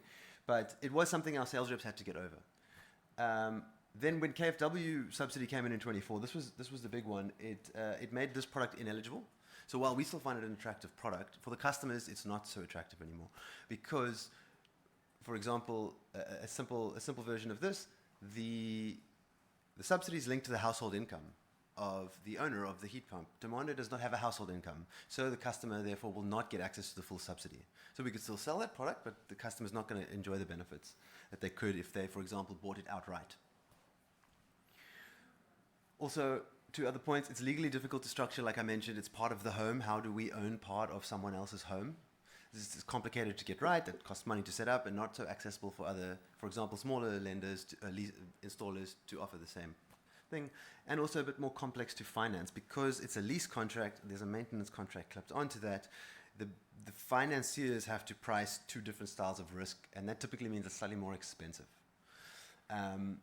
So we have Demondo Easy and since 2017, but in 2024 we pivoted from a lease model to a installment purchase model. Demondo Flex. Demondo Flex, customer is still the owner of the home, but from day one, the customer is also the owner of the heat pump. Pro, no upfront cost, same as with the leasing product. But here, what's important is that it's effectively an installment purchase or a loan, right? So we're saying instead of paying 30K up front, pay $300 a month for the next 15 years. The interest rate we charge is 6%, and you can repay at any time. This means that there's no penalty, right? So if you want to, we have a lot of customers waiting for the subsidy to come in and paying off the whole thing within 3 months of the installation. We have others that go, you know what, I could use that subsidy for something else, refinance some other cheaper, and because this is a good deal, and they run that for 15 years and repay as they please. A lot more flexibility. They own the heating system. People get behind that. It's a bit easier to sell. It's optimal for the subsidy, with KfW subsidy. They can get the full subsidy up to 70%, although you find most of our customers around the 55% mark. Legally easier to structure. It looks like, for example, auto loans, and easier to structure and easier to finance, right? Easy to finance, banks get it. It's effectively like an auto loan or a consumer loan. Lenders understand the risk, therefore it's easier to price. Customers pay a lower interest rate than they would. The con, though, there's few different contracts the customers have to go through. There's still underwriting policies and everything exists like with a lease, because a lease is effectively a similar type of risk, but it's not just a one-stop. It's a, here's your contract for your heating system, and that's solo. If you want a maintenance contract, that's going to be separate, and it'll be sent to you afterwards. It's not packaged together. But that allows us to offer customers lower financing, for example, prices. The final slide for what that looks like behind the scenes. Okay, and this, although this is for Demondo Flex, that's not very different for a lease product either. So bear with me. I've tried to break it down into 6 simple steps. Hopefully it'll generate a few questions for later. But what we have is at point 1, Demondo installs the heat pump in the home of the customer, and the customer pays their first monthly installment. This is roughly, just used for argument's sake, 300 euros.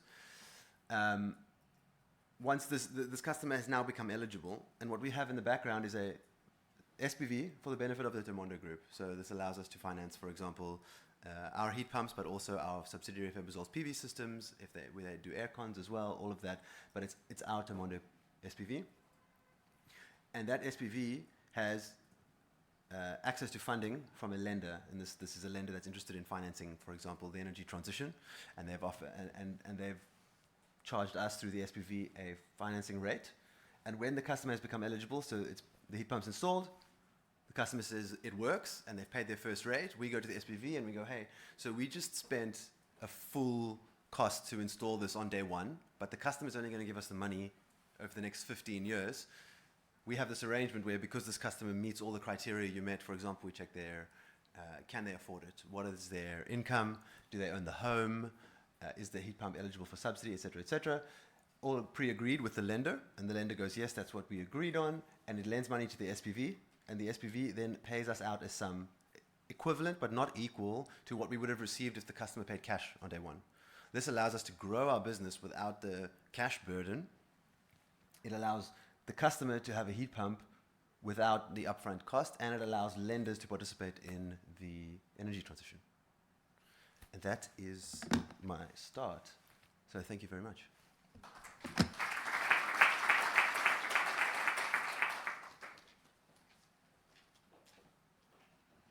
Thank you very much, Jason. Very interesting presentation, inspiring numbers. One would say the ones who lifted the arm this morning in the first, their hand in the first plenary session this morning, probably they should all come to you, raising their hand on looking on decarbonizing their homes. We'll hear more later. Yesterday, checking your boutique, online boutique for homes, because that's what you're inviting your clients to do. Yesterday, I was client number 756 of the day. So obviously, I'm sure that also in the audience there will be colleagues who will be asking, what is your future pathway for your model? Before we do that, we'll invite Dimitris to come to the stage and present heat as a service, cooling as a service. This is your call. Thank you, Annette. So good afternoon, everybody, and thank you for staying today this afternoon with us. Yes, so my name is Dimitris, and I work for the Basel Agency for Sustainable Energy. We are a non-profit. It's not yet 12 minutes, right? Perfect. A non-profit based in Switzerland, and we were financed initially by the Swiss government and the city of Basel about 26 years ago. And we are also a specialized UN partner focused on climate impact solutions on the market. So what do we do? What is our expertise? And you mentioned it earlier, Annette, is on designing innovative business models and financial mechanisms that accelerate investments into climate impact solutions. How so? By basically de-risking perceived risks in technologies on the market. So we work a lot in energy efficiency, renewable energy, e-mobility as well. And for some projects, we also work further upstream in designing taxonomies for financial institutions to reduce their risk and align the strategies into investing into climate projects. So looking into efficiency as a service, why did we look at this project? And I'll be very brief here because I know everybody in the room knows this very well. But in a nutshell, we know energy consumption is set to increase drastically until 2050. The building sector is one of the biggest users of electricity in Europe, and we have a lot of old buildings and growing buildings. Heating and cooling is a big portion of the electricity consumption among households, but also industry. And we know as well that energy efficiency is a big factor that can actually reduce that electricity consumption in the market. So about 35% alone can be the solution through energy efficiency. So what we know as well is that in the next decade, we need to invest 370 billion per year in energy efficiency if we want to meet our targets. So that's a lot of money, so that's a good side. However, what we see is that unfortunately, and normally you see the left curve first, a lot of clients don't engage with the best-in-class technologies on the market. And we know this very well. The reason why, and we all, let's say, coupable of this, it's first the CapEx. Thank you, Jason, for that point. Second of all, when we see a technology, we don't know, even when we buy a washing machine, let's say, what is the performance? Is it really going to consume less energy? Yes, no. What's my payback as a consumer? So performance uncertainties, complexities of systems. So here I have to mention efficiency as a service is focused on B2B, large industrial applications and residential applications. And clients are very reluctant on complexities in systems. They're not experts in those assets. They have to hire new personnel. They have to also know who to call when they have to maintain such equipments. And therefore, this is also a perceived risk. So they prefer to go with systems that they know. And the last point, of course, is there are investment priorities. Whether you are a hotel, a big residential sector, or an industrial player, maybe cooling and heating is not going to be your number one investment. So we looked at the model of servitization, and what is the model of servitization is not something new. It has been applied in many sectors. The most famous one is with printing machines, where you probably know that in your respective companies, you don't buy the printing machines, but you pay per amount of paper that you print. And very famous is in the solar sector, of course, where companies don't buy the solar panels, they pay per kilowatt hour that they consume from the solar energy. So we took that concept and we applied it to very large HVAC cooling and heating systems. So it's a pure OpEx model. The client doesn't pay CapEx, similarly as in an energy performance contract. But the difference here is that there is no guarantee on the saving, but there's a pure transparency on what is that the client is paying per amount of cooling or heating consumed. So this means that the efficiency component is embedded into the pricing inside the contract to the end customer. So how is the pricing defined? It includes the design of the equipment, the implementation of the equipment, the maintenance, the operation, and the utility costs as well, which in some markets can be a little bit of a barrier, but there are ways around this. And so what we see is that this model, and I'll be very brief on this, it aligns well with, of course, the latest policies we have in Europe. So it's not an issue of policies, it's rather an issue of access to funds, an understanding of financial engineering, I would say. So the work, for instance, that Jason is doing, and standardizing the process on the market and doing a lot of capacity building for customers to be aware that they can actually procure such a solution. So what are the differences? And that's one of the challenges as well.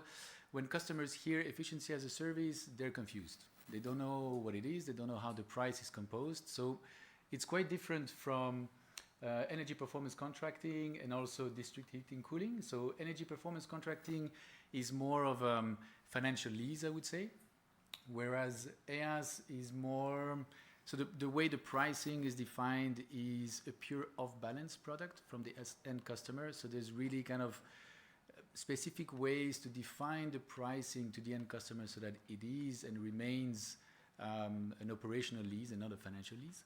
And then from district heating and cooling, the difference there is that DHC applications are usually large scale and they require a large amount of investments, but also usually customers have to pay a CapEx to connect to the district heating grid. And here, EAS can be single buildings, and as well there is absolutely no CapEx to connect to the solution. So I'll be very brief on the benefits of the model, but for the client, it's basically no risk whatsoever. And that's also when we advise companies on how to design such a model, it has to be super clear that you're not sharing any of the risk with the client. So the sooner the client has a risk, basically you're not doing their life easier. So that's number one, super important. Technology providers, for them the opportunity is to release on the market the best-in-class technologies that they have. And for investors, it's an opportunity to invest into green projects and also have assets that generate recurrent revenues. So how does the model work? And this here is one way to finance it, and I chose it specifically because also it's aligned with how Jason is doing it. There are multiple ways to do it, but in this particular slide, what you see is a company that is setting up a special purpose vehicle. They are selling the assets into that SPV, and they're assigning the contracts to the end customer to that SPV, and that becomes basically the opportunity for the lender to provide lending to that SPV and have those two, the assets and the contracts, as a risk hedging to the loan that they're providing. Now, there are multiple ways to do this. One of which, for example, if you're an ongoing running company, you can bring some assets into that SPV and you can what we call ring fence them. So you basically assign a specific amount of your revenues inside your company associated to those assets, and you're going to be exposing those to the lenders, who are then purely going to look at those assets as their evaluation of what is the risk opportunity of this project. So they're not going to be looking at the profile of the company so much. Of course, there are some aspects to look at, which is service delivery and all this. But from a financial perspective, is it 12 minutes? No. Ah, perfect. That helps them to accelerate financing into such projects. But of course, there are challenges, and we know this because, well, we don't see EAS everywhere around us. So the two main challenges I will focus on is one on the contract design, which includes as well what is the value generation that you deliver to your clients and how do you bring this inside your contract, and as well how do you speak to investors and to which investors are you speaking. And it was great to see Slavomir earlier in the session. Typically, we advise companies to securitize, what we call securitize the revenues of their projects, and then approach companies like Solas Capital and the likes to finance the recapitalization of their assets inside specific projects. So with this being said, of course, there are many, many challenges for both the users of EAS, but as well the providers, and I'll focus more on the providers, and you'll have access to the slides afterwards so you can deep dive into those. But in a nutshell, providers, they take all of the risk in this type of projects. So they have to finance, they have to find the financing for the projects, they have to develop the whole IoT perspective for the projects, they have to design the contracts, they have to explain to the customers the opportunity behind EAS. So there is a huge cost on customer acquisition. So that's why a lot of providers are also very reluctant to move into this ecosystem. And then for customers, it's also the risk of a long-term contract. So do you engage easily with a provider for 15, 20 years? A lot of customers are reluctant to this, which is quite interesting because at the end of the day, when you buy an equipment, you still keep it for 20 years. So it's just mentally, it's a different approach. So luckily, there are solutions in the market, and a couple of years back, we had this H2020 project called Efficiency as a Service, and we designed a toolkit, which is available open source for providers to download, and it contains a standardized contract, a pricing model, a risk mitigation tool, and it was adapted to 3 countries, Belgium, the Netherlands, and Spain. Back in the days, we had only one contract signed with an industrial in the Nordics, but today it's really growing. So we see more projects happening in Belgium, in the Netherlands, in Spain, but also beyond that, even in Switzerland. So these are the good news. So some case studies. Here you have Danfoss. This is the company that signed the contract while we were having the project in the Nordics. They proposed a contract of refrigeration as a service for the retailer called Coop. So what was the problematic there? The client had the CapEx, so they could actually buy the equipment, but for them it was more system complexity. So they wanted to reach their net zero targets, and they didn't know for what technology to go forward for, but as well they were afraid that if they would go with a specific system, they would need to train their employees to actually maintain and reach the targets of efficiency that they were aiming for. So they made an agreement with Danfoss, who signed the refrigeration as a service contract for them. And they took the whole risk of designing the system, financing the system, operating the system. And I think on the first plan that they had implemented, they reached 20% energy efficiency gains, but overall in some sites, they reached even 50% energy efficiency gains. Here you have a second project, much smaller. This is based in the south of France with a startup actually, which is quite rare in this ecosystem because it's more risky to finance for investors. So the company is called Water Horizon. And what they do is quite special. So they identify sources of waste heat nearby customers, and they go and they collect this waste heat, store it, and then go and provide it on a pay-per-use approach to end customers. And in that particular example, it's a sporting center. And if I'm not mistaken, the client benefited from a factor of 10 of electricity consumption reduction on cooling. And they marked about 1,400 tons of CO2 equivalent per year reduced as well. What I haven't mentioned is that in both projects, the financing, so on the project before, the financing was done through an SPV. Danfoss provided 20% of the equity, and the rest was provided by a local bank. And here, since it's a startup as well, I have to mention 50% of the project were covered by the European Commission Innovation Fund, and the rest was financed by equity. So what do we do at BASE with all that? It's great to have case studies, but what we notice is that there is still a lack of companies actually providing this type of services on the market. So capacity building is extremely important. And as well, so it's a bit of a chicken and egg problem. Sometimes you approach the customers, they don't know about efficiency as a service. Sometimes the providers don't know how to do it. And sometimes the providers want to move forward, but they don't know how to finance it. So you need really activities on all three pillars. And we launched an alliance right after the efficiency as a service program 2 years ago to try and bring all of those actors together, but also to try and develop mechanisms and tools that allows them to go faster into deploying the solutions. So for example, is it really more beneficial for a company to provide efficiency as a service or to sell the equipment? As a company, what is more appealing? And so we try to run models to show them the opportunity of moving into that ecosystem because there is a lot of value generated through waste reduction. So, you know, spare parts that you keep in warehouses or value generated from assets that you don't unlock because you depend too much on a spare parts business within your activities. So here are some of the companies that are present in the Alliance. And I think this wraps up my presentation. Thank you.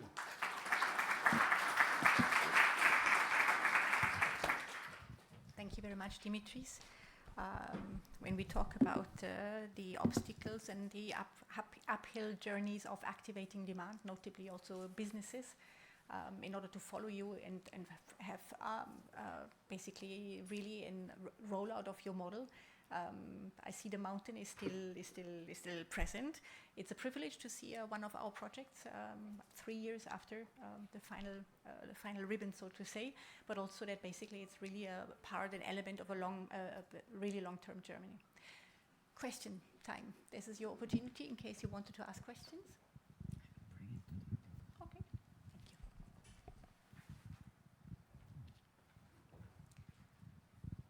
I think you have a mic for you, or unless you wanted to come in front is also fine. Yeah, thank you very much both for your enlightening presentations.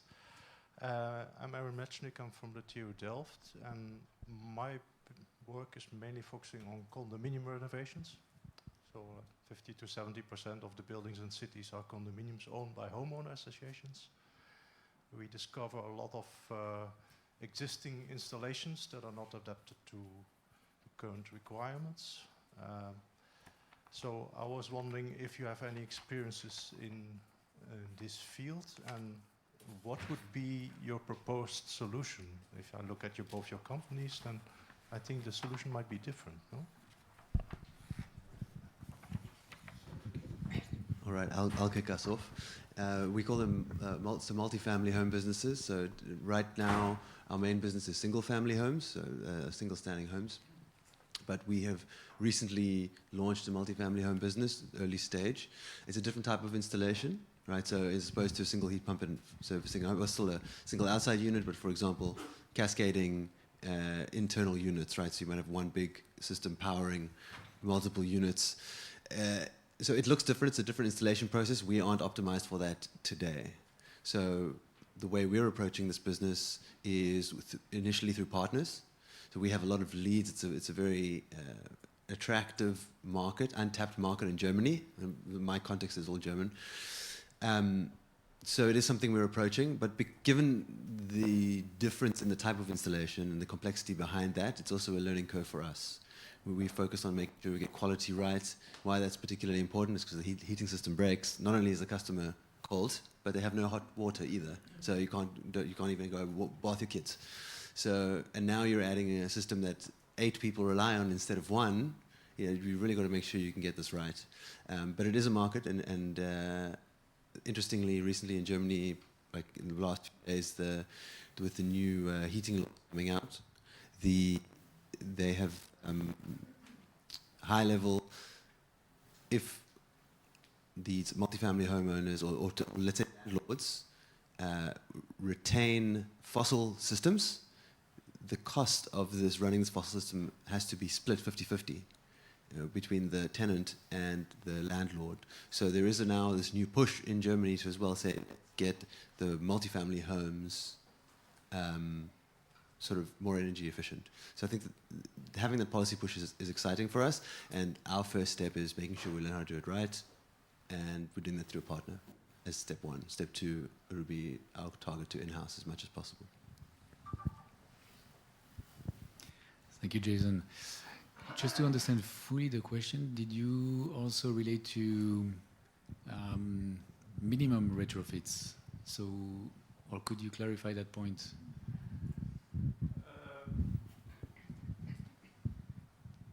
We were aiming for label A renovations, coming from a situation where, well, there's virtually no budget enough even for the maintenance of the system, where there's no individual metering, where there might be a system that is operational and that can operate for the next 10 years. So I was wondering, like, is then leasing an option of the existing system, or is a new system, collective system, interesting, or should we go to individual systems that are being leased? I don't know what your experiences are.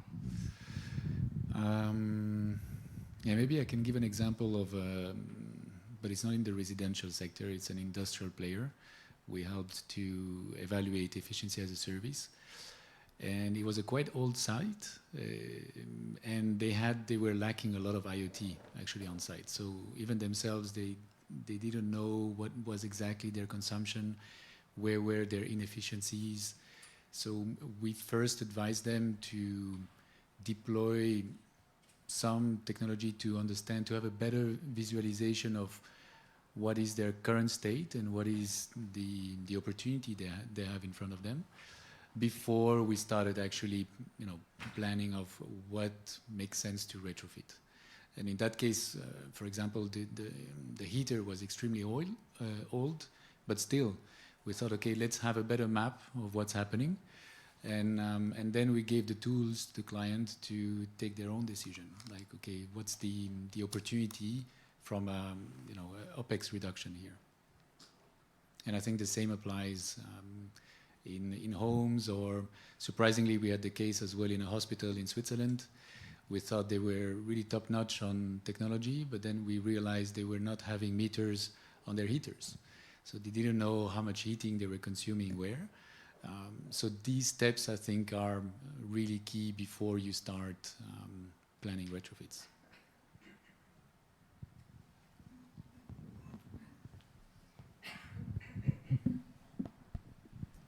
Good afternoon, Miral Casas from Energy Invest. I've got 2 questions, one for Jason and one for Dimitris. For Jason, your model is based on creditworthiness of the customers, the households, right? Because there is no collateral, they are owner of the heat pump.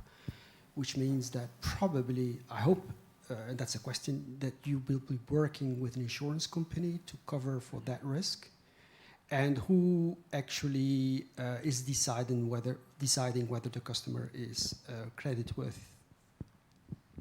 So we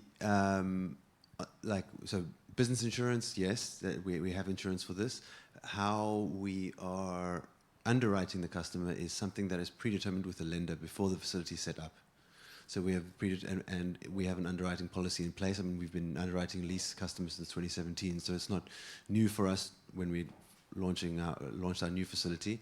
But effectively, yes, we check and then report this. So there's a reporting schedule. It's legally what's the word? It's legal formats. Yeah.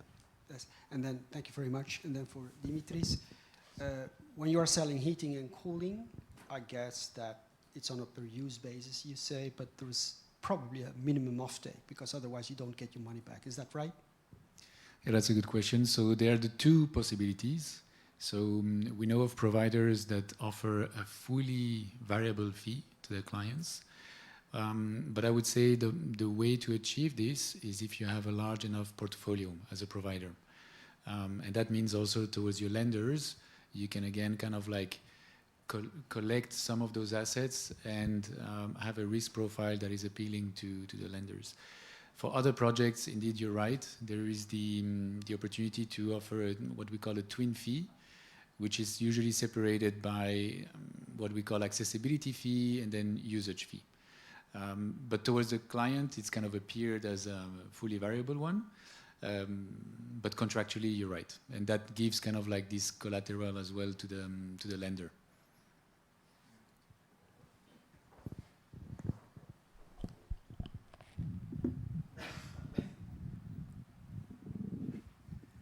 Thank you very much for presentation, Piotr Weiss from CINEA.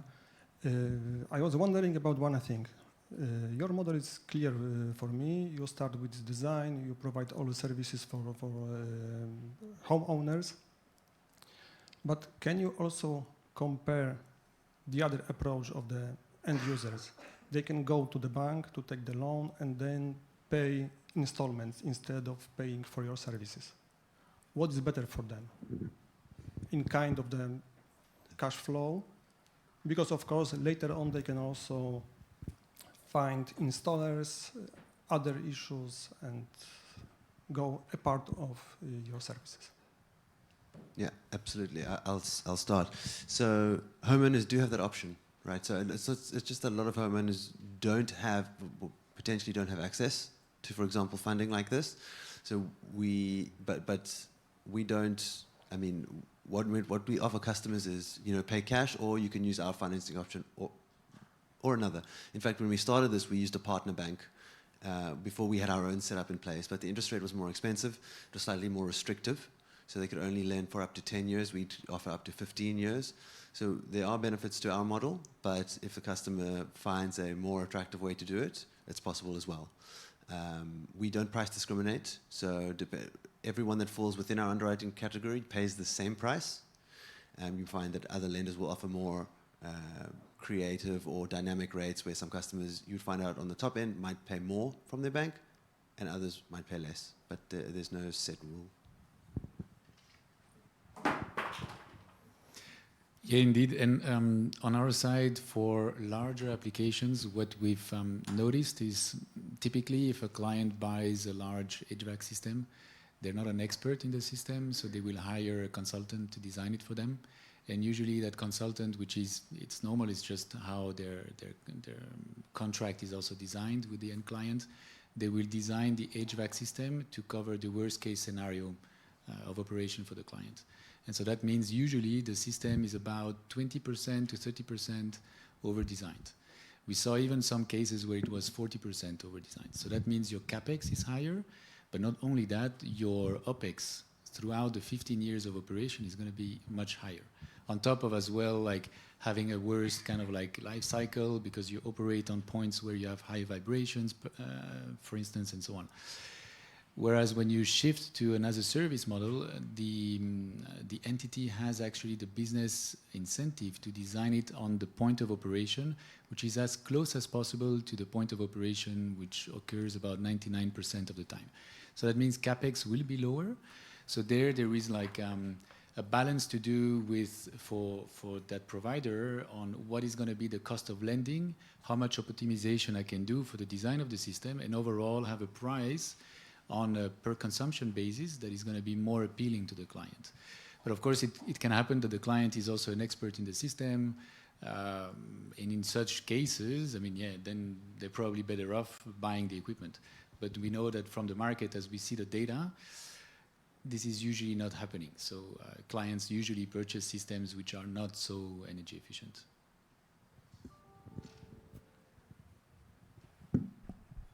Okay, I think there is a question in the front. Thank you.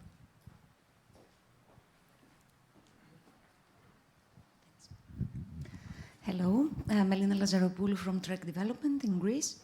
My question for both of you, excellent models, both of them. Actually, we are working with the public sector, so my question is, how applicable is your model to public buildings, for instance?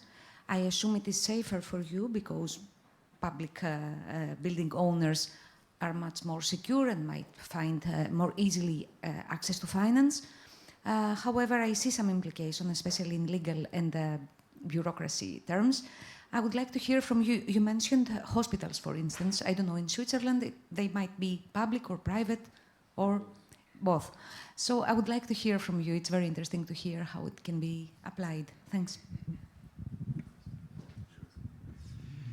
A great question. And I love it because we're trying to actually make the public sector move into that ecosystem. One of the challenges, and we were on a workshop on this actually 2 weeks ago in Lausanne, organized by UNIDO and UNEP, is procurement guidelines. So public sectors, for service contracts, it's usually short-term contracts, 1 year, 2 year.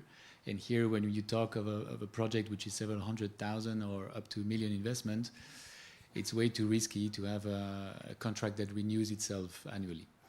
So I think there is work to be done in Europe to change this in countries, because I do think the public sector has a role to play as users of this type of approaches, but also demonstrators. Because, you know, like the public sector is setting forward policies, examples. So if they move into an area, the rest of the market will really move more rapidly into that area as well. So we had a project like this in Costa Rica. I know it's far from Europe, but we faced that issue. So then we had to enter into long conversations with the government to try and change how they were procuring the equipment. We were not successful. So at the end of the day, they purchased the equipment. And it was okay equipment, but not as, let's say, we would have liked it to be. So definitely. And I would love to see Greece actually moving into that space. I don't have much experience with public, so I think I'll leave it to what Dimitri said. Thank you very much. So looking at the time, I think we can allow for 2 final questions. I think there was one question on this side, one question on that side.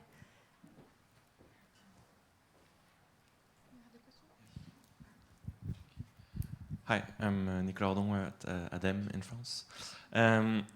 My question is actually stemming from one of the answers to a previous question. Dimitris, you mentioned the case where a design would cover 99% of the needs, and then there's this 1% time or case where it does not cover it. So what type of mechanisms or penalties or financial compensations are planned in those few occasions where it does not cover the needs? Is it capacity mechanisms, sharing with neighboring installations, or stuff like that? It depends on I would say it's a case-by-case scenario, but usually what we know is that the system will still be able to deliver but it will just consume more energy. And for that small amount of duration, actually overall, if you look at the total life cycle of the asset, it doesn't make such a big difference. Now it can happen, they say that situations change quite a lot, and then you have solutions again. You can bring like mobile assets where you supply actually additional cooling until you reevaluate the situation and you say, okay, maybe I need to deploy more capacity, but then you have the time to engage into a conversation with the client and so on. So we saw this situation actually with the hospital case I mentioned in Switzerland. They had an offer on the table that was designed for a temperature of, I think it was, if I'm not mistaken, like 40 degrees or so, like close to 40 degrees, and that never happens in Switzerland. I mean, I think it happened once, and I've been living there 16 years. So I think it's on a case-by-case basis, but there are things to do also contractually, and there are solutions around it. Does it answer your... Yeah? Good? Okay, then...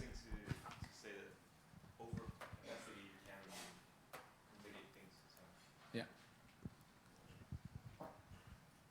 Good. Then one final question, Rod, on the side. Thanks. Rod Jansen from Energy Efficiency and Industrial Processes. And actually, in Dimitris's project, I was actually on the advisory group for it, so I know it quite well. I want to change the title, Alternative Financing Solutions, to Mainstream Financing Solutions. I was at the EIB in February for the Green Gateway event, and I was there to try and take part of the 17.5 billion euros that are available for SMEs between now and 2028. So I took big pockets. The thing was, they said, you've got to go to servitization as a service. That's the way to go. So I also talked to Solus Capital. And they say, in fact, I saw him yesterday at the Financing Coalition. He says you can only go servitization. The problem I have right now, and so I don't know how, and even Jason, even for you, how do we go mainstream, and how do we, with these financing solutions, they are no longer alternative. We've got to make them mainstream, and I don't know how we do it. The example Rod, I'm working with right now is we're... Sorry, Rod. Sorry. Thank you so much. Okay, that's Thank enough. you so much. I think we can take that question. We can combine it together with my final question for the two speakers. Thanking you a lot that you've been here. If there is the one, I know it's more complex, the one thing that needs to change to mainstream, the one thing that needs to change to roll out your model further, what is it for you? That's the final message for you, for the audience, and then we'll accompany you to the main room for the closing. Sure, Please. I'll be quick. So I think our pivot to the installment purchase model was a way of getting to mainstream because lenders need to get comfortable, or we need lenders to understand the product, right? So trying to get it as mainstream as possible into something that they've seen before makes it easier for them to price it, makes it quicker, makes capital easier to deploy, means access to more capital. So that's, I would say, that's the trying to copy existing models would be that answer. Things blocking us now really probably twofold. One, how do we scale and maintain quality? We've managed to do it this far, but we keep on. It's an everyday fight. You know, we want to grow as big as we can, but we've got to make sure that all our customers stay warm. And secondly, policy stability.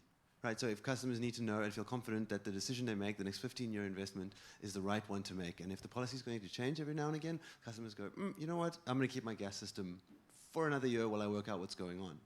So those would be my two. Hey, thank you for the question. Yeah, I would say more players that deploy the solution, more capacity building. I see familiar faces in the room, so more persons that take the risk to go in this direction. And maybe one thing we can do is more exposure on case studies, transparent case studies, so that customers can see customers speaking to customers. I think that's one thing that really changes the ball game. So yeah, if your customers are also willing to share the word, that would be, I think, very beneficial for for all of us.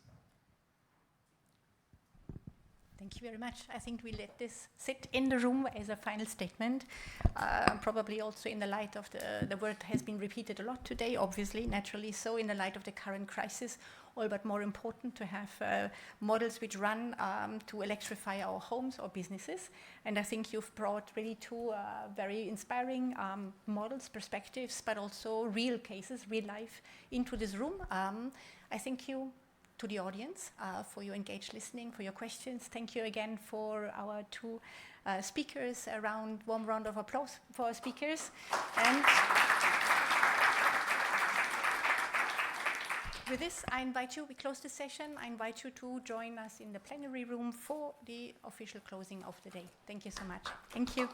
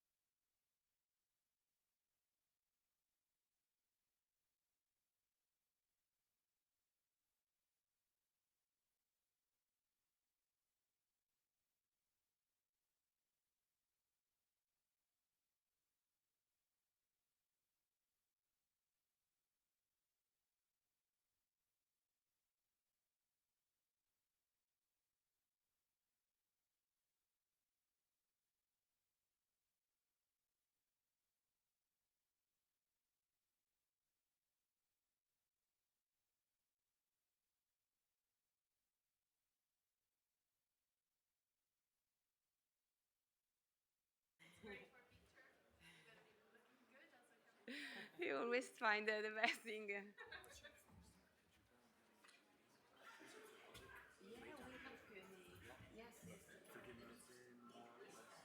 Yeah, I don't know what's the plan. Is there a Q&A for how Q&A. Yeah. So we will need a mic to circulate. Okay. Like 30 minutes in, more or less. I would say, how long is your presentation? I don't know. It 25 to 30 depends. minutes, I would say. Yeah.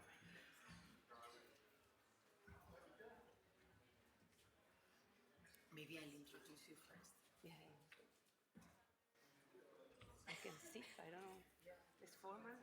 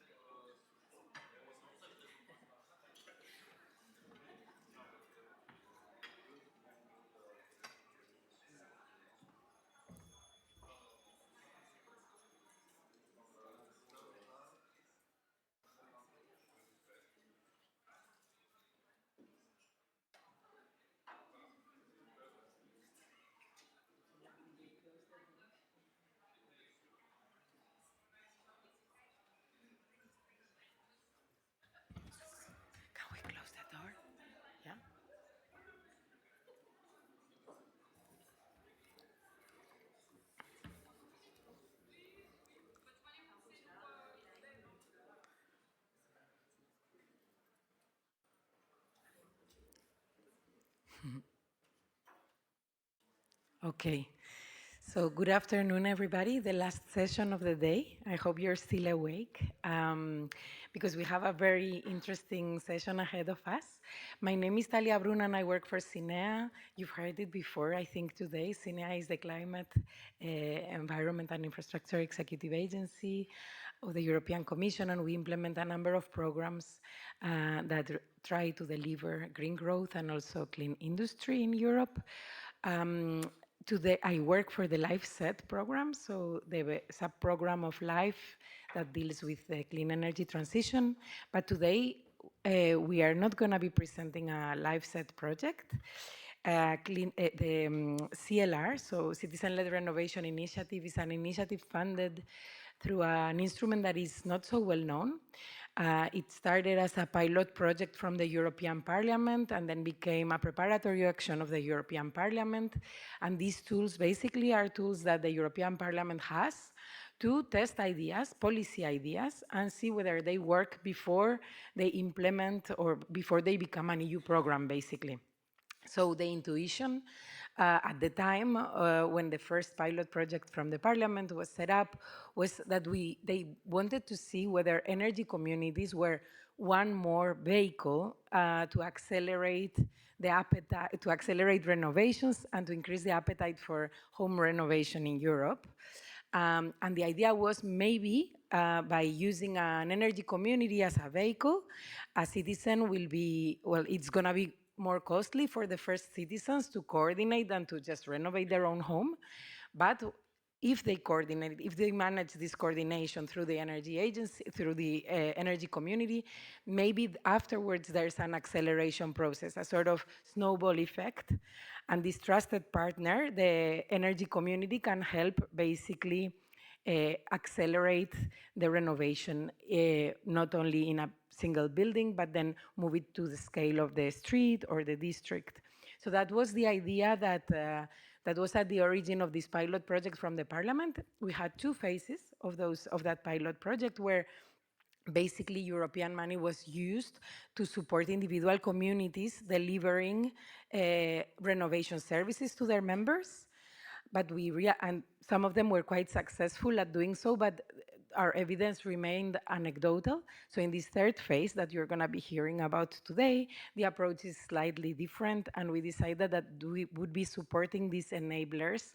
In this case, it's mostly energy communities and energy agencies, mostly actually, that would then help the citizen collectives that wanted to renovate and would also act as technical advisors, but also as a repository of knowledge that could basically pass then what one collective had learned, they could pass on the lessons learned to the next collective. So that's kind of the learning, that's the kind of the approach we have for this third phase, and it's still a piloting idea. So it's a test, but I think our speaker today can tell you more about it and can also tell you what they have already learned, which they have already quite a few lessons. So I'm going to be joined in a minute by Claudia Carani. Claudia is the head of EU projects and innovation at ISS. ISS is the Energy and Sustainable Development Agency. It's based in Modena, but it actually represents 180 municipalities and public bodies. And there, Claudia is responsible for projects related to rational use of energy, renewable energy sources, EPC tenders, and energy communities. And she's coordinating a large consortium of European energy agencies and energy communities actually implementing citizen-led renovation. So with further ado, I'm going to pass the floor to Claudia. Please take note of your questions because at the end we will have a bit of time where you can ask your questions. Thanks. Thanks, Talia, and good afternoon to everybody. Yes, the pressure is very high since we are coordinating this pilot initiative. That is the first time that an energy agency do it. So we want to be successful, and want to be successful because also we think that this approach that having the a citizen leading the transition is the only way to be successful in the transition of the European Union. So we are working to be to have a huge impact on this initiative. Sorry, it's not working. No. Okay. Thank you. So already Italy introduced the citizen-led renovation concept. This is a service, so it's a service that is provided by the European Commission and is addressed to the citizen and also to the energy communities. The idea is to empower the energy community that are already established and prospective and make the citizen in the driver's seat of the renovation of the building. So it's a new concept. It didn't grow by itself. It's a concept that you can find in all the strategies and the policies of the European Union that was delivered in the last years. Is something that grew with the European Green Deal that expect the climate neutrality at 2050, where stand the just transition with the inclusive approach. So the citizens are quite important together with the local authorities, but also the renovation wave, where we can find the important role of the energy communities and one-stop shop to deliver this transition and achieve the to double the renovation rate of our buildings. So, and also all the directives, the PBD, that is the mother of CLR, and also the EED and RED 2 directives, really empower citizens and energy communities. They should be the leaders of our transition, because we spend a lot of years thinking that we should support local authorities in implementing investment, implementing projects, and then the community would follow the best practice examples of the local authorities, but this didn't happen.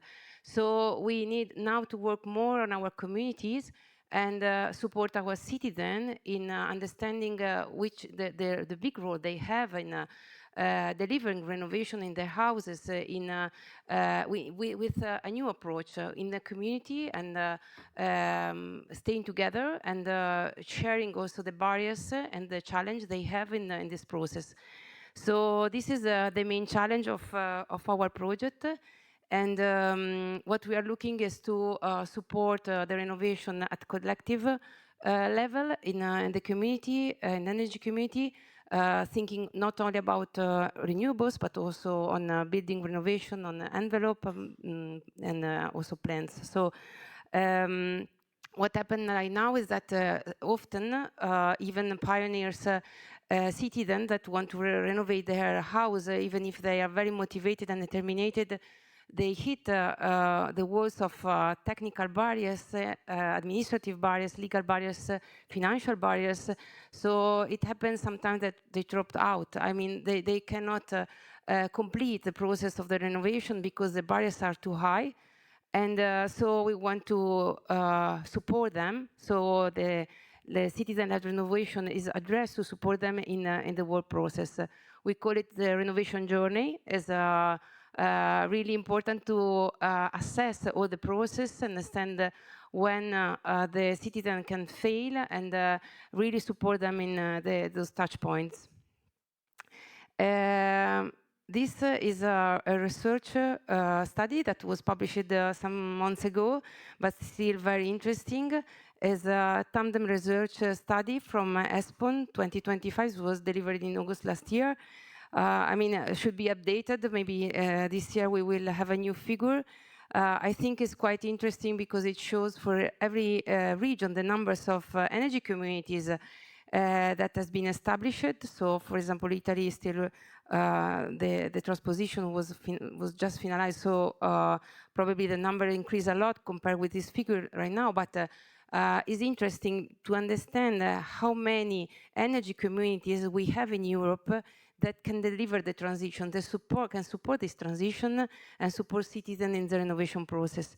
So this is the untapped that we want to use for leverage the policies of the European Commission, European Union. And what is interesting, these studies also analyzed the services that the energy communities could deliver.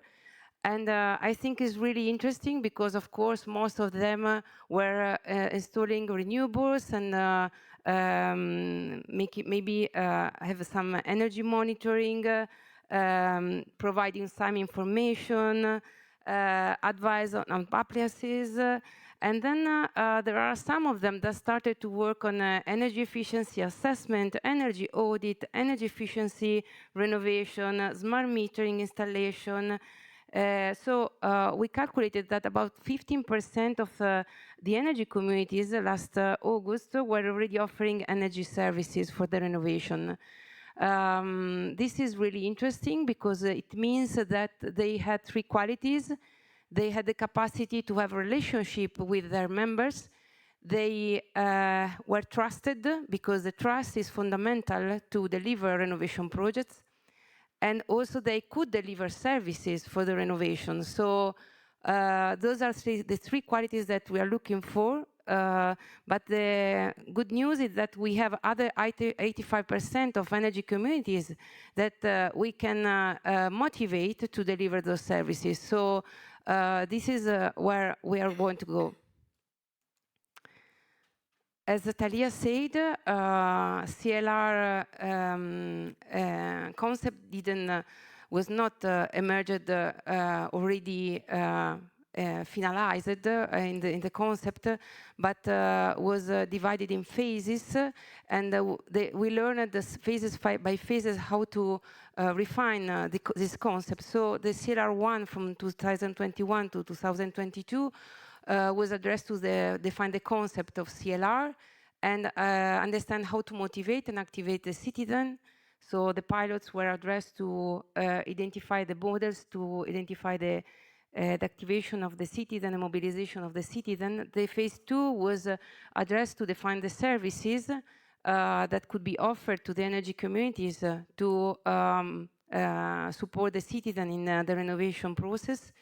While the CLR3 that started in 2025 and will continue until 2028 is the phase where we move from the pioneer initiative to the European movement. So the idea is to have a network of energy communities in Europe that establish pilot projects on renovation.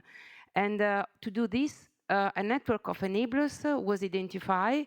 Enablers are organizations that have the capacity to support energy communities in this process, and they have the role to provide technical assistance, but also to generate these snowball effects that Alia mentioned before. Who are the enablers? The enablers must be eradicated in the territory. They must have already identify energy communities in the territories, prove that they have been working with them, and already identify projects with renovation projects with the energy communities. But they have different origin. The organizations are quite different, and this is the added value of our consortium because we can learn from each other. Some of them are energy communities, but other are consortium of energy agencies, but some of them are consortium of energy communities, one-stop shops, NGOs. So organizations in part that as energy agencies have the technical capacity, but other organization has more social capacity, the engagement capacity, have the attitude to work with the communities. That is quite important. So we are a good network, I would say. And here there is the geographical area we cover. we have 2 partners in Ireland, Codima and Ecovision. We have 2 partners in Spain. We have Valencia Sostenibile and a consortium that is called Color. And in France, we have a consortium of 2 energy agencies, Aurai and Rhône-Alpes Energie. Then we have Belgium, Energent. We have Netherlands, Energy Samen. And we have Estonian with ISE. And Italy AES, Regea in Croatia, and Spete in Greece is another consortium. As you can see, we have different cover different geographical areas. And what is interesting is that we work in different conditions. So it's a pilot initiative, but some of us have more barriers than others. There are some enablers that, like in Ireland, there are very great conditions to establish citizen-led renovation. They have a national pilot program that already established facilitator to provide consultancy at community level for energy efficiency. So they already have, we call them ambassadors.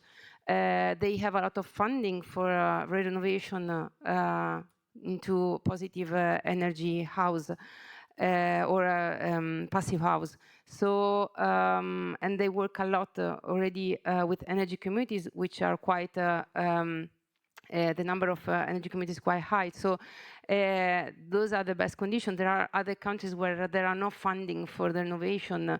In Estonia, there are not there is not the transposition of RED II directives yet. So there are not energy communities. So in some countries, the emission is quite high. But we are 11 organizations, and we have the aim to engage at least 3 energy communities for each enabler, and implement a pilot project. So we should ensure that we have concrete implementation and test innovative models. Our goals are to provide technical assistance, and we want to increase awareness and credibility of the CLR models. So we have said the first phase, this idea was defined, but it must be delivered in Europe as a concept. And we want to scale CLR initiative across Europe, so replicate the best practices and strengthen synergy with EU networks and other initiatives. We have plenty of other initiatives like the Covenant of Mayors, EU Peers, European Bauhaus. So we want to have a good connection, manage energy. We want to have a good connection with all the other initiatives and exchange with them. We have also a policy goal. We have a policy board that is composed by representative of the Parliament, of the European Commission, national representatives, representative of the of European Association of Building Material Construction and Plants. So we want to implement projects, but we want also to come back to national European level with suggestions, recommendations to improve the financing, to improve the legislation, to improve insurance. So we want to work, but we want also to improve the condition where we work and where citizens can really invest in their home and also have more sustainable houses. Which are the services we can provide? We work on legal and governance support. So we work not only on contracts for the work, on decision-making process in the condominium, multifamily buildings, but also we work on the governance of the communities, because the main aim is that in the future, the energy community are independent in delivering this kind of projects. So we want them to grow and have the capacity to deliver renovation service by themselves. So we are supporting them also on this. We provide technical supports. We like energy audits, building assessment, market analysis, and we also have organizational coaching. So we support in the energy community the definition of the roles and to support them in also in the communication, the dissemination, organization of events. So of course, we, as I said before, we identify one person that is really important. We call it the ambassador. Is the person that have to make the connection between the energy communities and the citizen. And we provide financial assistance, and this is really important because sometimes there are difficulties in approaching funding, but also not only the instrument, but helping also the setup of bankable projects, of a pipeline of bankable projects, and to engage the stakeholder and activation. We had a meeting of the consortium in Dublin in March, and we started to work on the renovation journey. I would think the insight of this approach that we started to define are very interesting because we will work on this for the whole duration of the project. And we have some phases that all the projects are approaching. The first one is the community mobilization and early engagement. So the first point is related to the fact that people do not renovate the house because they have climate ambition. That's not. They renovate the house because they have a concrete problem. They have, they want to increase the value of their building. They pay a lot for the bills. They want to sell or rent a house. They have a problem, and so they have to substitute some part of the heating plants or the windows because they're old. So don't leverage on climate, and also bring practical examples to meetings and share problems. So this is really important. The second point is from the homeowner's readiness to the project preparation. Most of the project fails. So when you collect the interest, initial interest of the citizen in a collective renovation project, then you must provide them a clear project implementation, because otherwise you lose their attention and they drop out. So to have a clear project preparation in the beginning is really important. Or understand all the touch point where the consumers, the citizen are asked to decide is really important. Every decision is, you cannot ask them too many times to decide, because they drop out after a while. This is really important. So, and also the third part is quite important, is from planning to delivery. Sometimes citizens take a lot of time to decide. It's important to keep a core of very motivated citizens, go on with them, and then the other will come later. So you really have to start your project with initial motivated citizen. Otherwise, you lose the attention of the whole group. Market engagement and contractor capacity, I think for us this is the most challenging part. Once you have created the group that is interested in a renovation process, you must go to the market, and here it depends a lot on where you are, because some energy communities are in rural area where there are not general contractors, there are small companies, and so it's important to understand what you ask them, what you ask to the market. You ask a discount. How much discount? You cannot ask a discount, the best product on the market, insurance, guarantee for 20 years. So you must decide what you want for the market. And you have to choose the companies that are able to provide really full solutions, but that also able to implement collective projects, so that are open to the capacity to implement collective projects. So for us, this is really important part.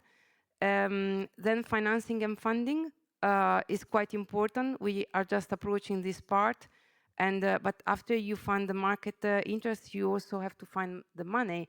As I say, some countries already have a lot of public funding to support the investment.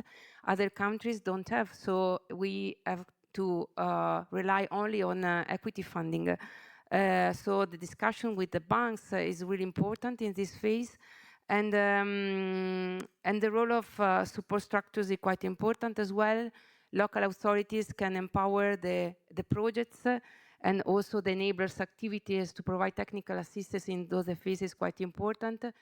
What we think is that it's important not to have one spot technical assistance, but is continuing technical assistance that is really crucial. The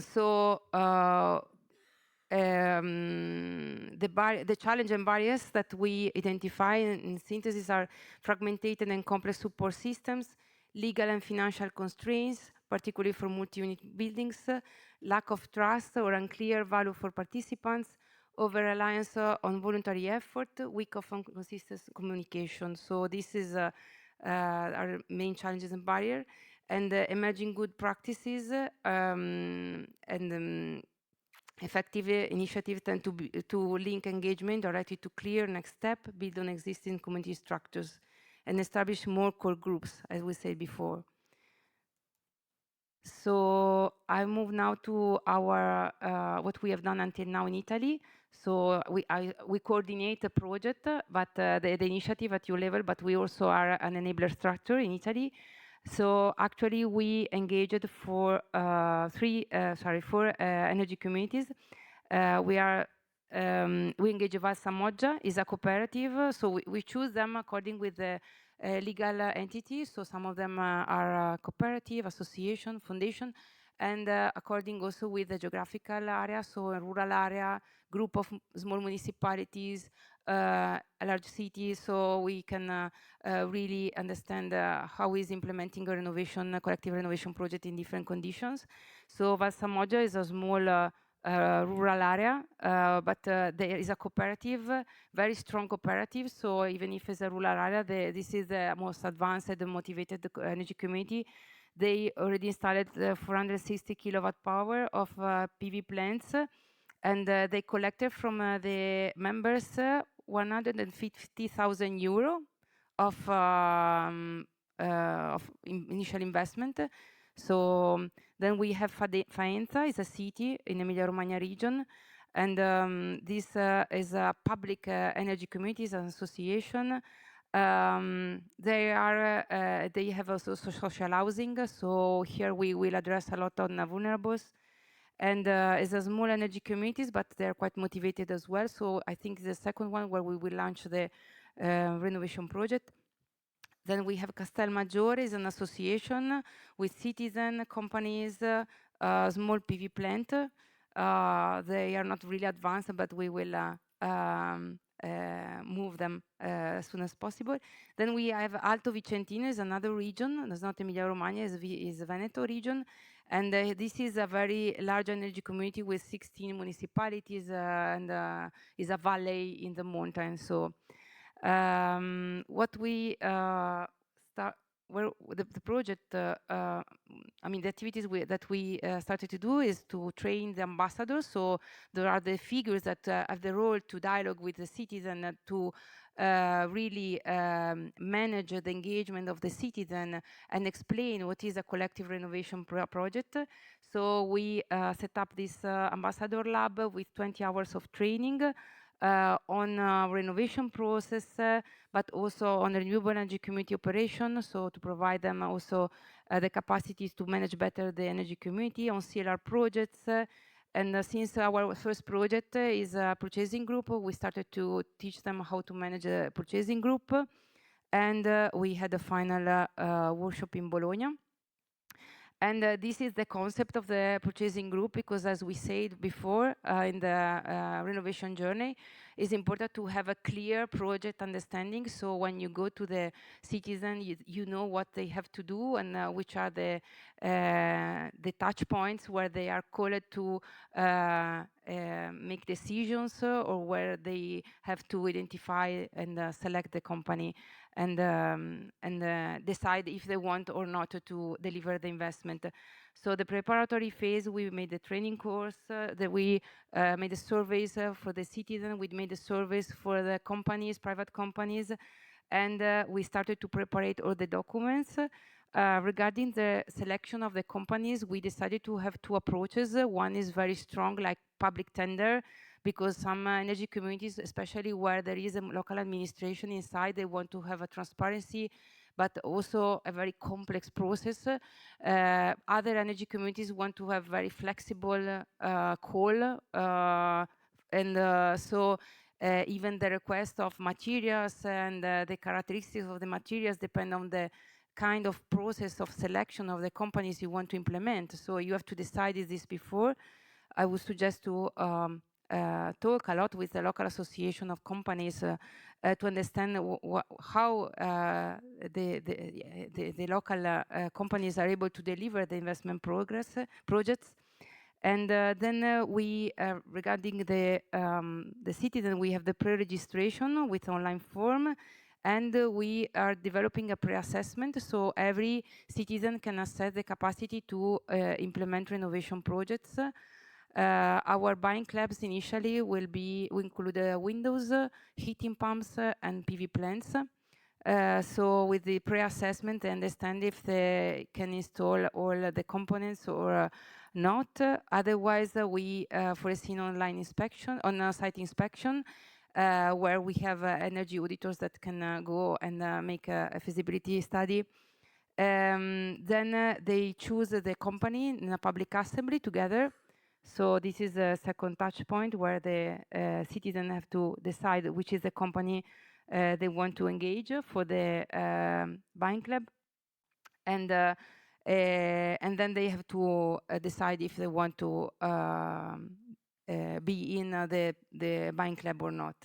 And then the company will go for the inspection. We asked them if our technical assistance was enough for them. They say no, we have to go back. So this is why we want to take very light the first assessment, because then they will go anyway, because they don't trust a lot other inspection and technical documents, and then they sign the contract. We are also developing a platform. This is quite important, first for data protection and privacy, because there are a lot of data that the citizen have to share, but also is a digital platform that can disseminate the projects that are on the territories and are promoted by CLR collectives. So initially the energy communities promote the collective projects, but of course this project, renovation project, is open also to other citizens. It's not only for its members, so other citizens can see the project on this platform that is disseminated, can apply to the project, can receive information, can make their energy assessment of the houses, and can apply to the buying clubs, for example, or to other initiatives. And also here the companies can apply for to provide offers to the so it's matchmaking platform also to business to citizen. Here we already have the pages of the 4 energy communities and the form for the subscription of the citizen. So it's already under development and will be probably published next month. So this is what we are doing. Related to the other enablers, I will go through and you will see that every enabler is working on different projects. Ecovision in Ireland, I will not go to all the 11, but just to some of them. Ecovision, for example, they are a cooperative, no-profit cooperative in Tipperary, and they support as one-stop shop energy communities and community renovation. So they are really embedded in already in this kind of projects. And they work a lot on investment, on renovation, on the capacity to also to renovate houses in rural areas and transform them. And they also support in applying for funding. So they are quite advanced on community-led renovation projects. What they are doing, I think, is really important. They are working on the concept of circular buildings. So in Ireland, there is a problem of high demand of buildings and lack of offer.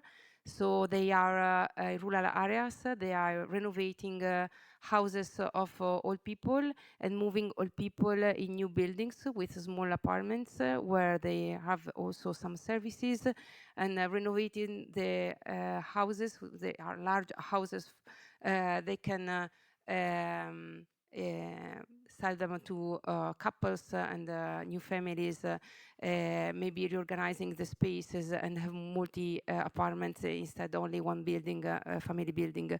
So I think this is interesting. So it's not only renovation, but also is property management and so is more advanced than what we are doing. Then we have SPETE, is a consortium of passive house institute in Greece, and a cooperative that is more on dedicated to the recruitment, the engagement of the citizen, working with the communities and the social impact. So together they are working on passive house renovation, and this is quite ambitious. And they are working also on transform energy communities in ESCO. So this is a very interesting approach. And so we will see what they are going to do. Then we have Valencia Sostenibile. They are quite similar to Italy, since Valencia has a lot of energy communities as well. So they're working on as an energy agency, Valencia Sostenibile. So they are working on buying clubs as well, but they are focusing only on windows shading because they have a problem of adaptation in the summer period of heat waves. So they are working on buying clubs dedicated only to this intervention. And also they are working on already on another project of general retrofitting. So they provide technical assistance as audits to deliver renovation projects for the whole building. And Energy Summon, for who was here this morning, we had the presentation of Marel. She presented the Energy Summon project on finance. So they are a confederation of energy communities at national and regional level. So is Energy Summon together with Energy Summon Riverland. And they are really, really advanced on this topic, and we have only to learn from them. So they are testing district heating, collective renovation, and also they are working a lot on vulnerables, and also housing with housing association. So those are more or less their approach. But as I said, they already have years of experience on this topic. And the last is Energent. They as well, they work a lot on community-led renovation. They started with purchasing group on PV plants, and so they have a long experience on this. And they are still working on purchasing group, on installation, glazing, solar panel services, and they want to include also heat pumps, wall and roof installation, so enlarging their experience in PV plants to other measures.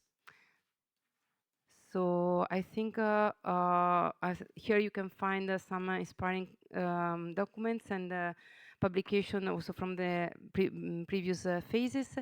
And the next step for the analytical world, we're going to have a policy board in USEV, and we already set up a monitoring tool that can support us in understanding the benefit, not only at from the energy point of view, but also from the social point of view, and also the capacity to trust the community and the inclusion, the skills. So we want to monitor all the activity we do and compare the CLR with normal initiatives. So we are also collecting a lot of national fact sheets. So we will publish a document with the funding at national level that can support or provide barriers to deliver CLR collective projects. I think, I don't know, we have some events. Okay, finished. Sorry.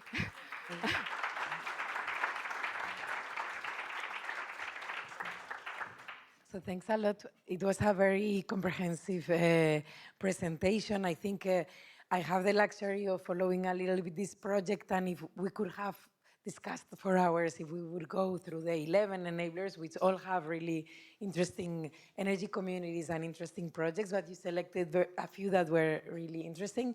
Now, let's see if there are questions from the room. There's one in the back. Please say your name and organization. Thank you. Nicholas Stanchoff, Labif. I'm actually working on a citizen-led consortium, and so I have a gazillion questions for you. One question, are you doing, I saw multifamily buildings in Greece. Is it mostly single homes or mostly multifamily or a mixture, or it doesn't matter? In Greece, there is a mixture. They started with a pilot initiative with new Bauhaus,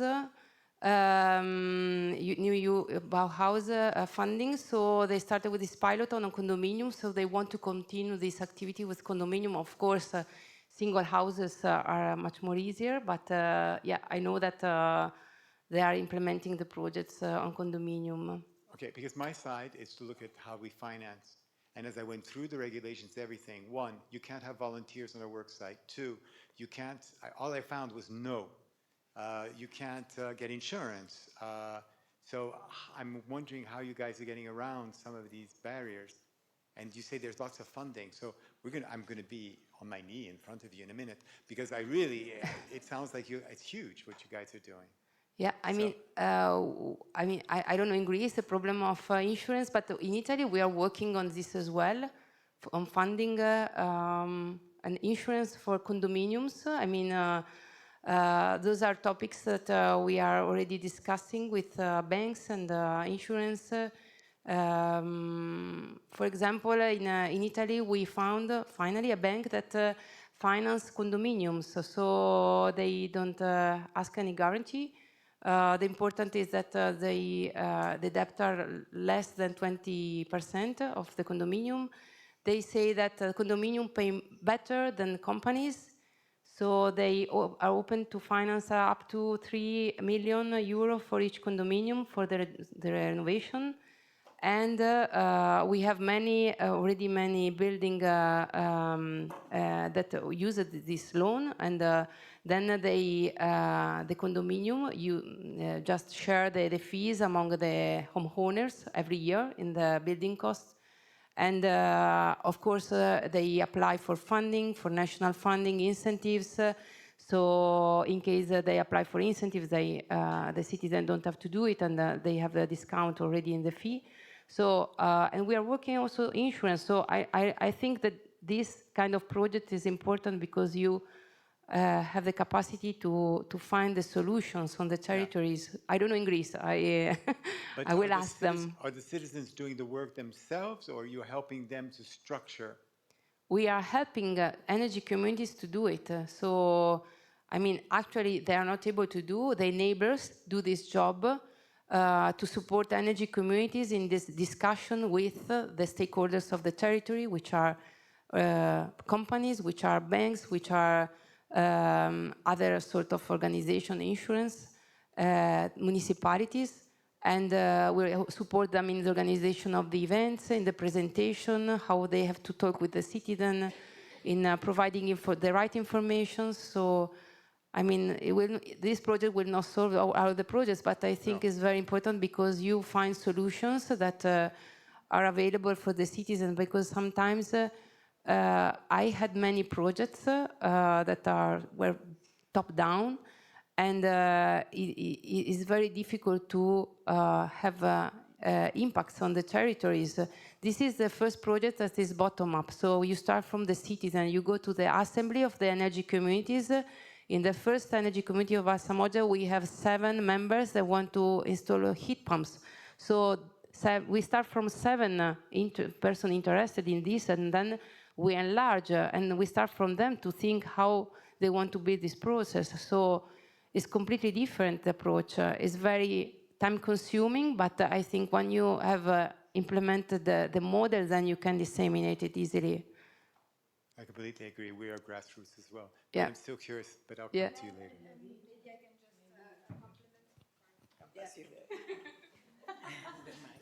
Sorry. What you mentioned is a self-guided renovation, and only one of the enablers is trying that. So what you were mentioning, like the fact that you have volunteers and citizens in actually doing the work, and only the French enabler is trying to see how to make this work, because you have already some examples and you have some knowledge and expertise in France. So there will be, I think these are the only one among the 11 that would work on really having volunteers on site.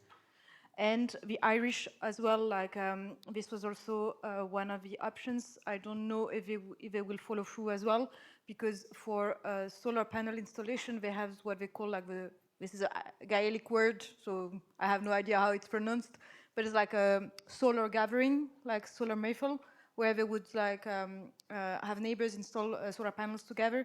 So Ireland and France would test this. The others would be more like, you know, contractors working on site. Are there other questions from the room? Okay, great. Thank you. Yes, hello, I'm Judith Borsboom from Locality. I was wondering if you also came across energy flexibility as a service, because there are a lot of countries that are struggling with net congestion, and especially in those countries, energy communities providing renewable energy could also offer flexibility services. I mean, CLR is on renovation. Of course, energy communities are looking also to offer flexibility services.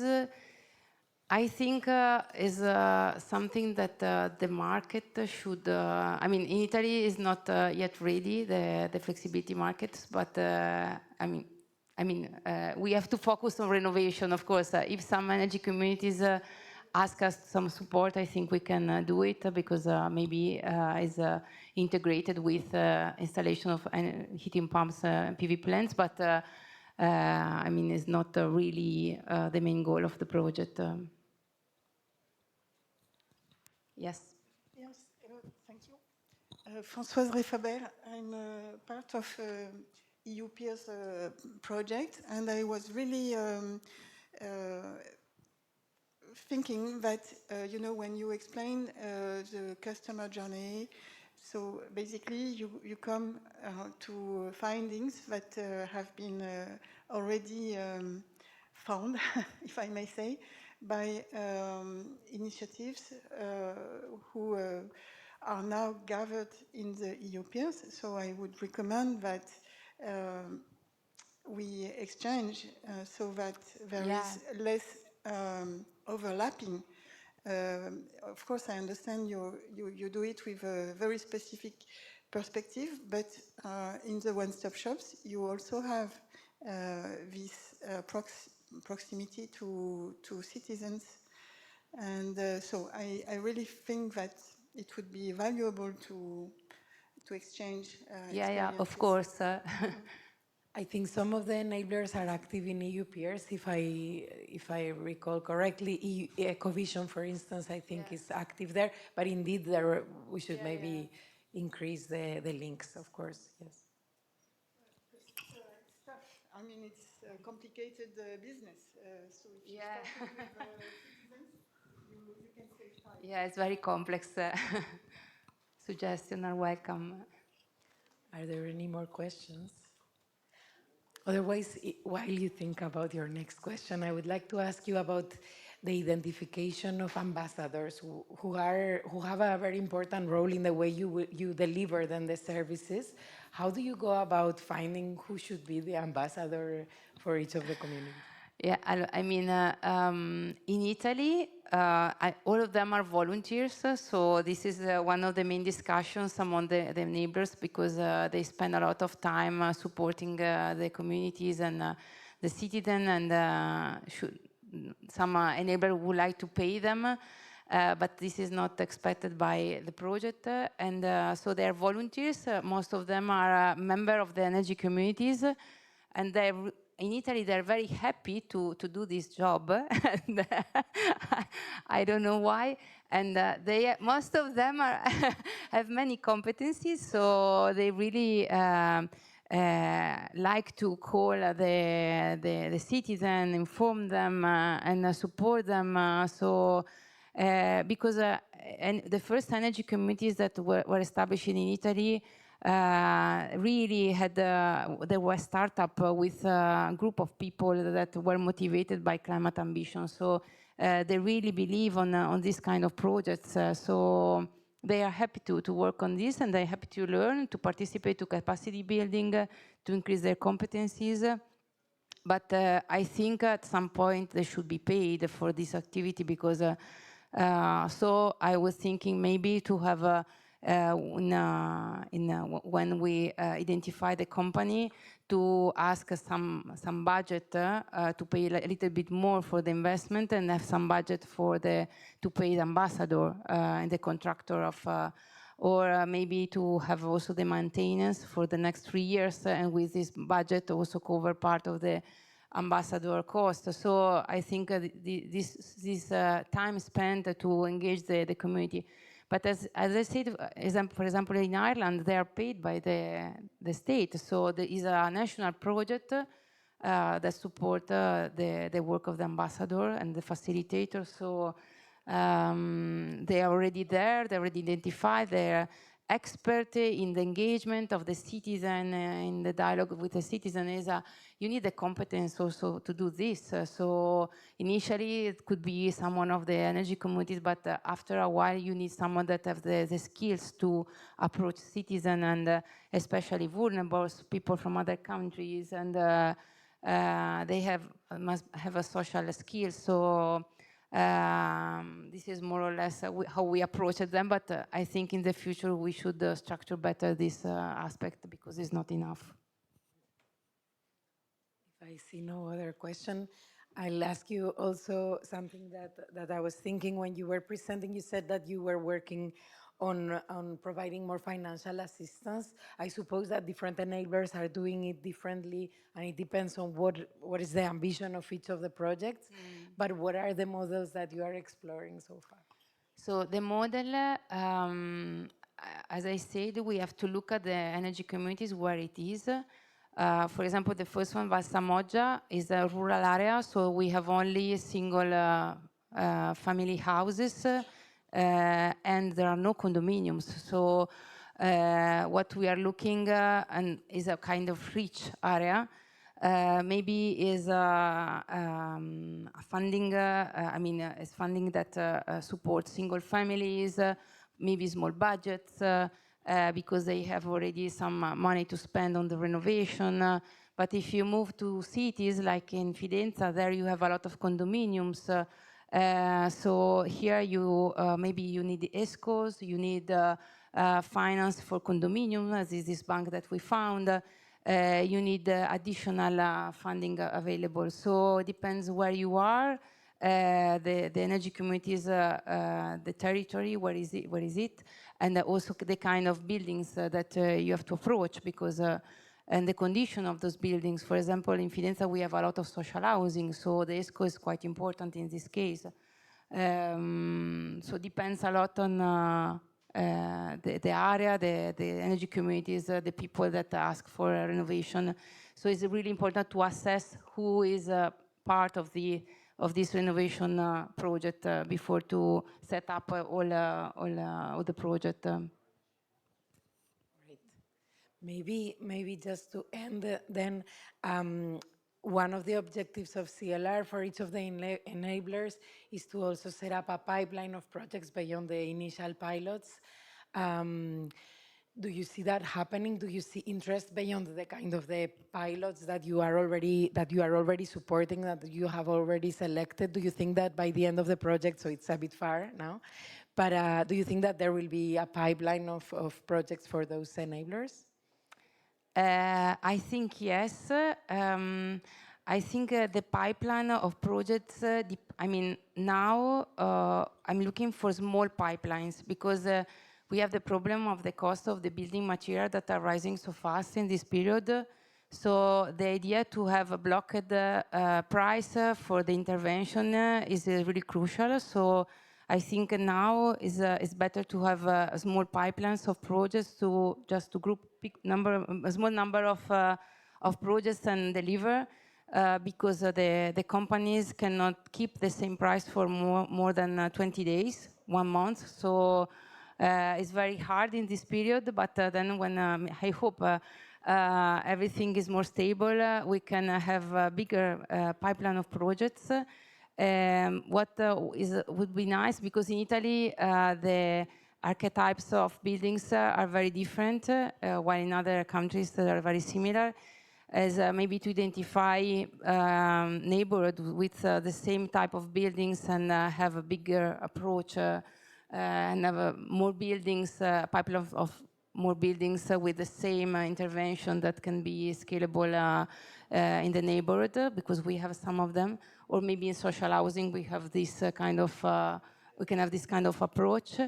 Otherwise, we have very different buildings. So we will have for the neighbors a webinar on prefabricated insulation materials in June. That is very interesting. That this solution could be approached more in the Northern Europe, maybe, but I'm looking also forward to see if feasible also in Italy, because of course we started with purchasing group, but we are looking also for other kind of projects.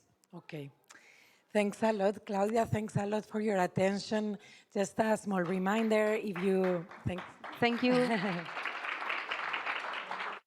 If the presentation inspired you and you would like to develop projects around citizen-led renovation, there is an open call from LifeSet supporting peer-to-peer support among energy communities to implement this kind of project. So you're welcome to apply. Thank you very much. And now there's going to be a plenary.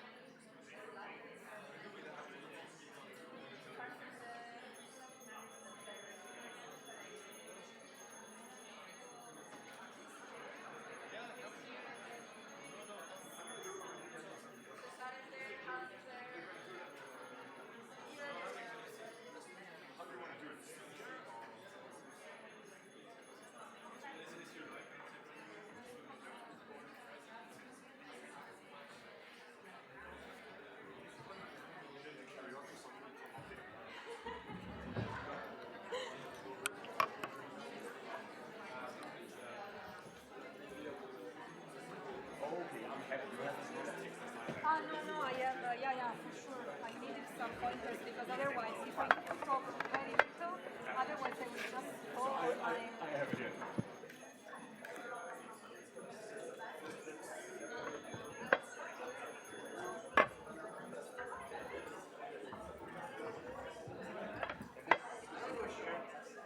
Yeah. And there is these lights in the face. Are you happy to sit there? Or I can sit. Yeah, it's fine. I mean, if it's needed that I go there, but I can sit. I might start standing.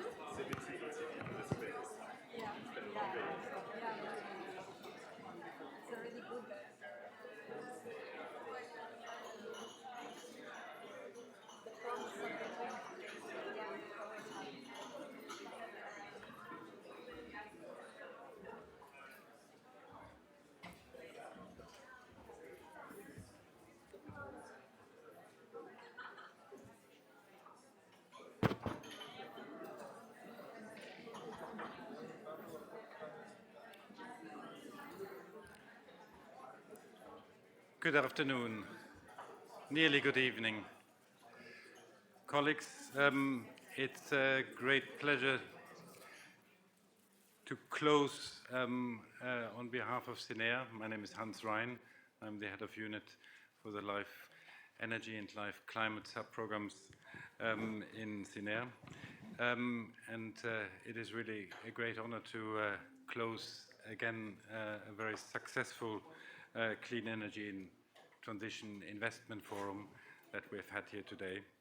It's been a very intensive day, and I think it's a very difficult task after all these intensive discussions that you had and the networking to now also ask you to listen to the closing remarks, and I promise I'll be very, very short.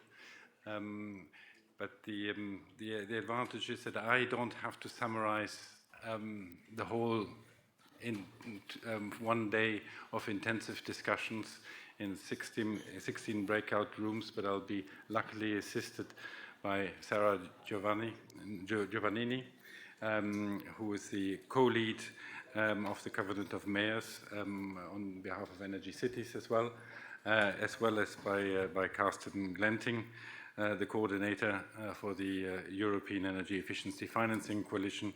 He's also partner of Vigant Magro, a Danish consulting agency. They will be helping me in summarizing the 4 streams of discussions that we've had over the last 6 hours. Very good. And then luckily I'll be also assisted by Margareta Djordjevic, who will be giving the final concluding remarks on behalf of DG ENA, who is co-hosting this forum like the previous editions of this forum, and who will probably be able to give you a little bit of the vision of the future and the next steps that we expect to happen.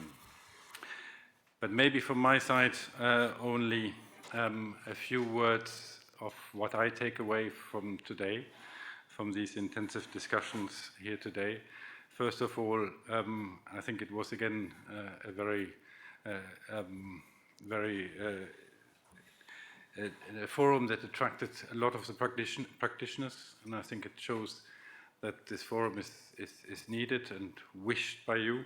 We didn't have it since 2023, so I think it is good to have that, to have a forum to exchange and to take away. And I think maybe you agree with me, but I think it would be good to hold such a forum again in the very near future, possibly next year again, to have further discussions. We started off the day with big calls for action, make the clean energy transition happen.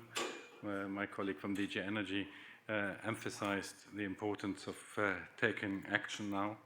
I think you had the opportunity during the day also to then listen to a lot of the practitioners and the projects, many of which we have supported, or some of them also by other programs, so the European Investment Bank. And they have showed you how it can happen and how we can make the clean energy transition happen. But I think what we all know, and that was the other message from today, is that we need now to roll out the good practices. We need to find ways to replicate them, to turn the good ideas into fundable project pipelines, and we need ways to mobilize funding, because funding is in principle there, but to make it available for the specific needs of the clean energy transition is possibly a bit more of a challenge, because we know that public funding is limited. Public and EU funding might be an easy way to provide seed funding for the one-stop shops, and the other good innovative solutions that you have developed over the many years. But it's not enough. It's not enough to bridge the significant funding gap that we have today if we want to achieve the 350 billion euros annually to be invested in the clean energy transition. I noted among one of the interventions that we have from our colleagues from JRC that CCAPs have obviously been a very important tool in gathering the thoughts and ideas at local level on how to drive the clean energy transition, but only a quarter of them have actually fully developed fundable investment plans attached to them. And only 8% of them, according to the survey that was conducted by JRC, actually had a solution that involved a public-private partnership. So we at CINEA, we are very happy that over the last 5 years of the LIFE program under the clean energy transition, we have provided a lot of innovative solutions and ideas.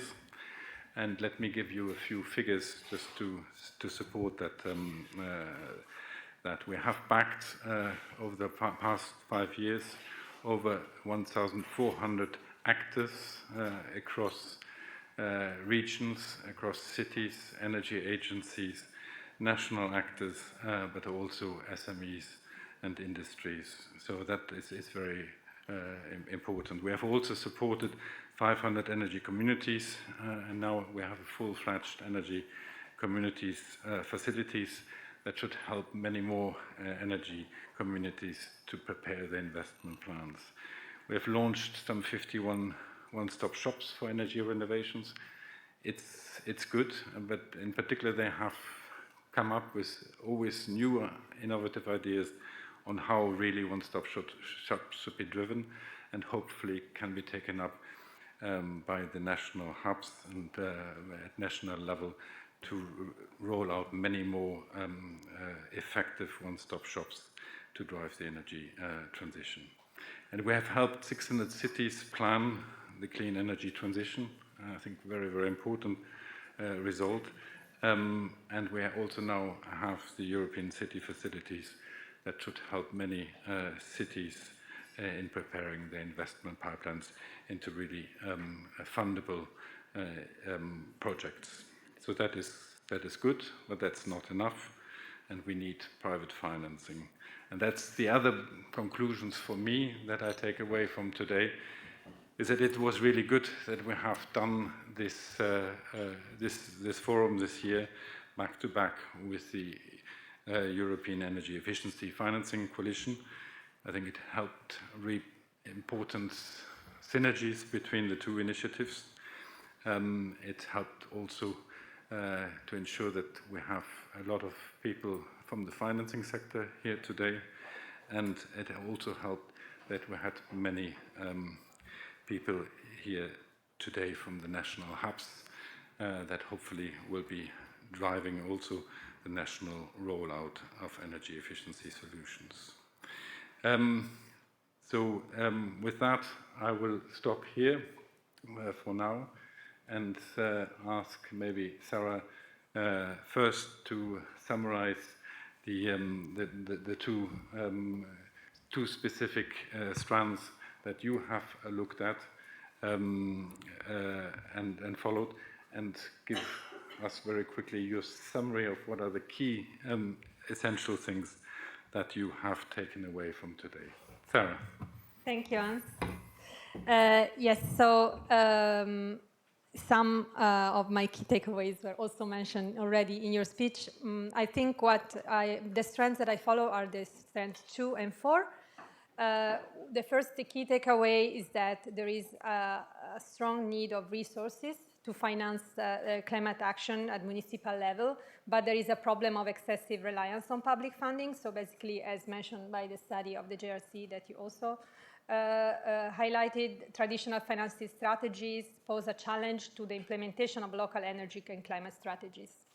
So to increase the mobilization of private funding, but also to develop cost-efficient intervention, municipalities need skills and knowledge. And we heard about interesting opportunities during the forum, and these can be developed indeed thanks to facilitation services and technical assistance offered by regional one-stop shop, with actions such as demand aggregation for the development of a portfolio of investment for renovation, or also guidelines and standards for cost-efficient intervention, but also via initiatives at European level, like, for example, the European City Facility.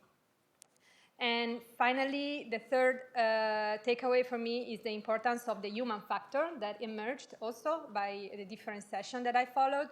So basically, exchanges between the peers, community of practices, are very important to scale up innovation in financing. And multi-level governance is key because we need cooperation across the levels, the different levels, because each level has their own responsibilities. Including the level of the citizens that can also play a big role with energy communities and citizen-led renovation, for example. And while I'm talking about citizen role and multi-level governance, I also take the chance to do a bit of self-promotion because the Covenant of Mayors has just launched a campaign on homegrown energy. It's an engagement action for municipalities to show how they can increase the amount of energy produced at the local level together with their community. So if you want, you can learn more about it at the stand outside or on the website of the Covenant of Mayors. Thank you.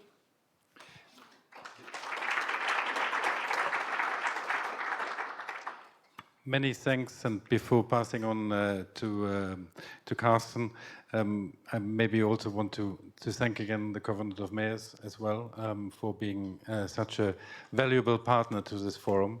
I think the Covenant is the local, is the coordinator of the local area of implementation, which I think is key for the clean energy transition. So it's good to have you always on board, and thanks again for being here. Thank you for having us here.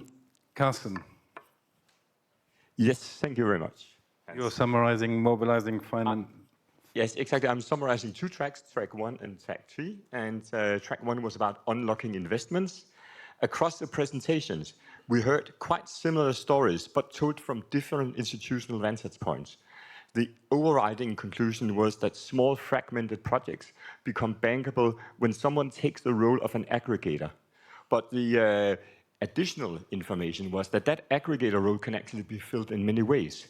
We heard a commercial bank aggregating, we heard a regional energy agency taking the aggregator role, a municipal fund aggregating, an industrial company aggregating across multiple sites and countries in their own portfolio, and a national climate coordinator aggregating. So aggregation is important, but there is not one solution that fits all. The working models that were shared all had a clear geographical or sectoral focus. They typically combined technical and financial assistance, and they had a legal structure that allowed multiple projects to flow through the same framework.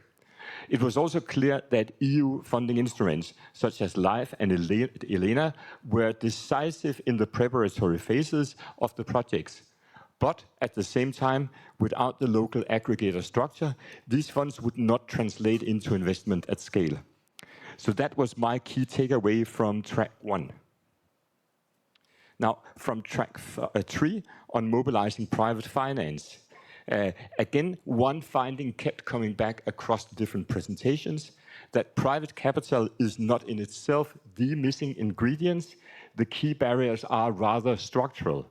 And the structural barriers mentioned across presentation included data availability and quality, missing contract standardization, and for municipal projects, navigating regulatory treatments of debt related to energy performance contracts. And finally, several also mentioned that sometimes grant-heavy public funding does not crowd in private finance. Where those barriers had been removed, private finance did flow. Standardization is a key to bring down transaction costs and enable scaling by financial institutions.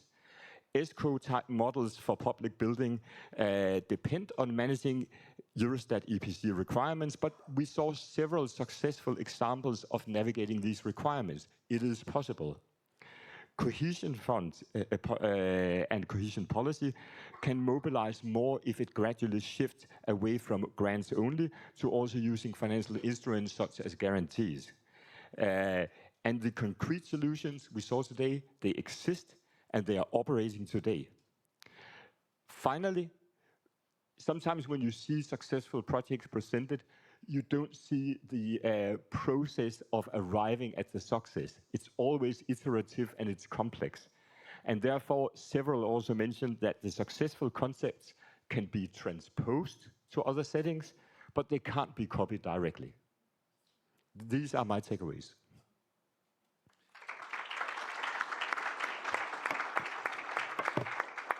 Thanks, Carsten, for that.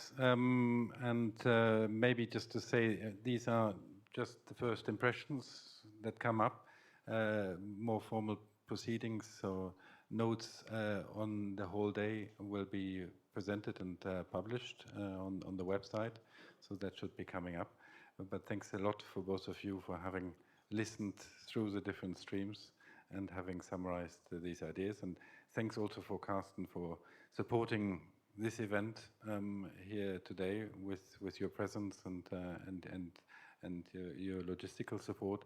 I think that's really appreciated to have the Secretariat here, especially after you've had a big other event yesterday for the Energy Efficiency Financing Coalition here in Brussels. Very good. And now I give the closing remarks to Margareta Djordjevic, who is the head of unit for the energy efficiency in DG Energy, both for policy, but also, and very important for this event, for financing. Margareta. So good afternoon to everybody. I'm very honored to be here on behalf of DG Ener at the end of this event. First of all, I would like to sincerely thank all of you for your participation, very active participation, your practical insights, and your strong commitment throughout the day. I would also like to thank SINEA, the Energy Efficiency Financing Coalition, the Covenant of Mayors, and of course all the speakers and participants who made today's discussion so rich and valuable. So I believe that these discussions have clearly underscored that the clean energy transition is not only about the political ambition that we, of course, try to impose from DG Ener's side, but it's also about effective implementation. And this implementation really happens locally, in our cities, in our regions, buildings, industries, and communities. So this is why this event is so important, as it brings together those who really make the transition happen in practice and on the ground. So today, what have you heard? And I would like to highlight two things that I think are really key takeaways. First of all, a key challenge is often transforming the good ideas into bankable projects that can attract investments at scale. Too often, projects remain too small, too fragmented, or too complex to attract private investors. And to unlock the investment, as we heard also as some main conclusions from the discussions today, we need aggregation, standardization, and strong facilitation services. As we have heard, one-stop shops, project development assistance, technical support, and so on. Today, we also have heard quite clearly that citizens and communities must be part of the transition. The clean energy transition will only succeed if people see the benefits directly, as in lower bills, better homes, more resilient communities, and stronger local economies. So empowering citizens is really not a side issue, it's the central for successful implementation. So how can we help at EU level, for example, from DG Ener point of view, or from our side? Well, we have, of course, the LIFE Clean Energy Transition Program, the ELENA program, and importantly, the Energy Efficiency Financing Coalition. All of these are really essential. So the LIFE, of course, is not only a funding program, it's a policy instrument or implementation instrument. And ELENA helps cities and regions prepare large investment programs. But as we have heard also and mentioned also now, public funding is essential, but alone will not be enough. So we must use the public resources really strategically to reduce the risks, to improve project preparation, and to mobilize private finance at scale. And this indeed is the really core objective of the European Energy Efficiency Financing Coalition. Through its national hubs and its cooperation with member states, financial institutions, and industry, the coalition helps to identify the barriers, structure solutions, and create the conditions for accelerating investments. And indeed, it was very useful. I also believe that we had the General Assembly back-to-back with this meeting today, because also the General Assembly clearly showed that we have a momentum that is growing for energy efficiency financing. And this is exactly what we need now, because the next phase is about delivery. And in particular, in the current context with the energy crisis, we really need to accelerate delivery. But luckily, we don't need to invent new solutions. We need to replicate the successful ones and be faster and better and have a greater scale. So I will conclude with this, not to be standing in your way for the networking event. So thank you very much again for your engagement today, and I wish you also a safe journey home afterwards. Thank you.